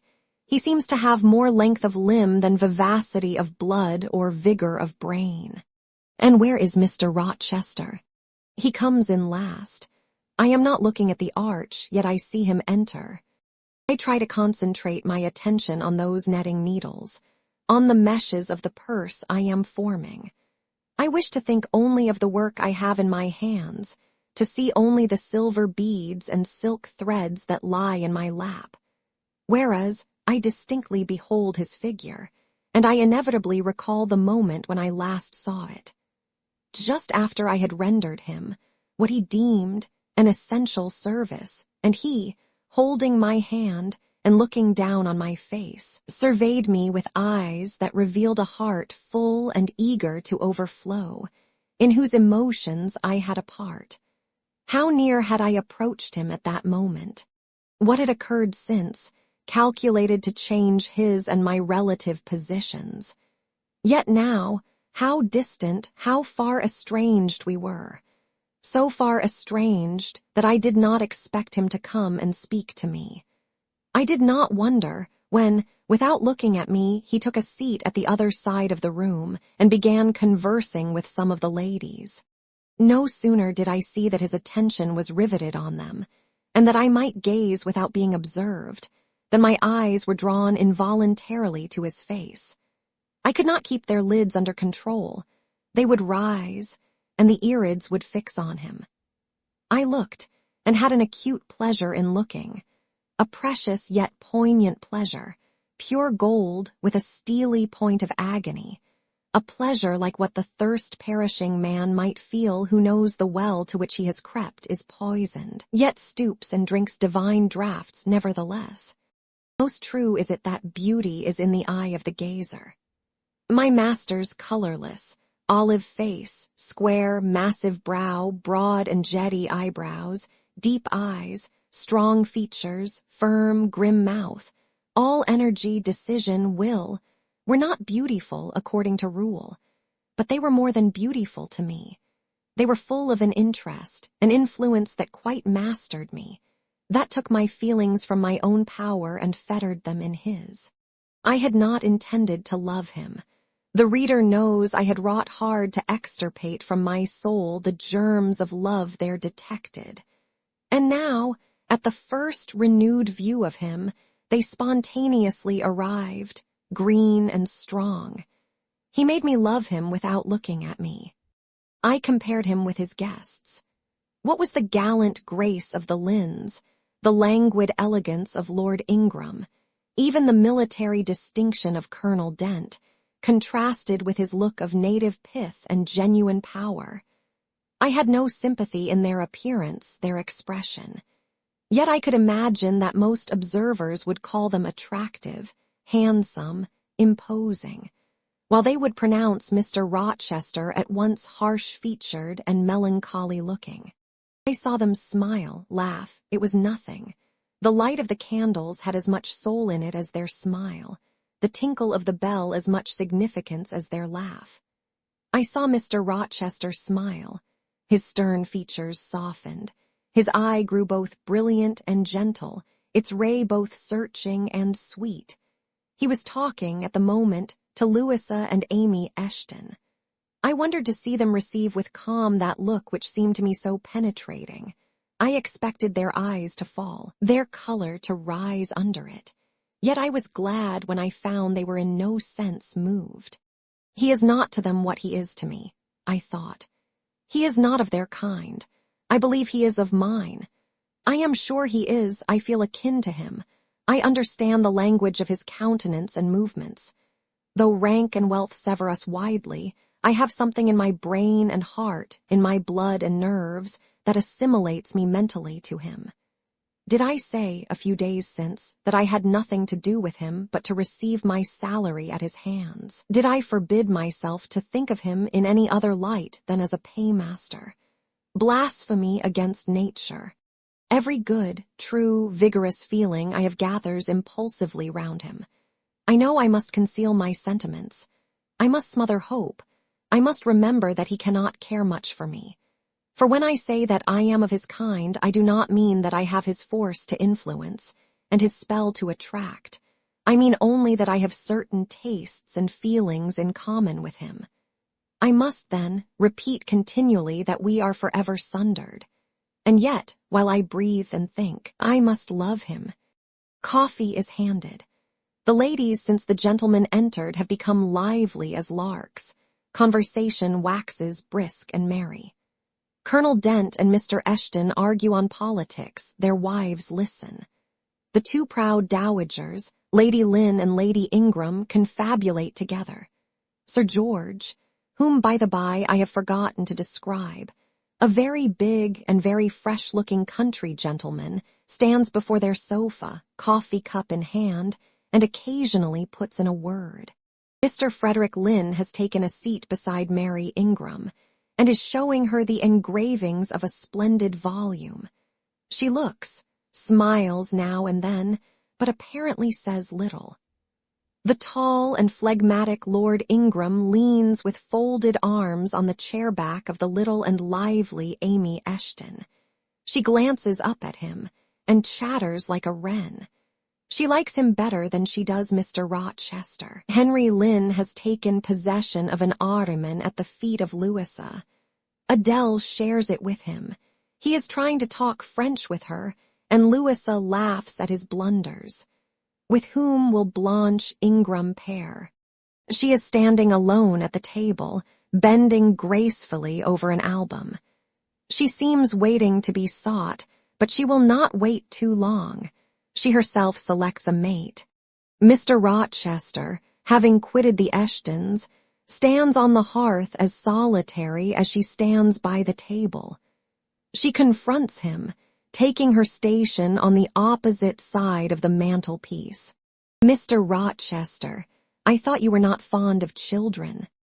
Nor am I. Then what induced you to take charge of such a little doll as that? Pointing to Adele. Where did you pick her up? I did not pick her up. She was left on my hands. You should have sent her to school. I could not afford it. Schools are so dear. Why, I suppose you have a governess for her. I saw a person with her just now. Is she gone? Oh, no, there she is still behind the window curtain. You pay her, of course.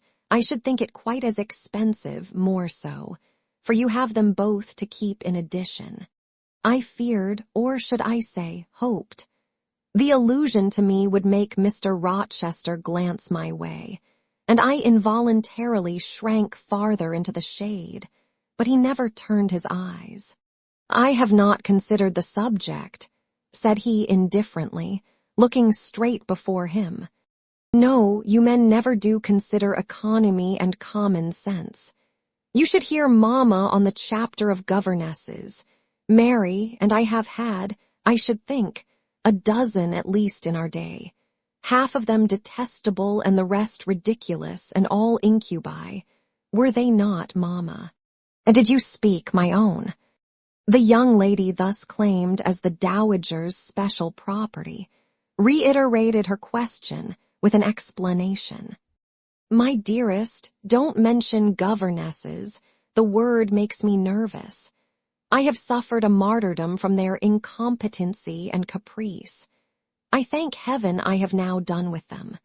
Mrs. Dent here bent over to the pious lady and whispered something in her ear. I suppose, from the answer elicited, it was a reminder that one of the anathematized race was present. Tant pis, said her ladyship, I hope it may do her good. Then, in a lower tone but still loud enough for me to hear, I noticed her. I am a judge of physiognomy, and in hers I see all the faults of her class. What are they, madam? Inquired Mr. Rochester aloud.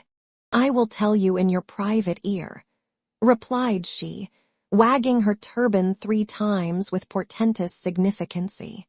But my curiosity will be past its appetite. It craves food now. Ask Blanche. She is nearer you than I. Oh, don't refer him to me, Mamma. I have just one word to say of the whole tribe. They are a nuisance. Not that I ever suffered much from them. I took care to turn the tables. What tricks Theodore and I used to play on our Miss Wilsons, and Mrs. Grays and Madame Jouberts.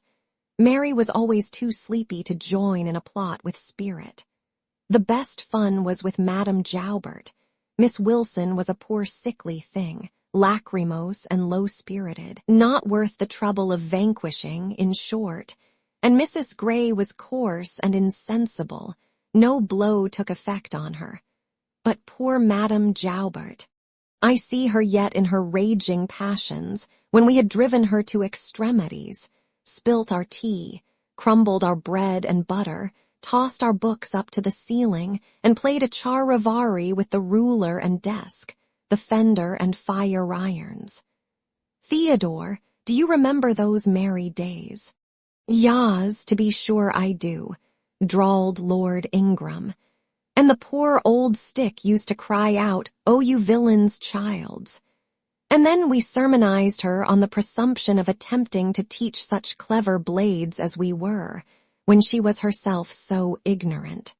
We did, and, Tito, you know, I helped you in prosecuting, or persecuting, your tutor, way-faced Mr. Vining, the parson in the pip, as we used to call him. He and Miss Wilson took the liberty of falling in love with each other. At least Tito and I thought so. We surprised sundry tender glances and sighs, which we interpreted as tokens of la belle passion. And I promise you the public soon had the benefit of our discovery. We employed it as a sort of lever to hoist our dead weights from the house. Dear Mamma, there, as soon as she got an inkling of the business, found out that it was of an immoral tendency. Did you not, my lady mother? Certainly, my best. And I was quite right. Depend on that. There are 1,000 reasons why liaisons between governesses and tutors should never be tolerated a moment in any well-regulated house. Firstly, oh, gracious Mamma, spare us the enumeration. Oh, reste, we all know them, danger of bad example to innocence of childhood, distractions and consequent neglect of duty on the part of the attached, mutual alliance and reliance, confidence thence resulting, insolence accompanying, mutiny and general blow-up. Am I right, Baroness Ingram of Ingram Park? My lily flower, you are right now, as always. Then no more need be said. Change the subject. Amy Eshton, not hearing or not heeding this dictum, joined in with her soft, infantine tone. Louisa and I used to quiz our governess, too, but she was such a good creature. She would bear anything. Nothing put her out. She was never cross with us, was she, Louisa? No, never. We might do what we pleased.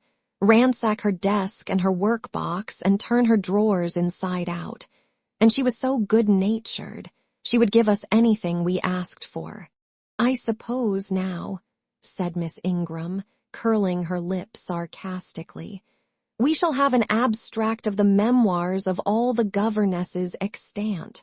In order to avert such a visitation, I again move the introduction of a new topic. Mr. Rochester, do you second my motion? Madam, I support you on this point, as on every other. Then on me be the onus of bringing it forward. Signor Eduardo, are you in voice tonight? Donna Bianca, if you command it, I will be. Then, Signor, I lay on you my sovereign behest to furbish up your lungs and other vocal organs, as they will be wanted on my royal service. Who would not be the Rizzio of so divine a Mary? A fig for Rizzio, cried she, tossing her head with all its curls as she moved to the piano. It is my opinion the fiddler David must have been an insipid sort of fellow. I like Black Bothwell better. To my mind a man is nothing without a spice of the devil in him. And history may say what it will of James Hepburn, but I have a notion. He was just the sort of wild, fierce, bandit hero whom I could have consented to gift with my hand. Gentlemen, you hear. Now which of you most resembles Bothwell? Cried Mr. Rochester. I should say the preference lies with you, responded Colonel Dent. On my honor, I am much obliged to you, was the reply. Miss Ingram, who had now seated herself with proud grace at the piano, spreading out her snowy robes in queenly amplitude, commenced a brilliant prelude, talking meantime. She appeared to be on her high horse tonight. Both her words and her air seemed intended to excite not only the admiration, but the amazement of her auditors. She was evidently bent on striking them as something very dashing and daring indeed. "Oh, I am so sick of the young men of the present day," exclaimed she, rattling away at the instrument. "Poor, puny things, not fit to stir a step beyond Papa's park gates, nor to go even so far without Mamma's permission and guardianship. Creatures so absorbed in care about their pretty faces, and their white hands, and their small feet, as if a man had anything to do with beauty, as if loveliness were not the special prerogative of woman, her legitimate appanage and heritage. I grant an ugly woman is a blot on the fair face of creation, but as to the gentlemen, let them be solicitous to possess only strength and valor. Let their motto be, hunt, shoot, and fight. The rest is not worth a fillip. Such should be my device were I a man.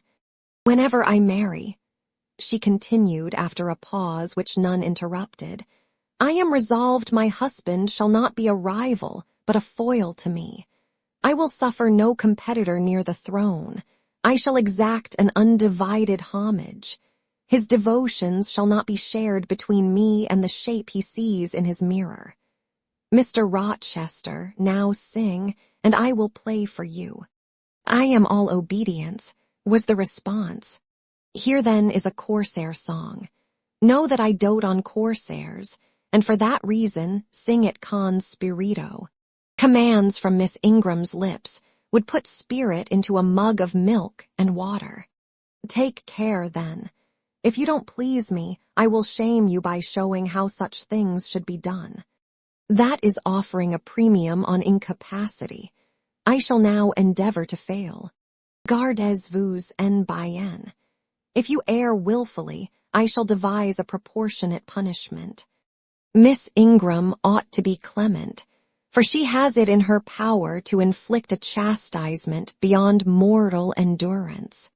"Ha, explain," commanded the lady. "Pardon me, madam. No need of explanation. Your own fine sense must inform you that one of your frowns would be a sufficient substitute for capital punishment. Sing," said she, and again touching the piano, she commenced an accompaniment in spirited style. Now is my time to slip away, thought I, but the tones that then severed the air arrested me. Mrs. Fairfax had said Mr. Rochester possessed a fine voice. He did. A mellow, powerful bass into which he threw his own feeling, his own force, finding a way through the ear to the heart and their waking sensations strangely. I waited till the last deep and full vibration had expired, till the tide of talk, checked an instant, had resumed its flow. I then quitted my sheltered corner and made my exit by the side door, which was fortunately near. Thence a narrow passage led into the hall. In crossing it, I perceived my sandal was loose. I stopped to tie it, kneeling down for that purpose on the mat at the foot of the staircase. I heard the dining-room door unclose. A gentleman came out. Rising hastily, I stood face to face with him. It was Mr. Rochester. "How do you do?" he asked. "I am very well, sir." "Why did you not come and speak to me in the room?" I thought I might have retorted the question on him who put it, but I would not take that freedom. I answered, "I did not wish to disturb you, as you seemed engaged, sir. What have you been doing during my absence?" "Nothing particular, teaching Adele as usual, and getting a good deal paler than you were, as I saw at first sight. What is the matter?" "Nothing at all, sir." "Did you take any cold that night you half drowned me?" "Not the least." "Return to the drawing-room. You are deserting too early." "I am tired, sir." He looked at me for a minute. "And a little depressed," he said. What about, tell me? Nothing, sir, I am not depressed. But I affirm that you are. So much depressed that a few more words would bring tears to your eyes. Indeed, they are there now, shining and swimming, and a bead has slipped from the lash and fallen onto the flag. If I had time, and was not in mortal dread of some prating prig of a servant passing, I would know what all this means. Well, tonight I excuse you, but understand that so long as my visitors stay, I expect you to appear in the drawing-room every evening. It is my wish. Don't neglect it. Now go and send Sophie for Adele. Good night, my—" He stopped, bit his lip, and abruptly left me. Chapter 18. Merry days were these at Thornfield Hall, and busy days, too. How different from the first 3 months of stillness, monotony, and solitude I had passed beneath its roof. All sad feelings seemed now driven from the house, all gloomy associations forgotten. There was life everywhere, movement all day long. You could not now traverse the gallery, once so hushed, nor enter the front chambers, once so tenantless, without encountering a smart lady's maid or a dandy valet. The kitchen, the butler's pantry, the servants' hall, the entrance hall, were equally alive, and the saloons were only left void and still when the blue sky and halcyon sunshine of the genial spring weather called their occupants out into the grounds. Even when that weather was broken, and continuous rain set in for some days, no damp seemed cast over enjoyment. Indoor amusements only became more lively and varied, in consequence of the stop put to outdoor gaiety. I wondered what they were going to do the first evening a change of entertainment was proposed. They spoke of playing charades, but in my ignorance I did not understand the term. The servants were called in, the dining-room tables wheeled away, the lights otherwise disposed, the chairs placed in a semicircle opposite the arch. While Mr. Rochester and the other gentlemen directed these alterations, the ladies were running up and down stairs ringing for their maids. Mrs. Fairfax was summoned to give information respecting the resources of the house in shawls, dresses, draperies of any kind, and certain wardrobes of the third story were ransacked, and their contents, in the shape of brocaded and hooped petticoats, satin sacks, black modes, lace lappets, and were brought down in armfuls by the Abigails. Then a selection was made, and such things as were chosen were carried to the boudoir within the drawing-room. Meantime, Mr. Rochester had again summoned the ladies round him, and was selecting certain of their number to be of his party. "Miss Ingram is mine, of course," said he. Afterwards he named the 2 Mrs. Eshton and Mrs. Dent. He looked at me. I happened to be near him, as I had been fastening the clasp of Mrs. Dent's bracelet, which had got loose. "Will you play?" he asked. I shook my head. He did not insist, which I rather feared he would have done. He allowed me to return quietly to my usual seat. He and his aides now withdrew behind the curtain. The other party, which was headed by Colonel Dent, sat down on the crescent of chairs. One of the gentlemen, Mr. Eshton, observing me, seemed to propose that I should be asked to join them, but Lady Ingram instantly negatived the notion. "No," I heard her say.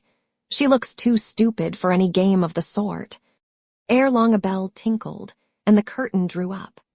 Within the arch, the bulky figure of Sir George Lynn, whom Mr. Rochester had likewise chosen, was seen enveloped in a white sheet.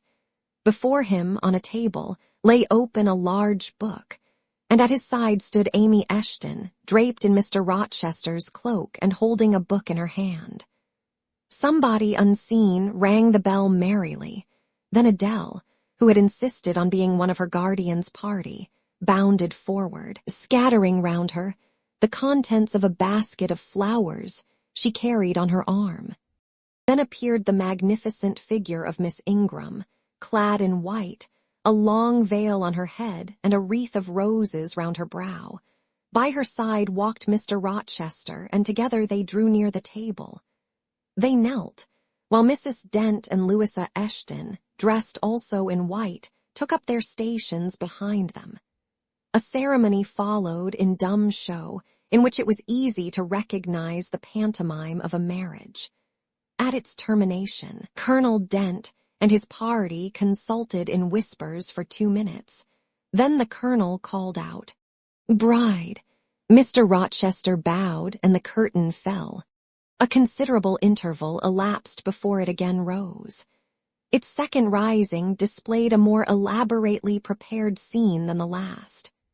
The drawing-room, as I have before observed, was raised 2 steps above the dining-room, and on the top of the upper step, placed a yard or 2 back within the room, appeared a large marble basin, which I recognized as an ornament of the conservatory, where it usually stood, surrounded by exotics and tenanted by goldfish, and whence it must have been transported with some trouble, on account of its size and weight. Seated on the carpet by the side of this basin was seen Mr. Rochester, costumed in shawls, with a turban on his head. His dark eyes and swarthy skin and Paynim features suited the costume exactly. He looked the very model of an Eastern emir, an agent or a victim of the bowstring. Presently advanced into view Miss Ingram. She, too, was attired in Oriental fashion, a crimson scarf tied sash-like round the waist, an embroidered handkerchief knotted about her temples, her beautifully molded arms bare, one of them upraised in the act of supporting a pitcher, poised gracefully on her head. Both her cast of form and feature, her complexion and her general air, suggested the idea of some Israelitish princess of the patriarchal days, and such was doubtless the character she intended to represent. She approached the basin and bent over it as if to fill her pitcher. She again lifted it to her head. The personage on the well-brink now seemed to accost her, to make some request. She hasted, let down her pitcher on her hand, and gave him to drink. From the bosom of his robe he then produced a casket, opened it, and showed magnificent bracelets and earrings. She acted astonishment and admiration.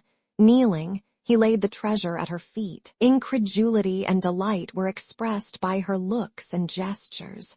The stranger fastened the bracelets on her arms and the rings in her ears. It was Eliezer and Rebecca. The camels only were wanting. The divining party again laid their heads together. Apparently they could not agree about the word or syllable the scene illustrated.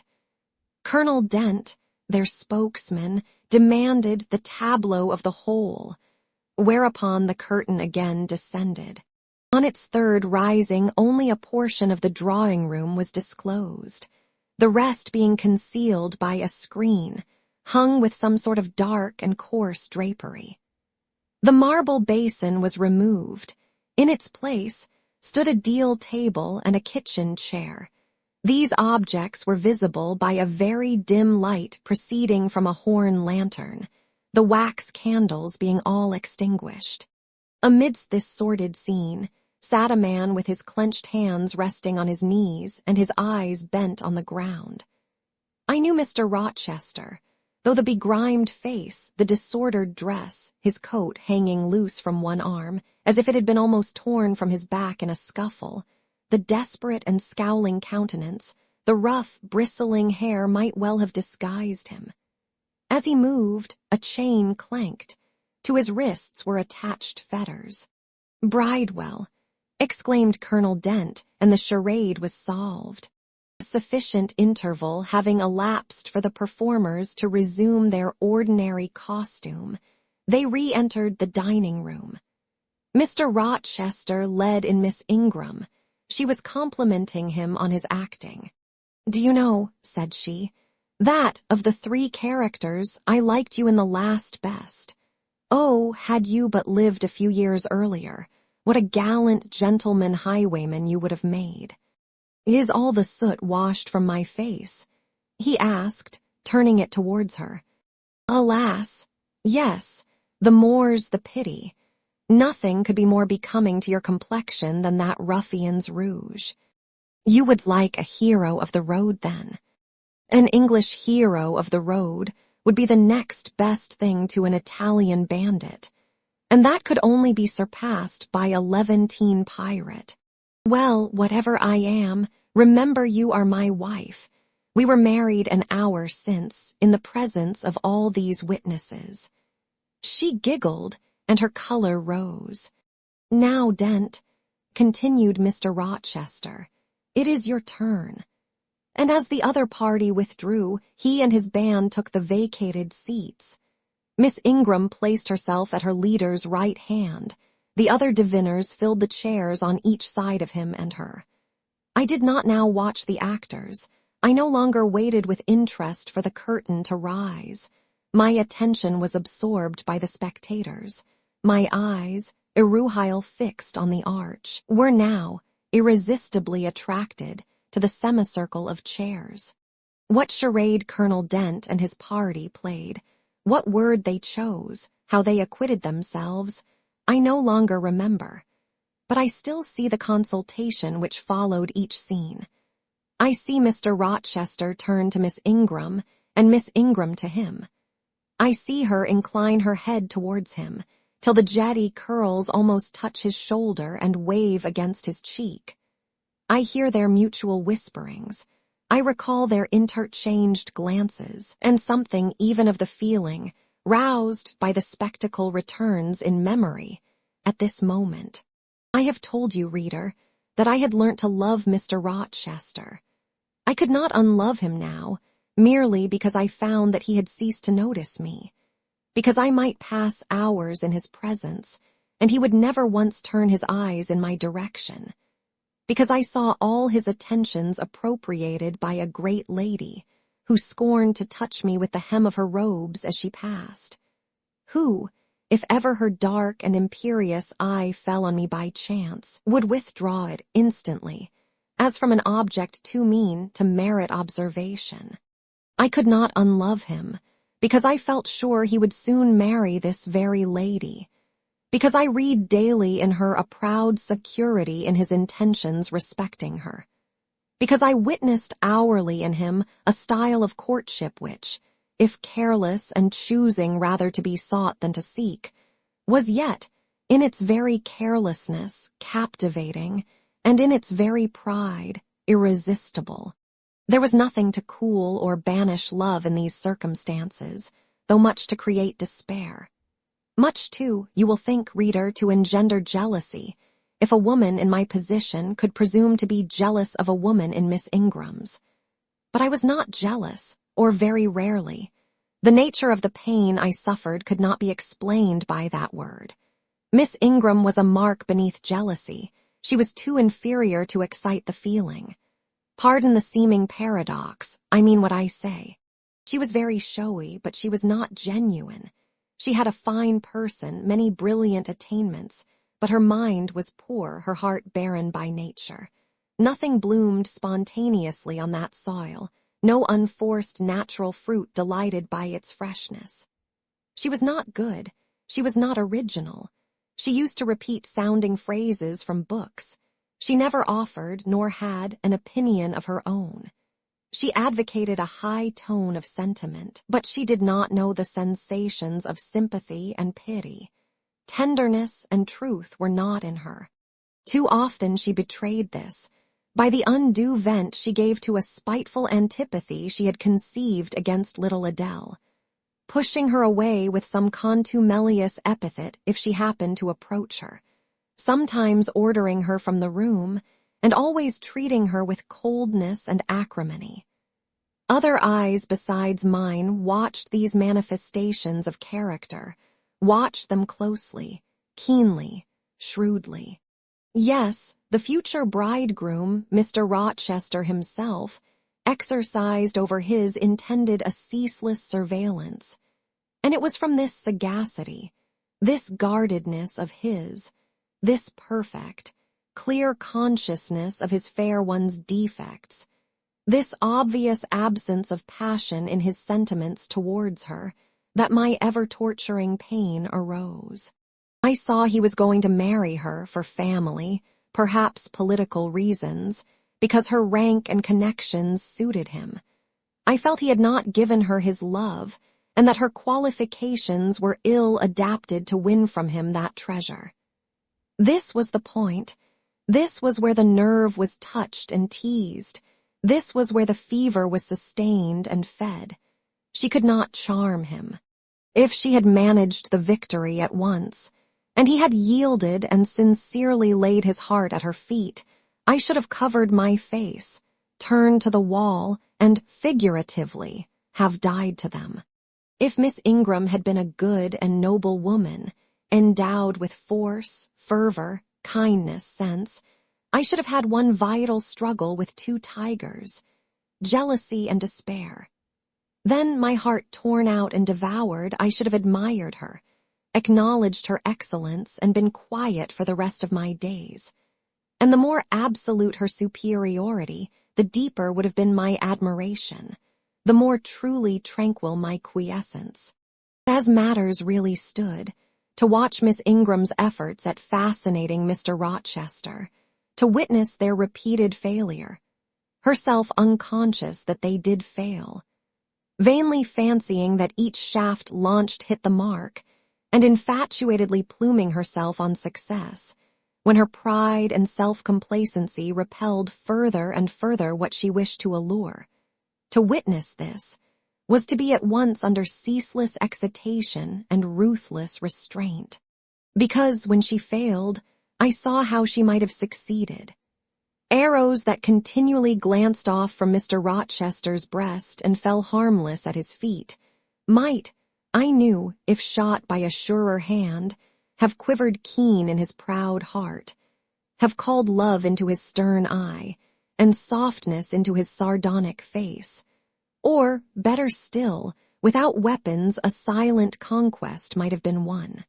Why can she not influence him more, when she is privileged to draw so near to him? I asked myself.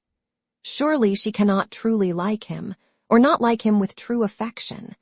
If she did, she need not coin her smiles so lavishly, flash her glances so unremittingly, manufacture airs so elaborate, graces so multitudinous. It seems to me that she might, by merely sitting quietly at his side, saying little and looking less, get nigher his heart. I have seen in his face a far different expression from that which hardens it now while she is so vivaciously accosting him. But then it came of itself. It was not elicited by meretricious arts and calculated maneuvers, and one had but to accept it, to answer what he asked without pretension, to address him when needful without grimace, and it increased and grew kinder and more genial, and warmed one like a fostering sunbeam. How will she manage to please him when they are married? I do not think she will manage it, and yet it might be managed, and his wife might, I verily believe, be the very happiest woman the sun shines on. I have not yet said anything condemnatory of Mr. Rochester's project of marrying for interest and connections. It surprised me when I first discovered that such was his intention. I had thought him a man unlikely to be influenced by motives so commonplace in his choice of a wife. But the longer I considered the position, education, and of the parties, the less I felt justified in judging and blaming either him or Miss Ingram for acting in conformity to ideas and principles instilled into them, doubtless, from their childhood. All their class held these principles. I supposed, then, they had reasons for holding them such as I could not fathom. It seemed to me that, were I a gentleman like him, I would take to my bosom only such a wife as I could love. But the very obviousness of the advantages to the husband's own happiness offered by this plan convinced me that there must be arguments against its general adoption of which I was quite ignorant. Otherwise, I felt sure all the world would act as I wished to act. But in other points, as well as this, I was growing very lenient to my master. I was forgetting all his faults, for which I had once kept a sharp lookout. It had formerly been my endeavor to study all sides of his character, to take the bad with the good, and from the just weighing of both to form an equitable judgment. Now I saw no bad. The sarcasm that had repelled, the harshness that had startled me once, were only like keen condiments in a choice dish. Their presence was pungent, but their absence would be felt as comparatively insipid. And as for the vague something, was it a sinister or a sorrowful, a designing or a desponding expression? That opened upon a careful observer, now and then in his eye, and closed again before one could fathom the strange depth partially disclosed. That something which used to make me fear and shrink, as if I had been wandering amongst volcanic-looking hills, and had suddenly felt the ground quiver and seen it gape. That something I, at intervals, beheld still, and with throbbing heart, but not with palsied nerves. Instead of wishing to shun, I longed only to dare, to divine it, and I thought Miss Ingram happy, because one day she might look into the abyss at her leisure, explore its secrets and analyze their nature. Meantime, while I thought only of my master and his future bride, saw only them, heard only their discourse, and considered only their movements of importance, the rest of the party were occupied with their own separate interests and pleasures. The ladies Lynn and Ingram continued to consort in solemn conferences, where they nodded their two turbans at each other, and held up their four hands in confronting gestures of surprise, or mystery, or horror, according to the theme on which their gossip ran, like a pair of magnified puppets.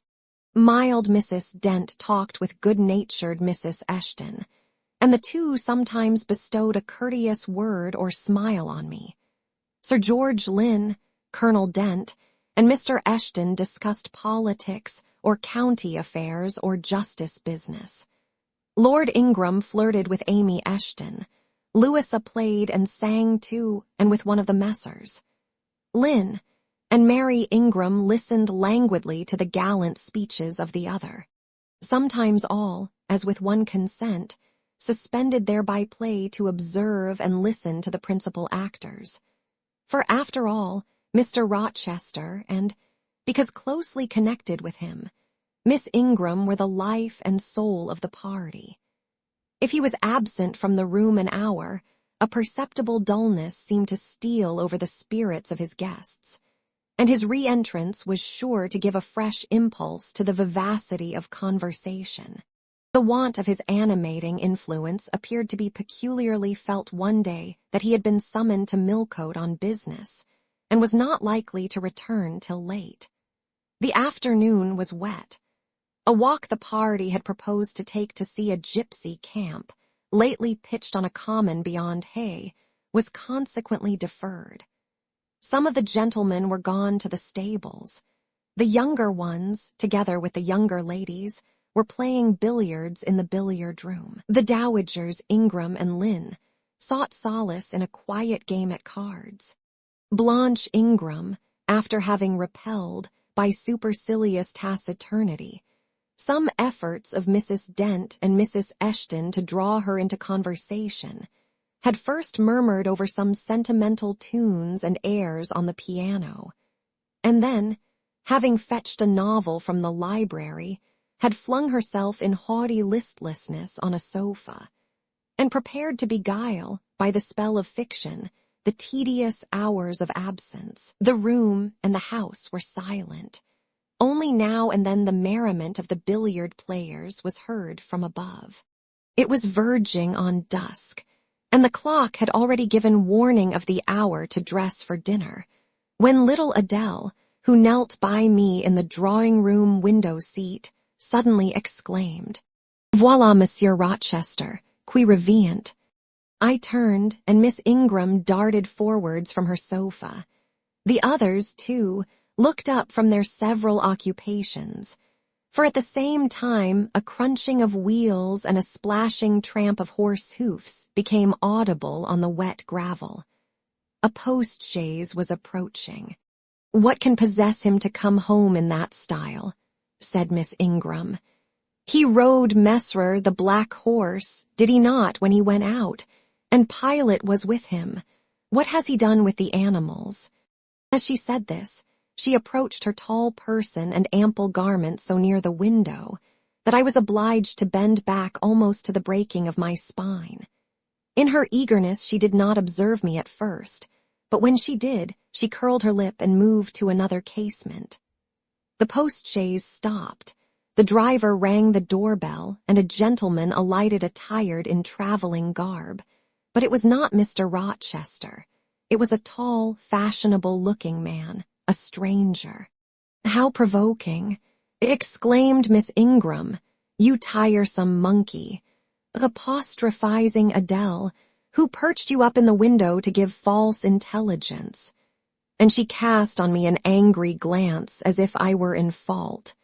Some parleying was audible in the hall, and soon the newcomer entered.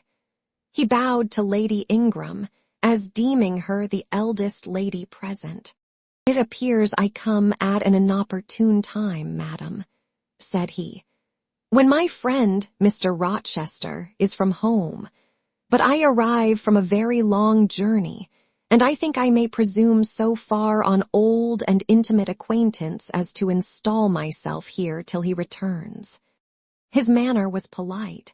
His accent in speaking struck me as being somewhat unusual, not precisely foreign, but still not altogether English. His age might be about Mr. Rochester's, between 30 and 40. His complexion was singularly sallow. Otherwise he was a fine-looking man, at first sight especially.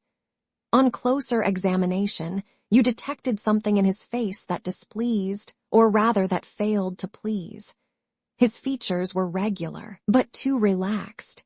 His eye was large and well cut, but the life looking out of it was a tame, vacant life. At least so I thought. The sound of the dressing bell dispersed the party. It was not till after dinner that I saw him again. He then seemed quite at his ease. But I liked his physiognomy even less than before. It struck me as being at the same time unsettled and inanimate. His eye wandered, and had no meaning in its wandering.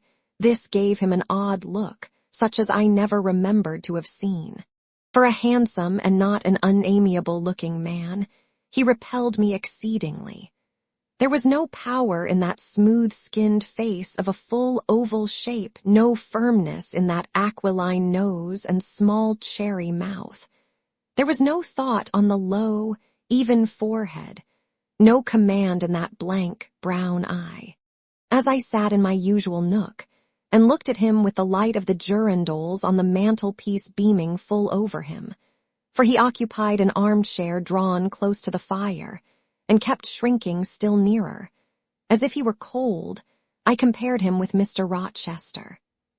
I think, with deference be it spoken, the contrast could not be much greater between a sleek gander and a fierce falcon, between a meek sheep and the rough-coated, keen-eyed dog, its guardian. He had spoken of Mr. Rochester as an old friend. A curious friendship theirs must have been, a pointed illustration, indeed, of the old adage that extremes meet. 2 or 3 of the gentlemen sat near him, and I caught at times scraps of their conversation across the room. At first I could not make much sense of what I heard, for the discourse of Louisa Eshton and Mary Ingram, who sat nearer to me, confused the fragmentary sentences that reached me at intervals. These last were discussing the stranger. They both called him a beautiful man. Louisa said he was a love of a creature, and she adored him, and Mary instanced his pretty little mouth and nice nose as her ideal of the charming. "And what a sweet-tempered forehead he has," cried Louisa, "so smooth, none of those frowning irregularities I dislike so much, and such a placid eye and smile." And then, To my great relief, Mr. Henry Lynn summoned them to the other side of the room to settle some point about the deferred excursion to Hay Common. I was now able to concentrate my attention on the group by the fire, and I presently gathered that the newcomer was called Mr. Mason. Then I learned that he was but just arrived in England, and that he came from some hot country, which was the reason, doubtless, his face was so sallow, and that he sat so near the hearth and wore a surtout in the house. Presently the words Jamaica, Kingston, Spanish town, indicated the West Indies as his residence, and it was with no little surprise I gathered, ere long, that he had there first seen and become acquainted with Mr. Rochester. He spoke of his friend's dislike of the burning heats, the hurricanes, and rainy seasons of that region. I knew Mr. Rochester had been a traveler. Mrs. Fairfax had said so, but I thought the continent of Europe had bounded his wanderings. Till now I had never heard a hint given of visits to more distant shores. I was pondering these things, when an incident, and a somewhat unexpected one, broke the thread of my musings. Mr. Mason, shivering as someone chanced to open the door, asked for more coal to be put on the fire, which had burnt out its flame, though its mass of cinders still shone hot and red. The footman who brought the coal in going out stopped near Mr. Eshton's chair, and said something to him in a low voice, of which I heard only the words, "Old woman, quite troublesome. Tell her she shall be put in the stocks if she does not take herself off," replied the magistrate. "No, stop," interrupted Colonel Dent. "Don't send her away, Eshton. We might turn the thing to account, better consult the ladies." And speaking aloud, he continued, "Ladies, you talked of going to Hay Common to visit the gypsy camp. Sam here says that one of the old Mother Bunches is in the servants' hall at this moment, and insists upon being brought in before the quality to tell them their fortunes. Would you like to see her?" "Surely, Colonel," cried Lady Ingram, "you would not encourage such a low impostor. Dismiss her by all means at once." "But I cannot persuade her to go away, my lady," said the footman. "Nor can any of the servants. Mrs. Fairfax is with her just now, entreating her to be gone. But she has taken a chair in the chimney corner, and says nothing shall stir her from it till she gets leave to come in here." "What does she want?" asked Mrs. Eshton. "To tell the gentry their fortunes, she says, ma'am, and she swears she must and will do it." "What is she like?" inquired the Mrs. Eshton in a breath. "A shockingly ugly old creature, miss, almost as black as a crock." "Why, she's a real sorceress," cried Frederick Lynn. "Let us have her in, of course." "To be sure," rejoined his brother. "It would be 1,000 pities to throw away such a chance of fun." "My dear boys, what are you thinking about?" exclaimed Mrs. Lynn. "I cannot possibly countenance any such inconsistent proceeding," chimed in the Dowager Ingram. "Indeed, mamma, but you can and will," pronounced the haughty voice of Blanche as she turned round on the piano stool, where till now she had sat silent, apparently examining sundry sheets of music. "I have a curiosity to hear my fortune told. Therefore, Sam, order the beldame forward." "My darling Blanche, recollect." "I do. I recollect all you can suggest, and I must have my will quick, Sam." "Yes, yes, yes," cried all the juveniles, both ladies and gentlemen. "Let her come, it will be excellent sport." The footman still lingered. "She looks such a rough one," said he. "Go," ejaculated Miss Ingram, and the man went. Excitement instantly seized the whole party. A running fire of raillery and jests was proceeding when Sam returned. "She won't come now," said he. "She says it's not her mission to appear before the vulgar herd, them's her words. I must show her into a room by herself, and then those who wish to consult her must go to her one by one. "You see now, my queenly Blanche," began Lady Ingram, "she encroaches. Be advised, my angel girl, and show her into the library, of course. Cut in the angel girl. It is not my mission to listen to her before the vulgar herd either. I mean to have her all to myself. Is there a fire in the library?" "Yes, ma'am, but she looks such a tinkler." "Cease that chatter, blockhead, and do my bidding." Again Sam vanished, and mystery, animation, expectation rose to full flow once more. "She's ready now," said the footman as he reappeared. "She wishes to know who will be her first visitor.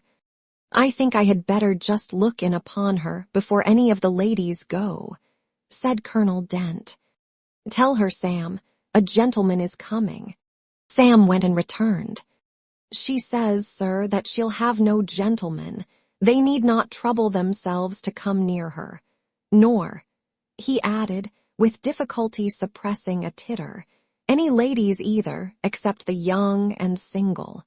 "By Jove, she has taste," exclaimed Henry Lynn. Miss Ingram rose solemnly. "I go first," she said, in a tone which might have befitted the leader of a forlorn hope, mounting a breach in the van of his men. "Oh, my best, oh, my dearest, pause, reflect," was her mamma's cry, but she swept past her in stately silence, passed through the door which Colonel Dent held open, and we heard her enter the library. A comparative silence ensued. Lady Ingram thought it lacasse to wring her hands, which she did accordingly. Miss Mary declared she felt, for her part, she never dared venture. Amy and Louisa Eshton tittered under their breath and looked a little frightened. The minutes passed very slowly. 15 were counted before the library door again opened. Miss Ingram returned to us through the arch.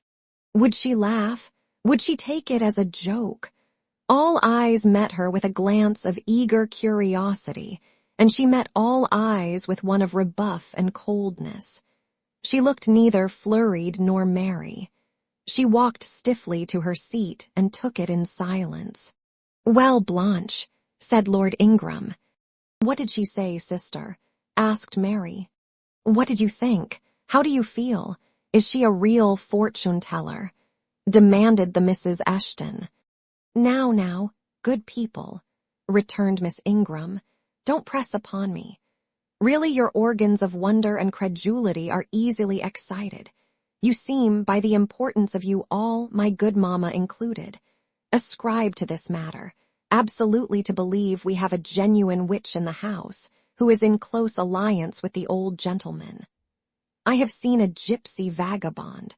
She has practiced in hackneyed fashion the science of palmistry, and told me what such people usually tell. My whim is gratified, and now I think Mr. Eshton will do well to put the hag in the stocks tomorrow morning, as he threatened." Miss Ingram took a book, leant back in her chair, and so declined further conversation. I watched her for nearly half an hour. During all that time she never turned a page, and her face grew momently darker, more dissatisfied, and more sourly expressive of disappointment.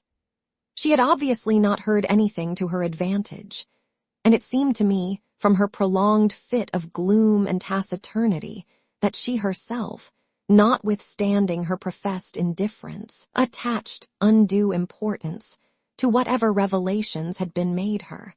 Meantime, Mary Ingram, Amy, and Louisa Eshton declared they dared not go alone, and yet they all wished to go. A negotiation was opened through the medium of the ambassador, Sam, and after much pacing to and fro, till, I think, the said Sam's calves must have ached with the exercise, permission was at last, with great difficulty, extorted from the rigorous Sibyl, for the 3 to wait upon her in a body. Their visit was not so still as Miss Ingram's had been. We heard hysterical giggling and little shrieks proceeding from the library. and at the end of about 20 minutes they burst the door open and came running across the hall, as if they were half scared out of their wits. "I am sure she is something not right," they cried, one and all. "She told us such things. She knows all about us." And they sank breathless into the various seats the gentleman hastened to bring them. Pressed for further explanation, they declared she had told them of things they had said and done when they were mere children, described books and ornaments they had in their boudoirs at home, keepsakes that different relations had presented to them. They affirmed that she had even divined their thoughts, and had whispered in the ear of each the name of the person she liked best in the world, and informed them of what they most wished for.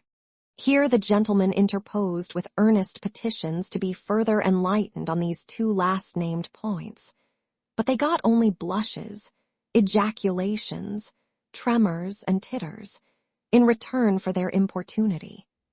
The matrons, meantime, offered vinaigrettes and wielded fans, and again reiterated the expression of their concern that their warning had not been taken in time, and the elder gentleman laughed, and the younger urged their services on the agitated fair ones. In the midst of the tumult, and while my eyes and ears were fully engaged in the scene before me, I heard a hem close at my elbow. I turned and saw Sam. "If you please, miss, the gypsy declares that there is another young single lady in the room who has not been to her yet, and she swears she will not go till she has seen all. I thought it must be you. There is no one else for it. What shall I tell her?" "Oh, I will go by all means," I answered, and I was glad of the unexpected opportunity to gratify my much excited curiosity.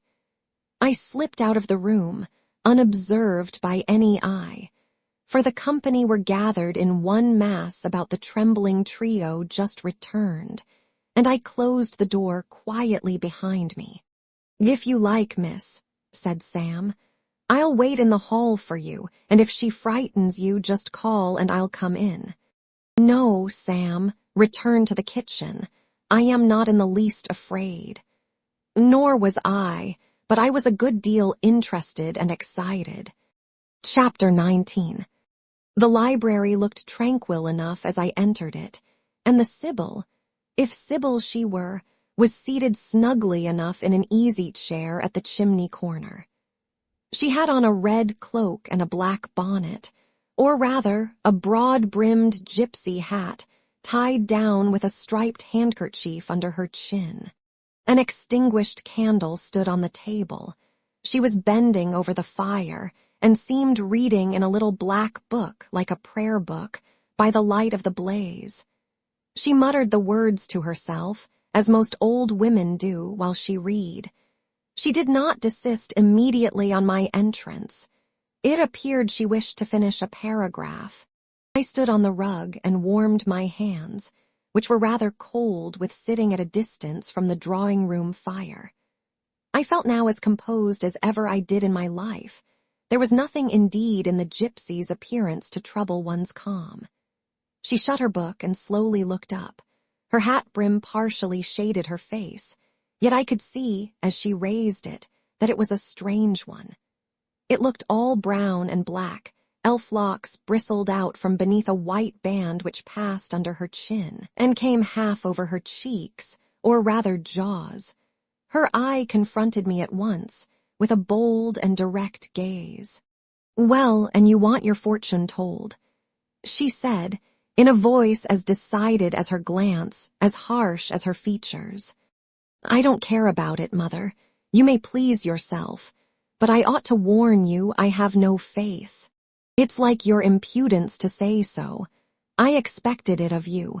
I heard it in your step as you crossed the threshold." "Did you? You've a quick ear." "I have, and a quick eye and a quick brain.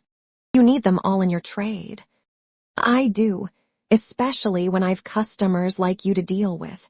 Why don't you tremble?" "I'm not cold." "Why don't you turn pale?"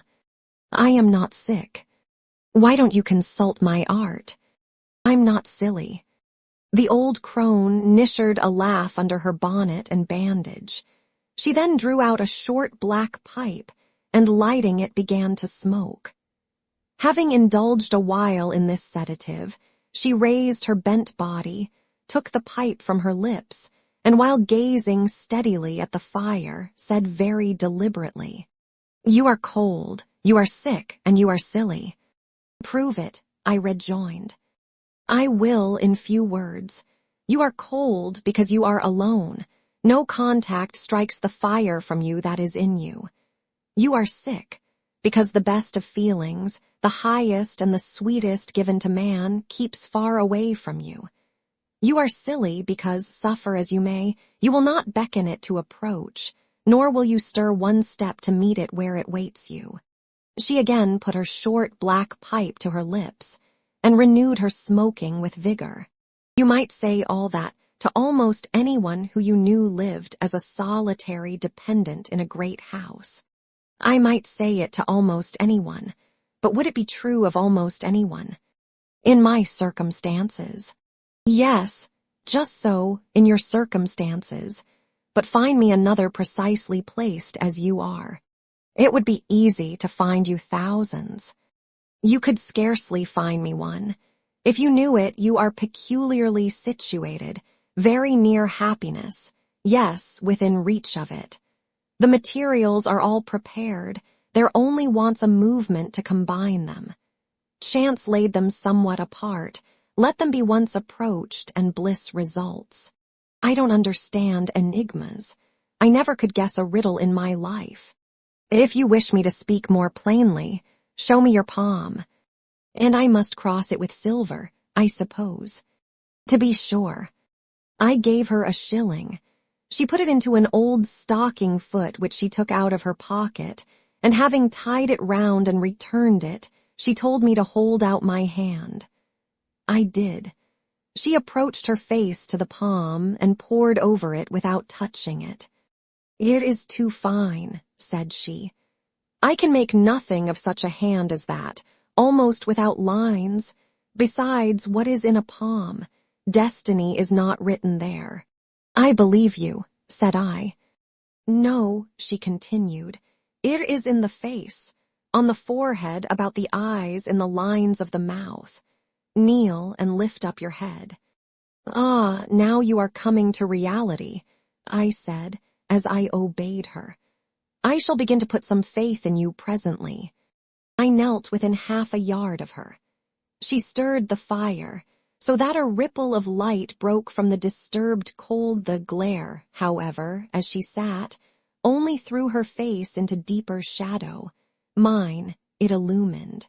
"I wonder with what feelings you came to me tonight," she said, when she had examined me a while. "I wonder what thoughts are busy in your heart during all the hours you sit in yonder room with the fine people flitting before you like shapes in a magic lantern. Just as little sympathetic communion passing between you and them, as if they were really mere shadows of human forms, and not the actual substance. I feel tired often, sleepy sometimes, but seldom sad. Then you have some secret hope to buoy you up and please you with whispers of the future. Not I. The utmost I hope is to save money enough out of my earnings to set up a school some day in a little house rented by myself. A mean nutriment for the spirit to exist on. And sitting in that window seat, you see I know your habits. You have learned them from the servants. Ah, you think yourself sharp. Well, perhaps I have. To speak truth, I have an acquaintance with one of them, Mrs. Poole. I started to my feet when I heard the name. You have you? Thought I.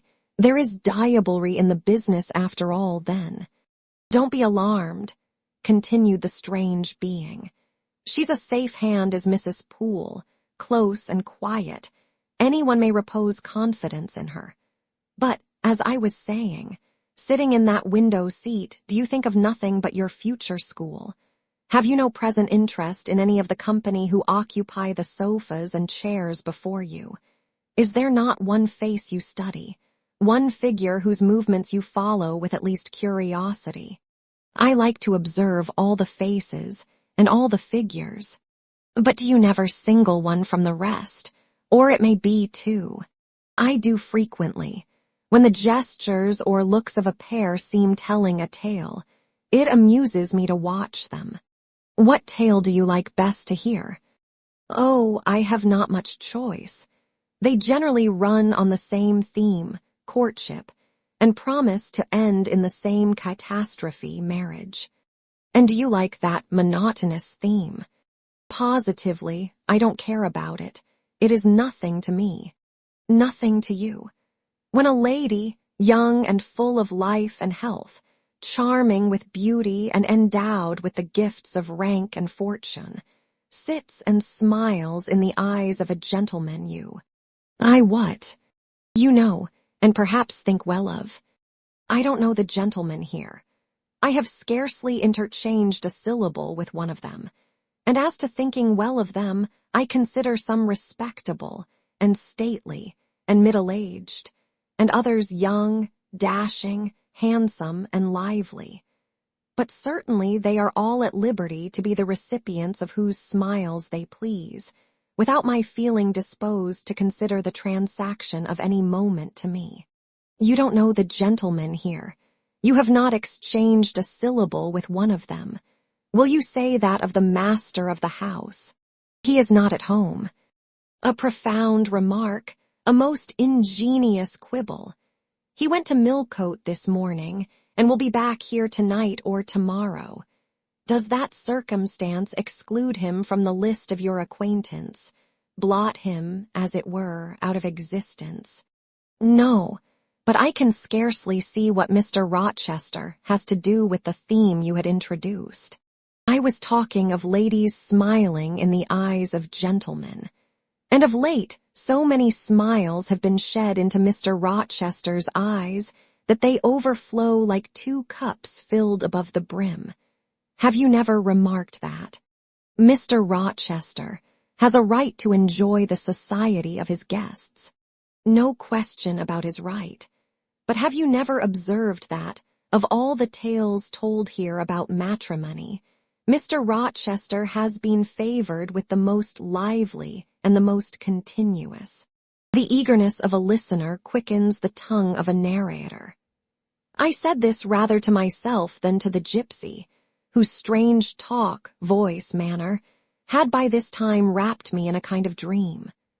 One unexpected sentence came from her lips after another, till I got involved in a web of mystification, and wondered what unseen spirit had been sitting for weeks by my heart watching its workings and taking record of every pulse. Eagerness of a listener. Repeated she.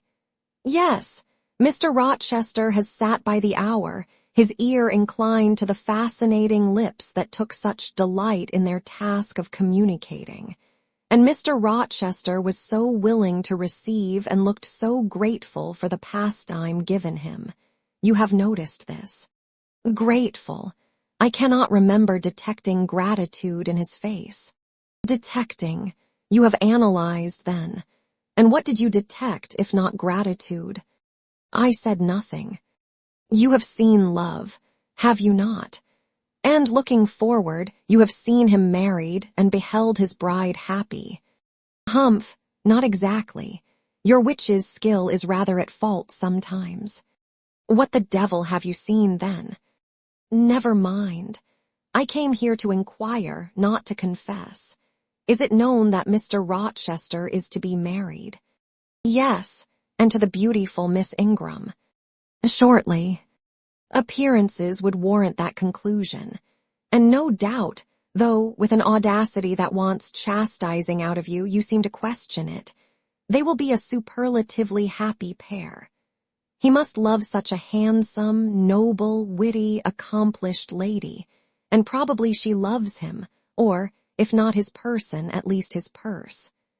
I know she considers the Rochester estate eligible to the last degree, though, God pardon me, I told her something on that point about an hour ago which made her look wondrous grave. The corners of her mouth fell half an inch. I would advise her black-haviced suitor to look out. If another comes with a longer or clearer rentroll, he's dished. But, mother, I did not come to hear Mr. Rochester's fortune. I came to hear my own, and you have told me nothing of it. Your fortune is yet doubtful. When I examined your face, one trait contradicted another. Chance has meted you a measure of happiness, that I know. I knew it before I came here this evening. She has laid it carefully on one side for you. I saw her do it. It depends on yourself to stretch out your hand and take it up, but whether you will do so is the problem I study. Kneel again on the rug. Don't keep me long. The fire scorches me. I knelt. She did not stoop towards me, but only gazed, leaning back in her chair. She began muttering. The flame flickers in the eye shines like dew. It looks soft and full of feeling. It smiles at my jargon. It is susceptible. Impression follows impression through its clear sphere. Where it ceases to smile, it is sad. An unconscious lassitude weighs on the lid. That signifies melancholy resulting from loneliness. It turns from me. It will not suffer further scrutiny. It seems to deny, by a mocking glance, the truth of the discoveries I have already made, to disown the charge both of sensibility and chagrin. Its pride and reserve only confirm me in my opinion. The eye is favorable. As to the mouth, it delights at times in laughter. It is disposed to impart all that the brain conceives, though I dare say it would be silent on much the heart experiences. Mobile and flexible, it was never intended to be compressed in the eternal silence of solitude. It is a mouth which should speak much and smile often, and have human affection for its interlocutor. That feature, too, is propitious. I see no enemy to a fortunate issue but in the brow, and that brow professes to say, I can live alone if self-respect and circumstances require me so to do. I need not sell my soul to buy bliss. I have an inward treasure born with me, which can keep me alive if all extraneous delights should be withheld, or offered only at a price I cannot afford to give. The forehead declares, reason sits firm and holds the reins, and she will not let the feelings burst away and hurry her to wild chasmus the passions may rage furiously, like true heathens as they are, and the desires may imagine all sorts of vain things. But judgment shall still have the last word in every argument, and the casting vote in every decision. Strong wind, earthquake shock, and fire may pass by, but I shall follow the guiding of that still small voice which interprets the dictates of conscience. Well said, forehead, your declaration shall be respected. I have formed my plans, right plans I deem them, and in them I have attended to the claims of conscience, the counsels of reason. I know how soon youth would fade and bloom perish if in the cup of bliss offered but one dreg of shame or one flavor of remorse were detected, and I do not want sacrifice, sorrow, dissolution. Such is not my taste. I wish to foster, not to blight, to earn gratitude, not to wring tears of blood, no, nor of brine. My harvest must be in smiles, in endearments, in sweet. That will do. I think I rave in a kind of exquisite delirium. I should wish now to protract this moment ad infinitum, but I dare not. So far I have governed myself thoroughly. I have acted as I inwardly swore I would act, but further might try me beyond my strength. Rise, Miss Eyre, leave me, the play is played out. Where was I? Did I wake or sleep? Had I been dreaming? Did I dream still? The old woman's voice had changed. Her accent, her gesture, and all were familiar to me as my own face in a glass, as the speech of my own tongue. I got up but did not go. I looked. I stirred the fire and I looked again, but she drew her bonnet and her bandage closer about her face and again beckoned me to depart. The flame illuminated her hand stretched out. roused now, and on the alert for discoveries, I at once noticed that hand. It was no more the withered limb of eld than my own. It was a rounded, supple member, with smooth fingers, symmetrically turned. A broad ring flashed on the little finger, and stooping forward, I looked at it and saw a gem I had seen 100 times before. Again I looked at the face, which was no longer turned from me. On the contrary, the bonnet was doffed, the bandage displaced, the head advanced. "Well, Jane, do you know me?" asked the familiar voice. "Only take off the red cloak, sir, and then—" "But the string is in a knot. Help me." "Break it, sir." "There, then, off, ye lendings." And Mr. Rochester stepped out of his disguise. "Now, sir, what a strange idea. But well carried out, eh? Don't you think so? With the ladies, you must have managed well. But not with you.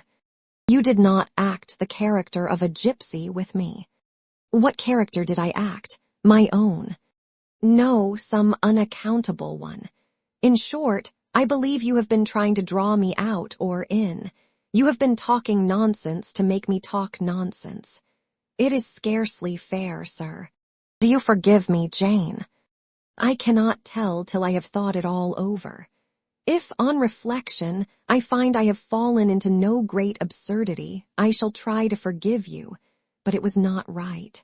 "Oh, you have been very correct, very careful, very sensible."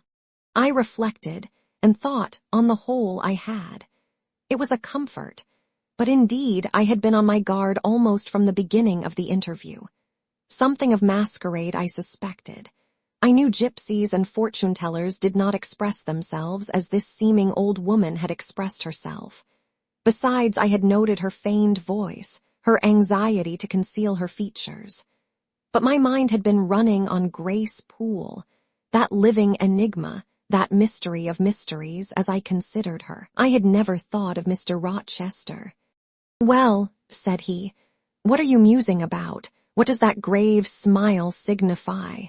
"Wonder and self-congratulation, sir. I have your permission to retire now, I suppose." "No, stay a moment, and tell me what the people in the drawing-room yonder are doing."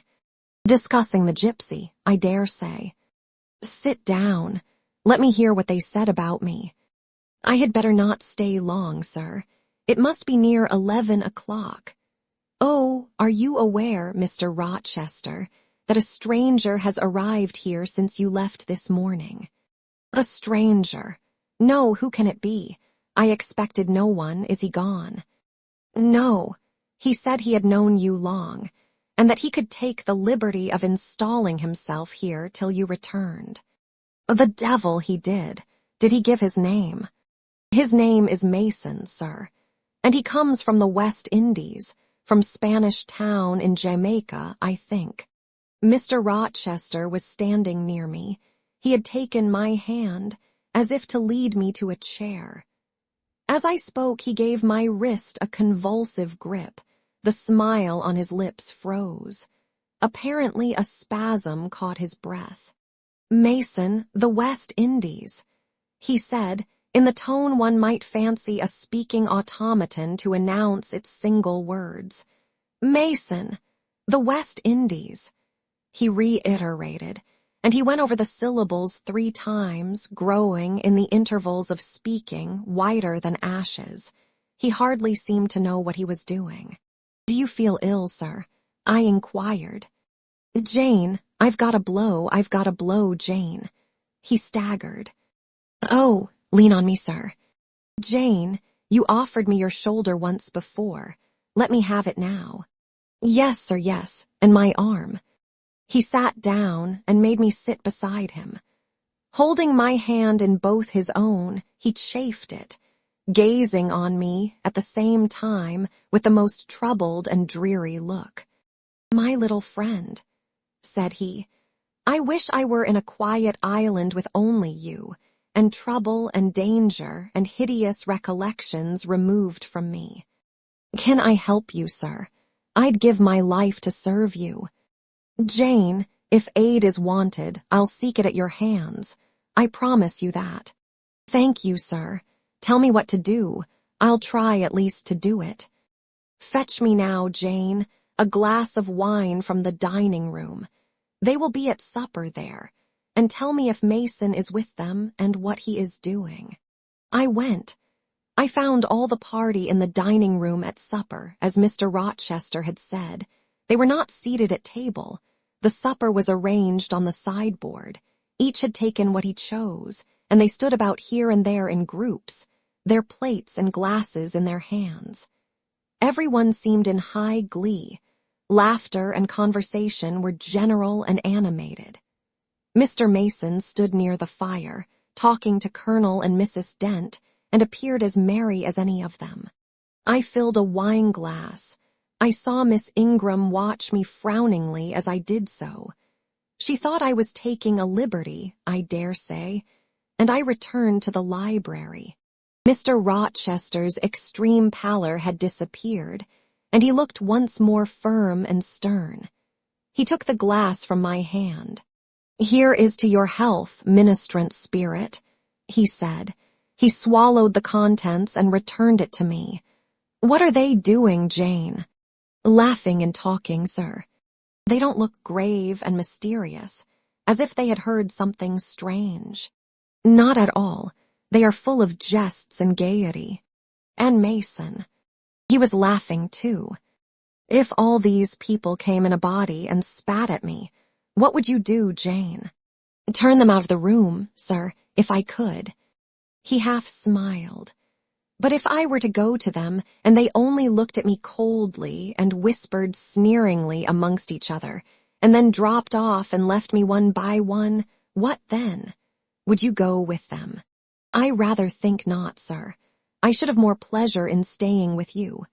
"To comfort me." "Yes, sir, to comfort you, as well as I could." "And if they laid you under a ban for adhering to me?"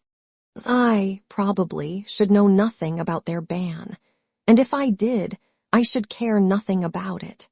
"Then, you could dare censure for my sake." "I could dare it for the sake of any friend who deserved my adherence, as you, I am sure, do. Go back now into the room, step quietly up to Mason, and whisper in his ear that Mr. Rochester is come and wishes to see him. Show him in here and then leave me." "Yes, sir." I did his behest. The company all stared at me as I passed straight among them. I sought Mr. Mason, delivered the message, and preceded him from the room. I ushered him into the library, and then I went upstairs. At a late hour, after I had been in bed some time, I heard the visitors repair to their chambers. I distinguished Mr. Rochester's voice, and heard him say, "This way, Mason. This is your room." He spoke cheerfully. The gay tones set my heart at ease. I was soon asleep. Chapter 20. I had forgotten to draw my curtain, which I usually did, and also to let down my window blind. The consequence was that when the moon, which was full and bright, for the night was fine, came in her course to that space in the sky opposite my casement, and looked in at me through the unveiled panes, her glorious gaze roused me. Awaking in the dead of night, I opened my eyes on her disk, silver white and crystal clear. It was beautiful, but too solemn. I half rose, and stretched my arm to draw the curtain. Good God, what a cry! The night, its silence, its rest, was rent in twain by a savage, a sharp, a shrilly sound that ran from end to end of Thornfield Hall. My pulse stopped. My heart stood still. My stretched arm was paralyzed. The cry died and was not renewed. Indeed, whatever being uttered, that fearful shriek could not soon repeat it. Not the widest-winged condor on the Andes could, twice in succession, send out such a yell from the cloud shrouding his eyrie. The thing delivering such utterance must rest ere it could repeat the effort. It came out of the third story, for it passed overhead. And overhead, Yes, in the room just above my chamber ceiling, I now heard a struggle. A deadly one it seemed from the noise, and a half-smothered voice shouted, "Help, help, help," 3 times rapidly. "Will no one come?" It cried, and then, while the staggering and stamping went on wildly, I distinguished through plank and plaster, "Rochester, Rochester, for God's sake come." A chamber door opened. Someone ran or rushed along the gallery. Another step stamped on the flooring above and something fell, and there was silence. I had put on some clothes, though horror shook all my limbs. I issued from my apartment. The sleepers were all aroused, ejaculations, terrified murmurs sounded in every room, door after door unclosed. One looked out and another looked out, the gallery filled. Gentlemen and ladies alike had quitted their beds, and oh, what is it? Who is hurt? What has happened? Fetch a light. Is it fire? Are there robbers? Where shall we run? Was demanded confusedly on all hands. But for the moonlight, they would have been in complete darkness. They ran to and fro, they crowded together. Some sobbed, some stumbled. The confusion was inextricable. "Where the devil is Rochester?" cried Colonel Dent. "I cannot find him in his bed." "Here, here," was shouted in return. "Be composed, all of you, I'm coming." And the door at the end of the gallery opened, and Mr. Rochester advanced with a candle. He had just descended from the upper story. One of the ladies ran to him directly. She seized his arm. It was Miss Ingram. "What awful event has taken place?" said she. "Speak, let us know the worst at once." "But don't pull me down or strangle me," he replied. For the Misses Eshton were clinging about him now, and the 2 dowagers, in vast white wrappers, were bearing down on him like ships in full sail. All's right, he cried. "It's a mere rehearsal of Much Ado About Nothing. Ladies, keep off, or I shall wax dangerous." And dangerous he looked. His black eyes darted sparks. Calming himself by an effort, he added, "A servant has had the nightmare, that is all. She's an excitable, nervous person. She construed her dream into an apparition, or something of that sort, no doubt, and has taken a fit with fright. Now then, I must see you all back into your rooms, for till the house is settled, she cannot be looked after. Gentlemen, have the goodness to set the ladies the example. Miss Ingram, I am sure you will not fail in evincing superiority to idle terrors. Amy and Louisa, return to your nests like a pair of doves, as you are. Mesdames, to the dowagers, you will take cold to a dead certainty if you stay in this chill gallery any longer." And so, by dint of alternate coaxing and commanding, he contrived to get them all once more enclosed in their separate dormitories. I did not wait to be ordered back to mine, but retreated unnoticed, as unnoticed I had left it. Not, however, to go to bed. On the contrary, I began and dressed myself carefully. The sounds I had heard after the scream, and the words that had been uttered, had probably been heard only by me, for they had proceeded from the room above mine, but they assured me that it was not a servant's dream which had thus struck horror through the house, and that the explanation Mr. Rochester had given was merely an invention framed to pacify his guests. I dressed, then, to be ready for emergencies. When dressed, I sat a long time by the window looking out over the silent grounds and silvered fields, and waiting for I knew not what. It seemed to me that some event must follow the strange cry, struggle, and call. No, stillness returned. Each murmur and movement ceased gradually, and in about an hour Thornfield Hall was again as hushed as a desert. It seemed that sleep and night had resumed their empire. Meantime the moon declined. She was about to set. Not liking to sit in the cold and darkness, I thought I would lie down on my bed, dressed as I was. I left the window and moved with little noise across the carpet.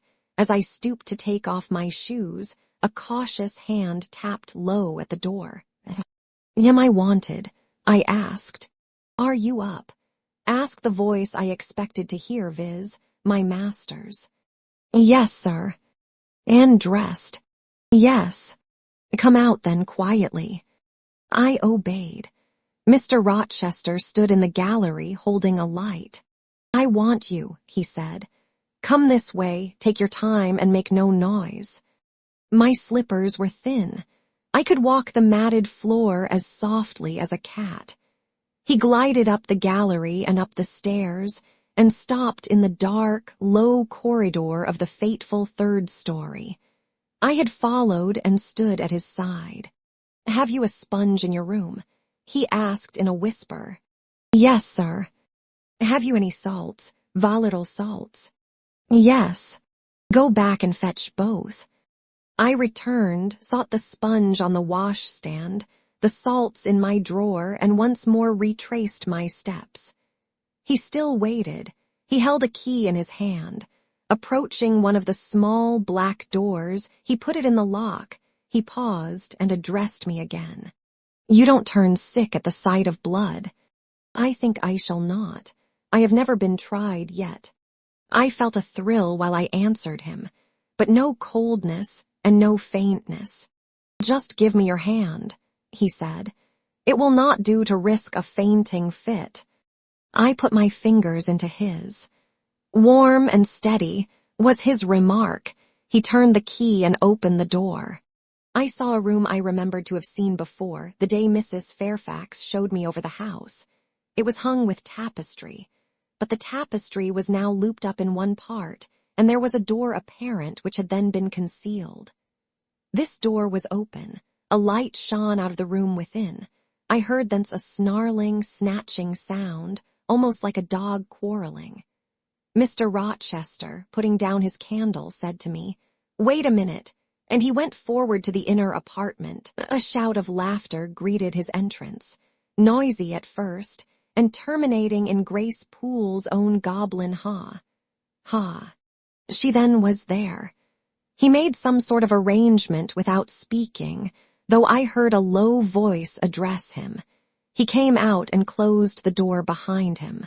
"Here, Jane," he said, and I walked round to the other side of a large bed, which with its drawn curtains concealed a considerable portion of the chamber. An easy-chair was near the bed head. A man sat in it, dressed with the exception of his coat. He was still. His head leant back. His eyes were closed. Mr. Rochester held the candle over him. I recognized in his pale and seemingly lifeless face the stranger Mason. I saw, too, that his linen on one side and one arm was almost soaked in blood. "Hold the candle," said Mr. Rochester, and I took it. He fetched a basin of water from the washstand. "Hold that," said he. I obeyed. He took the sponge, dipped it in, and moistened the corpse-like face. He asked for my smelling bottle and applied it to the nostrils. Mr. Mason shortly unclosed his eyes. He groaned. Mr. Rochester opened the shirt of the wounded man, whose arm and shoulder were bandaged. He sponged away blood, trickling fast down. "Is there immediate danger?" murmured Mr. Mason. "Pooh, no, a mere scratch. Don't be so overcome, man. Bear up. I'll fetch a surgeon for you now myself. You'll be able to be removed by morning, I hope. Jane," he continued. "Sir, I shall have to leave you in this room with this gentleman for an hour or perhaps 2 hours. You will sponge the blood as I do when it returns. If he feels faint, you will put the glass of water on that stand to his lips and your salts to his nose. You will not speak to him on any pretext. And, Richard, it will be at the peril of your life if you speak to her. Open your lips, agitate yourself, and I'll not answer for the consequences." Again the poor man groaned. He looked as if he dared not move. Fear, either of death or of something else, appeared almost to paralyze him. Mr. Rochester put the now bloody sponge into my hand, and I proceeded to use it as he had done. He watched me a second, then saying, "Remember, no conversation," he left the room.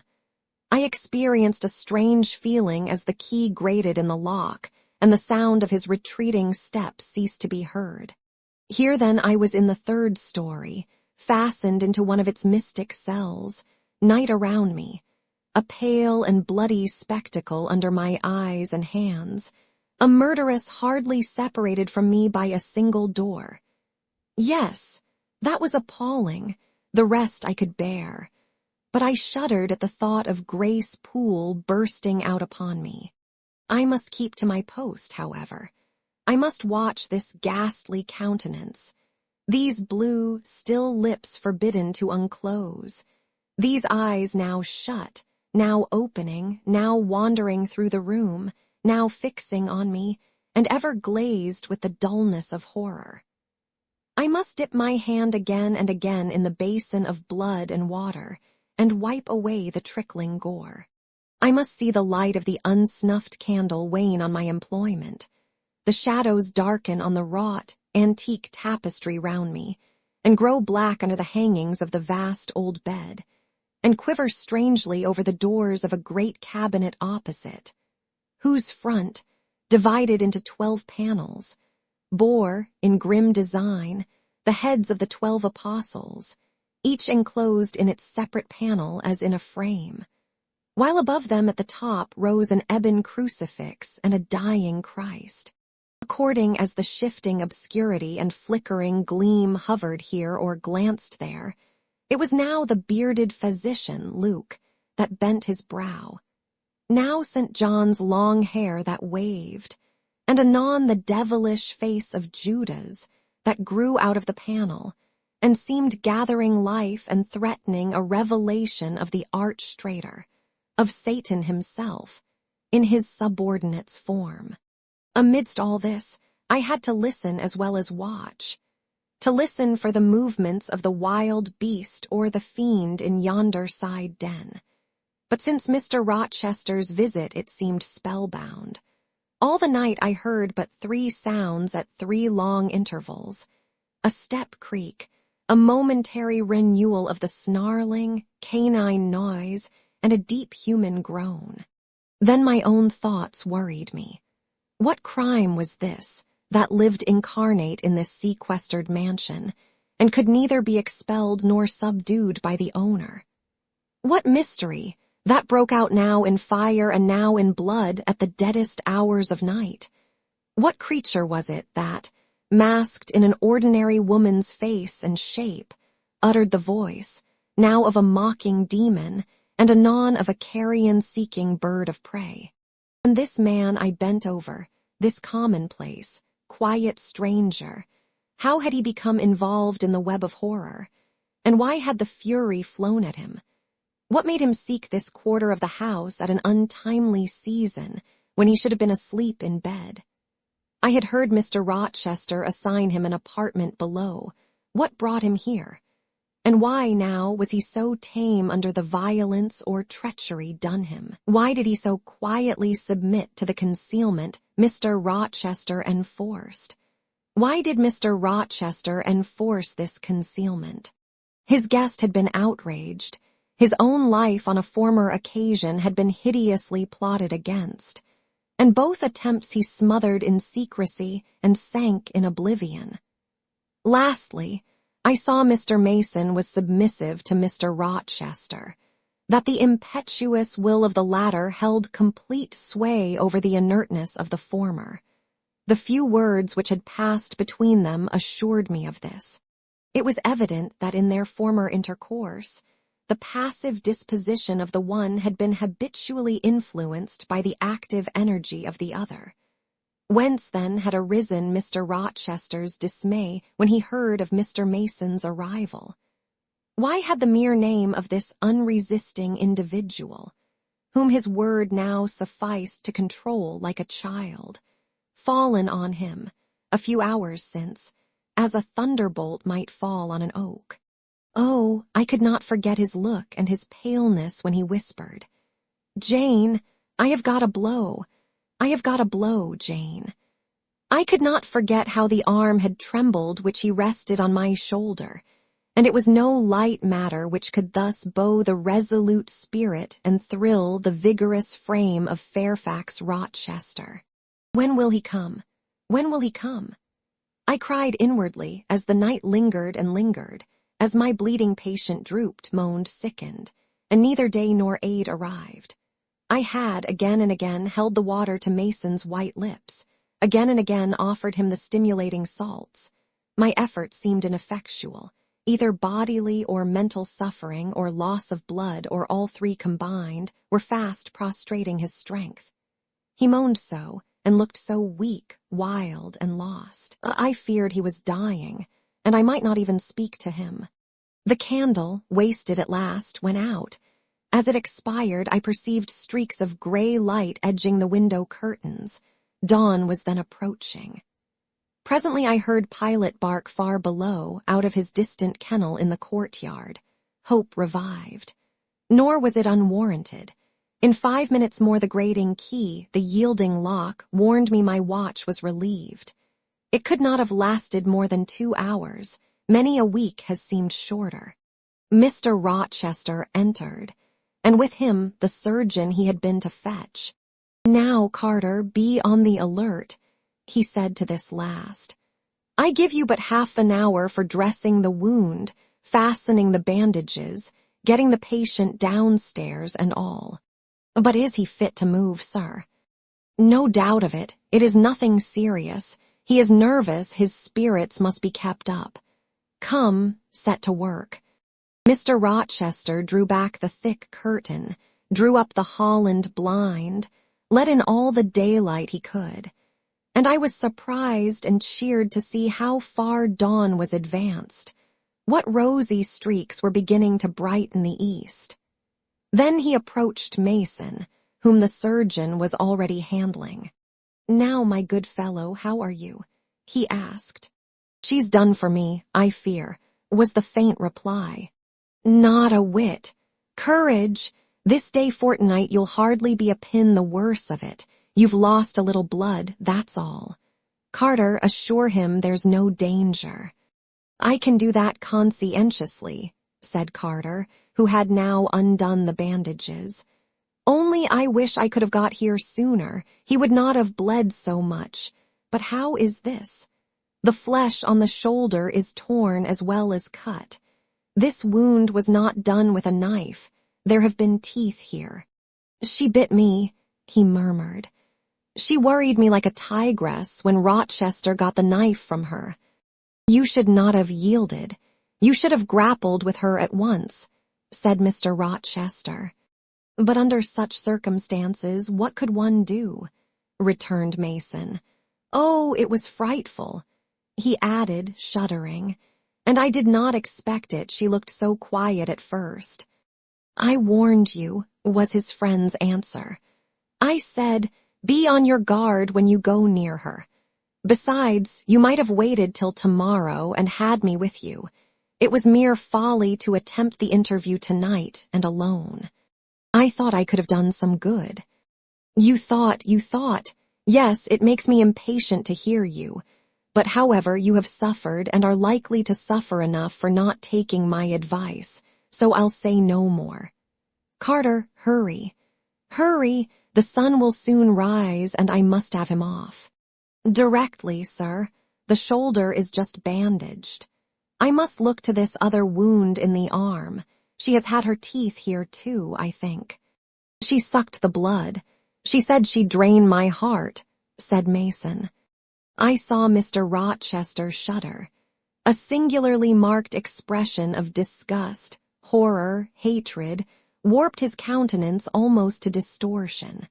But he only said, "Come, be silent, Richard, and never mind her gibberish. Don't repeat it." "I wish I could forget it," was the answer. "You will when you are out of the country. When you get back to Spanish Town, you may think of her as dead and buried, or rather, you need not think of her at all. Impossible to forget this night." "It is not impossible. Have some energy, man. You thought you were as dead as a herring 2 hours since, and you are all alive and talking now. There. Carter has done with you, or nearly so. I'll make you decent in a trice. Jane, he turned to me for the first time since his re-entrance.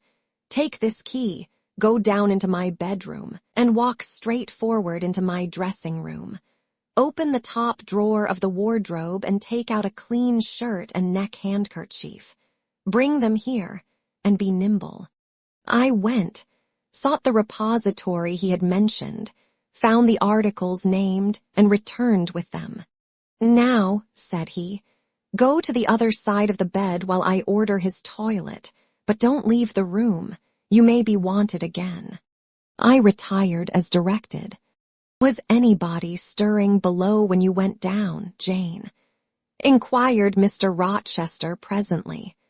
No, sir, all was very still. We shall get you off cannily, Dick, and it will be better both for your sake and for that of the poor creature in yonder.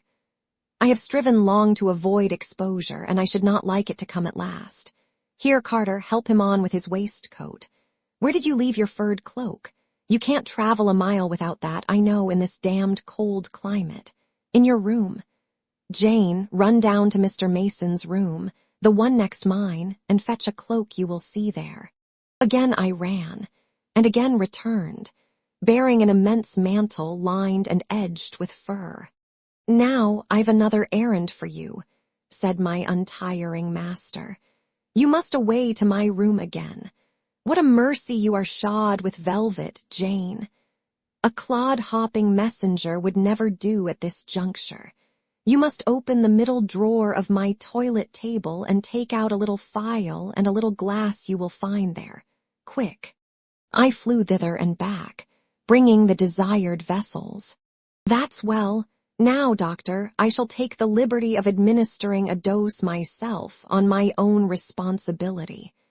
I got this cordial at Rome of an Italian charlatan, a fellow you would have kicked, Carter. It is not a thing to be used indiscriminately, but it is good upon occasion, as now, for instance. Jane, a little water. He held out the tiny glass, and I half filled it from the water bottle on the washstand. That will do. Now wet the lip of the phial. I did so. He measured 12 drops of a crimson liquid and presented it to Mason. Drink, Richard. It will give you the heart you lack for an hour or so. But will it hurt me? Is it inflammatory? Drink, drink, drink. Mr. Mason obeyed because it was evidently useless to resist. He was dressed now. He still looked pale, but he was no longer gory and sullied. Mr. Rochester let him sit 3 minutes after he had swallowed the liquid. He then took his arm. Now I am sure you can get on your feet, he said. Try. The patient rose. Carter, take him under the other shoulder. Be of good cheer, Richard. Step out. That's it. I do feel better, remarked Mr. Mason.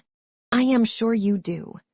Now, Jane, trip on before us away to the back stairs, unbolt the side passage door, and tell the driver of the post-chaise you will see in the yard, or just outside, for I told him not to drive his rattling wheels over the pavement, to be ready.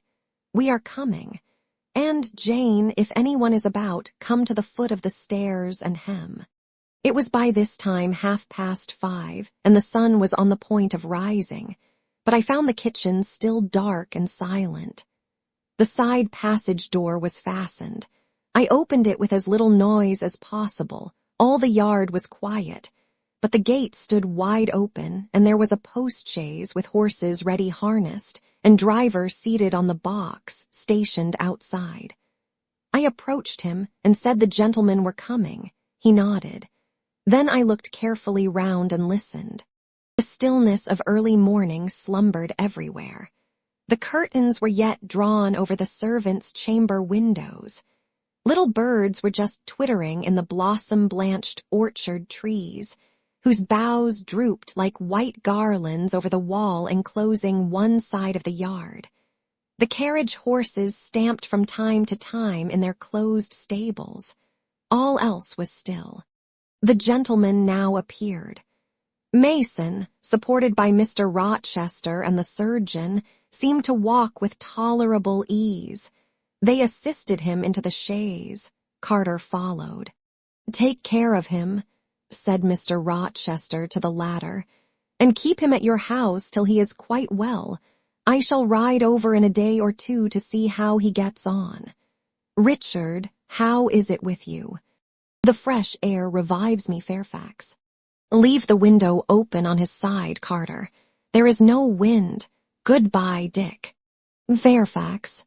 Well, what is it? Let her be taken care of. Let her be treated as tenderly as may be. Let her." He stopped and burst into tears. "I do my best, and have done it and will do it," was the answer. He shut up the chaise door, and the vehicle drove away.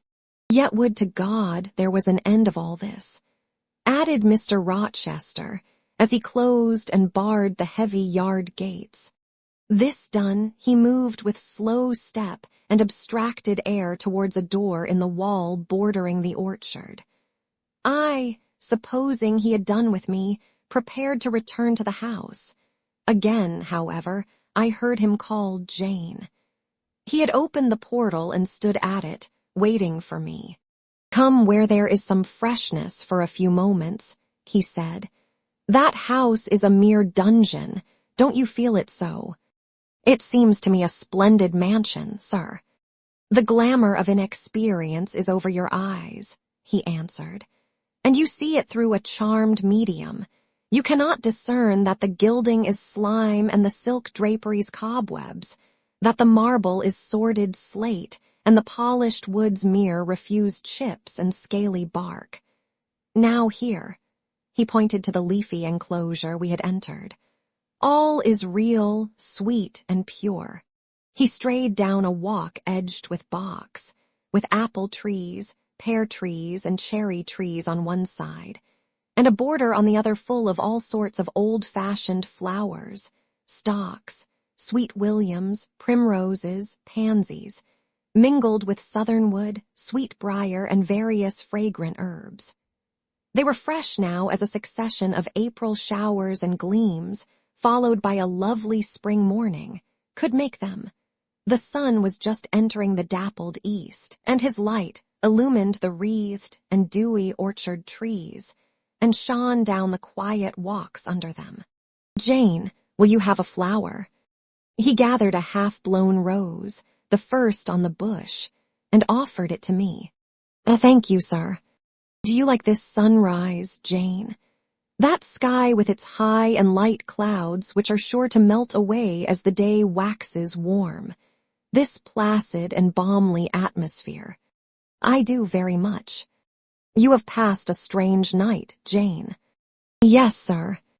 And it has made you look pale. Were you afraid when I left you alone with Mason?" "I was afraid of someone coming out of the inner room. But I had fastened the door. I had the key in my pocket. I should have been a careless shepherd if I had left a lamb, my pet lamb, so near a wolf's den, unguarded. You were safe. Will Grace Poole live here still, sir?" "Oh, yes. Don't trouble your head about her. Put the thing out of your thoughts. Yet it seems to me your life is hardly secure while she stays." "Never fear. I will take care of myself. Is the danger you apprehended last night gone by now, sir?" "I cannot vouch for that till Mason is out of England, nor even then. To live, for me, Jane, is to stand on a crater crust which may crack and spew fire any day. But Mr. Mason seems a man easily led. Your influence, sir, is evidently potent with him. He will never set you at defiance or willfully injure you." "Oh, no, Mason will not defy me, nor knowing it will he hurt me. But unintentionally he might in a moment, by one careless word, deprive me, if not of life, yet forever of happiness. Tell him to be cautious, sir. Let him know what you fear, and show him how to avert the danger. He laughed sardonically, hastily took my hand, and as hastily threw it from him. If I could do that, simpleton, where would the danger be? Annihilated in a moment. Ever since I have known Mason, I have only had to say to him, do that, and the thing has been done. But I cannot give him orders in this case. I cannot say, beware of harming me, Richard, for it is imperative that I should keep him ignorant that harm to me is possible. Now you look puzzled, and I will puzzle you further. You are my little friend, are you not? I like to serve you, sir, and to obey you in all that is right. Precisely. I see you do. I see genuine contentment in your gait and mien, your eye and face, when you are helping me and pleasing me, working for me, and with me in, as you characteristically say, all that is right. For if I bid you do what you thought wrong, there would be no light-footed running, no neat-handed alacrity, no lively glance and animated complexion. My friend would then turn to me, quiet and pale, and would say, no, sir, that is impossible. I cannot do it because it is wrong, and would become immutable as a fixed star. Well, you two have power over me and may injure me. Yet I dare not show you where I am vulnerable, lest, faithful and friendly as you are, you should transfix me at once. If you have no more to fear from Mr. Mason than you have from me, sir, you are very safe. God grant it may be so. Here, Jane, is an arbor. Sit down. The arbor was an arch in the wall, lined with ivy. It contained a rustic seat. Mr. Rochester took it, leaving room, however, for me, but I stood before him. Sit, he said. The bench is long enough for two. You don't hesitate to take a place at my side, do you? Is that wrong, Jane? I answered him by assuming it. To refuse would, I felt, have been unwise. Now, my little friend, while the sun drinks the dew, while all the flowers in this old garden awake and expand, and the birds fetch their young ones' breakfast out of the thornfield, and the early bees do their first spell of work, I'll put a case to you, which you must endeavor to suppose your own. But first, look at me, and tell me you are at ease, and not fearing that I err in detaining you, or that you err in staying. No, sir, I am content. Well then, Jane, call to aid your fancy. Suppose you were no longer a girl well reared and disciplined, but a wild boy indulged from childhood upwards.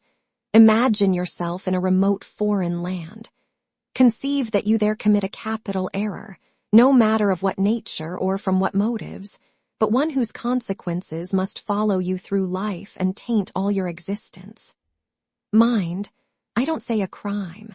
I am not speaking of shedding of blood or any other guilty act, which might make the perpetrator amenable to the law.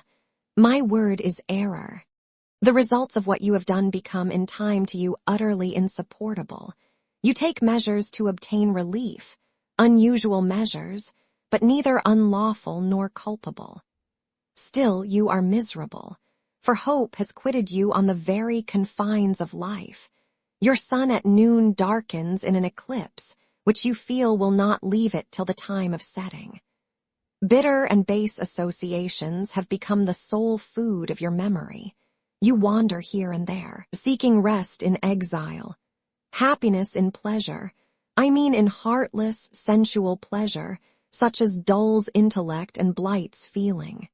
Heart-weary and soul-withered, you come home after years of voluntary banishment. You make a new acquaintance. How or where no matter. You find in this stranger much of the good and bright qualities which you have sought for 20 years and never before encountered. And they are all fresh, healthy, without soil and without taint. Such society revives, regenerates. You feel better days come back, higher wishes, purer feelings. You desire to recommence your life and to spend what remains to you of days in a way more worthy of an immortal being. To attain this end, are you justified in overleaping an obstacle of custom, a mere conventional impediment which neither your conscience sanctifies nor your judgment approves? He paused for an answer, and what was I to say? Oh, for some good spirit to suggest a judicious and satisfactory response. Vain aspiration. The west wind whispered in the ivy round me, but no gentle Ariel borrowed its breath as a medium of speech. The birds sang in the treetops, but their song, however sweet, was inarticulate. Again, Mr. Rochester propounded his query. Is the wandering and sinful, but now rest-seeking and repentant, man justified in daring the world's opinion, in order to attach to him forever this gentle, gracious, genial stranger, thereby securing his own peace of mind and regeneration of life? Sir, I answered, a wanderer's repose or a sinner's reformation should never depend on a fellow creature. Men and women die. Philosophers falter in wisdom, and Christians in goodness. If anyone you know has suffered and erred, let him look higher than his equals for strength to amend and solace to heal. But the instrument, God who does the work ordains the instrument. I have myself, I tell it you without parable, been a worldly, dissipated, restless man, and I believe I have found the instrument for my cure in. He paused. The birds went on caroling, the leaves lightly rustling. I almost wondered they did not check their songs and whispers to catch the suspended revelation, but they would have had to wait many minutes, so long was the silence protracted. At last I looked up at the tardy speaker. He was looking eagerly at me. "Little friend," said he, in quite a changed tone, while his face changed too, losing all its softness and gravity, and becoming harsh and sarcastic. "You have noticed my tender penchant for Miss Ingram. Don't you think if I married her she would regenerate me with a vengeance?" He got up instantly, went quite to the other end of the walk, and when he came back he was humming a tune. "Jane, Jane," said he, stopping before me, "you are quite pale with your vigils. Don't you curse me for disturbing your rest." "Curse you? No, sir." Shake hands in confirmation of the word. What cold fingers! They were warmer last night when I touched them at the door of the mysterious chamber. "Jane, when will you watch with me again?" "Whenever I can be useful, sir. For instance, the night before I am married. I am sure I shall not be able to sleep. Will you promise to sit up with me to bear me company? To you I can talk of my lovely one, for now you have seen her and know her." "Yes, sir." "She's a rare one, is she not, Jane?" "Yes, sir." A strapper, a real strapper, Jane, big, brown, and buxom, with hair just such as the ladies of Carthage must have had. Bless me, there's Dent and Lynn in the stables. Go in by the shrubbery, through that wicket. As I went one way, he went another, and I heard him in the yard, saying cheerfully, "Mason got the start of you all this morning. He was gone before sunrise. I rose at 4 to see him off."